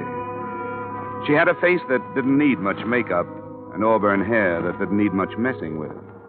Her hazel eyes were wide-spaced and seemingly candid, but they didn't tell me whether or not she knew who I really was. It must be an exciting job. Travel a lot? Meet interesting people? Yes, I once met a pig named Rollo who had eaten a diamond bracelet. Really, Mr. Dollar? Hey, how long are you going to be in England? About a year, I guess. The Greens are going to make a picture with somebody's frozen pounds. It's a smart thing to do, you know. Everybody who is anybody has some frozen pounds. You don't like these people. If it shows, it's because of this martini before lunch. I'm glad you're here. So am I. You traveling alone? Yeah, but that's my line, isn't it? What do you have, a cabin or a suite? A cabin. Then it's my line. I have a suite. I'll go take a nap in the tub, and you meet me there at 5. There's a little bar, and I'll order some things, and we'll be able to get some music on the radio and have dinner there. Oh, I really shouldn't. Hidden away from the rest of the people. sound of the ocean outside. You'll like it. If I could only be sure that Mother won't worry about it.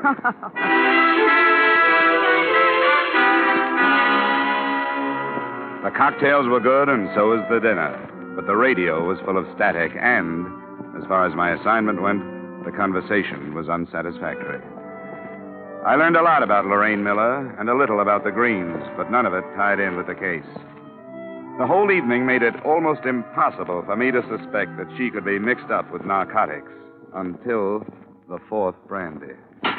Jim? What is it? Oh, no. The porthole. Somebody pushed it open. It blew open. It startled me, that's all. Somebody pushed it. You saw him. You started to call out his name. No, I didn't, Johnny. It startled me so. My mind was 1,000 miles away in that Come over here and sit down.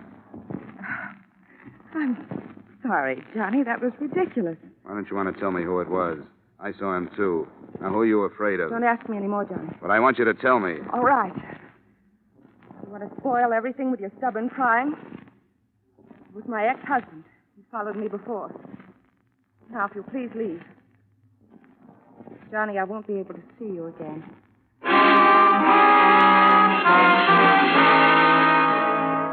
Selfishly, I was sorry it had to happen, but it meant progress.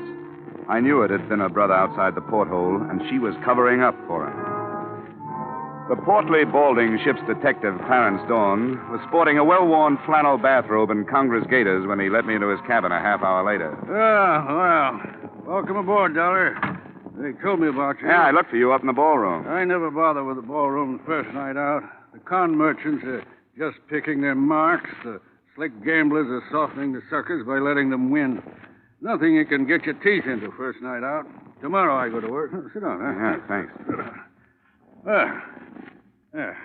Customs told me you might contact me. Always glad to help if I can. Thank you. There's a passenger aboard named of Miles Fanning.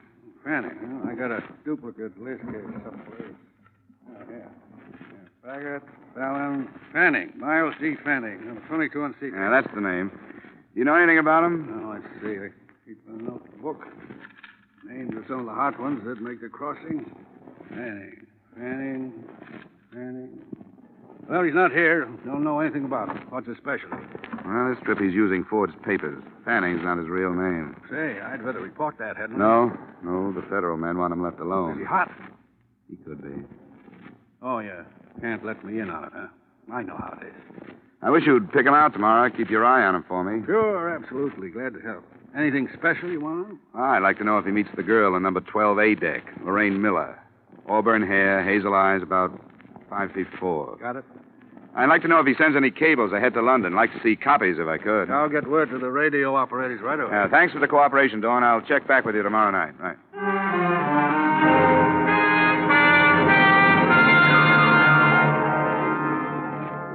I checked back with him on the following 5 nights, and he had nothing to report. The days and evenings I spent as casually as I could, and never once saw the Miller girl. According to Dawn, she had her meals in a cabin and never left it. Her brother was pointed out to me, and I felt his eyes on me now and then, so I knew he recognized me. Then, the night before we were due to dock in Southampton, I was surprised in my cabin by an unmistakably feminine knock on the door.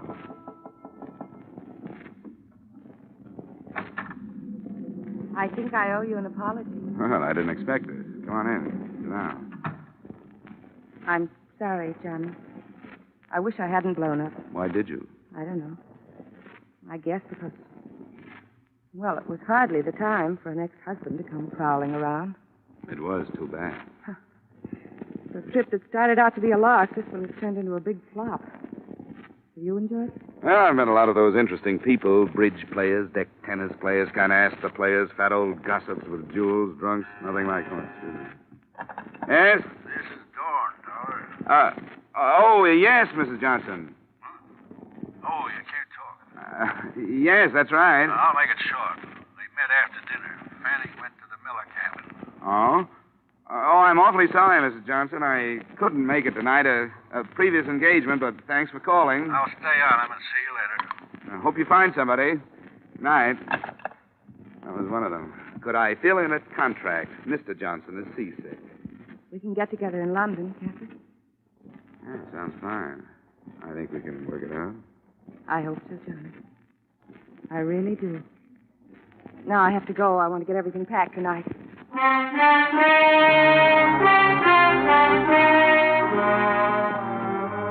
I poured myself a nightcap after she'd left. A big one, because I was confused. I didn't know why she'd come, or how much she knew about the narcotics, or how much she thought I knew. It was the first drink I'd had in my cabin out of my own bottle, and it was the last. I felt it the minute it was down, and there was nothing I could do about it. But it was painless. The ship seemed to roll more heavily, and I pitched forward toward my bunk.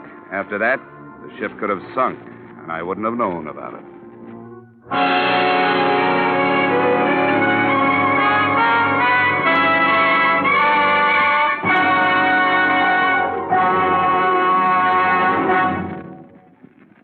To make every day more enjoyable, treat yourself often to refreshing, delicious Wrigley's Spearmint Chewing Gum.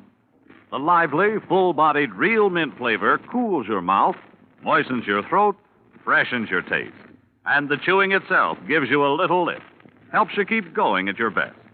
So for real chewing enjoyment that's refreshing and long-lasting, always keep Wrigley's Spearmint Chewing Gum handy.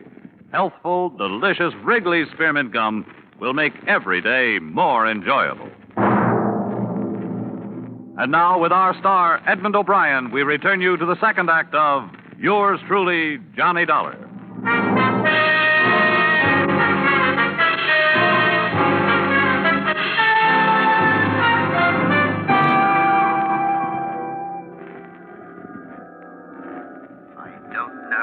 I don't know. Great shock to the system. Yes, it must be. Sinister amount of opiate. Amazing resistance. Well, we'll try. There. I don't dare give him any more stimulant, Inspector, but this should bring him round. Rather an unpleasant arrival, poor chap. Yes. That did the trick. Now I'll leave him to you, Inspector. Keep him awake, but don't expect too much at first. Yes, of course. Thank you, Doctor. Mr. Dollar? Mr. Dollar? Can you hear me, sir? Huh? What? You must try to stay awake. Can you open your eyes? Who are you? Chief Inspector Finch of Scotland Yard. Oh, the girl. I'm afraid Miss Miller has disembarked. Fanning? He's being followed by one of my men. Mr. Dollar, your system received a large amount of opiate, enough to render you unconscious for almost 12 hours. Do you know who administered it? We're in Southampton. Yes. It was a girl. She come to my cabin and there was a phone call. A phone call, sir? Yeah, the ship's detective had been giving me a hand, keeping his eye on Fanning. I wasn't watching her. She must have drugged the whiskey while I was talking. Oh, I was stupid. I shouldn't worry if I were you. The situation is nicely under control. The trunks? En route to the Green residence. However, the men in the lorry with it are from Scotland Yard. They'll unpack them, and I assure you nothing will pass unnoticed. Nice going, Inspector. Thank you, sir. We like to try. Now, if you could raise yourself and drink some of this coffee. All right. Yeah. Shouldn't be this hard. Nasty experience. Okay, let's have the coffee. Yeah. Splendid. When you feel strong enough, we'll have an ambulance move you to my flat. You may rest there, and we shall await developments.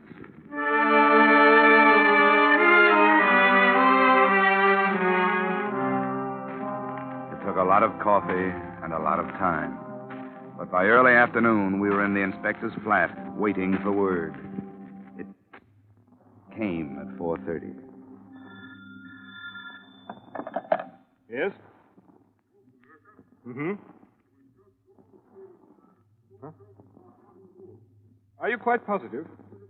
I see. Very well, Sergeant. Return to the yard. I'll phone you there if I need you. Mr. Dollar, is it possible that an error was committed on the other side, that the narcotics never left there? They didn't find them? No. After meticulous search. Oh, Treasury's not going to make a mistake like that with $500,000 worth. The narcotics left the States, all right. Perhaps they're still on the ship. May have got the wind up since you were aboard and discarded the original plan. I don't know. I suppose it's a thought. Right. I'll arrange for a search party at once. Inspector, who in London would be able to buy this amount of narcotics? That question had occurred to me. The answer shouldn't be too difficult to find. Perhaps you'd care to accompany me to my office while we try. We rather pride ourselves upon our efficiency.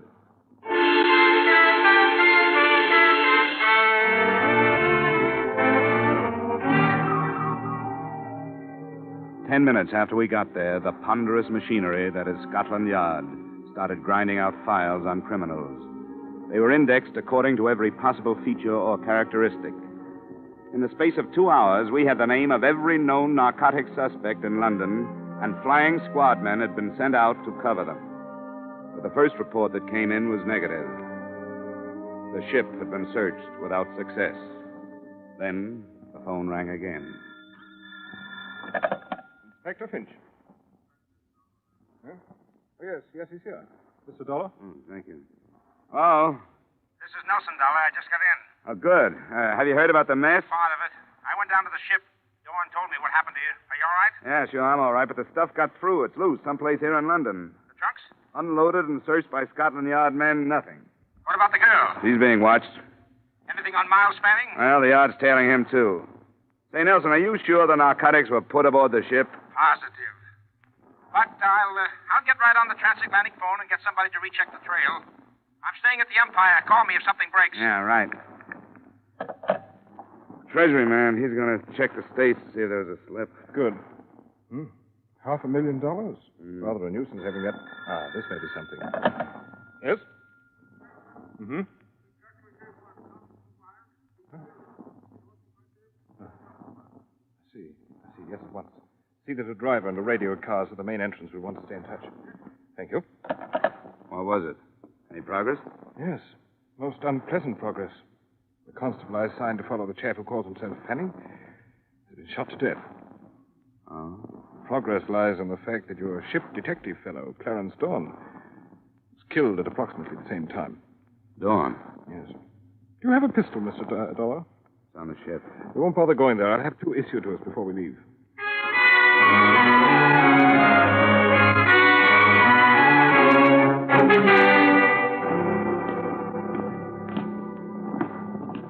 I spoke to Constable Weil before he died, sir.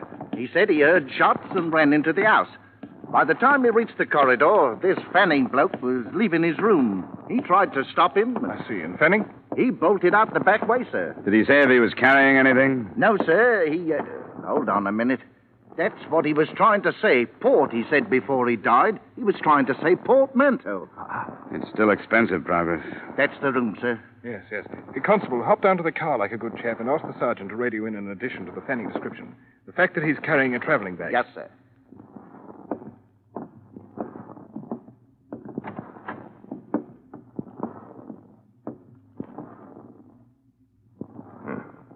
Is this Clarence Dawn?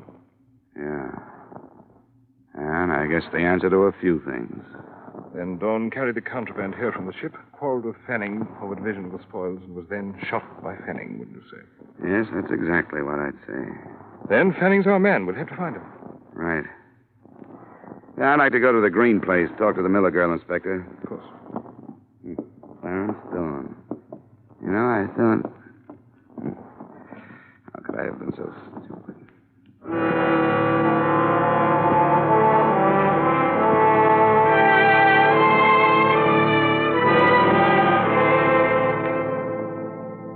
The Green residence was dark when we arrived, and there was no response to either the doorbell or our shouts.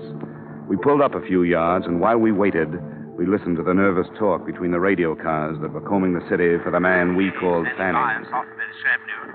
A man answering the Fanning description has been reported in the square. Request flying squad men to search the building. That's 3.5 hours we've been here. Must be 1 million men in London who answer his description. And so we shall have to question 1 million men. 47Y, 47Y to 14B.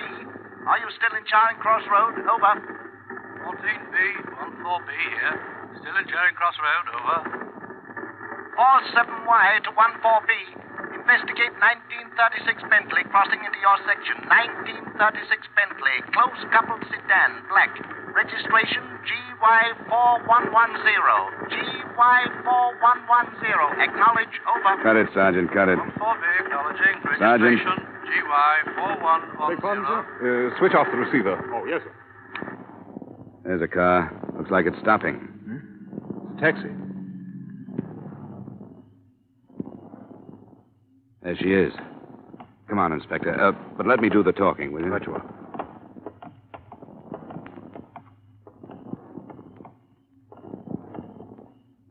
Lorraine? Who is it? Johnny. Johnny, where have you been? Where is he, Lorraine? What happened to you? I looked for you when we were docking. I came to your cabin and knocked. Stop it. Where is he, your brother? Johnny.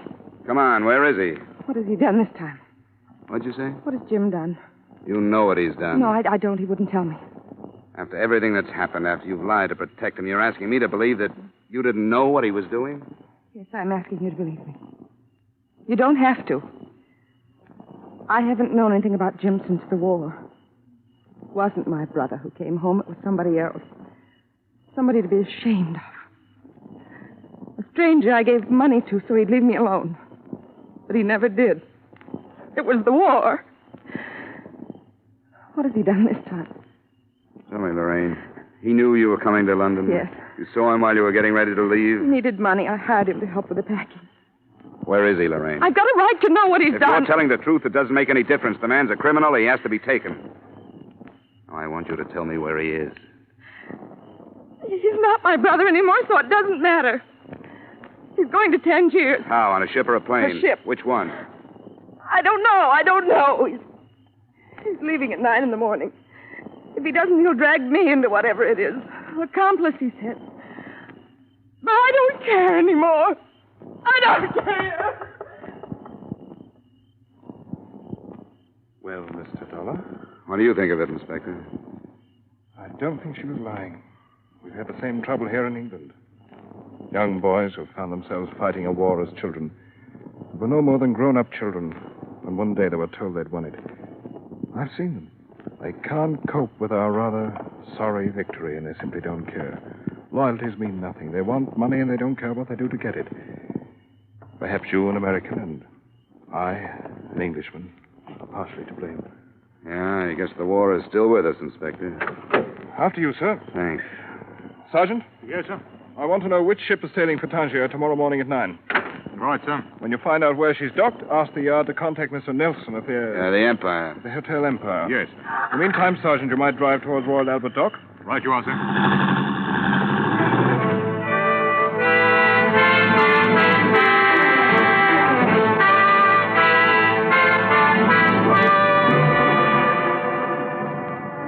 The ship turned out to be the city of Bombay.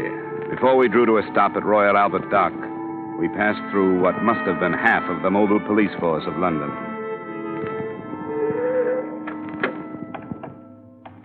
That must be Nelson's car. Yeah, there he is. Come along, Sergeant. We want you to stand guard at the gangway. Right, sir. Hello there, Dollar. I was beginning to wonder if you'd ever get here. It's only been 10 minutes, Nelson. This is Inspector Finch at Scotland Yard. Pleasure, sir. How do you do? Well, Mr. Dollar, Mr. Nelson, as you so quaintly put it on the other side, this is it? You're sure he's there? Oh, quite sure. Yeah, we got a radio report, and we hope they've cleared the ship of everybody else. Well, we might as well go. Right you are. I'm ready.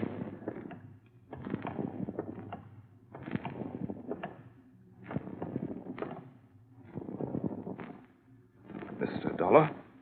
It's up to you. Thanks. You there. Is Mr. Fanning aboard? Aye, he's aboard. Stay here, Sergeant. Right, sir.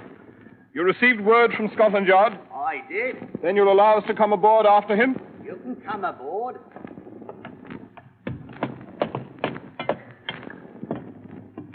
He knows you've come. He's got a gun. Where is he? He went forward, on deck. Everything below is closed off. Very good. We can find him up this way? That's the way.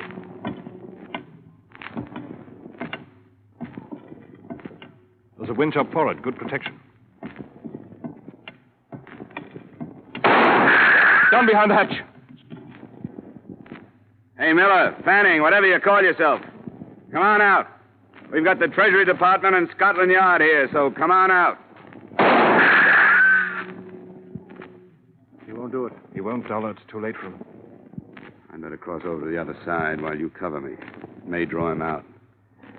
Are we ready? Wait till I move down here. This is good. Good luck, Inspector. Use your head, Miller. Come on out. There he goes. Toward the bow. Don't let him get over.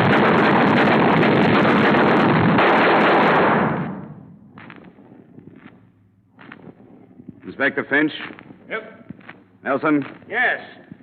Yes, you all right, Dollar? Yeah, what about him? He's dead, Dollar. We can search his cabin now.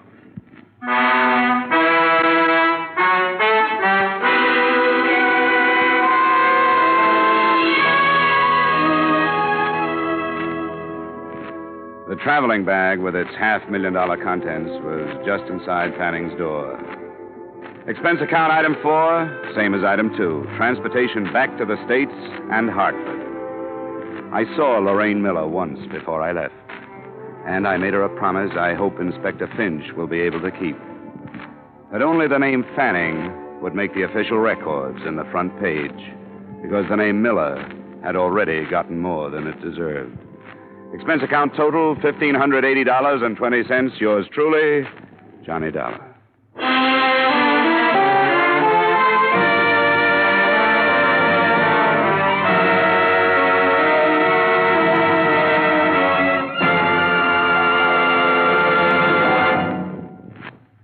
Remember, friends, to make every day more enjoyable, treat yourself often to refreshing, delicious Wrigley's Spearmint Chewing Gum. There's lots of cooling, real mint flavor in every stick. And chewing Wrigley's Spearmint helps keep you feeling fresh and alert. You feel better, work better, get more fun out of doing things. So indoors, outdoors, wherever you go, keep some healthful, refreshing Wrigley's Spearmint Chewing Gum handy. To make every day more enjoyable, treat yourself often to delicious Wrigley's Spearmint Chewing Gum.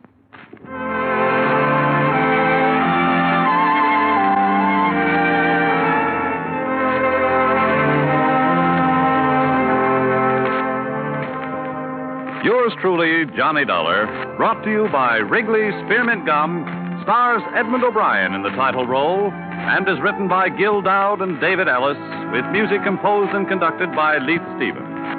Edmund O'Brien can soon be seen starring in the Columbia Pictures production, 711 Ocean Drive. Featured in tonight's cast were Wally Mayer, Virginia Gregg, Herb Butterfield, Dana Herlihy, Tudor Owen, Ben Wright, and Alec Harford. Yours truly, Johnny Dollar, is produced and directed by Jaime Del Valle.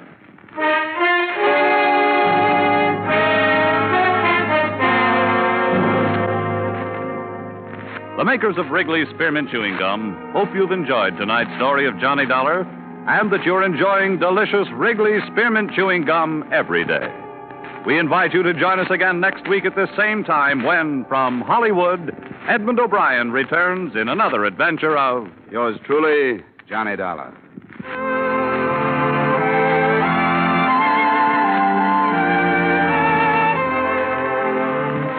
Bob Stevenson speaking.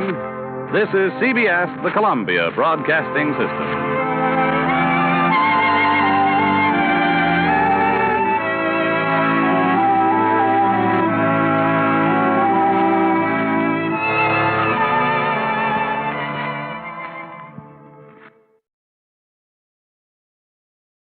It's time now for Edmund O'Brien as Johnny Dollar. Hello, Dollar. This is Carter down at Tri-State Insurance. Yeah, I've heard of it. How are you, Bill? Fair. Listen, we have a vice president down here who has an idiot cousin selling insurance for us in New York City. Well, he's done it again. Did you call me for advice or sympathy? He just sold a $15,000 policy covering a pair of antique pistols for the trip from here to a buyer in Boston. Well, some of those old weapons are worth it. Well, these must be. That's why I want you to see that they get there. According to this Leonard Bonney, who brought the pistols this far from England, somebody tried twice to steal them. That we learned after he bought the policy. Will you take the job? Okay, Bill. And when can I talk to this Bonnie? He's at the doctor's, but he'll be back in my office in an hour. Doctor's? Yeah. The last time the thugs jumped him, they put a knife through his arm.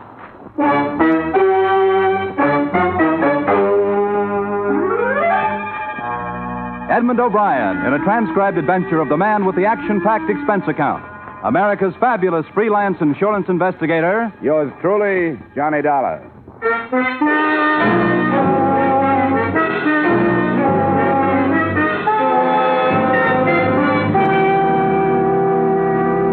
expense account submitted by Special Investigator Johnny Dollar to Home Office Tri-State Insurance Company, Hartford, Connecticut.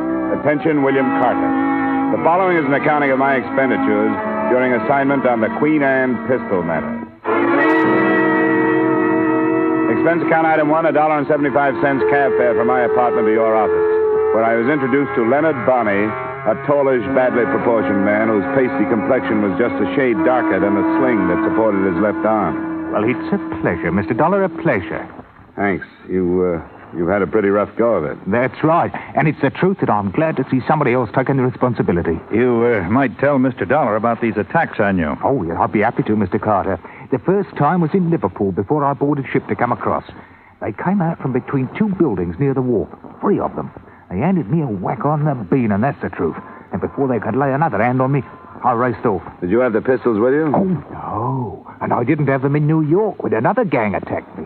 They almost killed me with that knife. The pistols are here, Dollar. Would you like to see them? Yeah, I would. Here, I'll open the case. The box he opened was leather-bound and satin-lined. 2 pistols nestled in it, graceful flintlocks with 10-inch forged barrels, upon which were engraved a coronet and a name so faint that I couldn't make it out.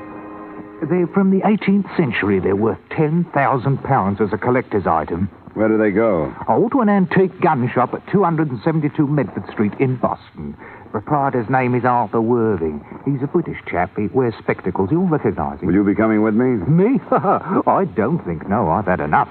I'll stay here and wait word from Mr. Carter that the pistols have got there safe. Oh, no, I've had enough.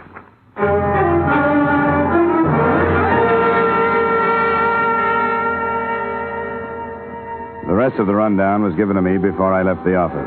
Leonard Bonney had been hired as a messenger by the seller in London, who had explained the value of the guns, but had not mentioned any potential danger of attempted theft. With that information and the pistol case tucked into a corner of my luggage, I made arrangements to leave. Expense account item 2, $9.75 airfare and incidental expenses between Hartford and Boston.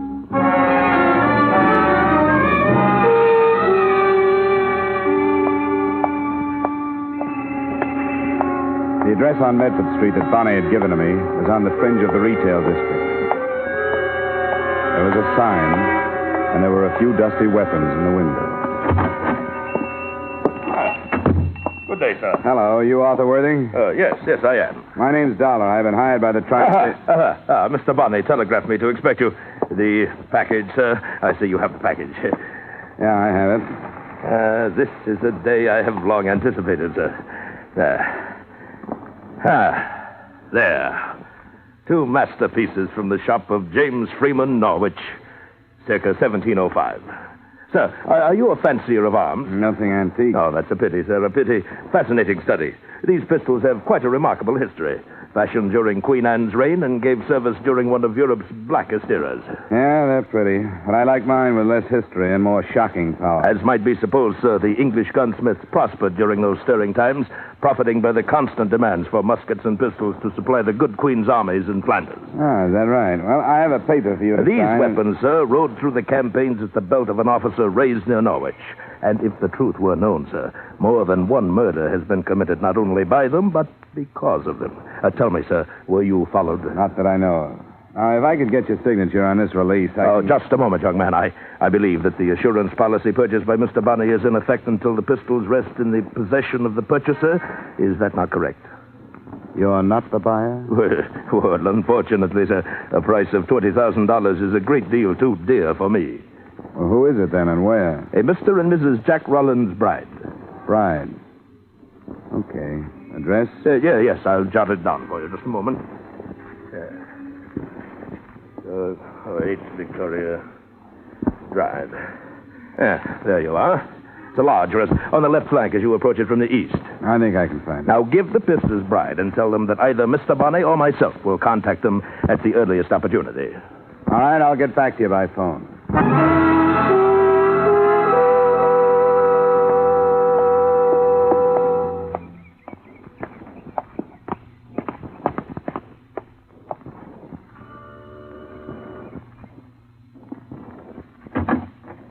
Good afternoon, sir. I have a package to deliver to either Mr. or Mrs. Bride. Are they at home? Yes, sir. I'll take it to them. Well, my instructions are to give it to them personally. Who is it, Dean? A gentleman with a parcel for you, madam. A parcel? My name is Dollar. Are you Mrs. Bryan? Yes. Well, here are your pistols. For Mr. Worthing. But come in. Mr. Worthing, I don't understand. Well, maybe your husband knows about it. Yes, perhaps that's... Oh! Oh, no! Madam! What's the matter? You can't. You can't. What's the matter, Mrs. Bryan? Estelle! Oh, heavens, Estelle, what's the trouble? Who is this man? What's it? Oh. Take Mrs. Bride to her room, dear. No, Jack. I want to know. What does it mean, Jack? What does it mean? Be quiet, Estelle. I'll take care of this. Come along, Mrs. Bride. I'll help you to your room and get you a bromide. Now, what do you want? No, I don't want anything but your signature on this paper, acknowledging your receipt of the pistols described therein. You'll get no signature from me. Here, let me see that. Hey, watch it, will you? Leonard Bonney. He's here in America. That's what he said his name was. I brought the pistols from Hartford to a man named Arthur Worthing. He sent me to you. Who's Arthur Worthing? I took it that you knew one another. He's a dealer in antique weapons. Yes, of course. Get out of here. Take this fake form and take your pistols. Go back to your Mr. Worthing. Your bluff won't work. Now, listen to me. I don't believe that Bonnie is here. I don't think he's still alive. Now, get out of here! I didn't bother to argue with him because, as far as I could see then, he was either terrified, crazy, or both. With the pistols, I took the shortest route back to Arthur Worthing's gun shop on Medford Street.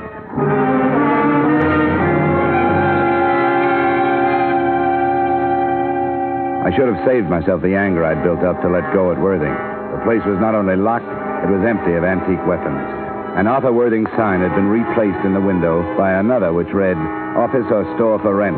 Inquire number 13 Groves Building. I decided not to.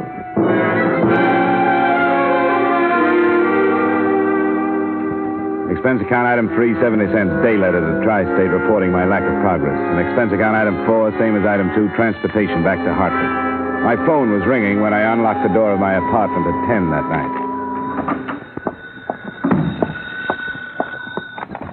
Johnny Dollar. Bill Carter, Johnny. Did I interrupt something? Yeah, I just got in. Just came through the door. That's crazy business in Boston. What do you make of it? Well, the man called it blackmail, so I guess that's what it is. But what reason there was for using me, I don't get. Unless they figured Bride would get violent. I've been trying to reach that Bonnie. You left a phone number. What'd you get, the city pound? No, some woman with an accent so thick we can't understand each Well, other. forget it. Bonnie just made it up. He was lying in his teeth about everything. Do you have the pistols? Yeah, but not for long. I'm bringing them down to your vault in the morning. Good. Stop by my office. Aren't you curious about this thing? No, not even intrigued. I don't want any part of it. That was only half true. I didn't want any part of it, but I was intrigued. Later, after a shower and over a highball, I took the pistols out of their case and looked them over. Except for the possibility that they were the tools of blackmail, I could find nothing to make them worth $20,000. But under a strong light, I did make out the name engraved on the barrel that I hadn't been able to read before. It was Bride, as in Mr. and Mrs. Jack Rowland's Bride. And the date behind it was 1704.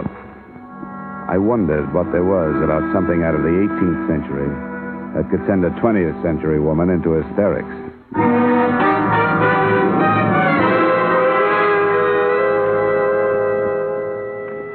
The next day, I saw the pistols put under lock and key, started to work on another case, and tried to forget the whole thing. But I was reminded of it again by the caller who was waiting for me in the corridor outside my apartment that night, the bride's butler. I hope you'll pardon my intrusion, sir. You must know why I've come. Well, I can guess. I shan't take up much of your time. But if I could just talk to you... All right, we'll go inside. Oh, thank you, sir.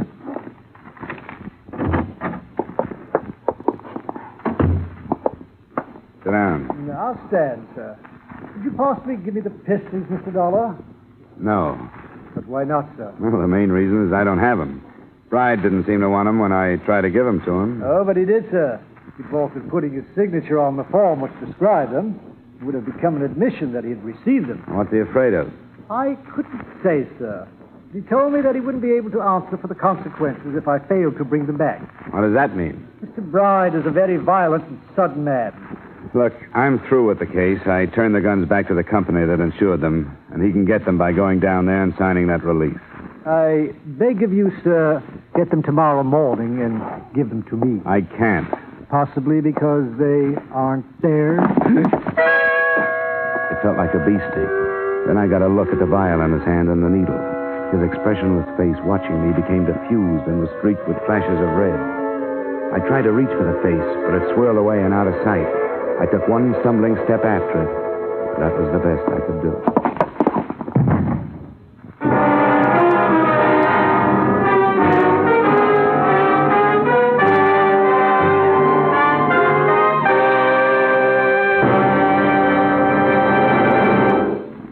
We will return you to the second act of yours truly, Johnny Dollar, in just a moment.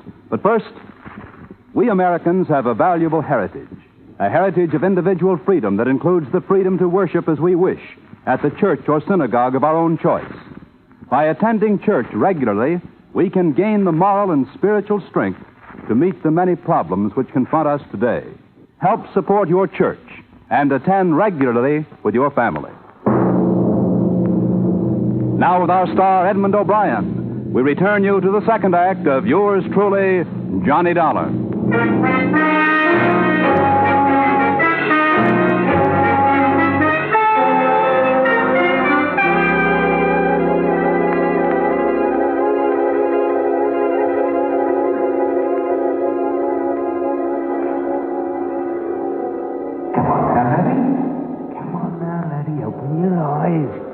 You can do it now. You can do it.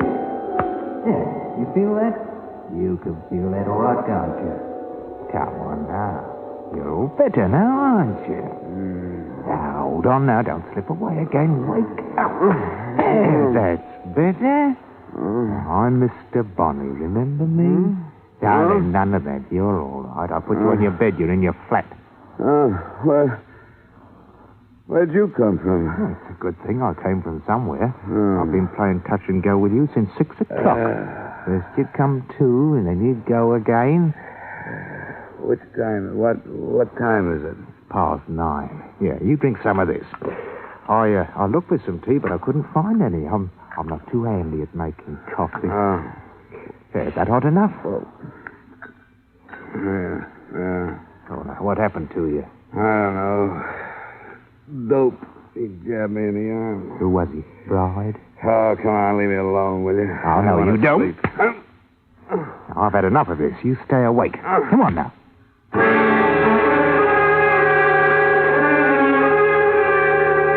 That treatment went on for another 45 minutes. That and the coffee. From the bed, I could see that my apartment had been torn to pieces. I was too sick to be angry about it. And when I could sit up and put my feet on the floor, I realized without surprise that Bonnie's arm was no longer in a sling. In fact, there was a Webley automatic in his hand. Oh, that. Well, the surgeon said I wouldn't need the sling anymore. Oh, you are a lying... Now, stand up now. Come on. Did he get those pistols? Who? Bride. Whoever it was tore up your flat looking for them. No, he didn't get them. And you aren't going to get them either. Oh, yeah, now, you got an head on your shoulders. You use it. Where are they? You'll have to do more than wave that automatic around to get them. They're in a vault downtown. What do you want? A share for yourself? Look, it was your idea to insure those things. Bride wouldn't receive them, and the company wants to protect them until he does. You must have known that. Why did you insure them? Well, it was Worthing's plan. I told him it was too tricky. You're in a fine mess now. I've got to take you to him. Why? I can't do anything. Don't you ask so many questions. You just come along.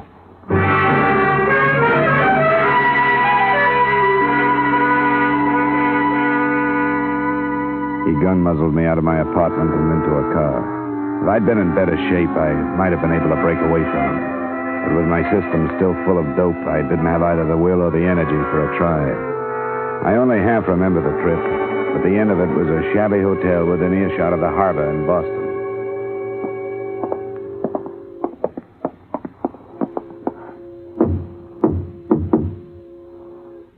It's Bonnie. I brought Mr. Dollar. Capital, Bonnie. Capital. Come in. Hey, you're white as a ghost, Mr. Dollar. Are you ill? Yeah, and you don't help. They put a needle into him trying to get the pistol. Oh, what a pity, what a pity. Sit down, sir. Sit down, please, by all means. Did they get him? Well, he says no, and if he's telling the truth, we're in a mess. In a mess, Bonnie? He says the pistols are locked up at the insurance company in Hartford. Well, now, is that the truth? I don't see why that should be hard to believe. Now, what do you say to that? I told you it wouldn't work. You and your complicated plans. Now we've lost the whole thing. Nonsense, Bonnie, nonsense. Why, actually, the pistols are of no consequence whatsoever. Well, they were important right enough in London when we talked about coming here with them. Of course they were, Bonnie, but now they've served their purpose. The brides have seen them. You have spoken to them on the phone. It only remains for you to collect the money. The end of the past, Bonnie. Well, I think we need them. Well, Mr. Dollar, it suddenly occurs to me that I have spilled the beans, as you, Yank, so quaintly put it. I've told you the truth. I don't want to know the truth. Why don't you keep quiet, Worthing? That's a good idea. Until I get out of here anyway. Bonnie, stop him. Look, I have no place in this. Just leave me alone. Bonnie, stop him, or everything is lost. All right, me bucko, come on back. Gotta get away from me. Come on.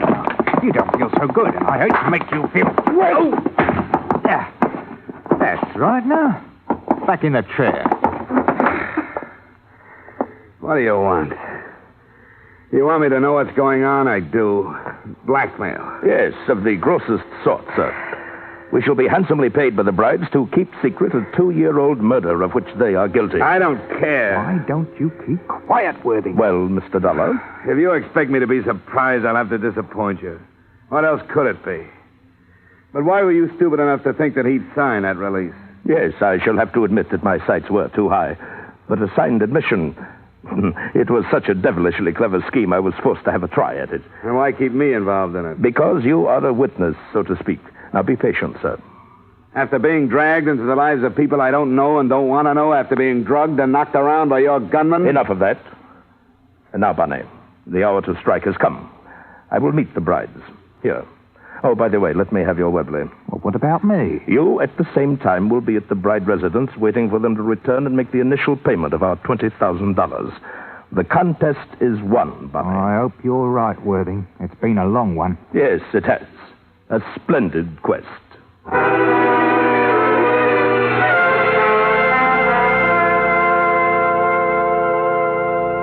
He made a phone call to the brides, and Bonnie left. Worthing concentrated on the Webley automatic while we waited, and I concentrated on my head. By the time the brides arrived an hour later, I was almost able to stand without staggering. Well. Mr. and Mrs. Bride, late of Norwich. Our paths at last cross. Please come in. I am Arthur Worthing. You don't know me, but I assure you that you will. Oh, you remember Mr. Dollar? Yes. We should hardly forget him. You're not alone there. I'm afraid I have most distressing news for you, Mr. and Mrs. Bride. I shall be unable to make deliveries since Mr. Dollar has gained possession of the pistols and steadfastly refuses to part with them. He is a veritable thorn in my side. Do you expect sympathy from us, Mr. Worthing? Well, indeed, I expect nothing of the sort. No more than your uncle, the Duke of Pembroke, would have expected from you had he known your true thoughts before you had him murdered. Are you lecturing, Worthing? You're planning to profit from the same death. Yes, quite a profitable death to everyone but the poor Duke. The estate fortune to the brides and to the others of us who nibble at the edges, a small share. Even you, Mr. Dollar, earned a penny or two. Cut this short, will you? It's a little too thick for me.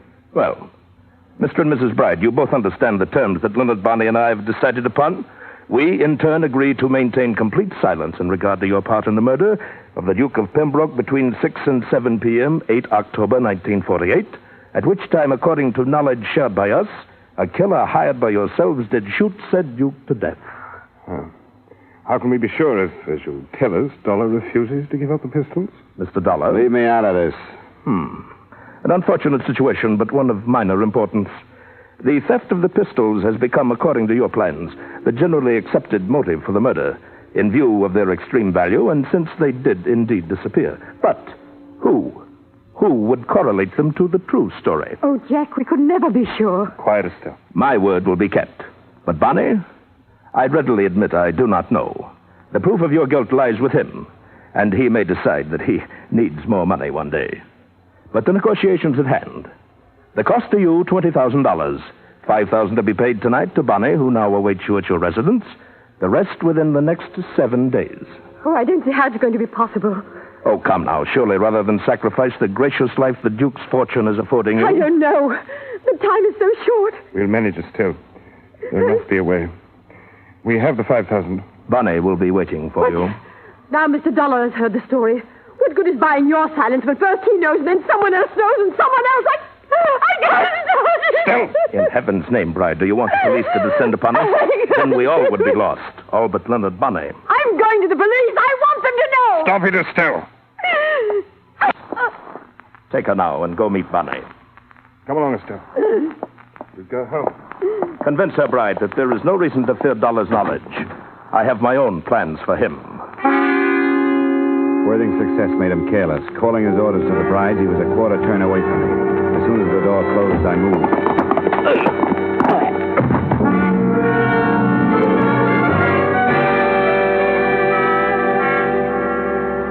As far as I was concerned, it was a toss-up between being a good citizen and phoning the police or using my head and leaving. I decided on a compromise, an anonymous report. I leaned over him to double-check his name and started through his pockets. His inside coat pocket gave me a week-old receipt for the weapons with which he dressed up his phony gun shop. His wallet held some money, but no identification. I patted aside coat pockets. They were cluttered with the usual men's debris and nothing else.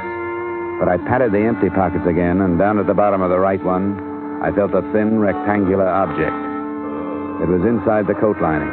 I got my fingers into the seam and ripped. The object was a card set into a plate of transparent plastic.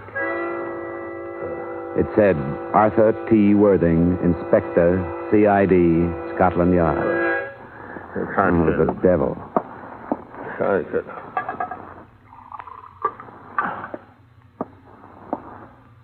Hey, Inspector Worthing. I say that was rather... Here, try some of this. Thank you.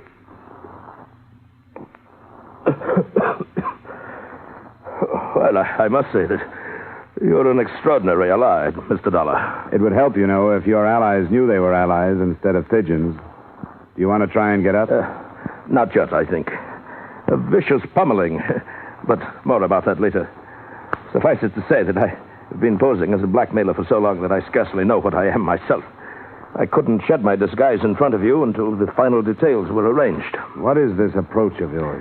Approach, sir? This crazy scheme. Here, come on, take my hand. Oh, thank you. Not crazy, sir. Intricate, perhaps, but I did obtain a confession, didn't I? With you as a witness. During the investigation in England, no effort was enough to swerve the brides from their story of their murder. I had to turn criminal to meet them on a common level and gain the truth.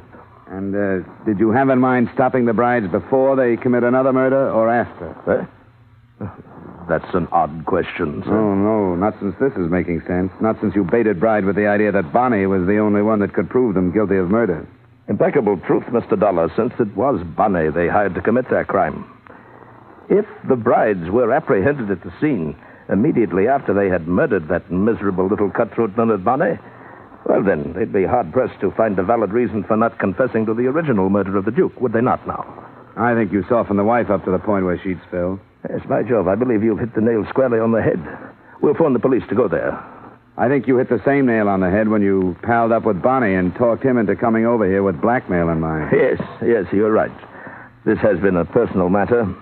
The Duke of Pembroke was my friend. As I said, nothing could be done in England, so here I am. Unofficially, of course. I suggest now that I phone the police, don't you?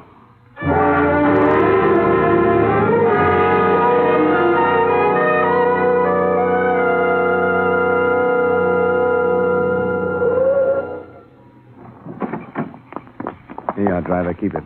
Thank you, sir. Good night, you. Good night, young man. Well, no sign of the police, Dollar. They'll arrive quietly. We'd better get up to the house. We dropped our cab a few yards down from the bride address. When we got there, we took the driveway. There was a light in a room I'd spotted the last time I was there, a library. We angled off toward it, but before we reached it, a look I tossed over my shoulder stopped me. Behind us in the street, I could see a swarm of uniformed figures slipping silently toward us.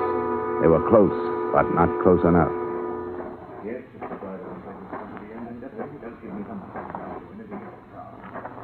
Now, boys, don't do it.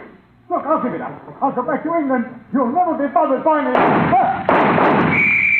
Calvin, take 3 men and cover the rear. All right, come on, you guys. Let's go this way.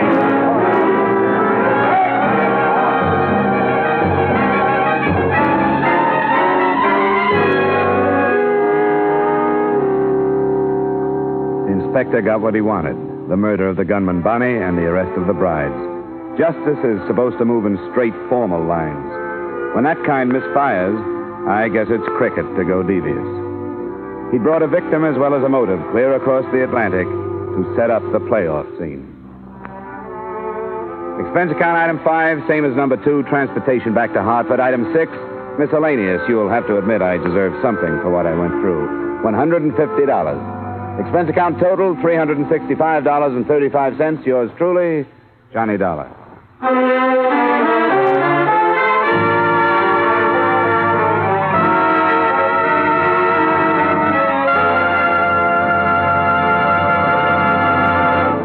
Yours truly, Johnny Dollar, stars Edmund O'Brien in the title role and is written by Gil Dowd with music by Wilbur Hatch. Edmund O'Brien can soon be seen in the Paramount Pictures production Warpath.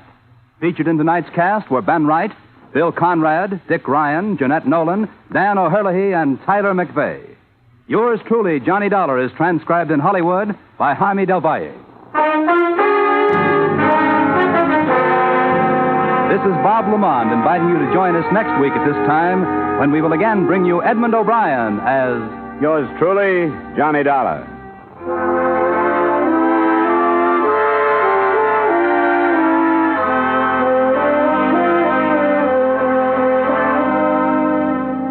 Every Saturday night, Americans from coast to coast play Sing It Again. Do you? Well, if you don't know the fun and excitement you're missing. Not to mention radio's largest cash award if you can name the Phantom Voice. There's music on Sing It Again. Music with Alan Dale, Bob Howard, Judy Lynn, the Riddlers, Ray Block and his orchestra. There are contestants from all over America, phoned by Dan Seymour. And there are prizes. Prizes galore, plus that special jackpot prize we mentioned earlier. So stay at home. Play at home on Saturday nights when over many of these same CBS stations, Dan Seymour says it's Sing It Again. Stay tuned now for Von Monroe's Caravan, which follows immediately on most of these same CBS stations.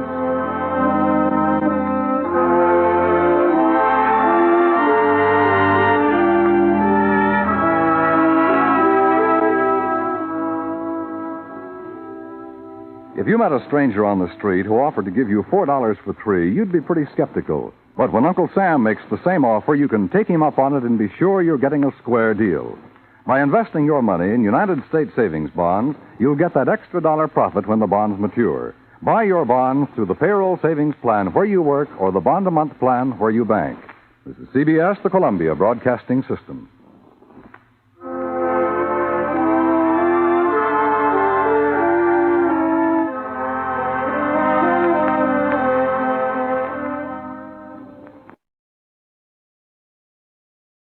From Hollywood, it's time now for Edmund O'Brien as...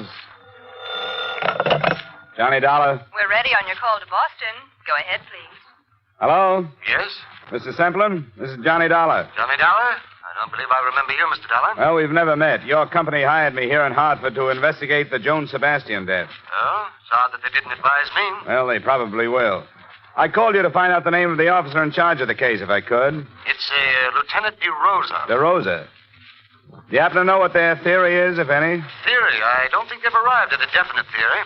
Still a toss-up between murder and suicide, huh? Okay, Mr. Semplin. I'll be in touch.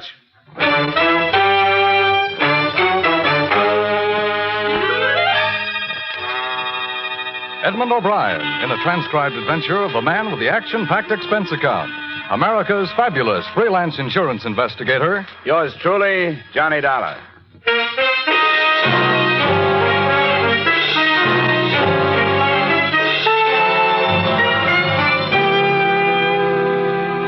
Expense account submitted by Special Investigator Johnny Dollar to Home Office, Corinthian Life Insurance Company, Hartford, Connecticut. The following is an accounting of expenditures during my investigation of the Joan Sebastian Matter. Expense account item 1, $175 phone call to Boston, advising your manager there of my assignment. Item 2, $28 car rental and mileage from my Hartford apartment to police headquarters, Boston.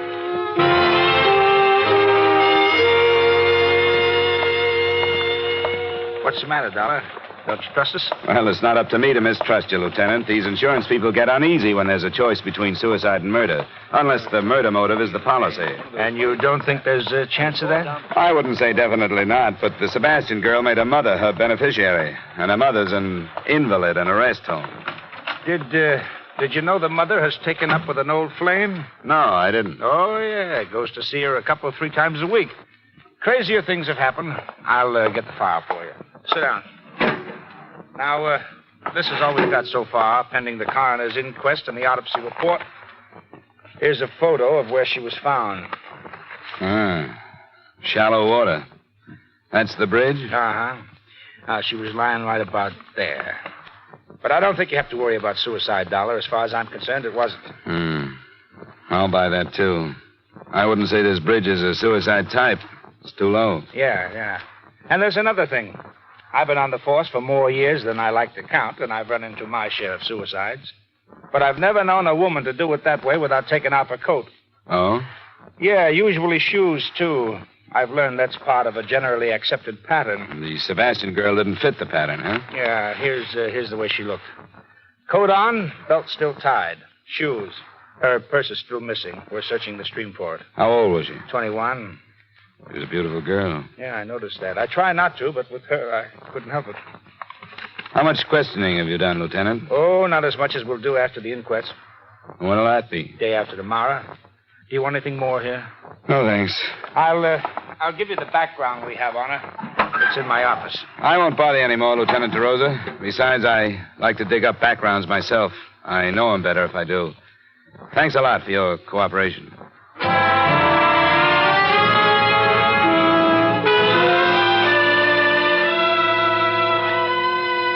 I drove out to the stream where they'd found the girl's body, and there chalked up another point against her death being a suicide.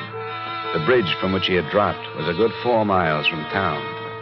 On the assumption that she'd been brought there in a car, the placement of a body in regard to the 2 lanes on the bridge made it look as if the car was going toward Boston, not away from it. 5 minutes later, I was heading the same way.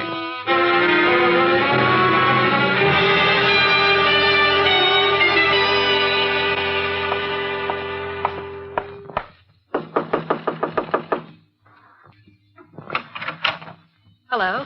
Miss Mary O'Neill? Yes? The manager suggested I come up. He told me you shared this apartment with Joan Sebastian. That's right. Who are you? My name's Dollar. I'm from her insurance company. I'd like to talk to you about her if I could. Well, I suppose so, but there's nothing I can do now. This is the biggest shock I've ever had. I always said there'd be trouble. But I never thought she'd do anything like this. Maybe she didn't. What's that supposed to mean? Well, there are signs that say maybe she didn't commit suicide. There are? Do you think she had any reason to? Well, that's what I said. I never thought she would. Sit down. Any place. Thanks. Poor little Joan.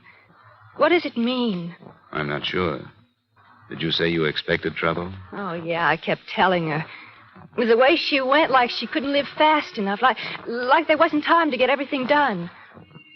She'd been like that ever since she got rid... I mean, her mother went into that hospital. Johnny was all tied down taking care of her before. What could have caused the trouble? Well, I'm not saying she was wrong or anything, but... Well, there were too many men. I imagine that was easy for her. Sure was. Too easy. Do you mind telling me who they were? Well, I don't know. Only about one. Harold Corey. He's gone with her the longest. Harold Corey. Yes, he drives for the North American van lines. Sometimes he goes way out to the West Coast. And, well, while he was gone, Joni didn't stay home and catch up on a reading, if you know what I mean. I think I do. She went out with a different guy almost every night. I didn't pry, but She never tell me who they were. You think somebody killed her, don't you? Would you help me try to find out? What could I do? You didn't want to pry, but I get paid to. I'd like to look at her things. Well, I suppose it's my duty, sort of, isn't it? In a way, yeah. But I can't force you to. Oh, I know it's the thing to do. Some of her drawers are locked, but I'll show you what I can. I started on the locked dresser drawers. They gave up and opened after a brief struggle, but contained on the whole things that might normally be locked up because of their value. Imported perfumes, expensive lingerie, and some jewelry. The only thing that looked as if it might have been hidden for the sake of secrecy was under the jewel box. It was a gold key, a functional house-type key, but with meaning added because the head of the key was heart-shaped. It hung from a fine gold chain. Well, I never saw that before. Never saw the perfume before either, but I smelled it. That's a few $100 worth of scent. And the rest of it was Joan used to such expensive things? Well, not that I know about. Harold Corey sure couldn't shell out that kind of money. A heart-shaped key. It's cozy. I'd like to keep it if I could. Oh, I don't know about that. After all, it isn't mine. I might get into trouble. You won't, I promise you. I'm working with the police on this thing. I want to find out where it was made if I can and who ordered it. Oh, I get it. Sure, I wouldn't stop you from doing that, even if I could.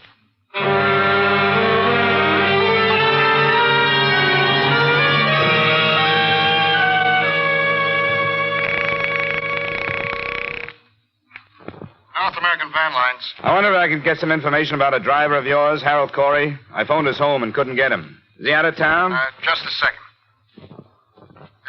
Yeah. Harold Corey's on a run to Philadelphia. Oh? When's he due back? He's doing tonight, about 3 a.m. tomorrow morning. Thanks very much.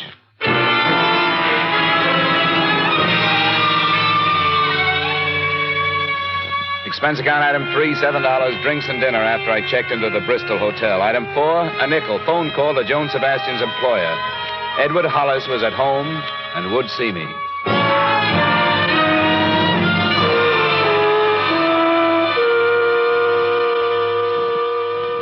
Come into the living room, Mr. Dollar. We may as well be comfortable. It's nice of you to see me, Mr. Hollis. I thought it'd be better to do it this way rather than bother you at work. Of course, and I appreciate it. The atmosphere at the office has been gloomy enough. Oh, this is Mrs. Hollis, Mr. Dollar. Oh, how do you do? Quite well, thank you. I didn't know the poor girl, but it's a dreadful thing. Yes, I'm afraid it is. They don't understand. Young girl like that with everything to live for. Well, it may be even worse than that. Worse?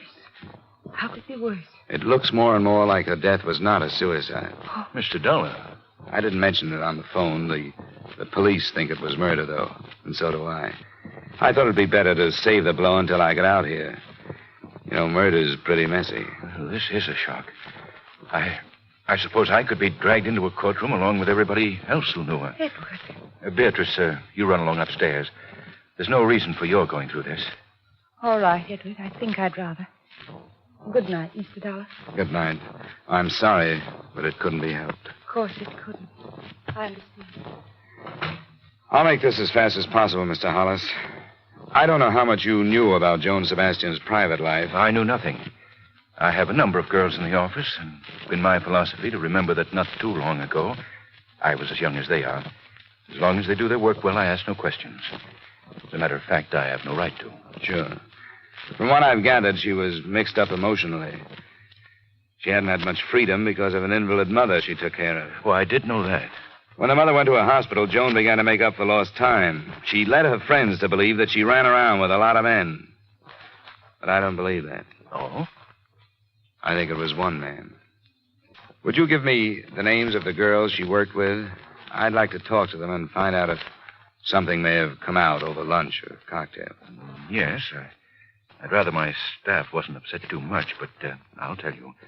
You'll want to question them separately? That's right. And I could give you their names now, but if you'll phone me at the office in the morning, I'll give you their addresses and phone numbers. That would help. Good. You can call any time after 9:30.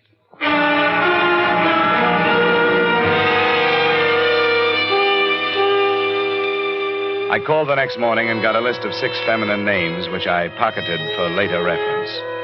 And at 10:30, I was at the home of Harold Corey, a ground floor apartment on Hemingway Street.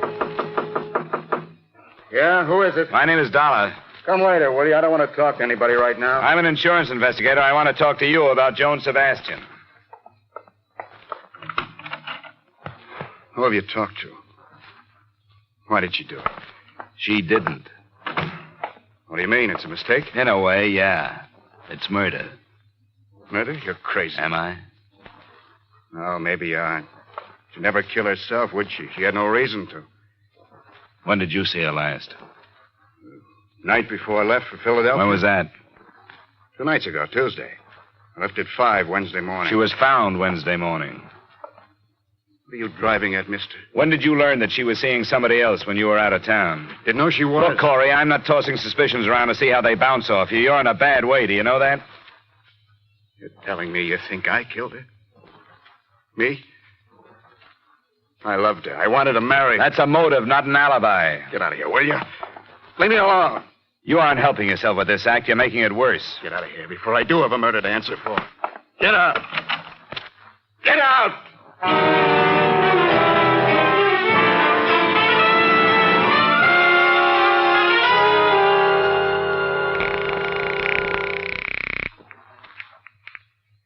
Lieutenant DeRosa. This is Dollar, Lieutenant. Hey, I've been kicking myself for not getting your hotel yesterday. Well, I didn't have one then, but I got a few things to pass along to you now. Well, if it's the Sebastian thing, save him. What do you mean? It's suicide after all. How come? Autopsy report. There was concussion from that drop from the bridge, but that wasn't the cause of death. Now, wait a minute. Cause of death was from carbon monoxide. It looks like she pulled the suicide where it would embarrass somebody, and they tossed her in the creek to get her out of the way. Hello? You still there, Dollar? Yeah, I'm still here. This is where I came in.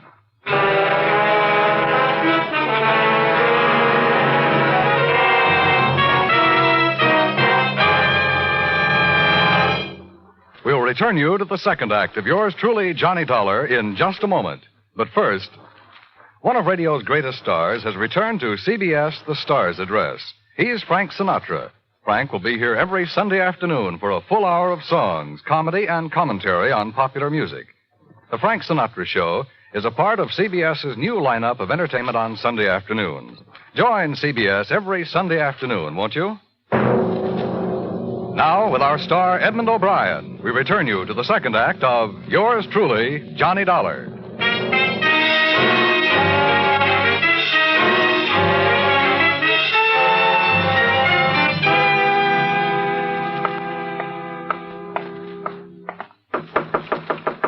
Come in.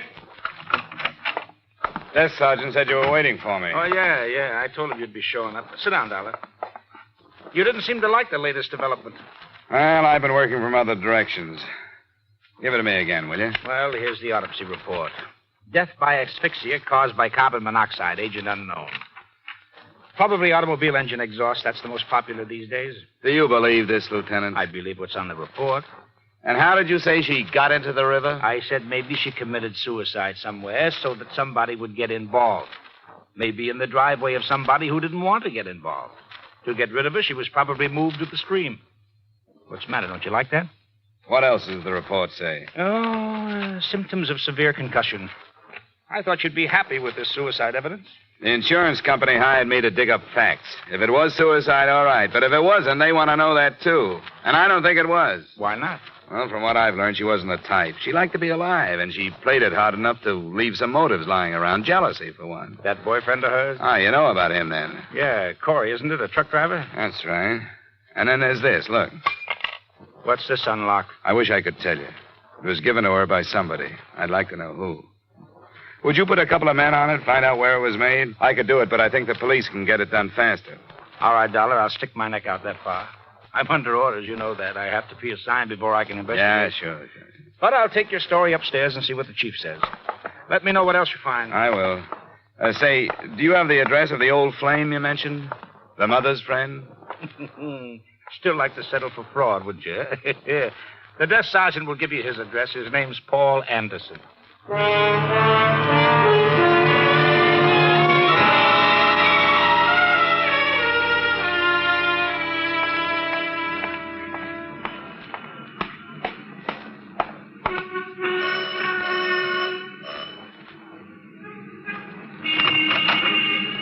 You Mr. Anderson? I am. I'm from Joan Sebastian's insurance company. Wonder if you'd spare me a few moments. Why, yes, I suppose so. Come in. I didn't know she had a policy. She did. $25,000 to go to her mother. I see. Her death has been classed as a suicide, which voids the policy. The 2-year self-destruction clause is still in effect. And that's a pity. Why'd you say that? Well, it's the least she could do for poor Mildred. That's her mother? Yes, an extremely young mother who's almost ruined her life for that girl. I didn't know that. Daughter was born when Mildred was only 17. She was left to care for the child herself. I helped as much as I could. How well did you know the girl after she grew up? Why, she was a friend of her mother's. Why do you ask? Which one did you know first? I don't see what this has to do with the You matter. don't have to answer. I don't want you to misunderstand. There's nothing to be hidden. I suppose it is unusual. I did meet Joan first. But when she took me to her house and I met her mother, I realized that Joan was, well, no more than a cheap little opportunist. The complete opposite from her mother. As I say, I suppose it is unusual. And that doesn't make any difference. Point is that you dropped the girl in favor of her mother. Is that it? It wasn't the gross situation you evidently wish it had been. I realized Mildred's condition and the lack of care. I knew she needed someone, and I did what I could for her. Did you send her to the rest home? I did. Now, look here. This has gone far enough. You asked me these questions for one reason, so that you can make your own conclusions, haven't you? I didn't know it showed. It does. Think I sent Mildred to the home to get her out of the way, don't you? That is not the case. You can think what you like. Go ask Mildred if you care to. I won't bother her. Do you know anything about a gold key that Joan had? A gold key? No, I don't know anything about a gold key. I've known very little about Joan all these past months. I could have told you that she was headed toward a bad end a long time ago. Now she's reached it. There's no one to blame but herself.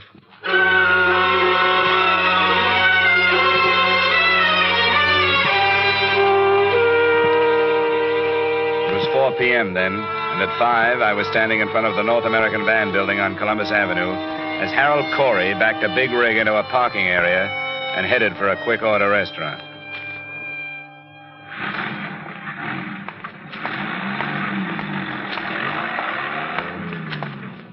Hello, Corey. What this time? Dispatcher tells me you're going out on another run. Pretty short layover, isn't it? That's right. I asked for it. I figured driving, I'd get my mind off this thing. What do you want?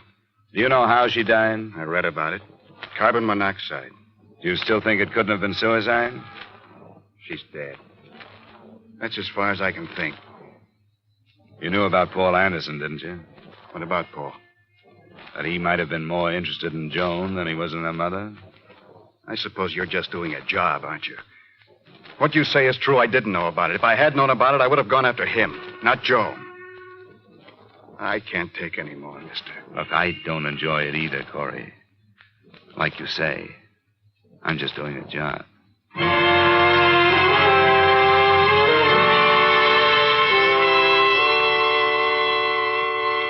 After questioning the 6 girls who had worked with Joan Sebastian, I was still nowhere.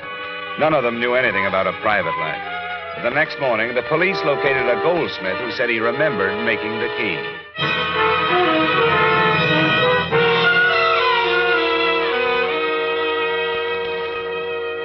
The police told me you might come in, Mr. Dollar. No trouble at all. We're happy to oblige. Good. You've seen the key? Yes, the officer showed it to me. Oh, friendly young man. I have it with me. You're sure you made it? Oh, yes, positive. See here, I'll admit to a quaint conceit. You see here? Potted scroll? See the letters? Oh, yeah.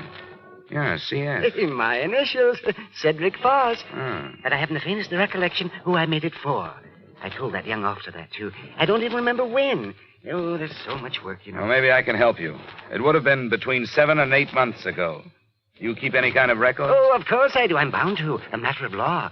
7 or 8 months should... let me see. That would be November, October, September. 7 would be March. 8 would be February. Oh, yes, of course. Here we are. Frankly, I'm intrigued. How many of my items may have been involved with tragedy? Who knows? Perhaps I'm a curse. I was hoping you'd be a cure for this one. Well, I hope so. You wouldn't know what week or day? Oh, I'm afraid not. Oh, my. Oh, my. February wasn't a very good month, was it? No. Post-holiday slump. Reset, change rings, set opals.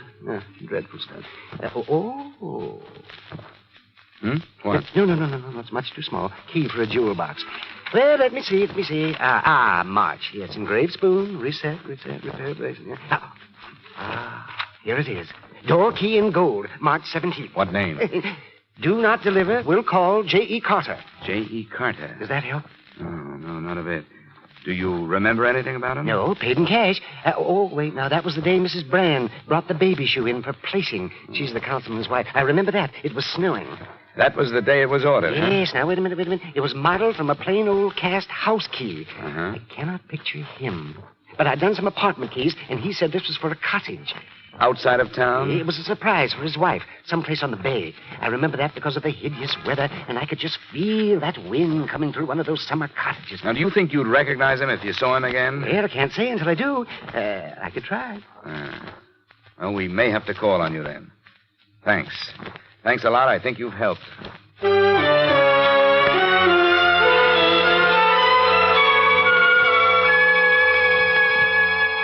How'd you make out with that fussy little man, Dollar? We found the day the key was ordered, and he remembered a few things because a councilman's wife came in the same day. Why? Well, the customer, Carter was the name he used, mentioned a cottage on the bay. Now, that's east, and the girl's body was found northwest of here. I think she was dumped from a car coming toward Boston from out there. So I think the cottage is in that direction. Deduction yet. Look, if I were going to dump a body, I wouldn't carry it across 2 traffic lanes, would you? I'm being paid to think about another case. I couldn't sell the murder pitch upstairs. But I tried, and I'll buck for a promotion if you're right and upstairs is wrong. I don't suppose you could earn that promotion by assigning some men to cover that section. Huh? Oh, not a chance. That's county. Division of responsibility. Yeah. Uh-huh.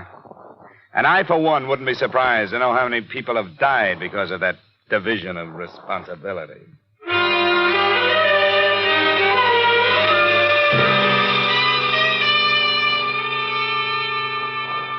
Expense account item 4, $35, mileage covering a 2.5-day search of real estate offices northwest of Boston. Object, a cottage rented a few days before March 17th by a man possibly using the name J.E. Carter. It was morning to night legwork, but on the afternoon of the 3rd day, it paid off. I found an agent who had rented a cottage to a J.E. Carter. She took me out, but before we went into the place, I noticed a lean-to garage marked up by plenty of tire tracks. Inside, I found a stained rug, among other things. Well, Mr. Dollar, I've always said I personally vouch for the people I do business with. You never know, do you? I should say you don't. You want to go now? I think I've seen enough.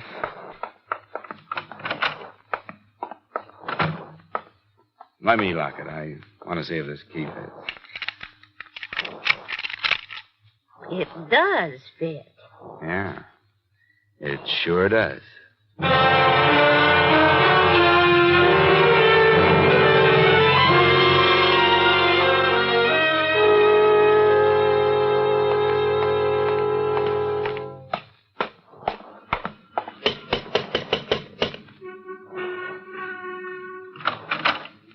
Oh, Mr. Dollar. Hello, Mr. Hollis.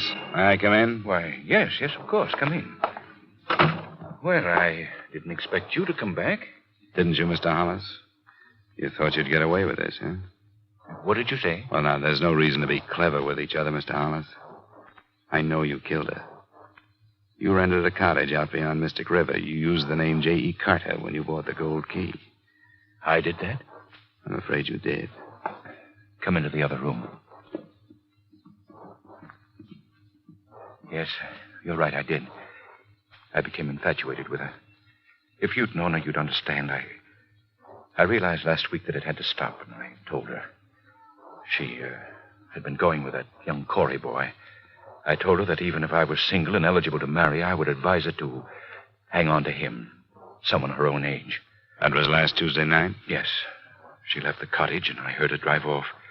Or at least I thought I did. When I went out, I learned what she had really done. She committed suicide in the car. You can hardly blame me for wanting to keep the secret. No, you've been reading the papers, Mr. Hollis. Suicide and all that.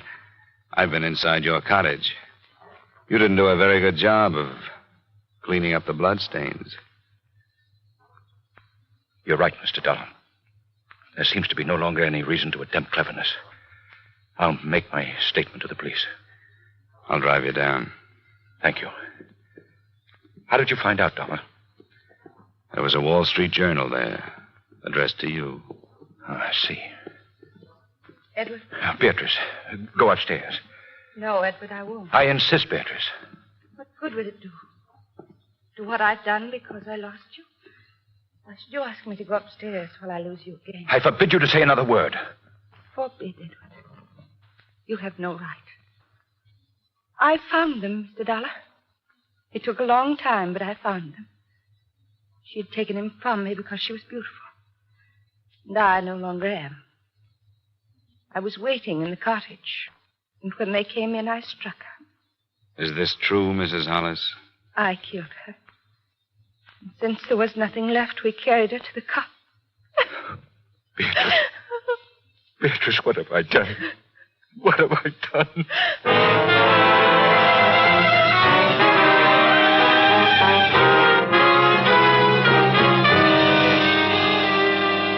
Expense account item 5, $110 final bill for car rental. Item 6, $85 miscellaneous. Expense account total, $356.75. Remarks? I don't know what sticklers the Massachusetts law courts are, but Joan Sebastian was not killed by the wronged wife. She was unconscious but alive when Hollis put her in his car trunk. She died there by carbon monoxide. Yours truly, Johnny Dollar.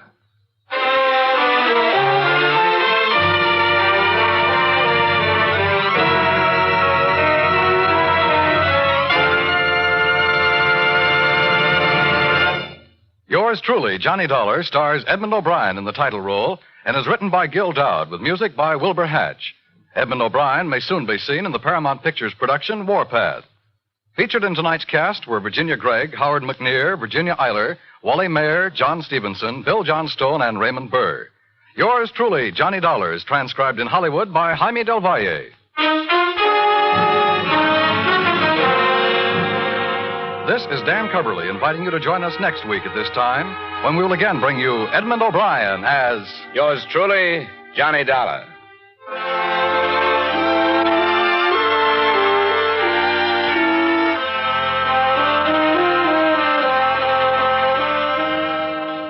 Stay tuned for Vaughn Monroe's Caravan, which follows immediately over most of these same CBS stations. This is CBS, where Hopalong Cassidy rides every Saturday night, the Columbia Broadcasting System.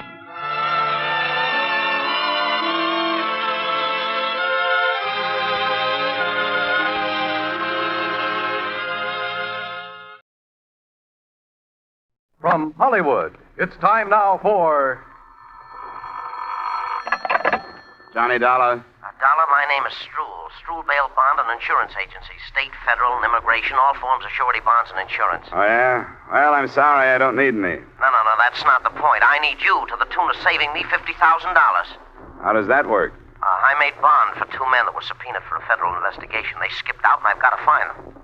Who's mixed up in this investigation? A fellow by the name of Jack Madigan is the big shot. You know him? I've read about him. Enough to advise you to give up.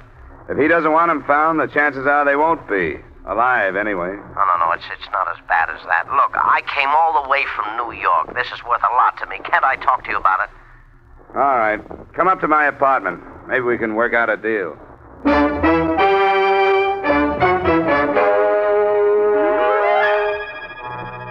Edmund O'Brien in a transcribed adventure of the man with the action-packed expense account. America's fabulous freelance investigator. Yours truly, Johnny Dollar.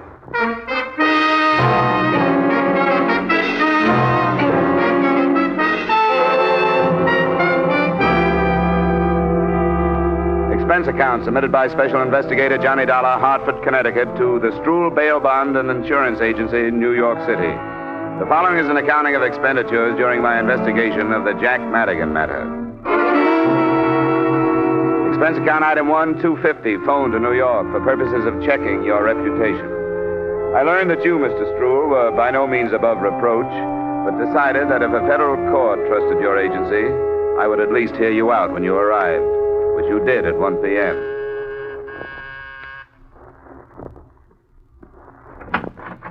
Mr. Dollar? Come on in, Mr. Stroll. Thank you. Thanks for sparing me your time. I'm in a mess. Sit down. You should have known better than to make bond for anybody that was going to testify against Jack Madigan. Well, there was nothing I could do about it. Well, who forced you into it? Madigan. I've done business with some of his friends before, so he came to me this time and said, will I do it? Well, the way he said it, there was nothing else I could do. Madigan stood the expense himself? Sure. He wanted them where he could get his hands on them, and it looks like he did. Or they took a run out. They didn't have to accept bond. They could have stayed in protective custody if they were afraid of him. They had to if Madigan told them to. The point is they're gone. Unless I can prove they're dead or find them before they're due in court, I forfeit the $50,000, $25,000 apiece. I've got to do something. Why'd you come to me? I told you I've got to do something. Well, it's a federal problem. You operate in New York, and New York has plenty of hungry private detectives, I hear, and a fair-sized herd of policemen. I'll tell you why I came to you. The New York cops are busy enough, and besides, to them, these witnesses are just two names on a long list of missing persons. And as for private dicks, I could never be sure that one wouldn't want to make a deal with Madigan and make more money not finding them than I'd be paying to find them. You get the point? What makes you think you can trust me? Well, you were mentioned by a fella from one of the insurance companies I sell for. They tell me you're straight, except for padding your expense account here and there. Oh, that's slander. Now, who told you that? Don't make any difference. What's a little padding? I want to hire you. Okay, Mr. Stroll, you've hired me. Great. Now, who are these missing witnesses? Nippy Bruno is one. Real name's Joe. The other is Max Krause. I've got their addresses, next to kin, what they look like, and so on. Yeah, here, I got it all in this envelope here. Okay. Oh, there's one other thing. Yeah? I want a retainer. $2,500. What's that for? To pay for going to work for a man I don't quite trust. But $2,500, that's pretty steep, isn't it? Well, you don't have to pay it. It's up to you. Yes, but... Well, I can't get it till tomorrow. That'll be fine. A cashier's check. When I get it, I'll see what I can do for you.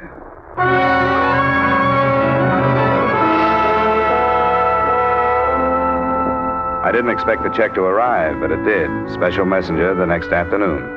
Expense account item 2, $12.50, transportation from Hartford to New York City. Expense account item 3, $23.85, dinner and drinks for a Herald American reporter who was more familiar with Jack Madigan than I.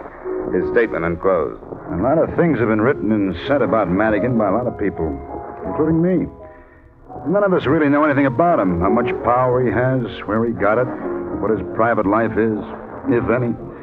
And these witnesses being missing isn't even news. People who've gotten in his way have been dropping out of sight for years. There's Jim Schwartz and Big Tom Green. There's Woody South, just to name a few. I'd keep that in mind if I were you.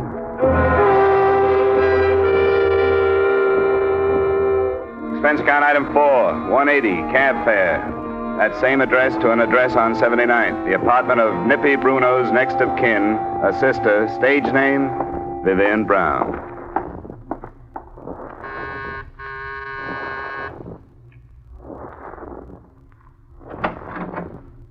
Good evening, sir. Hello. Miss Vivian Brown in? Who shall I say is calling? My name is Dollar. Mr. Dollar? She doesn't know me. Tell her I have some news about her brother. Come in, please. This way, please. Miss Brown is dressing to go out. I'll ask if she'll see you.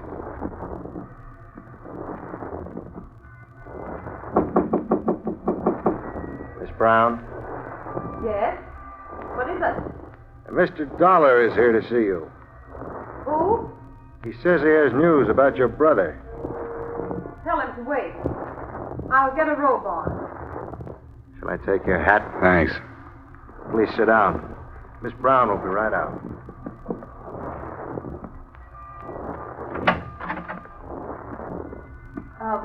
What was your name? I didn't get it.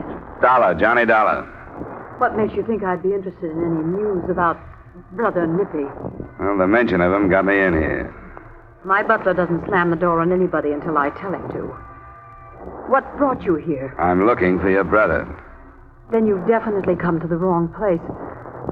Why should you be looking for him? I'm being paid to. The man who put up $25,000 bond for him wants to know where he is. I don't get it. What bond? You don't wear innocence very well, Angel, but I'll go along with the gag. It's no gag, and I can do without your insults. Your brother's due in court in 2 weeks to help the federal men investigate Jack Madigan. He seems to have dropped out of sight. Do you know where he is? No.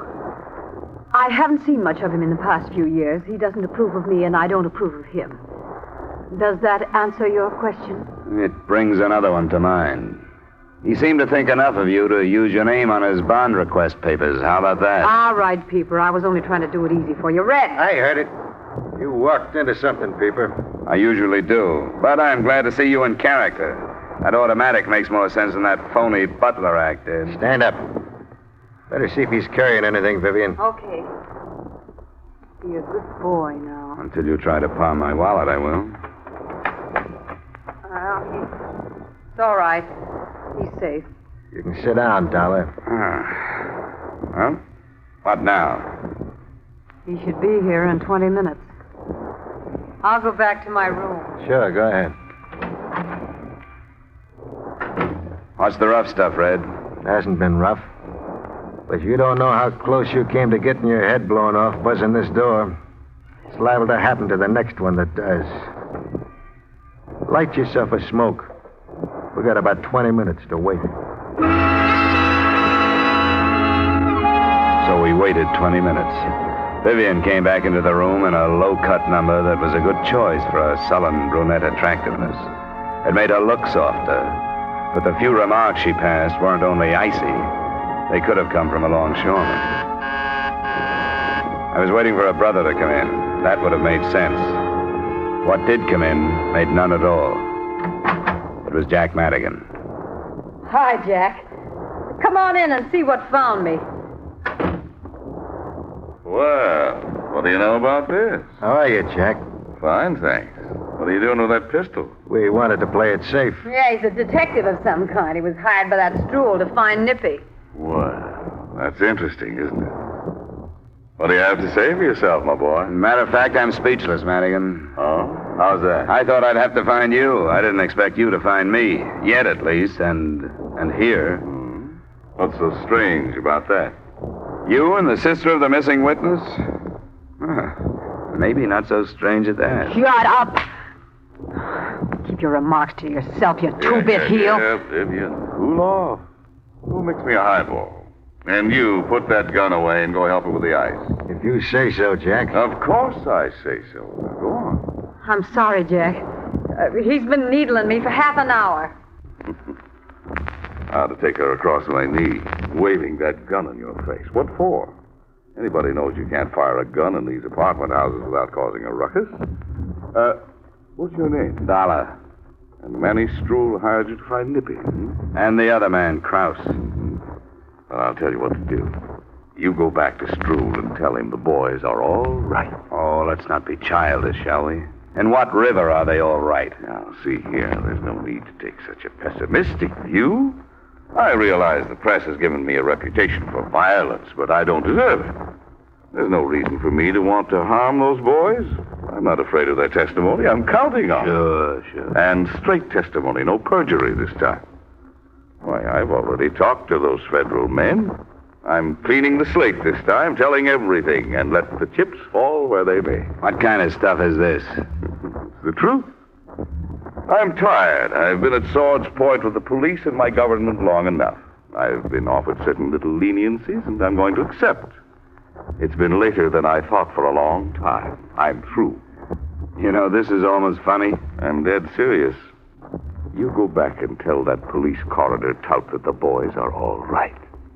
Where are they? I can't tell you that. I've got them under cover for their own good. Now, Dollar, don't go off half-cocked. A lot of heads are going to fall after the three of us have finished this federal catechism. If you think you're the only one looking for them, you must be a stranger in town. You're trailing the pack. Well, if this is all I get from you, I've heard enough. You'll drop it?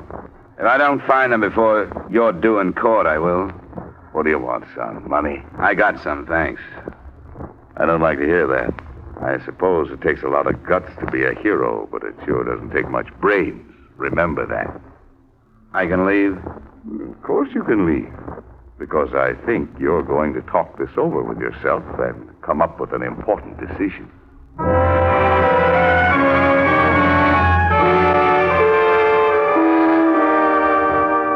I did talk it over with myself, but not until I found a cab stand on the corner and turned around. A quarter of a block behind me, I could make out the figure of Red, the so-called butler. Expense account item 5, $20 fare and tip to a driver who saw to it that our cab wasn't followed. When I felt reasonably safe, I gave him the address of the second missing man, Max Krause.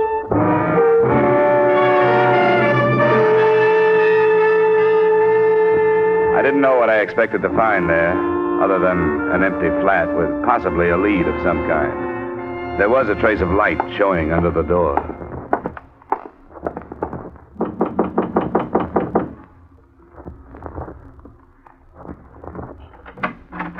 Come on in, Dollar. Red. I didn't expect a butler in a place like this. Come on in. Why didn't you use your head? Jack gave you a chance to. Maybe I should have. What are you doing here? I live here. You trying to tell me that you're Max Krause? I'm Max Krause. And now I've got to do something about you. Can you prove that you're Max Krause? Why should I have to prove it? Go ahead. Think what you want to. You got brains. Reach up behind you and snap off the light. Don't make a play for the gun, Dollar. What are your plans? Madigan wants you put away until after the investigation. Come on. This way. Back door's closer. You can tell Madigan for me that this isn't going to work. If I drop out of sight for 2 weeks, somebody's going to get on the trail. It leads right back to Madigan. This way. I got a car in a garage down the street.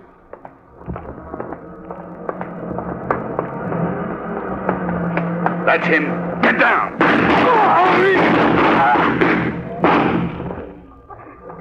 Max, let me see. Sure. Now you believe him. Let me get your coat. Get away. I hate your God.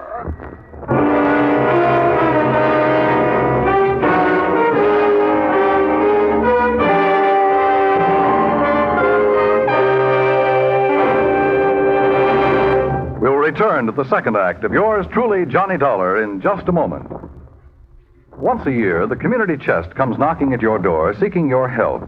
Giving to this worthy cause eliminates many separate appeals, which would be more costly in money, time, and effort. So when you give, make sure you give enough to cover the many campaigns the community chest includes. Give generously.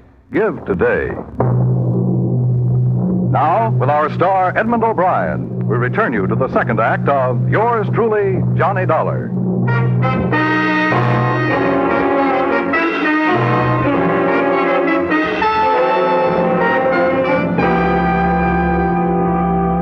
When the windows in the buildings around me started slamming open, I left the scene of the killing and carried with me a whole new set of thoughts on the Jack Madigan matter. None of them were good, but the worst was the fact that the description I'd gotten of Max Krause would in no way fit the dead man I now thought was Max Krause. Expense account item 6, cab fare to your address, Mr. Stroul.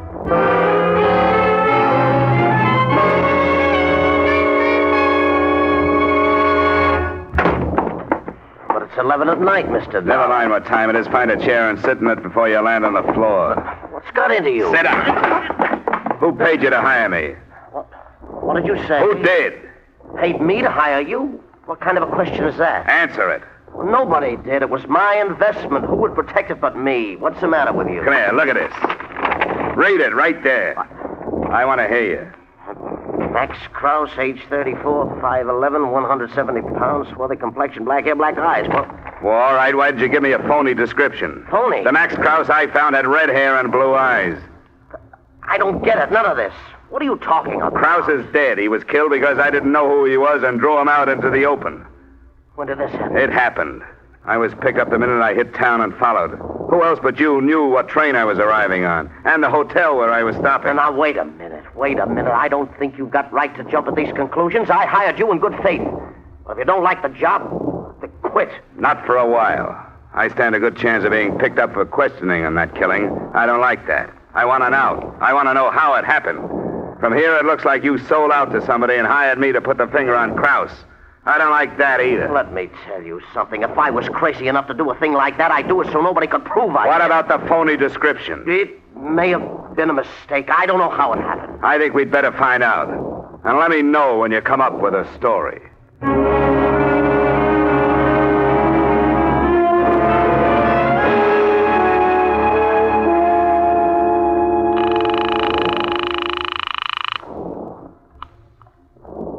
Hello? This is Johnny Dollar.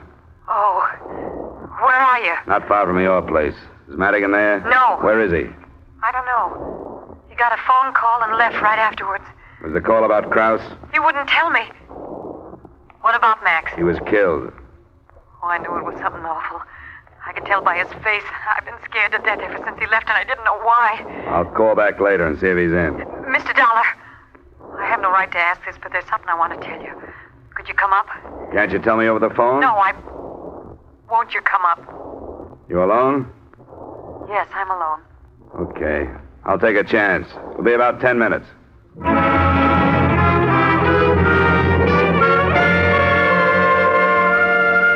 It was a 5-minute walk, and I noticed that New York streets seemed to be quieter than usual.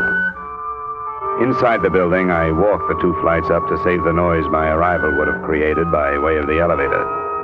I listened a few minutes outside a door without hearing anything and took the plunge.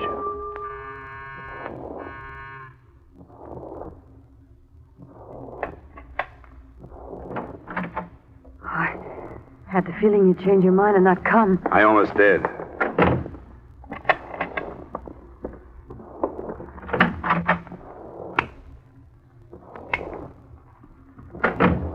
There's nobody here. When did Madigan say he'd be back? He didn't. He didn't say anything. I have a funny feeling about Krause's death. But except for my getting mixed up in this mess, it was more Madigan's fault than your fault than it was mine. Why didn't he tell me it was Krause who was here? If he told me that, I probably would have believed the rest of his pitch. Oh, I don't know. Nobody really knows anything about Jack. Not even you? Nobody. You put 3 men on their way to federal court to sing and a few hundred wanting to stop him. The lid is going to blow. What'd you want to tell me? I want to tell you where my brother is. Huh? After what happened to Krause, do you think that's wise? I have to say it. I'm in it, too. I think Jack knew these things were going to happen, even about you showing up. Knowing about it or planning it? I know it sounds impossible, but I keep remembering things he said about how he'd have the government men eaten out of his hand. He was bargaining for leniency. He told me, but why are you ratting on him? Because Jack doesn't care about anybody but himself. One of the threats to keep him from testifying was that I'd be kidnapped. Huh. If he'd known that Max would be killed, he'd have let him take me, too. You think he did know? He hadn't let Max out of his apartment for almost a month. Tonight he ordered him to go. I think he wants us killed, so it'll make it look that much more dangerous for him. Does it sound too crazy? Well, not exactly, but it's hard to prove. I know that.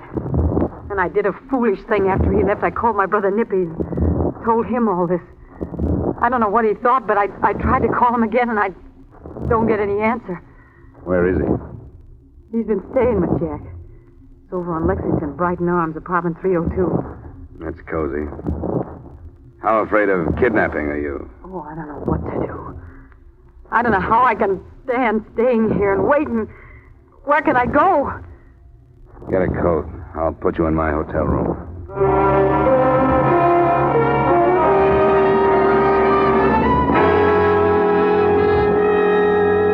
Expense account item 6, $10. Tip to the hotel detective to see that she stayed in the room. Item 7, $1.20 cab fare to Jack Madigan's address. I dropped my taxi a half a block down and walked the rest of the way. What slowed me was the sight of a couple of prowl cars parked in front of the building. And even at that time of night, a small group of the morbid in a scattered circle on the sidewalk. I saw the body, but didn't move close enough to recognize it. Hey, what happened? Huh? Oh, a shooting. Anybody know who it is? The whole country will in the morning. He was due for a big federal probe. That's Jack Madigan.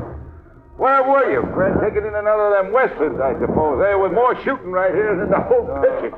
Hey, pardon me. Yeah? When did it happen, do you know? Not exactly. They've been here quite a while. Oh, about an hour, anyway. Can't find a medical examiner, and they can't do a thing about moving them till they do. Hey, Fred, wait till the editorials tomorrow night, huh? Stop them 2 minutes.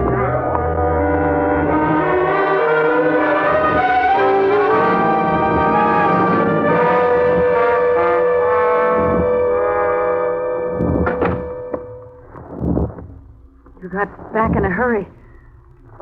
What's the matter? Your theory has just been riddled. Madigan's been killed. I don't believe... That's what the on-the-spot experts say. I was wrong about him. What about Nippy? I don't think your brother would have been there. Were they the same ones that shot Mac? No. How do you know? Cars were parked solid at the curb, and Madigan was too close to them. He couldn't have been shot from the street like Max was. Do you think Nippy would go to your place? No, he wouldn't go there. That'd be the first place they'd look. The first place who'd look? I don't know why I said that. Yes, I do. You're thinking the same thing, aren't you? That I told him what I was afraid of and warned him. That crossed my mind. But I don't care who I can send in for Madigan's killing as long as I can go home. You seem to be the closest suspect. You're not serious. You've given yourself a motive. As far as I know, you were with him last. I wasn't. He left the apartment. If that's true, you've got nothing to worry about. What do you mean? What do you want me to do? Go with me and we'll both make a statement to the police. You think I'm afraid to, don't you? I don't know what to think about you. Yes, you do. Because you found me in a mess like this, you think I'm as rotten as everybody else. I haven't been. But now I will be to protect myself. Well, how badly do you need protection? I know how the police are. They're just like you. They don't care either who they pull in for Jack's death. You tell me to go with you and make a statement. The police would love that. They'd love to count the whole thing off to jealousy or being afraid of Jack, wouldn't they? Wouldn't they? You don't touch me. I don't care what they'd like. Well, they would. It'd be much better to take me than to be laughed at because a star witness was killed right under their noses. We can call them and find out. No. It's easier to be rotten. I'll give you my brother. He is at my place. How do you know? I talked to him on the phone. He said he'd wait there until he heard from me again. Okay. I'll go over there. But I want you to come with me. Why? Haven't I done enough? Why do I have to see him? Come on. I don't want to lose you in case Nippy isn't there.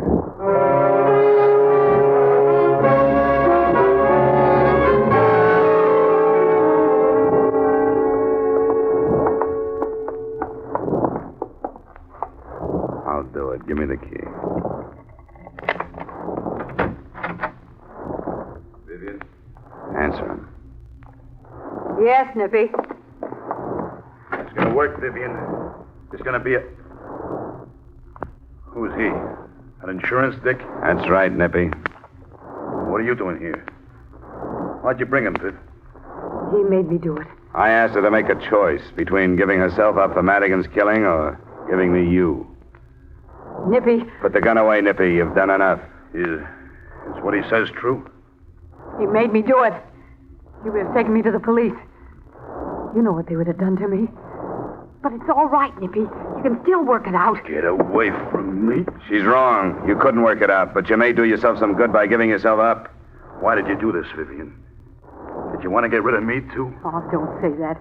You don't have to let him... What are you going to do if you get rid of me? Who's going to take care of you? Who's going to find more Jack Madigans for you to play with? Nippy, don't. Who's going to do the job for you when you get fed up and afraid to tear yourself loose? You don't have to let him take you, Nippy. I know you could take care of it when he got here. Is she worth it, Nippy? There wouldn't be a chance to count me off to a gang killing. You don't have to be afraid of him. I'm not. Then take him and get away. Not him. I'm afraid of you, Vivian. You're going with me.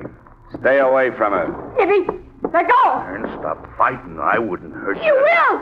Don't, Nippy. Let me go. Now, watch it, Dollar. Don't try it. Let go of it. Let go of it.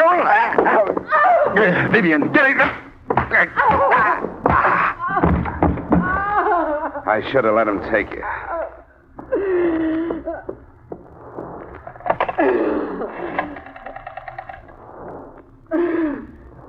police.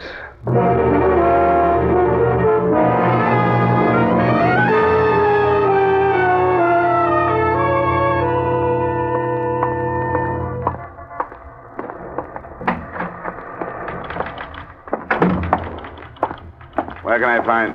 Oh, there you are, Stroll. Ah, good morning, Mr. Dollar. I read about it in the paper. They're holding the girl? Yeah, as accessory. And I wouldn't advise your going her bail. No, I certainly won't. I've had trouble enough with this group. You know, you didn't make it easy for me with that phony description. Yeah, I know. That description. It was given to me by Madigan's boys. I should have checked it. But don't worry, a mistake like that won't happen again. None of your mistakes will happen to me again. Huh? You'll understand what I mean, Stroll, when you get my bill.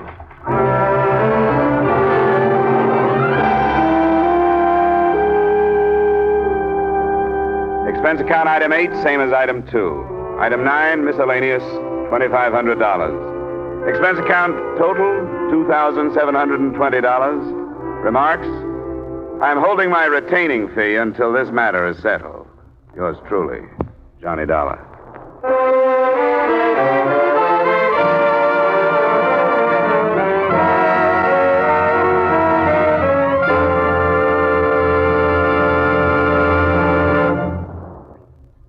Yours truly, Johnny Dollar, stars Edmund O'Brien in the title role and is written by Gil Dowd with music by Wilbur Hatch. Edmund O'Brien may soon be seen in the Paramount Pictures production Warpath. Featured in tonight's cast were Sidney Miller, John Daner, Clayton Post, Jeanette Nolan, and John McIntyre. Yours truly, Johnny Dollar, is transcribed in Hollywood by Jaime Del Valle. This is Dan Coverly inviting you to join us next week at this time when we will again bring you Edmund O'Brien as... Yours truly, Johnny Dollar.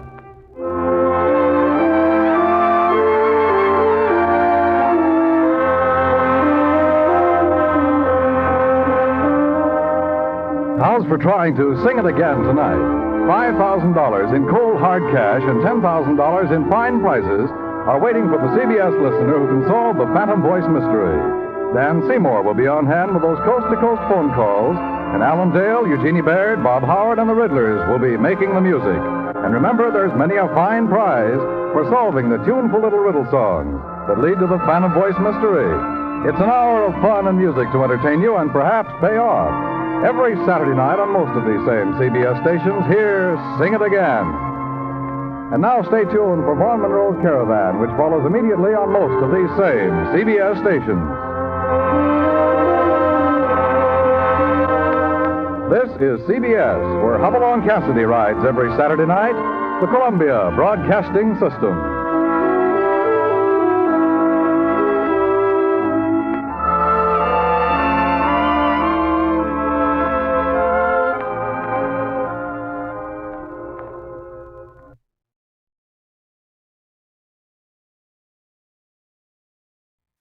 From Hollywood, it's time now for Edmund O'Brien as... Johnny Dollar. I got $500 here for you. And all I have to do is guess the mystery voice. Is it Julius Caesar? This is Western Union, and there's a message with it. Building irregularities suspected, Manhattan, Nebraska. Proceed there immediately. Stay Cheyenne Hotel. Will advise.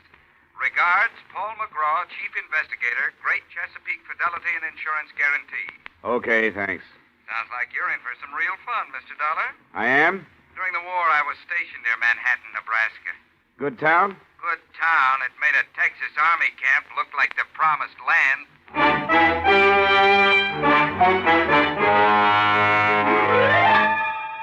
Edmund O'Brien in another transcribed adventure of the man with the action-packed expense account, America's fabulous freelance insurance investigator. Yours truly, Johnny Dollar.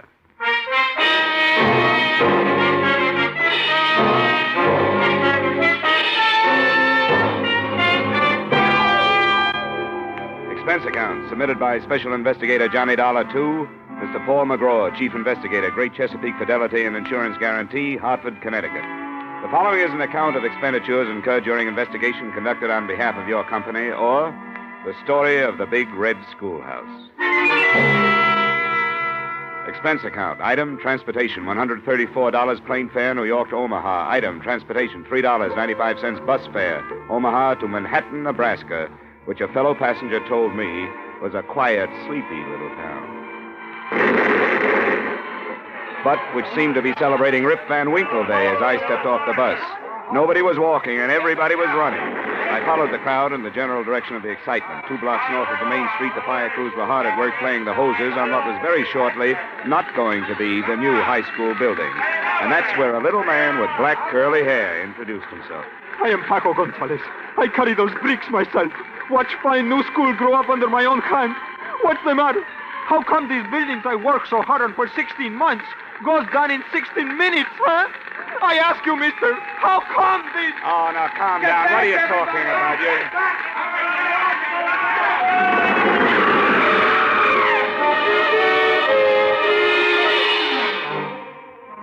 Like everyone else in Manhattan, Nebraska, I spent the next 3 hours working with the emergency fire and disaster squads. And by 8 o'clock that night, we seemed to have it under control. I finally dragged myself over to the Cheyenne Hotel. But before I could leave the front desk, I had a long-distance call from you, McGraw. Johnny, where have you been? I've been trying to There's been a big fire here in town. Everybody had to work on it. Did Joe Stankovich get in touch with you yet? Who's Joe Stankovich? A guy who lives there. He tipped us, said something about a building we're covering being in bad shape. What building's that? A new high school, just put up 6 months ago. And it fell down tonight. What? In a heap. The building will retail now at a junkyard for about $35. Well, you better start with this Joe Stankovich and see what it's all about, Johnny. Right. Mac, I'll keep in touch. So long. So long. Room clerk, have you got city directory around here? Yeah, city directory in this burg? Yeah. Who do you want to find, Mr. Dollar? I know everybody in and out. Man named Stankovich, Joe Stankovich. Yeah, oh, him. The city morgue. What? When? He just came over the radio. They picked up what was left of him out of the fire. Yeah, and that ain't much.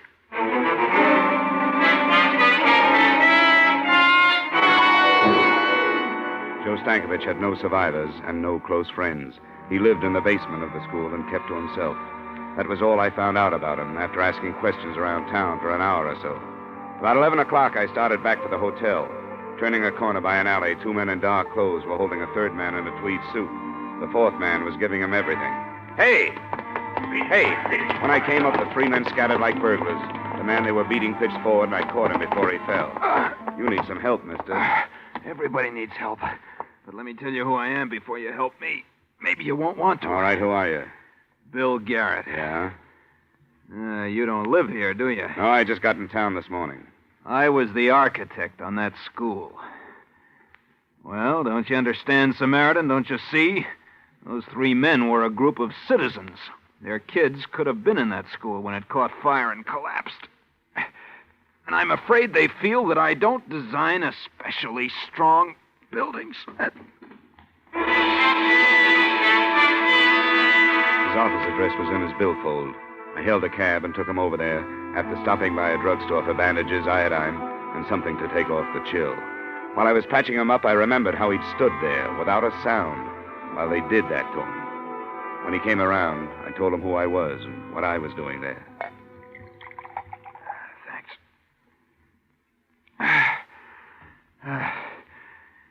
You represent a powerful company, Mr. Dollar. But you're wasting time. You'll learn nothing from anyone in this town. I kind of thought you might tell me something, Garrett. Yeah, of course. I could tell you every delicious scandal that's happened here for the past 30 years. Every exquisite depravity and violation of the sanctity of human intelligence. Oh, no, I mean about the school building. Well, I can tell you there wasn't any reason for those boilers to be fired today. That there wasn't any reason for them to blow up. But they did. Any idea why? Lots of ideas. And all of them bad, Dollar. Real bad. Okay, tell me. Look, I was raised here. I went to college over in Lincoln. And one day I came back an architect. I was going to make the whole place over. Nice buildings, nice streets, everything. You saw what happened. The school was my first big project. Yeah? I drew it 4 years ago, revised it a year later. And the city hired you? Better than that. I was so good, the day they broke ground on that school, I left for Paris to study at the Sorbonne. And you weren't in town while it was being constructed? I was out learning how to build even better things. I got back in town 4 days ago. I went over to see my building. Well, here's a laugh for you. They used my outside drawing, that's all. Looked like they made up the rest of it as they went along. I went over to see the building contractor to ask him about it. Double talk. He told me to keep my mouth shut if I ever expected to do any more work for the city. This building contractor, what's his name? He has a perfect name, Dollar. A fine, sunburned man with lots of good teeth and not an ounce of fat on his broad frame.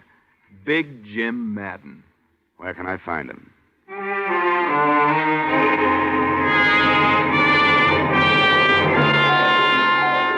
20 or 30 irate citizens of Manhattan had already gathered outside Jim Madden's home, with the 10 uniformed men from the local sheriff's office forming a half-moon circle across the close-clipped lawns, as well as the 2 standing guard over the yellow convertible in the driveway, meant there'd be no kind of beating up around there.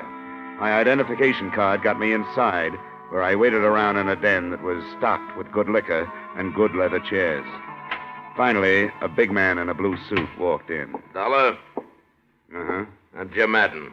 You're the insurance man. What can I do for you? Tell me everything you can about that high school building. Said he made a claim yet? I don't know. Uh-huh.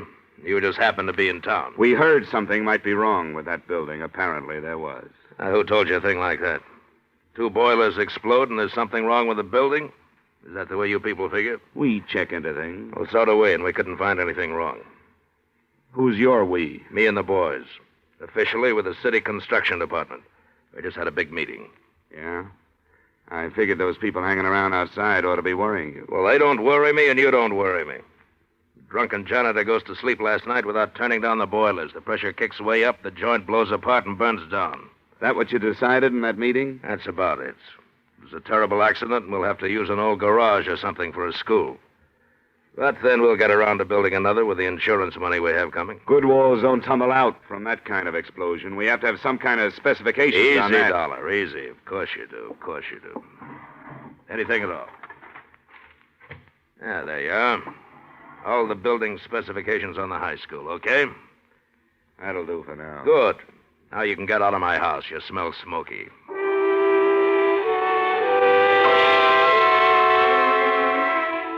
There were 50 pages of specifications on that building materials used in the construction of the school. They looked all right. They also looked as if they could have been forgeries. I tried to get hold of Bill Garrett, but he didn't answer his phone. Then I noticed an inspection receipt at the back of the folder. It was signed by the local building inspector, a man named Mike DeGuerra. You stay up late, whoever you are, but come on in anyway. The woman standing in the doorway was tall and blonde and smoking a longer than you can buy cigarette that went with the black filmy thing she was wearing. You say your name's Johnny Dollar and you want to talk to Mike, huh? I'm Vivian DeGuerra, and Mike isn't home just now, but you can wait for him and talk to me. I'm not bad company. Would a drink help? Help what? Whatever's wrong with you. You look tired. It might, but I'd rather not. I just came by to talk to your husband. You said that. What do you want to talk to him about? Business. At 1 in the morning? Look, you probably missed your dinner tonight, and you've been getting all your nourishment out of a bottle. And you're kind of afraid Mike will walk in? No, Mike DeGuerra won't walk in. He's already walked out. And you're feeling kind of sorry for yourself. Why, I didn't... A man, if he lives in a place, is an ashtray or a picture or yesterday's sports section lying around the front room. There's nothing like that in this room. And if I walked over to that closet 10 to 1, I wouldn't find any of his clothes. Come on, tell me. When did he lamb out of town? Stop, you're hurting my arm. Come on, when? 3 months ago. Get out of here. Why? Where is he? Find him and ask him. You're the detective.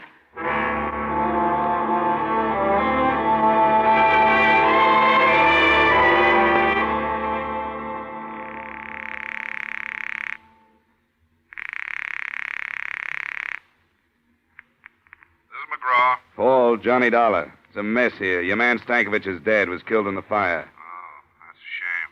What do you think? Well, political wraparound. The school was a fix on something or other, dough somewhere. The town sewed up tight, all kinds mixed up in it, somewhere. Yeah, that kind of thing, huh? Well, stay where you are, Johnny. I'm sending you 8 men. If they want to play that way, we'll play that way. Get to the bottom of this.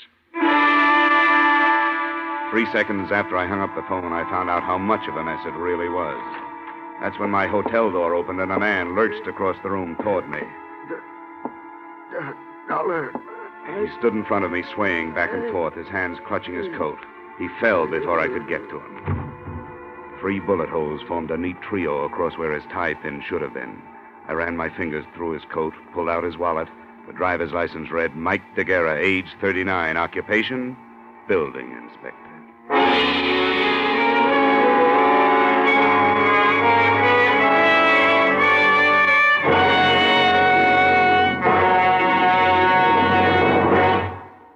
In just a moment, we will return to the second act of yours truly, Johnny Dollar. But first, the king of the cowboys, Gene Autry, will be riding the CBS range again this Saturday night. And Gene will be singing two of your favorites, Funny Little Bunny and Home on the Range. This Saturday, CBS also will take you on another trip with Vaughn Monroe's Caravan.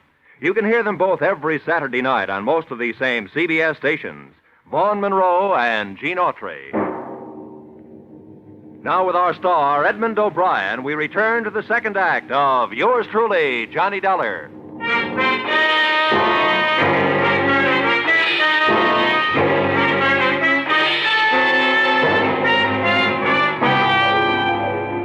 After they took Mike Daguerre's body to the morgue, the local constables held me all that night in custody.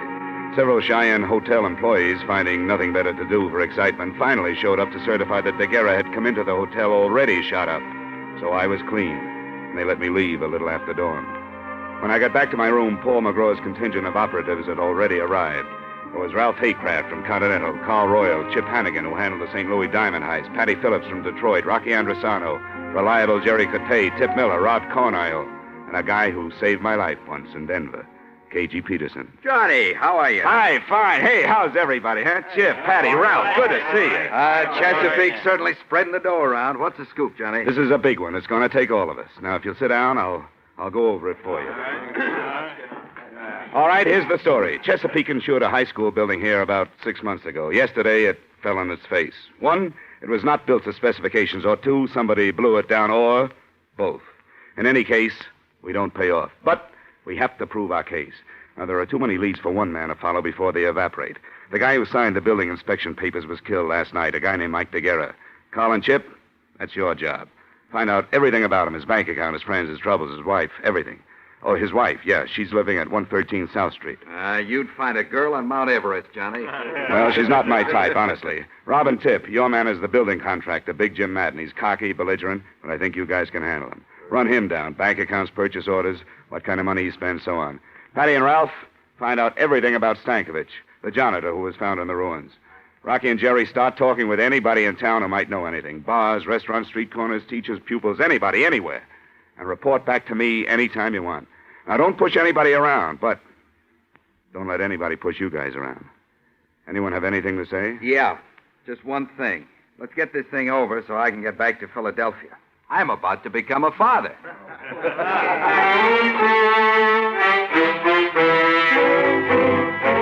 I thought I'd sit back a while and see what kind of birds were flushed up from the dusty meadows of Manhattan, Nebraska.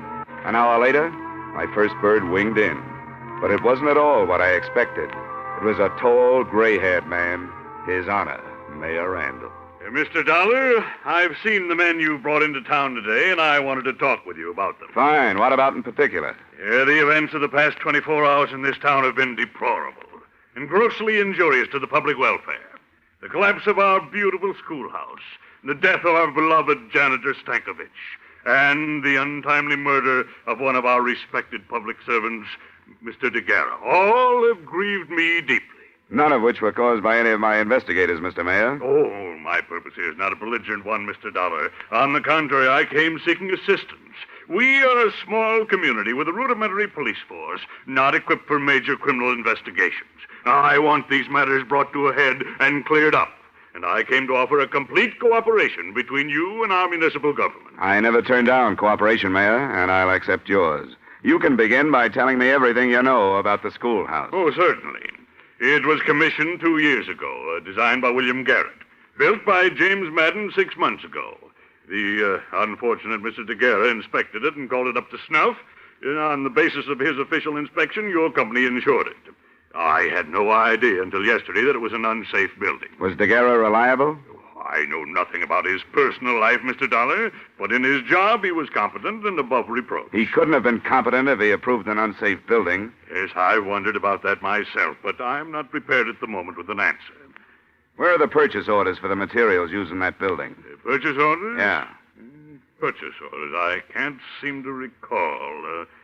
Well, they were undoubtedly destroyed along with other useless paper matters that were accumulated from the construction work. Material purchase orders are never useless when the building falls down afterwards. If you find them, I'd like to be invited in. Well, I will certainly look for them, Mr. Dollar. I want to cooperate with you in every way. I'm sure you do, and you'll hear from me when I need something. Thank you, Mayor, and good day. Oh, by the way, the city council will, of course, have to file an immediate claim with your company. We take the bitter with the sweet.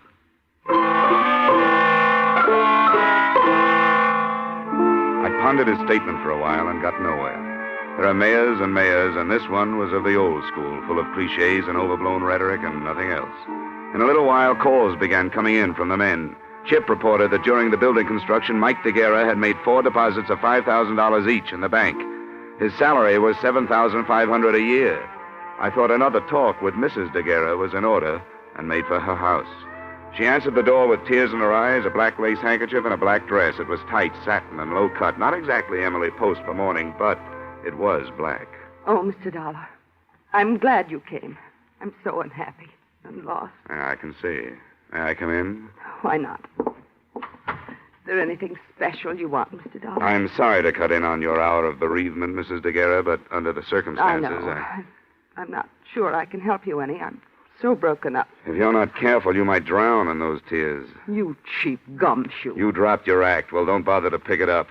And that dance hall dress and shoes. Is that what you thought was expected of you? Look, this setup creaks from top to bottom. Come on now. Your late husband made $7,500 a year and deposited $20,000 in 6 months. Does that figure? I don't know anything about his money. All I know is the bank told me he only had $300 left. What did he do with it? What do you think? He spent it on other women. Then why the tragic act? Not very good at it, am I? Not the best? I really loved him. He loved me. We kicked it away because we both wanted more excitement than this town or his salary could give us. There was no place to go.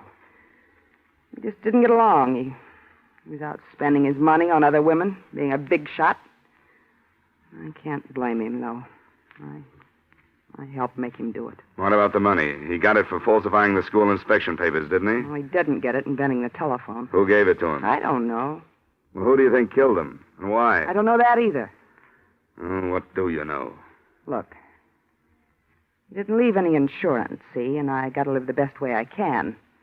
If I stay in this town, I got to keep friends. If I don't want to keep them, I got no choice but to move, and that takes money. I wonder what could possibly be on your mind. The company you represent handles insurance, doesn't it? 263 different kinds. Are you particular what kind of premiums you collect? We pay off on a lot of things. Just what kind of insurance were you thinking about, madam? $2,000 endowment. Got your pen? No. But my word's good at the cashier's cage. What do you got? I'm trusting you. Mike got that $20,000 from the Universal Rock Company for, quote, services rendered, unquote. You know who owns the rock company? Big Jim Madden? Close enough, Big Jim's brother. Last night, when Mike showed up in town, he was gunning for trouble. Why? He said they were going to make a patsy out of him. He wasn't going to take the rap for anybody. That's what he said. I think he ran out of money and came back to make a touch in exchange for disappearing again. And Madden shot him? I didn't say that because I don't know. How do I get my insurance? Yeah, if what you say is true. I'll have to check first. I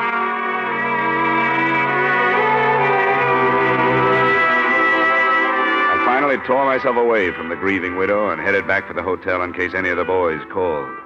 On my way down Main Street, getting the worst end of the local stairs, someone with a wrinkled coat and bourbon on his breath stepped out of a doorway and stopped me. Bill Garrett, the architect. Dollar? Yeah, Garrett, what is it? I finally got up courage enough to do something decent. Decent for me, anyway. For anybody else, it would be too low to talk about. What was it? Well, I'm not much of a lawyer, but they say there's a statute in the books that says a private citizen may commit a crime to prevent a greater crime from being committed and still go free. Is that right? Most states have it. I suppose Nebraska does, too. Well, I committed a crime. I'm a Fagin, that's what I am. So long, Garrett. I'm busy. Oh, now, Johnny, wait a minute. Now, just written on the head of a pin, it goes this way. I had a secretary in the mayor's office steal something from his private file. Here.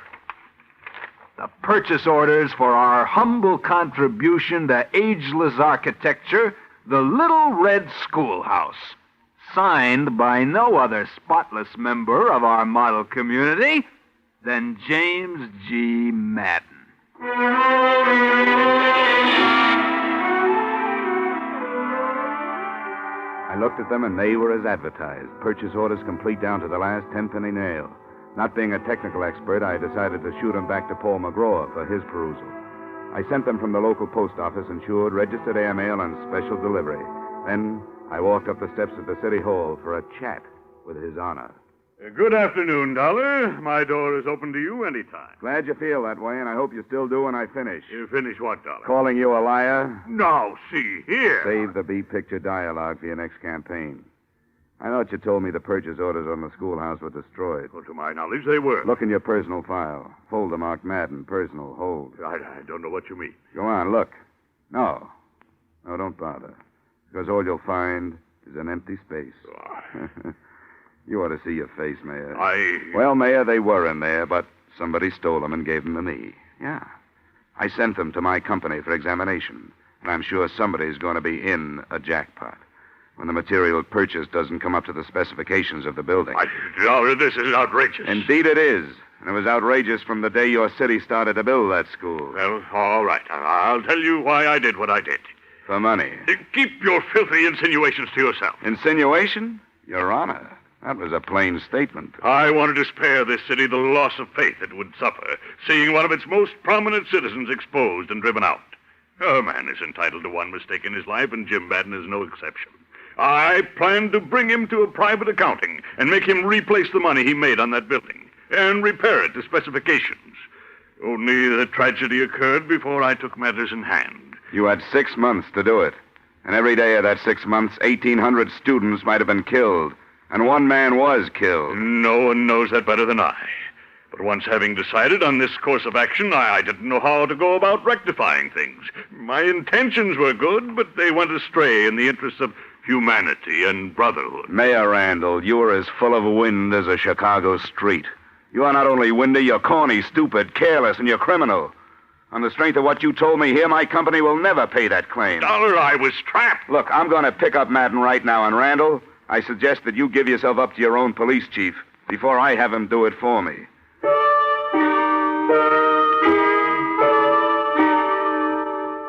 I raced back to my hotel to organize my men and pick up Madden. When I came in, the phone was ringing. It was Rocky Androsano saying he had 2 witnesses to DeGuerra's shooting. I told him to pick up the boys and come right over. I hung up just as the door opened, and 3 sullen characters with brick dust on their shoulders came in, uninvited. Want to come with us, Dollar? What do you need? 4th at Bridge? Come on. No, thanks.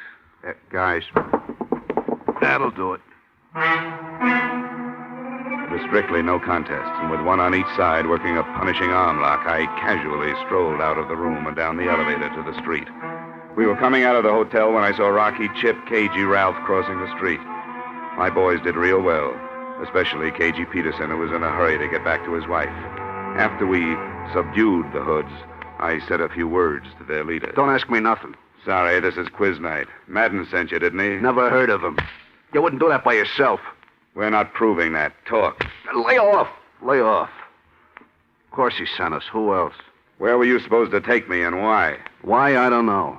Where? The Universal Rock Company on the edge of town.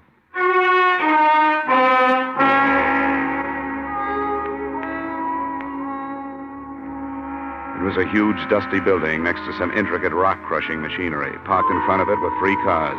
A yellow convertible, such as a well-to-do contractor might drive, a long black sedan, such as a city official might have, and a small sedan, such as anybody might have.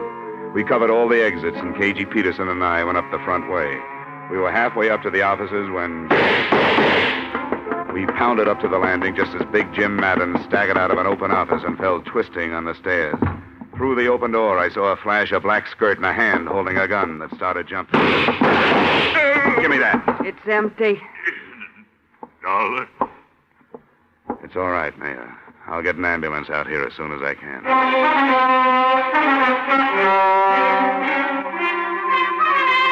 We took Vivian DeGuerra into custody. Randall was in bad shape, and he died 2 hours later. But before he died, he told me the whole story. It was my idea, from beginning to end. Madden didn't want to do it, but I told him if he didn't, he'd never get another contract from this city.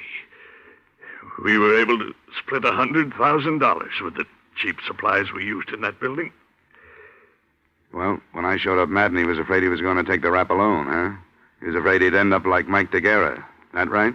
Yes, I had to have DeGuerra killed. He wanted more money. And you kept the purchase orders so you could make Madden do what you wanted him to do. When he found out that your company had them, he was going to turn both of us in. I talked him out of it. Yeah, with a gun. He's dead. He's better that way. Why is it there's always a falling out among thieves?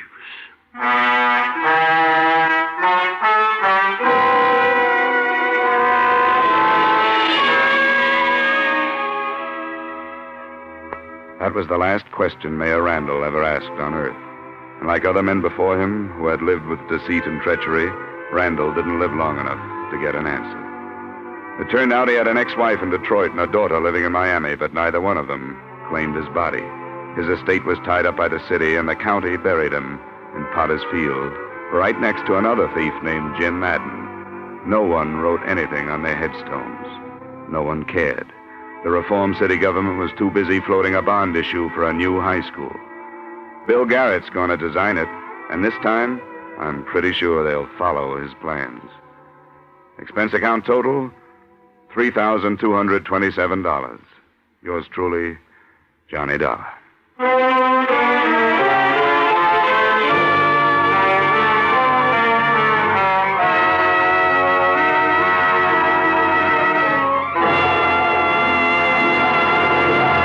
Yours truly, Johnny Dollar, stars Edmund O'Brien in the title role and was written by E. Jack Newman and John Michael Hayes, with music composed and conducted by Leith Stevens. Edmund O'Brien can currently be seen starring in Harry M. Popkin's United Artists production, DOA. Featured in our cast were Victor Perrin, Elliott Reed, Hy Averback, Clayton Post, Bill Conrad, Virginia Gregg, and Willer Waterman.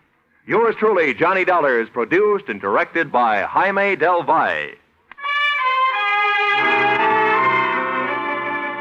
Join us next week when, from Hollywood, Edmund O'Brien will appear in another transcribed adventure of... Yours truly, Johnny Dollar.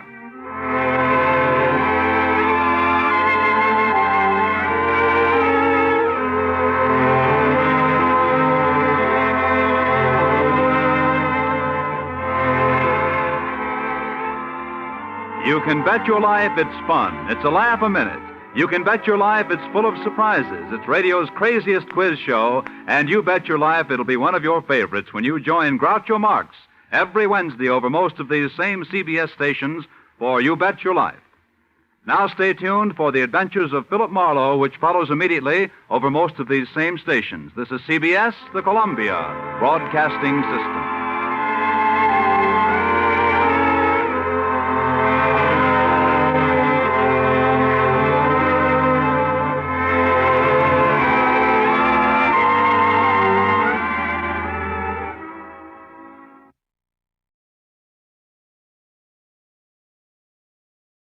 Wrigley's Spearmint Chewing Gum, the refreshing, delicious treat that gives you chewing enjoyment, presents for your listening enjoyment Edmund O'Brien as... Johnny Dollar. Your call to Blood River is ready, sir. 1 moment. Go ahead, please. Hello, Deputy Gray? Yeah, is this Mr. Dollar? Yeah, right. I've been assigned to the Colburn shooting. I got your telegram. When'll you be here? Well, I have to ask you a favor. I got a plane space to Parkinson, and I understand there's a bus to a place called Divide, but I can't find any transportation into Blood River. Well, there isn't any. I'll have to meet you in Parkinson. Oh, good. I'm due to arrive at 4 tomorrow afternoon. Say, what about Colburn? Did he make a statement? No, he hadn't come to yet. If you want one, you better show some speed. The doc says he may not last till tomorrow.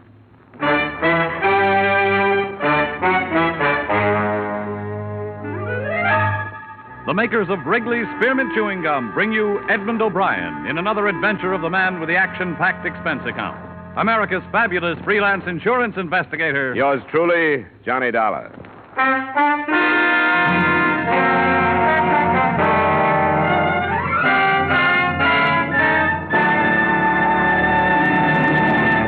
To make every day more enjoyable, treat yourself often to refreshing, delicious Wrigley's Spearmint Chewing Gum. Here's a taste treat you can enjoy indoors, outdoors, at work, or at play.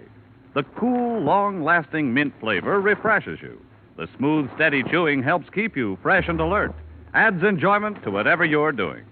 Wrigley's Spearmint Chewing Gum. Healthful, refreshing, delicious.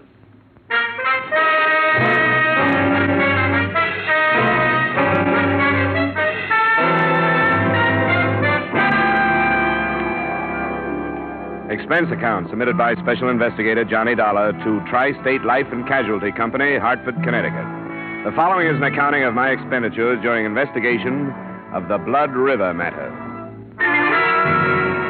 Expense account item 1, $240, transportation and incidentals between Hartford and Parkinson. I was paged at the airport and given a note that directed me to St. Paul's Hospital, where I was met by Deputy Sheriff Tom Gray. They brought Coburn in here this morning, trying to pump some blood into him, I guess. Nothing like a hospital out in Blood River. Any improvement? Yeah, I don't think so. Slugs from a 45, 4 of them. If it was me, I'd have left him where he was. Moving him 40 miles didn't do him no good. What did this insurance company send you out for? Just a routine check. When a policyholder gets shot up, they like to know why and by whom. How much insurance do you have? $50,000 worth. Oh, I didn't know that. Who's it go to? Frank Colburn, a son, and Mary Colburn, a daughter. Oh. Do you have any leads, Sheriff? Leads? Oh, I got what the hired girl said. What was that? I didn't hear about it. Oh, she was a witness. She was in the kitchen that night. A man knocked on the door, asked for some grub. Old Colburn walked in, started to shoo him away, and the man shot him down. Have you got him? No, not yet, but a posse's out hunting him. We'll find him. Come on, operating room's down this way.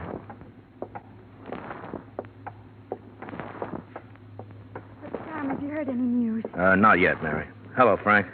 I didn't know you two were here. Yeah, we came in as fast as we could. This is Dollar. He's from your pa's insurance company back east. Miss Colburn, Frank. Who sent for you, Dollar? The insurance company was notified of the shooting. They asked me to come out. Why? I don't think this is the time to talk about it. It's just the way they work, Frank. They like to look into things like this. Come on, Dollar, in here. Oh, Tom, wait. Can't we go in, too? The doctor told us to wait here, but we've got a right to go in if anybody has. Well, I guess you have, Mary, but the doctor probably thought it'd be easier for you this way if something went wrong, you know. Well, it isn't. I want to be with him. I have a right to be. All right, Mary, if that's the way you want. You too, Frank? I don't see how it'll do anybody any good, but I'll come.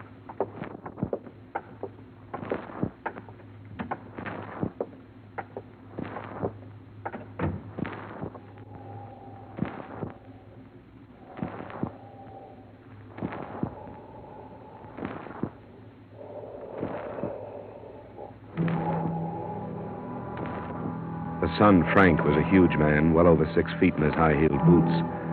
But the figure on the operating table must have towered over him during better days. I learned later that Max Colburn was more than a man. He was already a legend in the Blood River section. But here, under the intense glare of a battery of overhead lights, and under the probing instruments of the surgeon, Colburn was a great deal less than a man. Through the concealing sheets, you could realize the disintegration of his body, and his massive head, skin now bloodless and drawn, had already taken on the aspects of a skull. I knew he'd never make a deathbed statement, but we stood there and waited 2 hours for him to die.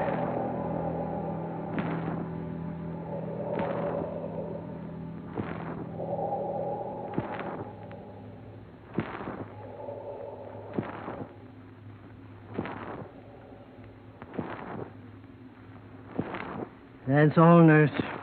Jot down the time, please, and notify the coroner. Yes, sir. 6:15. Oh, now, Mary, don't do that. It won't do no good. Oh, Tom, what'll I do? What'll I do? You'll be all right, Mary. Frank, take her out of here, will you? Come on, Mary. There's nothing anybody can do now. If it had been me, Doc, I'd never brought him in. Old Bull might have made it in Blood River. I'm sorry, Gray. He had to be moved.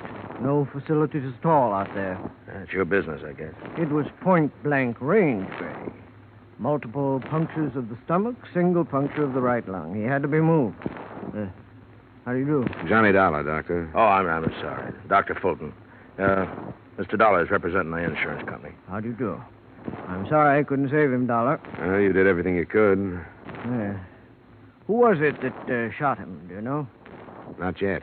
I hope you'll find him. Max Colburn was a fine man. Yeah, the best. Now, what are you going to do now, Dollar? Go to Blood River? I'm still not satisfied about this thing. I'll put you up in my place. There's no hotel. Oh, thanks. I'd appreciate it. Well, nice to meet you, Dollar. Too bad it couldn't have been under better circumstances. You should never have brought him in. Well, he probably knew what he was doing. If you think he shouldn't have been brought in, why'd you let him? You're supposed to be the sheriff out here. There's nothing I could do to stop him, Frank. No, and there didn't seem to be anything you could do before to stop it either. Oh, now, calm down, Frank. The county don't pay you to run around with my sister. If you'd been spending half the time on your job that you do with her, this wouldn't have happened. That's enough, Frank. Now, shut up. And if Mary don't know, it's mostly your fault. I'm going to tell her. He's a hot-headed buzzard. Yeah, I noticed. Can we make it to Blood River tonight? Yeah, we can make it all right. Look, Dollar, I want to tell you something. It's a funny little place, only about 300 people in it. They aren't going to like you butting in. They don't like strangers. I'm used to that. Okay, as long as I told you. My Jeep is out in the back in the parking lot.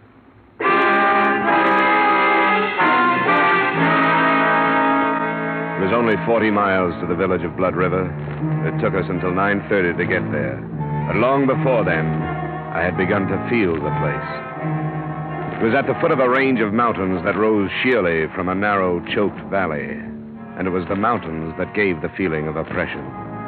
In the moonlight, they seemed to be leaning over the village, ready to destroy it at any moment.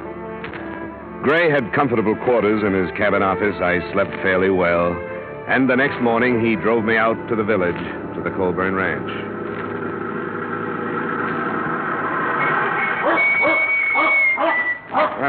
Quite a layout.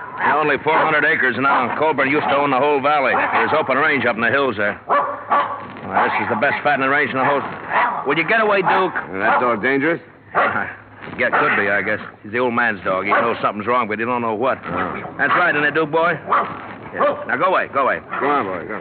Well, come on, we'll go up to the house. Our girl will be in the kitchen, I suppose. Oh, cut it out, Duke. He's all right. Now, shut up, will you? He don't see many people dressed like you. He's got nothing on me. I don't see many dogs like him. Millie, it's Tom Gray. I don't want to talk about it no more, Tom. I told you what I saw happen. Here's a man from back east. He wants to talk to you. Why? You tell him what I said. I did, Millie, but he wants to hear it from you. I see it all happen again. That's why I don't want to talk about it. But I will if I got to. Well, thanks, Millie. I'll make it short as I can. Go on, Duke. Now, you stay outside, boy. Go on, go on. There. Well, this is where it happened, Dollar. He's lying right there. This way with his head on the table. Two of the slugs hit the wall there. Hey, you see the marks? Yeah. Was he lying face up? That's right. Went over backwards. Shot from about here, I'd say. Is that right, Millie? I don't know. I went in the sitting room when I saw there was going to be trouble. How much did you see? I told Tom. It was after supper and I was cleaning up. A stranger come to the door and said he was hungry. I yelled to Mr. Colburn. I have to ask him about things. And he started right away to run him out. I fed a lot of strangers. I never heard him act that way before. Did it sound like he knew this stranger? I couldn't tell. He started cussing at him, and I run in the sitting room and held my hands over my ears till the shooting. Then I screamed. According to the description you gave Sheriff Gray, the man was short, stocky, with dark hair and heavy eyebrows. Now, can you remember anything else about him? I can remember one thing more. He was wearing some kind of a coat and had a newspaper in one pocket. Mm-hmm. Would you recognize him again if you saw him? Oh, yes. I'll never forget him. Why haven't you caught him, Tom? We'll get him. Did you see him after you heard the shots? No. I run back in here and saw Mr. Colburn. Then I run outside screaming. Randy come out of the bunkhouse.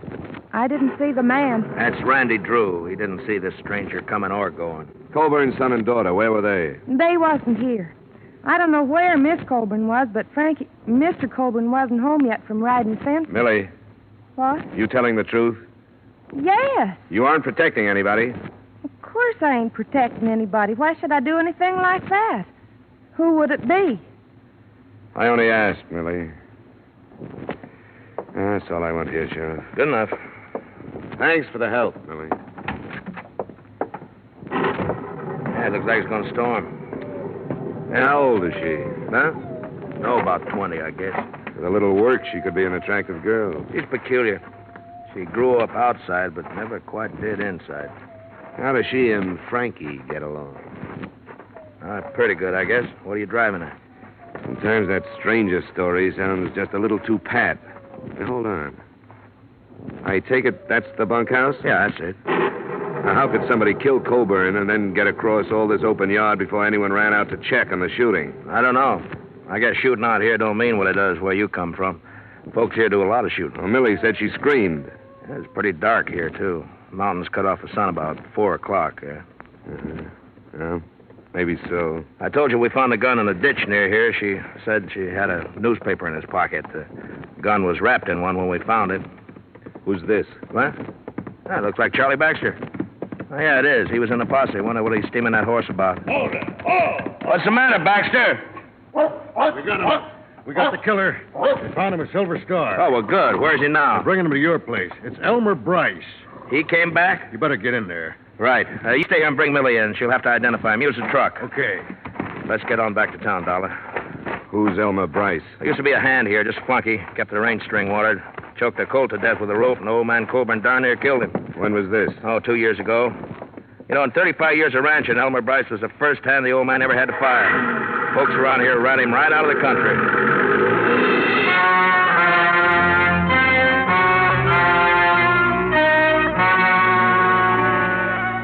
The thunderstorm swept in over the mountains and began to drench the valley during the trip back to the village. A group of maybe a dozen curious were huddled in slickers outside Gray's office waiting for a look at the prisoner. He arrived by car, went through the formalities of arrest, and a few minutes later, Colburn's hired girl walked into the office and faced him. That's him. He's the one. You swear on the Bible, Millie? Yes, I could never forget him. Okay. You can go on back to the ranch. Thanks for coming in. I'm glad they caught you. Oh, Millie. When they kill you, maybe I can sleep without seeing it happen all over again. That's enough, Millie. All right. Hey, the one, Millie? Well, Bryce, you're under arrest. Anything you say will be used against you. I didn't kill him. You deny being at the ranch? I was at the ranch, but I didn't kill him. Well, what did you do? I was hungry. I thought I could get something to eat. He owes it to me. I can't get work no place because he talked about me so much. Nobody will hire me on account of the way he talked. It wasn't my fault that colt choked. He kept pulling and the rope jammed. Colburn, he told people I was crazy and I did it for fun. That ain't right. What happened at the ranch? Well, I asked the girl for something to eat. She called Mr. Colburn. He come and cussed me out and told me to get off his land. And I left. Millie says when he cussed you out, you killed him. I don't care what she says. What kind of a gun do you carry? I ain't got no gun, and you can't prove I killed him. Because I never did. Him too is Gray. We want Elmer Bryce. Why did you go to his ranch instead of some other? I told you. Because he owes me something for what he done to me. Why don't you tell the truth so we can get on with this, huh? I didn't kill him. You hated him. I hate a lot of people. Listen to them. Who is it? What? Let me come in. Just a minute. All right, come in. Gathered fast, Gray. Must be near to 100 out there now. They sent me in to say they wanted Bryce. Well, they can't have him. You know how they feel about old man Colburn? They want his killer for themselves. I didn't kill him. Nobody can prove I did. I think you've waited long enough, Sheriff. You better get this man into a car and get out of here. All right. Come on, Bryce. On your feet. I ought to give you to him. I don't care what Give me a hand, Dollar. Sure. The faster we move, the better. Open the door, Baxter, and start out. We'll be right behind you. All right, let's go. Move, Bryce. Come on, move. Come on. Get to the car, Bryce, quick. Now go home, folks. Anderson there, you go home. And Phil, you know better than to do this. Now go on home, will you? Boy, get away. Let go. We don't need no outsiders. Man, take care of this outsider. I got the killer. Use your head. This won't do it any good. This is half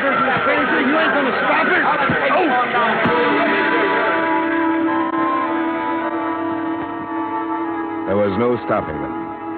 I caught a last glimpse of Bryce's face as I went down into the mud of the street. Then there was nothing but hundreds of thrashing legs carrying the mob and their victim to a waiting truck. Blood River was in the process of living up to its name.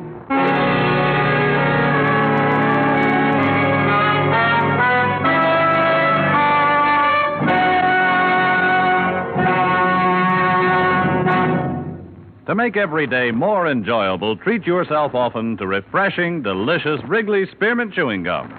The lively, full-bodied real mint flavor cools your mouth, moistens your throat, freshens your taste.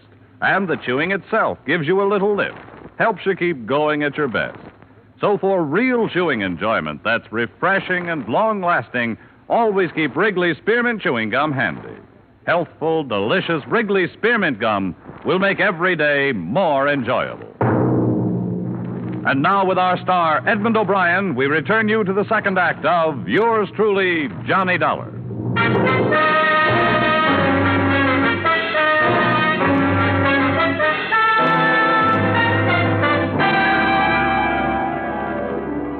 Deputy Sheriff Gray had fared worse than I. A boot heel had stunned him.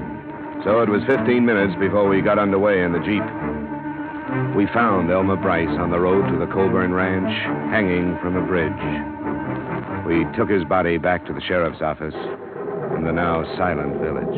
You got to understand how they felt about Colburn before you can begin to understand their actions. I'll never understand. I've never been part of a mob. And neither have I.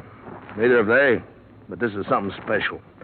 The old man is going to break up the rest of his land and parcel it out. He's done it before. He was loyal to the Blood River folk, and it meant they could have the land of their own. They could never afford it except the way he sold it. You're in a bad spot, aren't you? What are you going to do about this lynching? I'd like to call back the last hour and a half. That's what I'd like to do about it. Should have kept Bryce out of Blood River, but I didn't know. These people are my friends.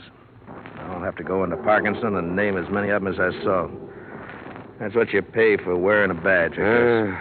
It's a lousy break. Is there anything I can do? I think I better strap on a gun. For the first time since I got this job.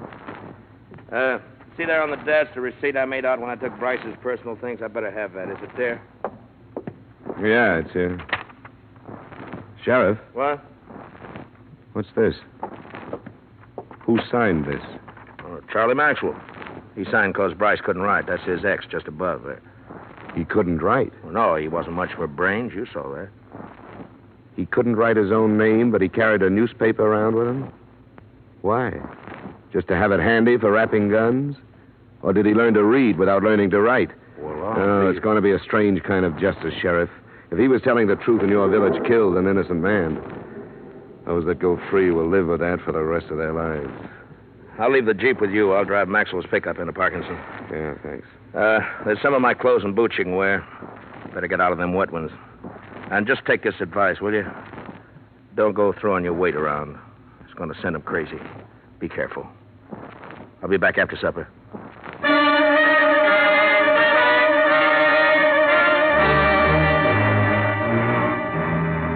The single street was still silent and empty when I left for the Colburn Ranch. The mountains were closing in again. There should have been lights in the windows of the houses, but instead they were dark. And I could feel the eyes of the people who stood inside them, watching me pass. Finally, almost at the edge of town, a knot of men stepped from a doorway and waved me to a stop. Where's Tom Gray? He went into Parkinson. What for? To report the lynching. Lynching? Hear that, boys? He says somebody strung up the killer. I don't believe it. From what I hear, he hung himself. And good. Why are you trying this out on me? I'm not here to arrest you. I couldn't if I wanted to. What are you doing here? I'm still looking for Max Colburn's murderer. Bryce hung himself. He shouldn't have, because he wasn't guilty. Who says that? Sheriff Gray and I. There was nothing against him but your personal feelings and some circumstantial evidence. He's the one who done it. He even said so. Said what? That he went to the ranch first off. Why else would he do that? He was hungry. Now, come on, get out of my way. If you people think the rest of the story will help your peace of mind, any, I'll try to get it for you. But Bryce was innocent. Think about that for the time being. Come on, move it, Ben. I'm coming through. Let him go, Ben. Come on, boys. He can't hurt us.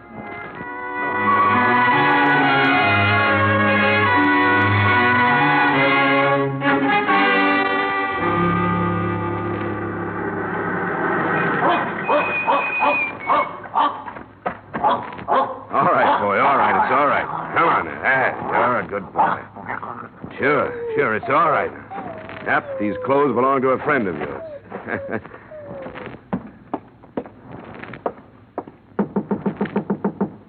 Who is it? Johnny Dollar, Miss Colburn. Oh, Who is it, Mary? it's Mr. Dollar, Frank. Oh, yeah. Come on in, Dollar. Thanks. We heard about Bryce. I'm sorry it went that way.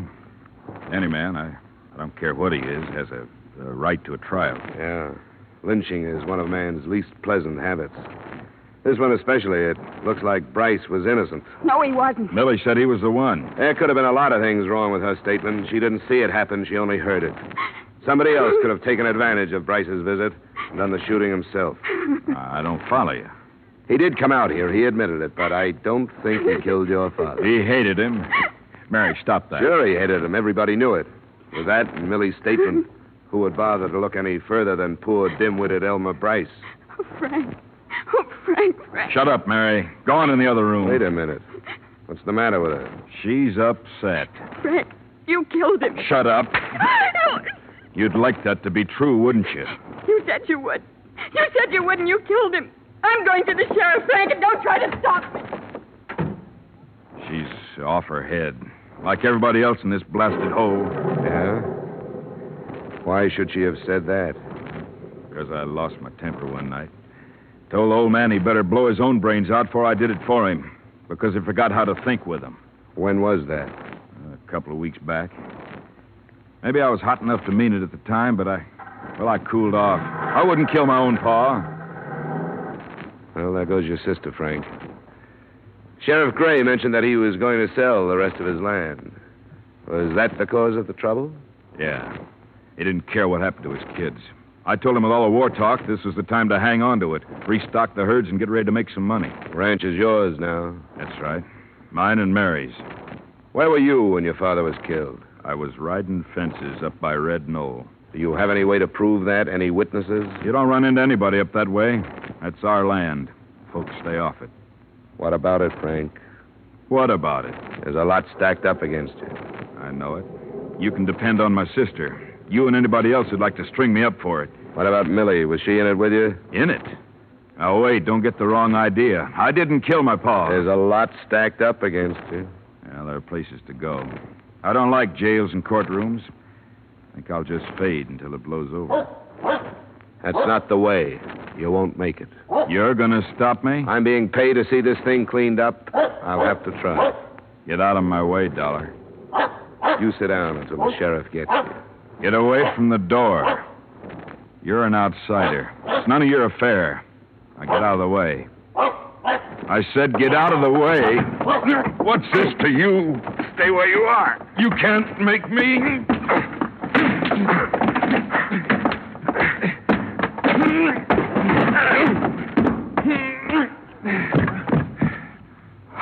No, I don't want to have to kill you. So don't get up. Frankie. What do you want, Millie? What are you doing with that gun? You've got to kill him, Frankie. Get out of here. You've got to. For me. Why? Because I lied. I lied to everybody. What about? About your pa. Elmer Bryce didn't kill him. Millie. Because I did. I killed him for you. You told me that night you wished he was dead. You remember that night? I remember, Millie. And I told you I'd do anything for you. Remember that? Anything. Yeah, I remember. I lied. Elmer Bryce came, but I stayed in the kitchen and heard everything he said. I knew he hated your pa, and after he ran away, I thought about it. You're crazy, Millie. I waited for a while, and when I knew nobody saw that man leave, I yelled to your pa again. And when he come in, I shot him. And that night, I threw away the gun. What's the matter with you, Millie? You know what's the matter. Now, you can't run off and leave me. You've got to help me. I can't help you. You got to kill this man. I won't do it, Millie. Then you've got to take me away with you. I'm not going away now. I don't have to. I didn't have anything to do with it. This is the end for you and me. All right, Frankie. Hey, get down. Don't do it.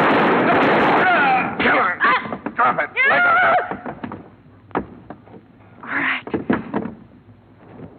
All right. I did it for him. Now I don't care what happens to me.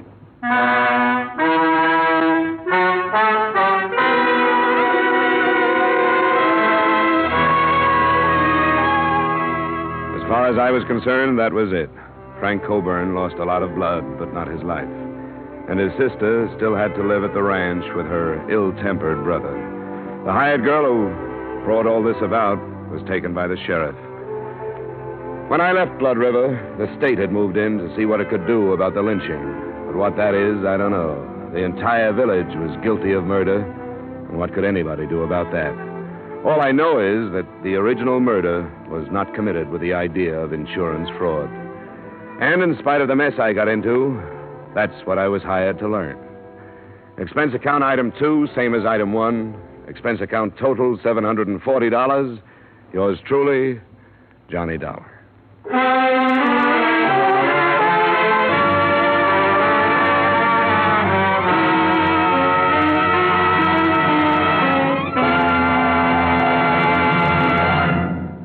Remember, friends, to make every day more enjoyable, treat yourself often to refreshing, delicious Wrigley's Spearmint Chewing Gum. There's lots of cooling, real mint flavor in every stick. And chewing Wrigley Spearmint helps keep you feeling fresh and alert. You feel better, work better, get more fun out of doing things. So indoors, outdoors, wherever you go, keep some healthful, refreshing Wrigley Spearmint Chewing Gum handy. To make every day more enjoyable, treat yourself often to delicious Wrigley's Spearmint Chewing Gum.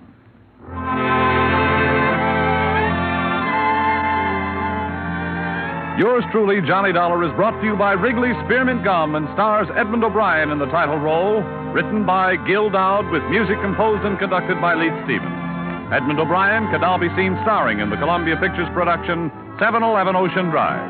Featured in tonight's cast were Virginia Gregg, Bill Conrad, Junius Matthews, Sammy Hill, Clayton Post, Tyler McVeigh, Dave Light, and Howard Culver. Yours truly, Johnny Dollar, is produced and directed by Jaime Del Valle.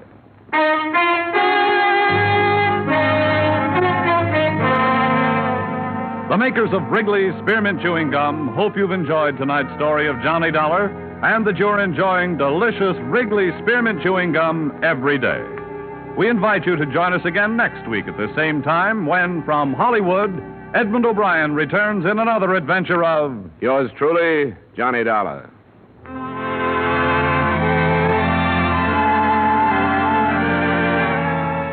Bob Stevenson speaking. This is CBS, the Columbia Broadcasting System.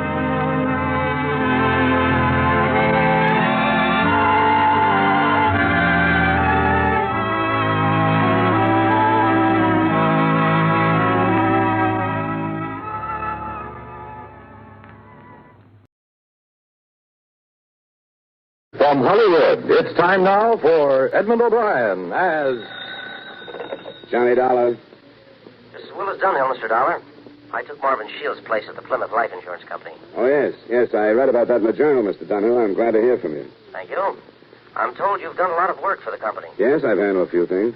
I have an assignment for you now, if you're available. I have an appointment at 10, but I'll be free by noon, if that's all right. What's the case? Well, a policyholder, Millard Ward, was stabbed to death. He was a bosun on a ship, and according to the cable, the crewman who killed him is being held. His name is Louis Radnick. Sounds open and shut, Mr. Dunhill. Is there an insurance angle? Possibly, yes. Something about Radnick and the dead man's wife. The ship is due in New Orleans tomorrow afternoon, and we'd like you to go down and look it over.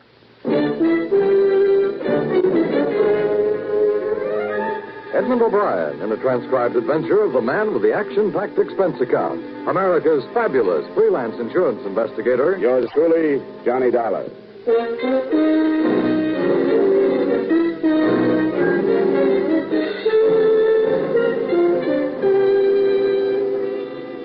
Expense account submitted by Special Investigator Johnny Dollar to Home Office, Plymouth Insurance Company, Hartford, Connecticut.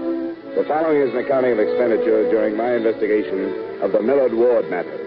Expense account item 1, $118.40 airfare and incidentals between Hartford and New Orleans. When I got there, the newspapers were bannering the expected arrival of what they called a death ship. And at 4 that afternoon, I was standing with 2 homicide men on the edge of a crowd of the curious when a squat freighter nosed into the Harmony Street wharf and was moored.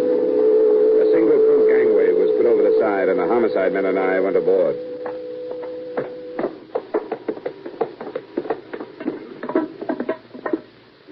I'm Lieutenant Tracy, New Orleans Police.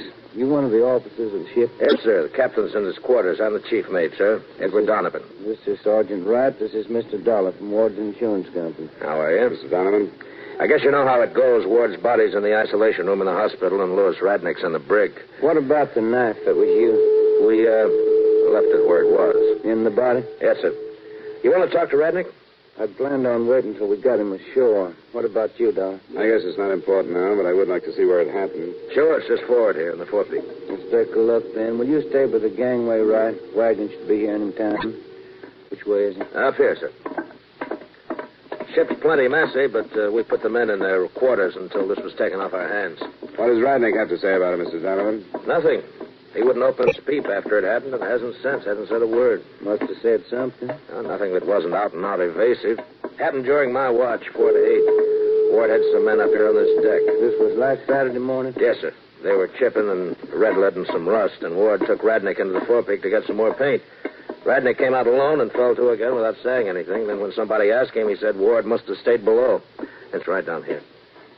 How long was that after Radnick came out, do you know? Oh, about 20 minutes is as close as we could come. When was Ward found, then? It wasn't for about 40 minutes. You know how men are. They figured they could take it easy as long as the bosun was out of sight. The ship's carpenter finally showed up and asked where he was. He found him and reported to me. You want to go down now? Yeah, I think we better look at him. We'll watch the ladder. It's pretty sheer. I'll go and get some lights on. Go ahead, Lieutenant. No, thanks.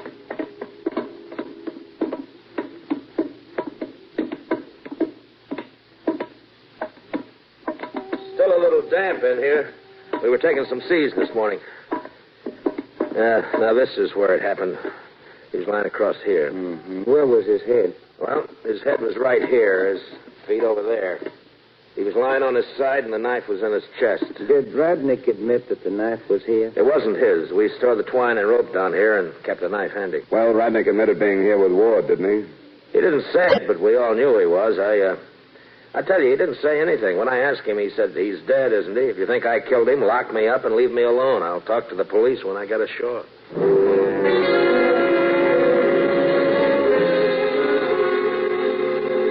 The scene of the crime, the forepeak, a small compartment in the very forward part of the ship, seemed to hold little else in the way of information. As we left, the chief mate explained that there obviously had been bad blood between Radnick and the dead bosun, and one crewman had allegedly once heard them arguing about Ward's wife. With the permission of the lieutenant, while he and the coroner arranged for the removal of the body, I went to the airless cabin that served as a brig and met the accused man. He was 23 years old. I've been saying that I talked to the police and nobody else. I still mean it, and that goes for you. That's your privilege, Radnick, but when you talk to the police, you'll be talking to me, too. We're working together on this thing. I don't get it. I told you I was hired by Ward's insurance company. I want to find out if his policy had anything to do with your killing him. Who told you I killed him? Oh, it seems to be pretty widely accepted. Did anybody see me do anything like that? The men knew you hated each other. How much does that mean? There seems to have been something between you and Ward's wife. That's a lie. Why should anybody lie about it? Who said that? I don't know who it was. One of the men who heard you and Ward arguing about her. I'll break his neck if I find out who. It's a lie. For your sake, I hope it is. She's being pulled in for questioning this afternoon. You can see that if there was something between you, it would be better if you told us. There wasn't anything. I hardly know her. But for some crazy reason, Ward thought there was. I think it was because he was older, and those guys are always like that. How well did you know her? Well, just to talk to, have a few drinks together. While he was out on the trip? Yeah, while he was out. I guess I should have figured that. I don't care what you make it sound like. There wasn't anything wrong.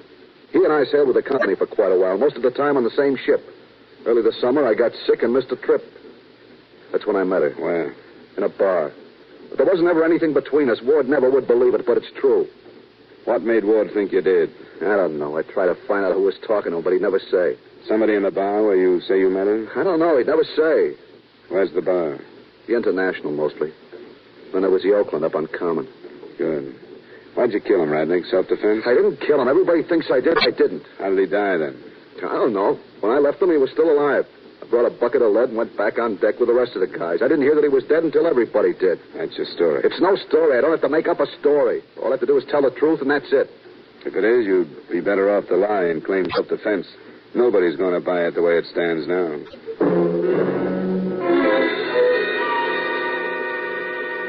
I heard him repeat his statement a few minutes later to a blank-faced Lieutenant Tracy. And when the prisoner had been started on his way to police headquarters, we did what checking we could through the crew. Everyone agreed that the two men openly hated each other. Radnick had always been given the dirty or dangerous work. There had been muttered threats from both. It was a situation, they explained, that would naturally grow out of all proportion aboard a ship, and there was no escape from facing one another every day. We left the ship in Lieutenant Tracy's office and there met the widow, a plain girl, obviously a northerner in her early 20s, with too much arch penciled into her eyebrows, too much red on her mouth, but hardly enough emotion showing to fit the circumstances. Sit down, Miss Ward. Sure. Thanks. Here's a chair. Oh, thank you. I want to tell you something before we get any further.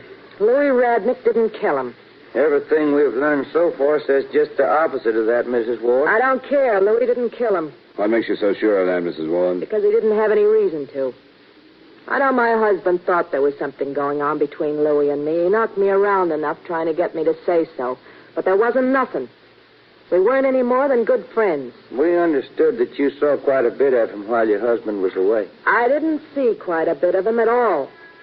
Once in a while, I'd go crazy in that crummy room where I live, and I'd leave. Go have a drink at the International or the Oakland. And a few times I ran into Louis and talked to him. It never went any further than that. We never even left together. Don't you have any other friends? Not many. I don't seem to get along with the people down here.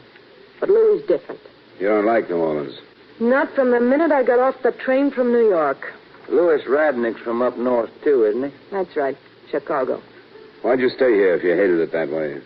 Oh, I don't know. I was always going to leave just for a visit anyway. But I never did. Well, I suppose you're figuring on leaving now, huh? Yeah, I think I will.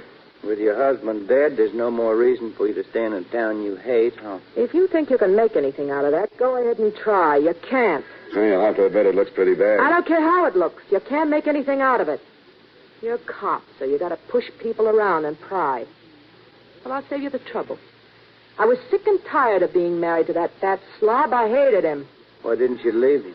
It wouldn't have lasted much longer. But this way, you might get some insurance money. Did you tell Louis Radnick how you felt? We never talked about my husband. We talked about New York and things like that.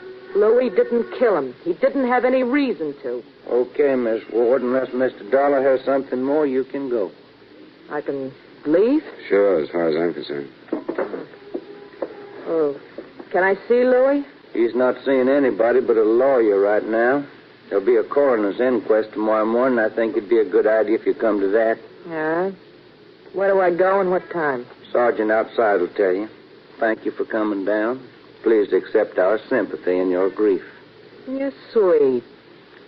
Both of you. What do you suppose that pitch was for?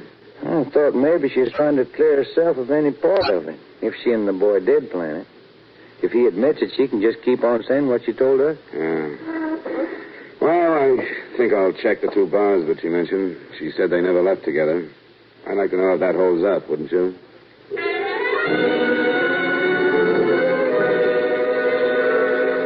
I talked to the bartenders and quite a few of the patrons at the International in the Oakland, both that afternoon and again that evening. I ran into three people who remembered Mrs. Ward and Radnick being together, and one, a waiter, was quite definite in saying he had seen them leave separately, but never together. On one hand, it did nothing to clear Radnick, but on the other, it made it look like any premeditated motive was going to be hard to prove. Tenants at the Ward's rooming house didn't help either. None of them remembered ever seeing a man of Radnick's description in the building. That's the way it stood at 10 the next morning when the coroner's inquest got underway. Herbert Massey, please. Right here. Will you stand up, please, Mr. Massey? Yes, sir. Mr. Massey, you're employed as a ship's carpenter on the same ship Millard Ward worked on? Yes, sir. I've been on it 4 years now. Is it true that you discovered his body? Yes, sir. Will you tell the jury in your own words how that happened? Yes, sir. I knew that Ward had some men doing maintenance work on the foredeck. I wanted to borrow two to help me for a minute with some work I was doing. The men told me he was in the forepeak, so I went up. Mr. Massey, who told you Ward was in the forepeak? All of them, I think. Did Louis Radnick say so? I think he did. Well, anyhow, I remember somebody said he went in the forepeak with Radnick and must have fell asleep. It was Carl Nixon, I think. All right, and then what happened? But then I went up and found him. He was lying there with a knife sticking in him. Was he moving? No, sir. He was dead. Then what did you do? I felt for his pulse, and then I came back up on the deck and reported to the chief officer, Mr. Donovan. Did you say anything to the men? No, sir. I went down the other side of the deck and onto the bridge deck and found Mr. Donovan reporting to him. After the testimony of the ship's carpenter, a little more was heard from a few of the crewmen. None of it seemed to change the picture, but the reports from the autopsy surgeon, together with the one from the police laboratory, did. A, the knife had entered Ward's body at such an angle that the fatal wound could have been self-inflicted. B, there were no fingerprints on the handle of the murder weapon.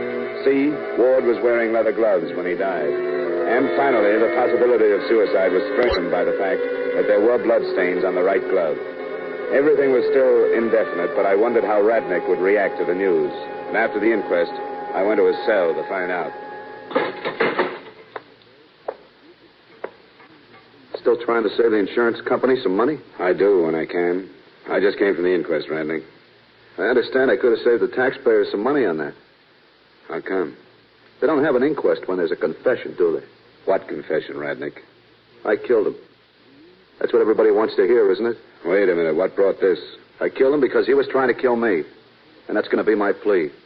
I killed him in self-defense. What's the matter? Don't you like that story either?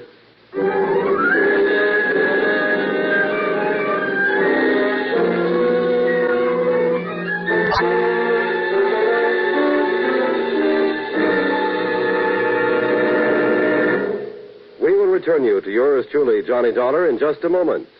Vaughn Monroe's back from vacation. Yes, on most of these same CBS radio stations, you can again make the Vaughn Monroe Show a singing, dancing date every Saturday night. Vaughn, the Moon Maids, the Moon Men, and Ziggy Talent, plus singing guests will be very truly yours just a little later this evening on CBS Radio. Don't miss them. And now with our star, Edmund O'Brien, we bring you the second act of yours truly, Johnny Dollar.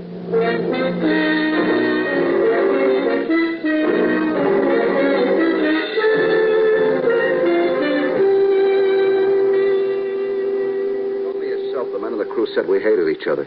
You can ask him how that crazy guy was riding me all the time and giving me all the dirt aboard. Wait a minute, Radnick. I was a guy on the outward side when we were painting davits. He was trying to kill me then, waiting for me to fall over the side. Radnick. Well, I didn't. So he got me in the forepeak and tried to brain me. So I stuck a knife in him. It was off his head, and I had to keep him from killing me. Are you through? That's all there was to it. Why didn't you tell us this in the first place? Because I didn't want to. What made you change your mind? I got sick of lying. Have you hired a lawyer? I got a right to, haven't I? He counted all the evidence against you, figured in the fact that there wasn't an eyewitness, and decided to play it this way. Why not? Everybody knows I killed him, don't they? We want to be sure why. I told you, self-defense. What did he try to hit you with? Took a swing at me with his fist. Then he picked up a can of paint. Did he swing that at you? Yeah, he started to. Then I backed up and got the knife. Then when he swung again, I figured there was only one way to stop him, and that's what I did. Did you try to get away? He was between me and the ladder. Didn't you yell or anything? I didn't have time to think of anything like that. He'd gone off his head. Over you and his wife? Over nothing except what was going through that crazy mind of his. There wasn't anything else, nothing between her and me. But he tried to kill me, so I had to kill him to save my life. Who's your lawyer, Radnick? His name's Waterman. Where'd you get him? He does a lot of work for the union. You should have stuck to business problems. What do you mean by that? I don't think you'll get to first base with the plea. Well, that's what happened. Sure. It's happened before when there weren't any witnesses. This time we're too close to a motive. I think a jury will fill in what we don't have. I guess that's a chance you got to take. I guess so. I'll see you later. That can of paint he was swinging. What did he do with it when you stabbed him? He dropped it, I guess. I wasn't noticing things like that. Okay, I just wondered. I want to be able to give Ward's wife all the details of your new story. She had nothing to do with it. He was crazy, that's all. He's not alone. Any sane man would have admitted a self-defense killing like you described right after it happened. And you shouldn't have wiped off the knife. I didn't wipe him. What was that? I said all I'm going to say. Now leave me alone. Sure. You better work on that story. And I don't think a new lawyer would hurt.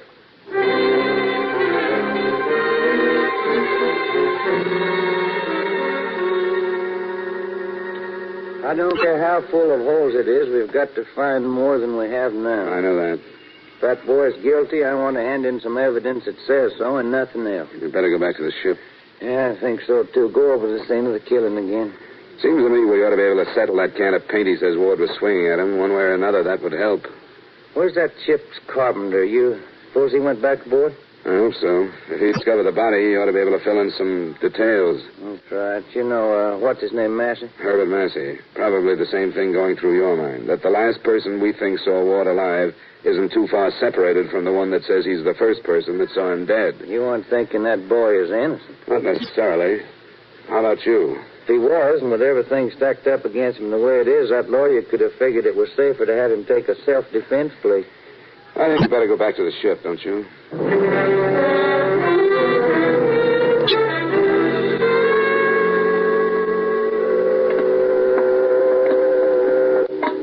This must be it. Yeah, come in. Hello, Mr. Massey. You remember me, Lieutenant Tracy? Oh, sure, from this morning at the inquest. That's right. This is Mr. Dollar, insurance investigator. Hello. How are you, Mr. Massey? We came back to talk to you, Mr. Massey, because we still don't have enough evidence to make a decent charge of murder against Radney. Well, sure, I'll do anything I can to help the police. Sit down, why don't you? Yeah, thank you. You know, all I can say is what I saw. I found Ward, that's all. Sure, we know that. But you did know that they didn't get along too well, didn't you? Well, I heard more about that after it happened than I heard before. I got my own work to do aboard. I don't work much with the crew.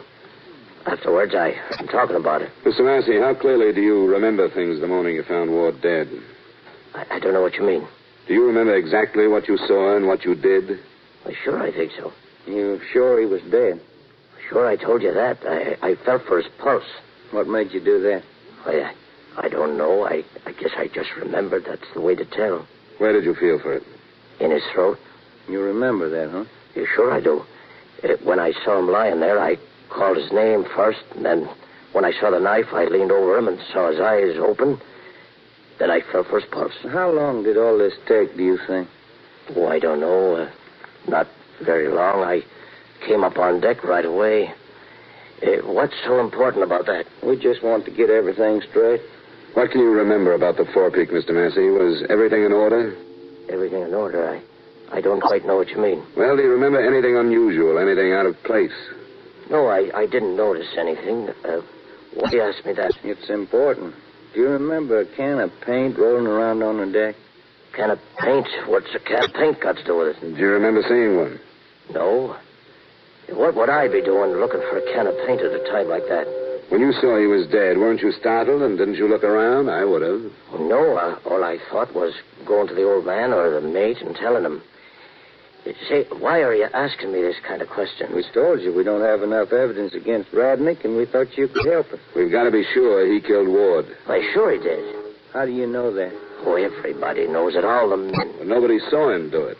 Everybody knows there was trouble between them, don't they? Yeah. Everybody knows they went after paint together and Ward didn't come out. And then you went in, and when you come out, that's when it turned out that Ward was dead. Yeah, sure, that's right. And you didn't notice any signs of a struggle? No, I didn't notice anything but Ward. Well, I'll tell you the way it stands. Radnick said he didn't kill him. Well, then he must be lying. Well, that's what we thought, too. Everything that anybody said made it look like he was lying. Why, sure he is. But then he changed his story. Then he said Ward had tried to kill him and that he stabbed him in self-defense. He said Ward picked up a heavy can of paint, tried to brain him. I don't know what happened. Well, a fight like that would have been heard and there would have been things knocked around. But you say you didn't notice anything and the men say they didn't hear anything. I don't know anything about that. I was on the afterdeck, so I didn't hear anything. And I didn't notice anything because I just didn't look around. We don't think there was a fight. We think either Radnick just stuck him or that somebody else killed him. Everybody knows Radnick did it. It could be that everybody just thinks he did. Everybody knew there's trouble between them. It was shaping up, so when you found Ward dead, naturally everybody thought Radnick did it. Yeah, that's right. Everybody did. You came out and told the mates you found Ward's body, and then everybody just naturally figured that Radnick had killed him. That's right. But what if he didn't, Massey? I don't know what you mean. If Radnick didn't kill him, who did? We just want to get it straight. If Radnick didn't kill him, who did? I don't know. Who else was in the forepeak? I was. That's what you mean, isn't it? I was in there. I found Ward in there. What you mean is you think if Radnick didn't kill him, I did. Isn't that right? Somebody killed him.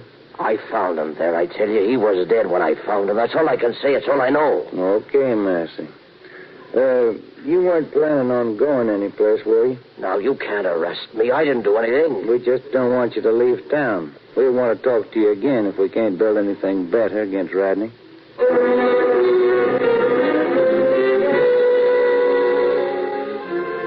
The lieutenant put some men checking Massey's background for a motive in case we needed it, and it looked like we might. And then we went back to Lieutenant Tracy's office and looked at one another. Our circumstantial evidence was one thing, but we had nothing in the way of actual evidence. The information on Massey came in, and it was incomplete and worthless. More came in on the association between Radnick and Mrs. Ward. All it did was make us wonder whether they were innocent or smart. There was such a complete lack of anything to put our fingers on that we decided on some pressure tactics to eliminate at least some of the possibilities.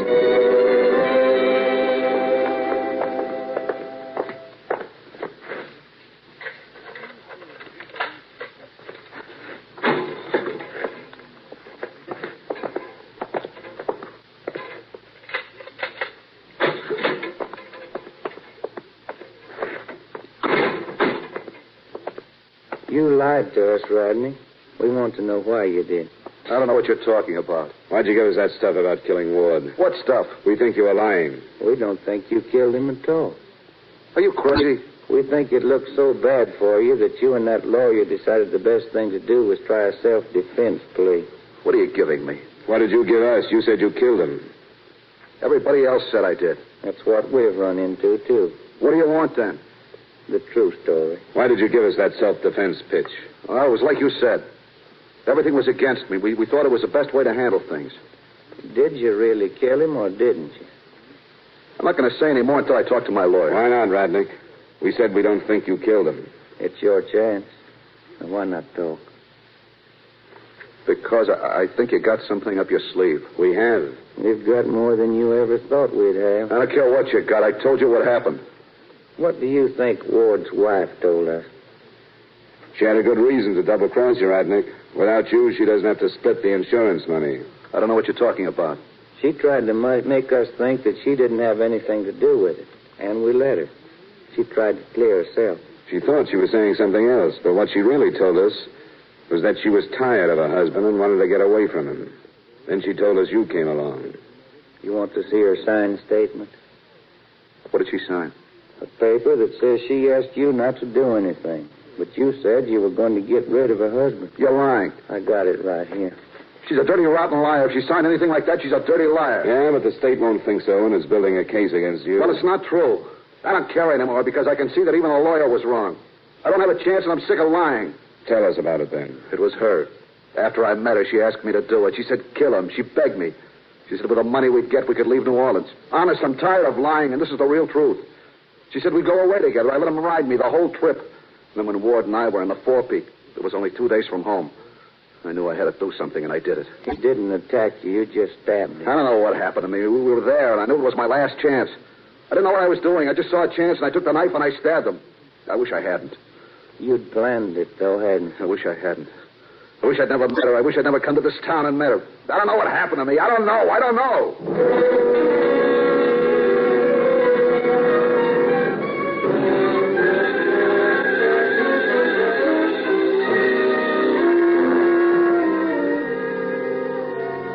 Expense account item 2, miscellaneous, $183.15. Item 3, same as item 1, transportation back to Hartford. Expense account total, $419.95. Remarks? I don't think any are needed. It was a clear case of attempted insurance fraud. But if you can figure out where things like this start, what causes them, and insure against them, you'll save a lot more money than you've saved on this matter. Yours truly, Johnny Dollar.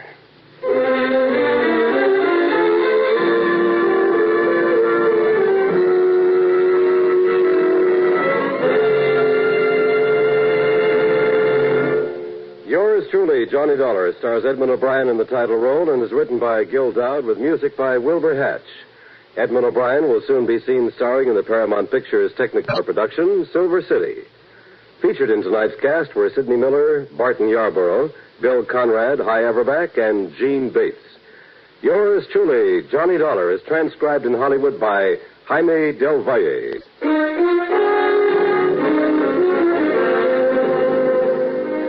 This is Dan Coverly inviting you to join us next week at this time when Edmund O'Brien returns as Yours truly, Johnny Dollar.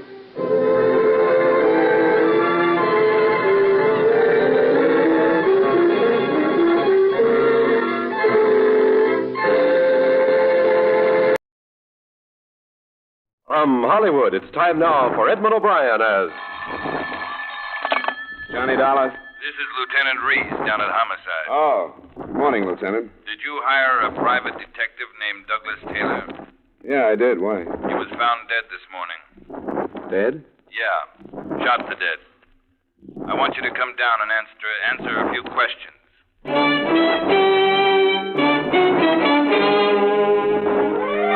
Edmund O'Brien in another adventure of the man with the action-packed expense account, America's fabulous freelance insurance investigator. Yours truly, Johnny Dollar.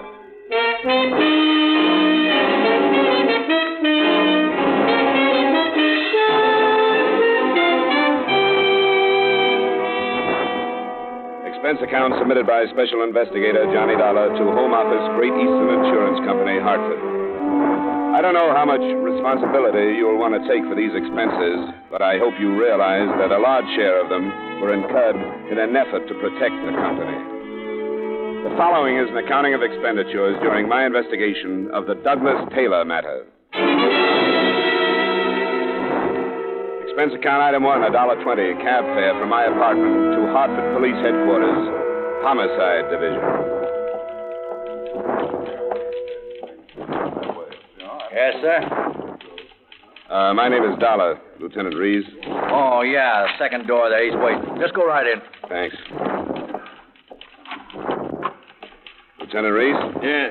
You Dollar? That's right.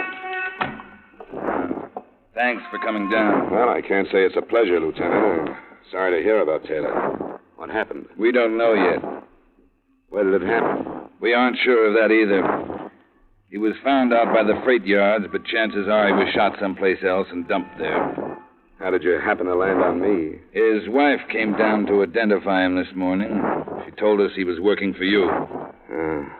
Well, I might as well get this off my chest now, Lieutenant.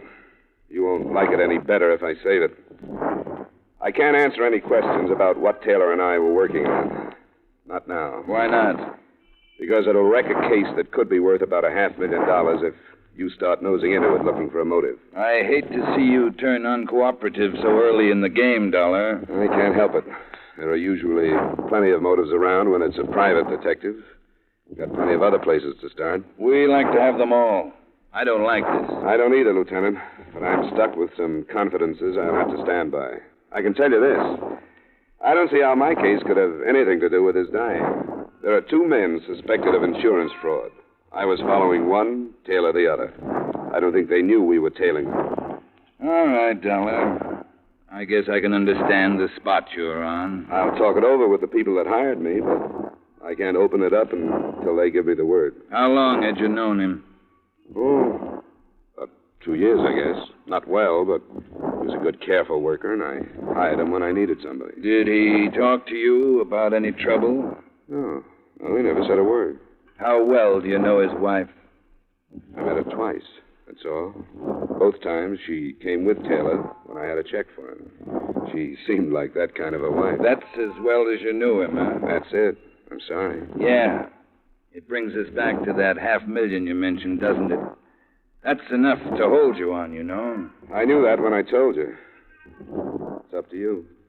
Beat it. If you ever need some help from us, I hope I'm on hand to turn you down.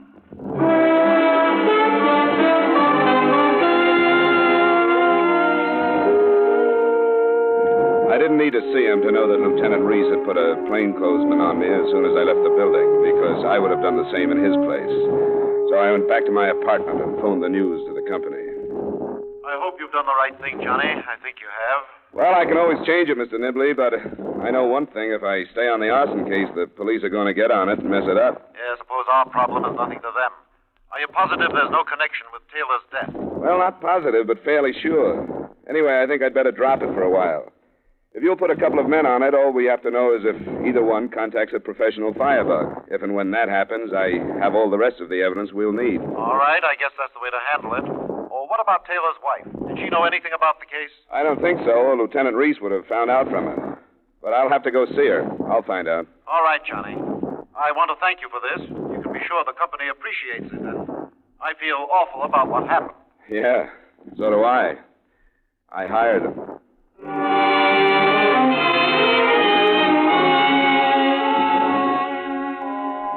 It's all right, Mr. Dollar. I'm glad you came over. Doug spoke obvious so often. Sit down. Thank you, Mrs. Taylor. Well, there's no way for me to say what I feel about it. Of course there isn't. I do want to clear your mind and my conscience on one thing, though. Doug wasn't killed because he was working for me. I'm sure of that. Wouldn't have made any difference if he had been. Doug was 40 last month. He was 21 when I married him in New York. He was on the force there for 12 years before he opened his office here. I've been waiting for this to happen all these years. Can you understand that? I think so. I tried not to think of it, but not a day passed that I didn't. Now that it's happened, it's like so many things are supposed to be. The anticipation was so bad, I thought that another detective might understand. I think I do. Mrs. Taylor, did Doug talk his cases over with you? No, not for a long time. You knew he was working for me. Yes, he mentioned it, but that's all. He liked you a great deal. He didn't speak of any trouble or the chance of any? No. I suppose it's my fault that he didn't. He knew I worried too much as it was, and he never told me anything. Do you know if there would be any specific reason for his being killed? I mean, outside of his work. What do you mean? Well, it'll sound like a rotten thing to ask, but was there anyone else in his life? You mean a woman? Yeah. I don't think so. If there was, I didn't know about it. You don't sound quite sure. I'm not. I did suspect him. That was one of the things that kept gnawing at me all those years. But I never found out anything. I hope you're telling me everything, Mrs. Taylor. I am. That's the way it was, being married to him. I was alone so much, I know I thought about things too much, but I couldn't help it. Yeah. Who were some of his friends, Mrs. Taylor? I don't remember that he ever mentioned any to me. We had a few friends here in the neighborhood. Then there's the man who was his partner for a while, Henry Varner. Never heard of him. Where is he? He's a house detective at the Hotel Millard. How close were they? Well, they were good friends. They hunted and fished. Oh. Have the police been here? No, do I have to talk to them? I don't think it'd be wise to try not to. You want me to let him in? No. No, I'll let him in. Hello, Mrs. Taylor. Do you feel up to answering some questions now? Yes. Yes, I'm all right. Thanks. I'll try not to take any more of it. Lieutenant Reese? Got everything taken care of? What does that mean? Did you get her story rehearsed? Climb off, Lieutenant. I don't play that way. What's this man doing here, Mrs. Taylor? Why, my husband was working for Mr. Dollar when he was killed, so he came to see me. Has he been asking you questions? Yes. What kind? Look, Lieutenant, Never mind, Dollar. What kind of questions, Mrs. Taylor? About Doug being killed. Did he tell you how to answer police questions? No. That never came up? Dollar, how much information on this insurance case did Taylor have in his office? No reason for him to have any. Why? The office had been torn to pieces by the time we got to it this morning. All or part of the motive was there, and somebody came back after it. You'd better clear yourself of this mess, Dollar, or I'm going to see to it that you're put right out of business.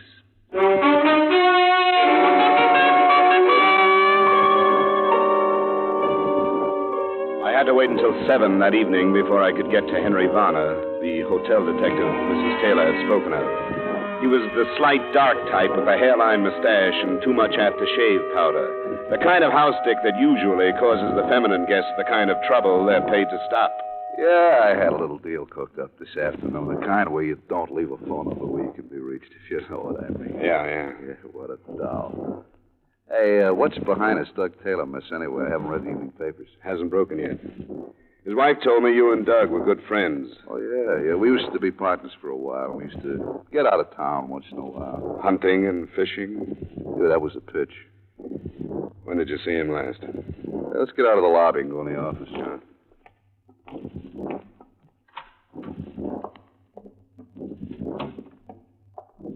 It seems to me the last time I saw Doug was around the middle of last week. He stopped by here on the way home. Was he on a case? I don't remember him saying. You know, it was one of those things I asked him how it was going. He said the same old stuff. He get killed over one of his cases? Looks like it. His office was broken into. Somebody after one of his reports or something, the police say. Seems to me he was awful fed up the last few nights we got together. A couple of times he mentioned there was going to be a change. He was going to go back to New York or to Florida or out west someplace. With or without his wife? Without, I think. She's a creep. You know, jealous and all that stuff.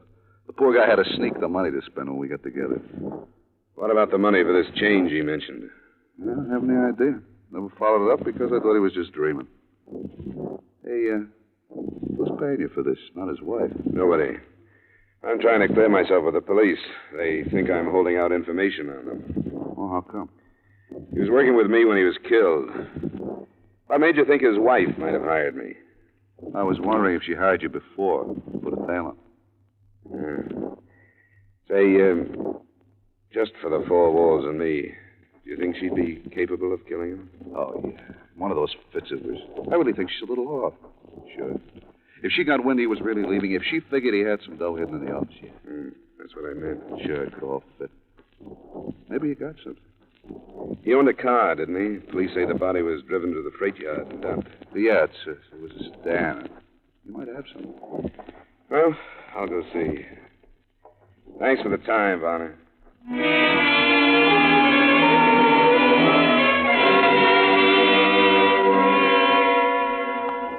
It was dark by the time I got across town again and back to the Taylor duplex. I happened to look up at their second-floor apartment, and I saw a light switch on behind a drawn shade in one of their rooms. If I hadn't done that, a number of things would not have taken place.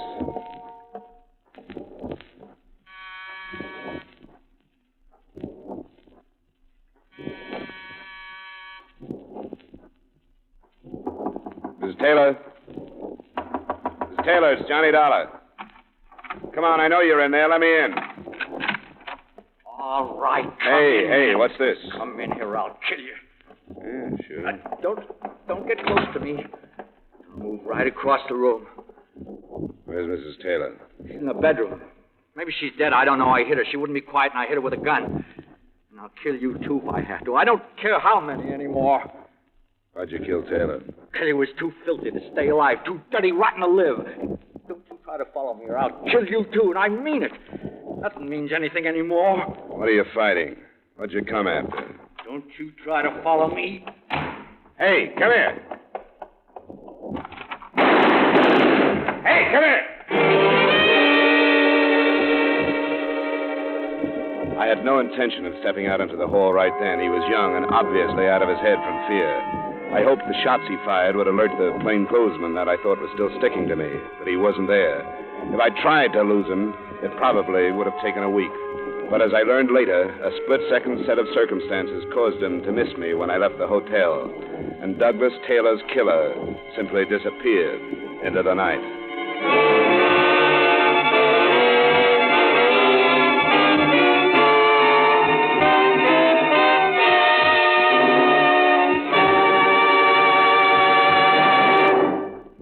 return you to yours truly, Johnny Dollar, in just a moment. 2 more great shows climb aboard your CBS radio bandwagon tomorrow night. Eve Arden, as wisecracking our Miss Brooks, returns to dear old Madison High. And the Edgar Bergen Charlie McCarthy show resumes its pot shots at your sense of humor. Listen for Our Miss Brooks, starring Eve Arden, and Edgar Bergen and Charlie McCarthy back in business on most of these stations tomorrow night. Now, with our star, Edmund O'Brien, we bring you the second act of Yours Truly, Johnny Dollar.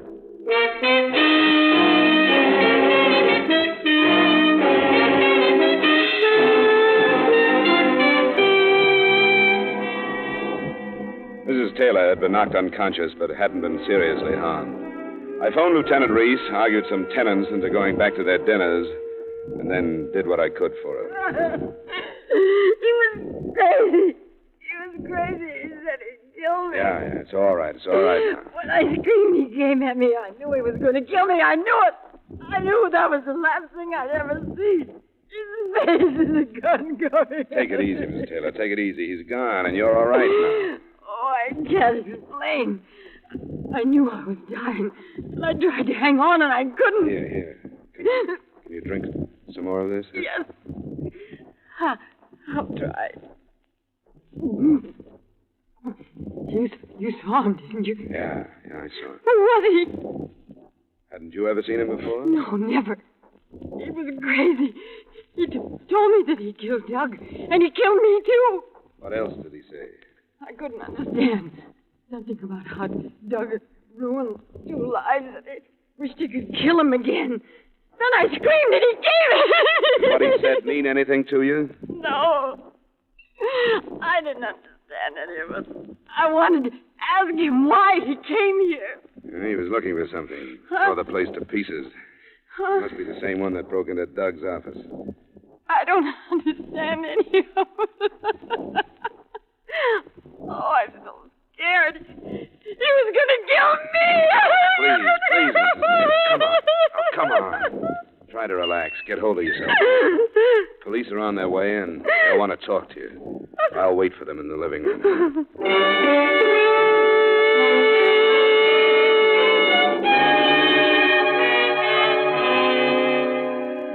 You didn't think he was going to wait in the hall all night, did you? Why didn't you go out after him? One of your men has been tailing me since morning. I thought he'd be outside and that the 2 shots would wake him up. Where was he? How hard did you make yourself to follow? I didn't give him any trouble. A Boy Scout could have stayed on me. Then Parker is probably following the boy. How long did you have to study him? Less than a minute, but I think I can give you a fair description. Let's have it. Well, he's about 5'9", between 17 and 20 years old, I'd say. Fair complexion, small features, brown wavy hair, brown eyes, very white teeth, and what looked like a mole above his right eyebrow.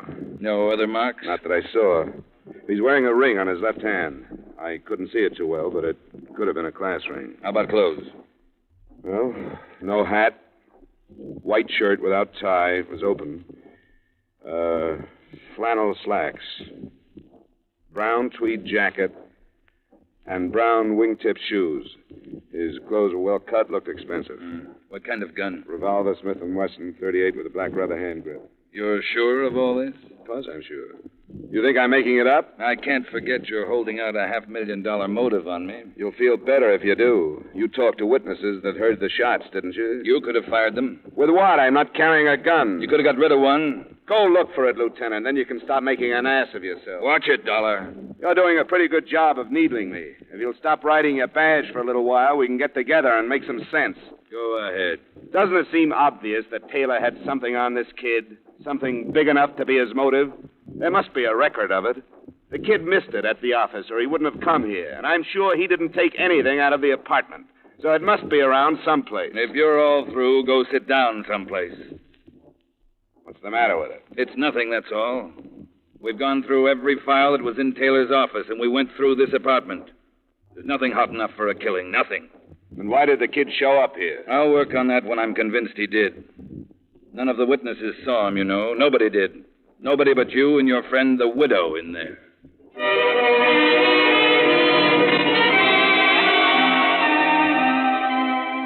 Turned out to be a long night. Looking back at it now, I can see how the lieutenant felt justified in pushing around somebody who wouldn't cooperate. But that night it was tough, including a paraffin test that he called inconclusive because I could have been wearing a glove when I fired the 2 shots and then gotten rid of it. But finally, at about 1:15 in the morning, he got tired of it and he let me go home.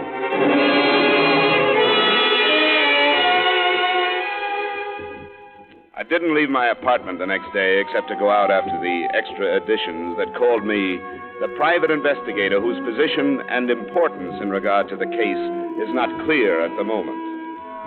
At 9 that night, I was at home again and the door buzzer sounded. I thought it was a delivery boy bringing some liquor I'd ordered. Hey, you're fast. Go on. Get back inside. What do you want here? Go on back up or I'll kill you. You know I will, don't you? You look crazy enough to. But it'd be stupid. You'd never get out of this apartment building. What's the matter with you anyway? What do you want? You were in with Douglas Taylor, weren't you? What do you mean? He told us about you. When did he tell you? That he brought somebody else in for protection. He said we'd never find out who it was. But I did find out, didn't I? You're pretty mixed up about something, aren't you? Oh, don't lie to me. If you'd only stopped when he told us you were going to, none of this would have happened. But you didn't. He kept coming back. We told him to have to stop some way. We couldn't pay anymore. We got nothing left. Now, wait a minute. Now, you wait. Now, he had a file on me, and I gotta have it. And if you don't give it to me, I'll kill you. We've gotta have it. I haven't got it. Ah, that's what he said, and it didn't do any good. I killed him anyway. It won't do you any good to lie now. I'm not lying. Yes, you are. It won't do you any good. Don't you know that? You're way wrong. Now, listen to me. No, I won't. You told me that you killed Taylor because he lied to you, didn't you? Yes, I did. And I believe you. I believe that you'd kill anybody who you thought was lying to you. And I will. I know you would. Now, listen. Since I know that if I had a choice of telling you the truth and saving my life or lying when I knew you'd kill me, wouldn't I tell you the truth? Well... Huh? If I had your file or whatever it is, wouldn't I give it to you to save my life? All right, then give it. I don't have it. I don't have anything of yours. I don't know who you are. I don't know your name. All I know is that you're wrong. You're mixed up, confused. You think I'm someone I'm not. Oh, Taylor told me about you. What did he say to make you so sure that he meant me? You came to his apartment. You were the only one, and you were in the paper. If I was mixed up in anything with Taylor, I wouldn't have come to the apartment. I would have stayed as far away as I could. Don't you see how wrong you are? You've got everything wrong. But you knew him? A lot of people knew him. I hired him once in a while, that's all. I don't know what you're talking about. You can believe that. Well, I gotta go. Where?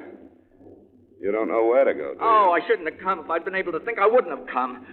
But I don't think anymore. I just do things. My life's all winding up, and it goes faster and faster, and I can't stop it. And, Douglas Taylor did all this to you? No, not all of it. Part of it I did myself. I don't know anything about it or about you. I feel sorry for you. You're driving yourself crazy, aren't you? I did what I had to do. Now, why don't you sit down and... Hey, what's that? Who's that? Don't try to answer it. I won't. It's just a boy bringing some liquor inside the door. You're lying. It's the police, and they're coming in. No, it isn't the police. He just put the liquor down against the door. See? Now he's gone. I don't believe you. Why would the police come here? Because they're looking for me. Not in my apartment. You can believe that. See? There's nobody there anymore. The police would be breaking in by now. Yeah, it was a delivery boy. Sure it was. You got nothing to be afraid of. I don't think anymore. You're a nervous wreck. You know why? Yeah, I know. Because you're fighting something you know you can never beat.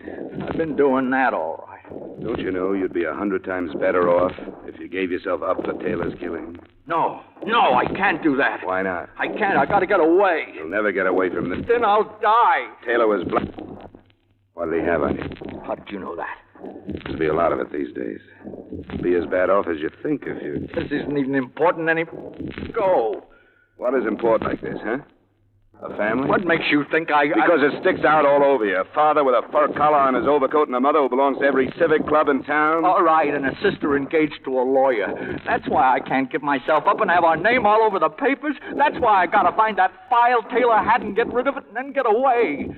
I've almost ruined the family now. Dad's been bled dry, keeping Taylor from turning my name in. And now they don't have to pay anymore. What do they think about his being dead? Well, they asked me, and I told them I didn't do it. I think they believe me. It's all right. Anyway, it's better now than it has been for the last 2 years. That long? Yeah, 2 years. It started when Dad got a feeling about what I was doing. He hired Taylor to find out, and when he finished his job, that's what he threw at us. Hey, wait a minute. Where you going now? Wait a minute. I'm going to get a light, if that's okay. I live here, you know. Oh, I gotta go. I don't know why I've talked like this. You wanted someone to talk to. I'm not as sorry for you as I was, because I think you're playing it stupid. Well, I don't care what you think. I did what I had to do, and I know what I gotta do now. You ought to give yourself up, and you know it.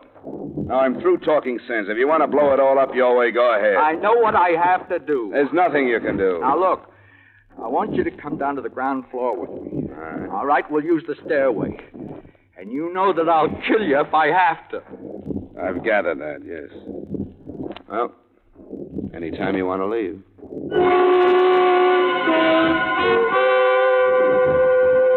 There are enough people on the sidewalk to stop him, but I didn't start anything because I knew that he would open up with his .38 without thinking about who might get hit. He had the fear-crazed look in his eyes again as he left me just outside the entrance and started across the street. I realized what was going to happen before he did. Either he had been spotted and followed, or my building had been staked out. It didn't make any difference. When the police officers saw us together, it was all they needed. Hey, you! Stay where you are! What do you want? We're police. We want to talk to you. What about? Make it a break! Hold it! Hold it! All right, Parker! Marlin! Stop him!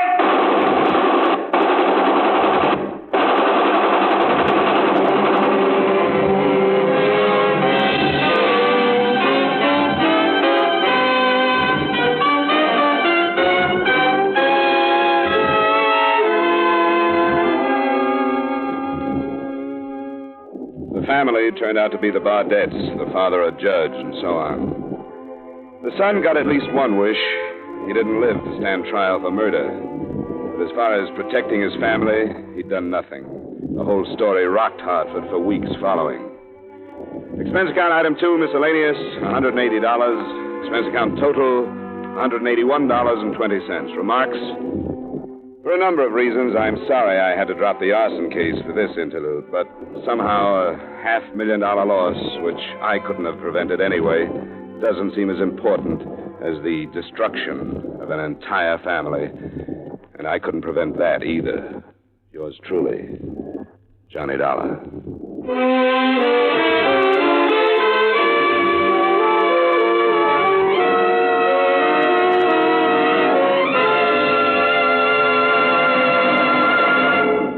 Yours truly, Johnny Dollar, stars Edmund O'Brien in the title role and is written by Gil Dowd with music by Wilbur Hatch. Edmund O'Brien will soon be seen starring in the Paramount picture Silver City. Featured in tonight's cast were Ray Hartman, Joseph Kearns, Edgar Barrier, Jeanette Nolan, and Hy Averback. Yours truly, Johnny Dollar, is produced and directed by Jaime Del Valle.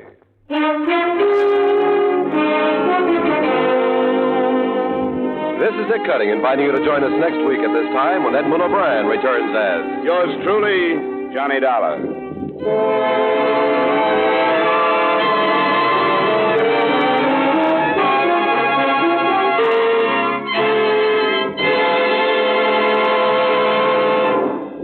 Uncle Sam gave 36 million pounds of U.S. farm surplus eggs and milk to save the Yugoslavs, but somebody had to pay the freight.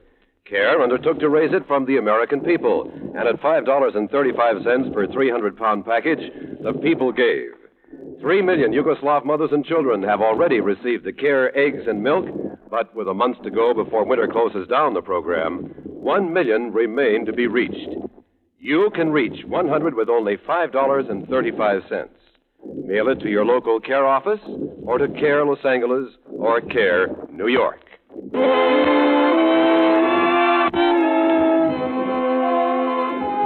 The Vaughn Monroe Show is back from vacation. Vaughn, the Moon Maids, the Moon Men, Ziggy Talent, and their singing guest stars will again be heard every Saturday beginning tonight. In fact, on most of these same CBS radio stations, Vaughn returns to action, takes place immediately following station identification.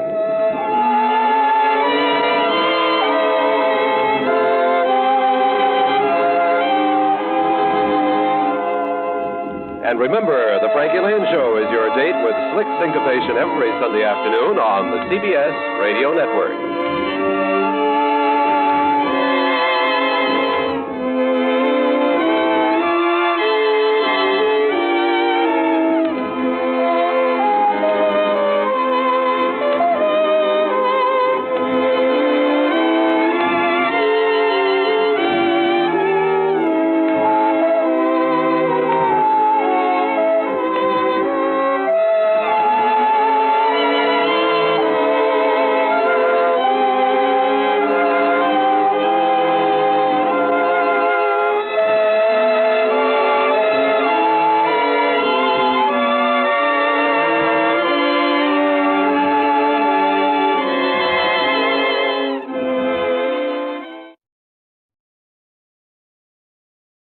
From Hollywood, it's time now for Edmund O'Brien as Johnny Dollar. Are you from Hartford? Hello? What was that? Are you the insurance investigator? Yeah, that's right. You're here about the Alma Scott shooting? Yes, who is this? This is Alan Swain. Is this a gag? No, it isn't a gag. Well, it's about time you gave yourself up, isn't it? No, I won't. Because I didn't kill her. Why'd you take a run out? I don't know. I've done everything wrong, but I didn't kill her. I want to talk to you if you'll promise not to go to the police first. All right, I can do that. How can we work it so I'll be sure? Are you still in San So I'll be... Yeah. I'll be alone. My word is good.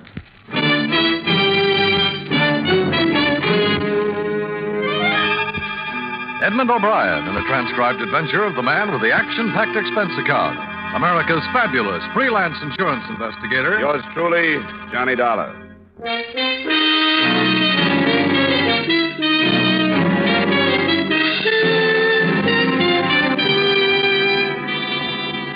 Expense account submitted by Special Investigator Johnny Dollar to Home Office, Columbia All Risk Insurance Company, Hartford, Connecticut. The following is an accounting of expenditures during my investigation of the Alma Scott Matter. Expense account item 1, $219 airfare and incidentals between Hartford and San Francisco. For a day and a half, the investigation had taken the form of a search for the man who called me, Alan Swain. 4 witnesses, tenants in the dead girl's apartment house, had seen him running away in the corridor outside her flat immediately after they'd heard the shots. So when this chief suspect phoned about 8 that second night to say that he was innocent and wanted to see me, I was naturally more than anxious to set the meeting up. Later, I wasn't so happy about it. According to arrangements, I cabbed to the corner of Fulton and 26th Avenue, found a photography shop in front of which I was supposed to be picked up, and stood there for about 5 minutes looking at the pictures of some uninteresting brides.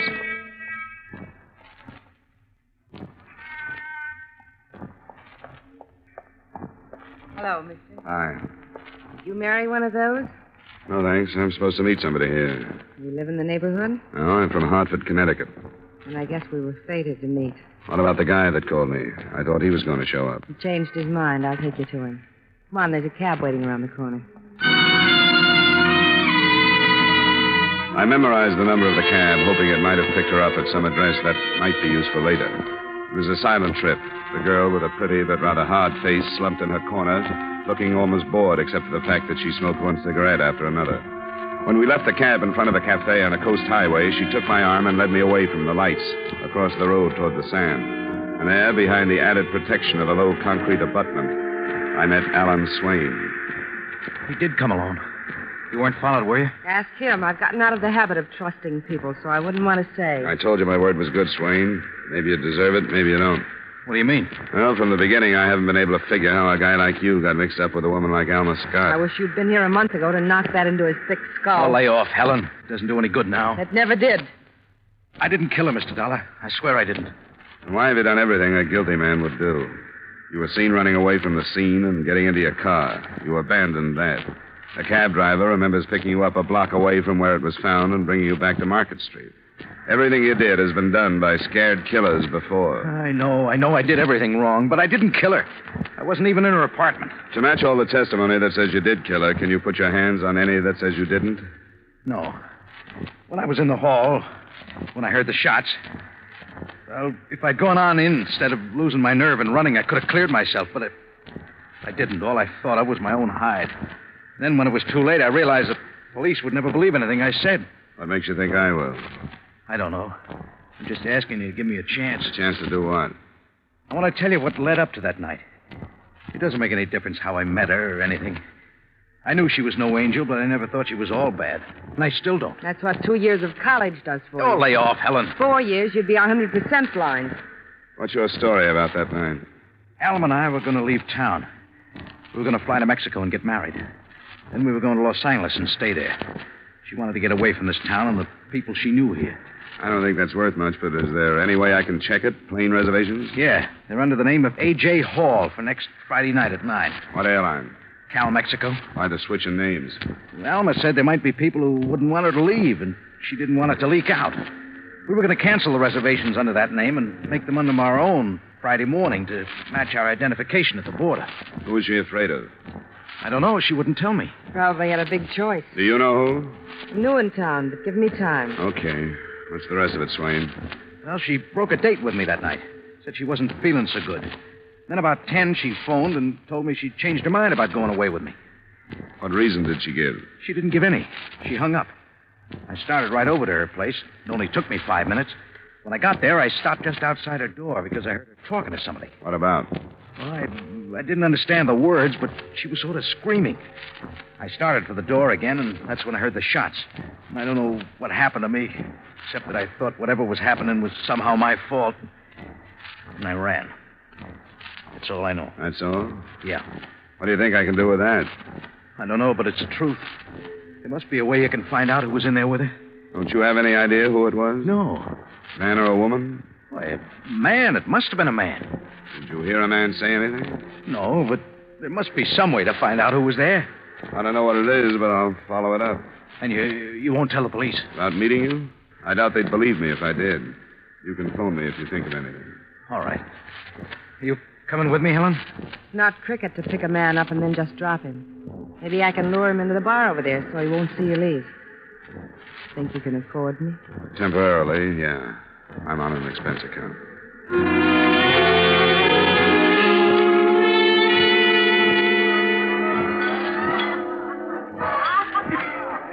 Hello. The bar, or do you want a booth? Booth, please. This one over here okay? Yeah, sure, it's fine. I'll take your order. An old-fashioned, I guess. Rye and soda. Okay.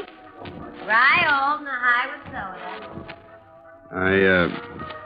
It's not generally known that Swain has a sister, is it? Do you think he has? You're too young to be his mother. Thanks. I can't quite see you in that woman scorned part. I've been there. Can I have a light? Oh, sorry. Tell me something. Why do you think a woman might have killed her? I didn't say that, did I? I asked Al if he knew whether it was a man or a woman. It was nothing but wishful thinking. She carried a life insurance policy with a half-sister as beneficiary. We can't find her. I hadn't even thought of that kind of an angle. It never crossed my mind that she was killed for any reason except what sort of a dame she was. What kind? Oh, don't get me started. Hasn't anybody else's name come up? She knew a lot of men. It's been open and shut against Swain. With that lineup of witnesses, the police certainly have no reason to chase after anybody else. Any ideas? Yeah. The guy she dropped when she put a leash on Al. His name is Walter Helm. The police know him, if you don't.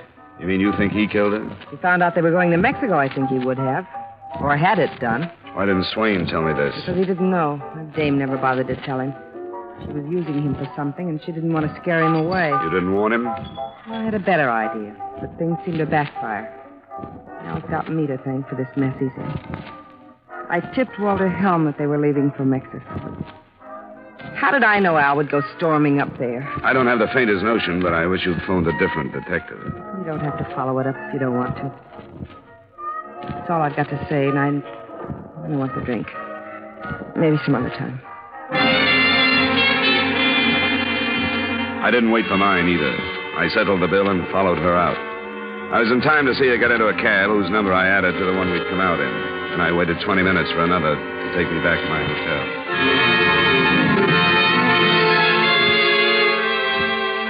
I had no idea of sharing with the police or tossing at Walter Helm the vague hearsay evidence that had been given me. It seemed to me the logical place to go was back to the tenants in Alma Scott's apartment building. And the developments that followed paint a fairly true picture of that hindrance to accurate investigation, the average witness. I won't bother quoting all four at the address, but Mrs. Swinehart will serve as a composite. Why, yes, Mr. Dollar. I'm glad that I can be of service. I'll do anything I can. Thank you, Mrs. Swinehart. I just come from talking with Mr. Robertson down the hall. Oh, yes. Didn't you say that he was already in the corridor the other night when you got there? Yes, he was. Uh-huh. Well, he seems to think now that you were there before he was. Oh, but that's not so. I remember distinctly. I went out, and as you know, the Robertson apartment is across and to the rear of the one that woman lived in. Toward the rear of the building from Miss Scott? Yes. Well, why, when I went out, the first person I saw was Mr. Robertson, standing there. Then I heard the sound of running up toward the front and saw this man. He was running toward the street entrance? Yes, he was. So you looked very briefly toward the rear? And saw Mr. Robertson. And then turned toward the sound? Yes. Uh-huh. Are you absolutely positive that it was Mr. Robertson you saw? Oh, of course I am. Was anything said? No. Nobody said anything for a minute. We were startled, you know. Now, Mr. Robertson remembers that as soon as he came out and saw you, he asked you what had happened. Oh, well, Mr. Robertson was wrong. He was there when I came out. If he said anything, I didn't hear him. Could it be that you expected to see Mr. Robertson standing where you had so often seen him, and after a glance that took maybe a second, your mind automatically said, that is Mr. Robertson? Mr. Dollar, I know what I saw. What's the meaning of this? It's just possible that there was a second man mixed up in this thing the other night. A man who might have come out of Miss Scott's apartment and instead of bolting toward the front entrance, gone quietly to the rear stairway and out the back. Oh, dear. That's why it's so important that you're sure. Could it have been someone else that you glanced at and glanced away from? Someone who left while your attention was on the running man? Well, I was sure it was Mr. Robertson. The second time you looked, it was. We're all sure of that. For that first glance. I was so sure. It might be that Swain, who looked so guilty, might not be. It could be the difference between life and death to him. Oh, now you have confused me. I was so sure. But I shouldn't like to call Mr. Robertson a liar if he truly believes that I was in the corridor when he came out. After all, it all was so sudden and shocking. I suppose anybody's mind could play tricks, as you say. Will you come and talk to Mr. Robertson with me? Oh, dear. Yes, I will. But I'd so hoped we'd heard the end of this dreadful thing.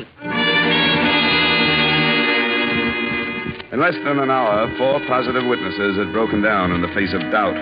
None of them could swear that there had been a second stranger in the hallway. But neither could they swear that there hadn't been. And none of them had actually seen Alan Swain come out of the Scott apartment.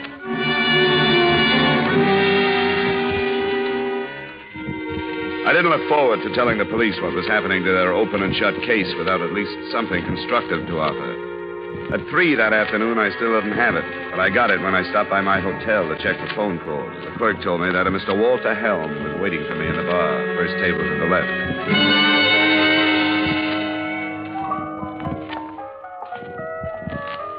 Mr. Helm? That's right. My name is Dollar. Oh, sit down. What are you drinking? Nothing, thanks. It's a little early for me. I don't suppose you know anything about me, but I'll get right to the point.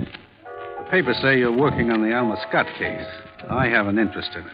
She was a friend of mine. Oh? You've got to do something about finding that maniac that killed her. If you think you can help, you ought to go to the police. I don't want to go to the police. I want to talk to you. Where can we do it in private? Your room? I guess so, if you've got reason to keep it that private. I have. Come on. Which way do we go?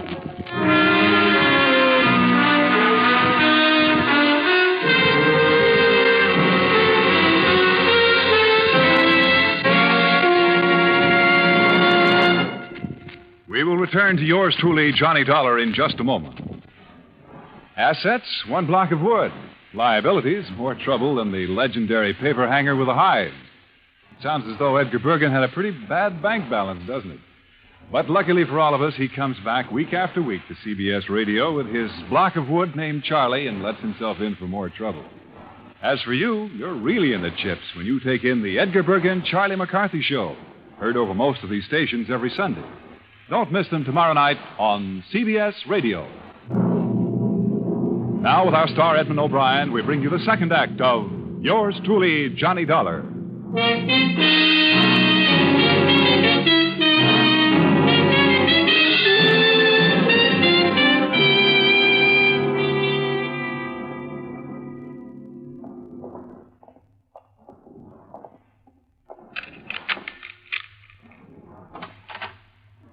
Go ahead. After you. Thanks. What's the matter, Dollar? I don't get you. Yes, you do. You're acting funny, like you've got certain ideas about me. Your name came up in a conversation last night. What about? The killing you've got an interest in. What else? Who is this conversation with? You don't expect me to tell you. We won't get any place this way. Somewhere along the line, you picked up the wrong idea about me. Let's get it straightened out. I just spent an hour looking you up in a newspaper morgue. That's hardly the way to build towards a fast and strong friendship. That's business. It's got nothing to do with you and me. I came here to talk about Alma.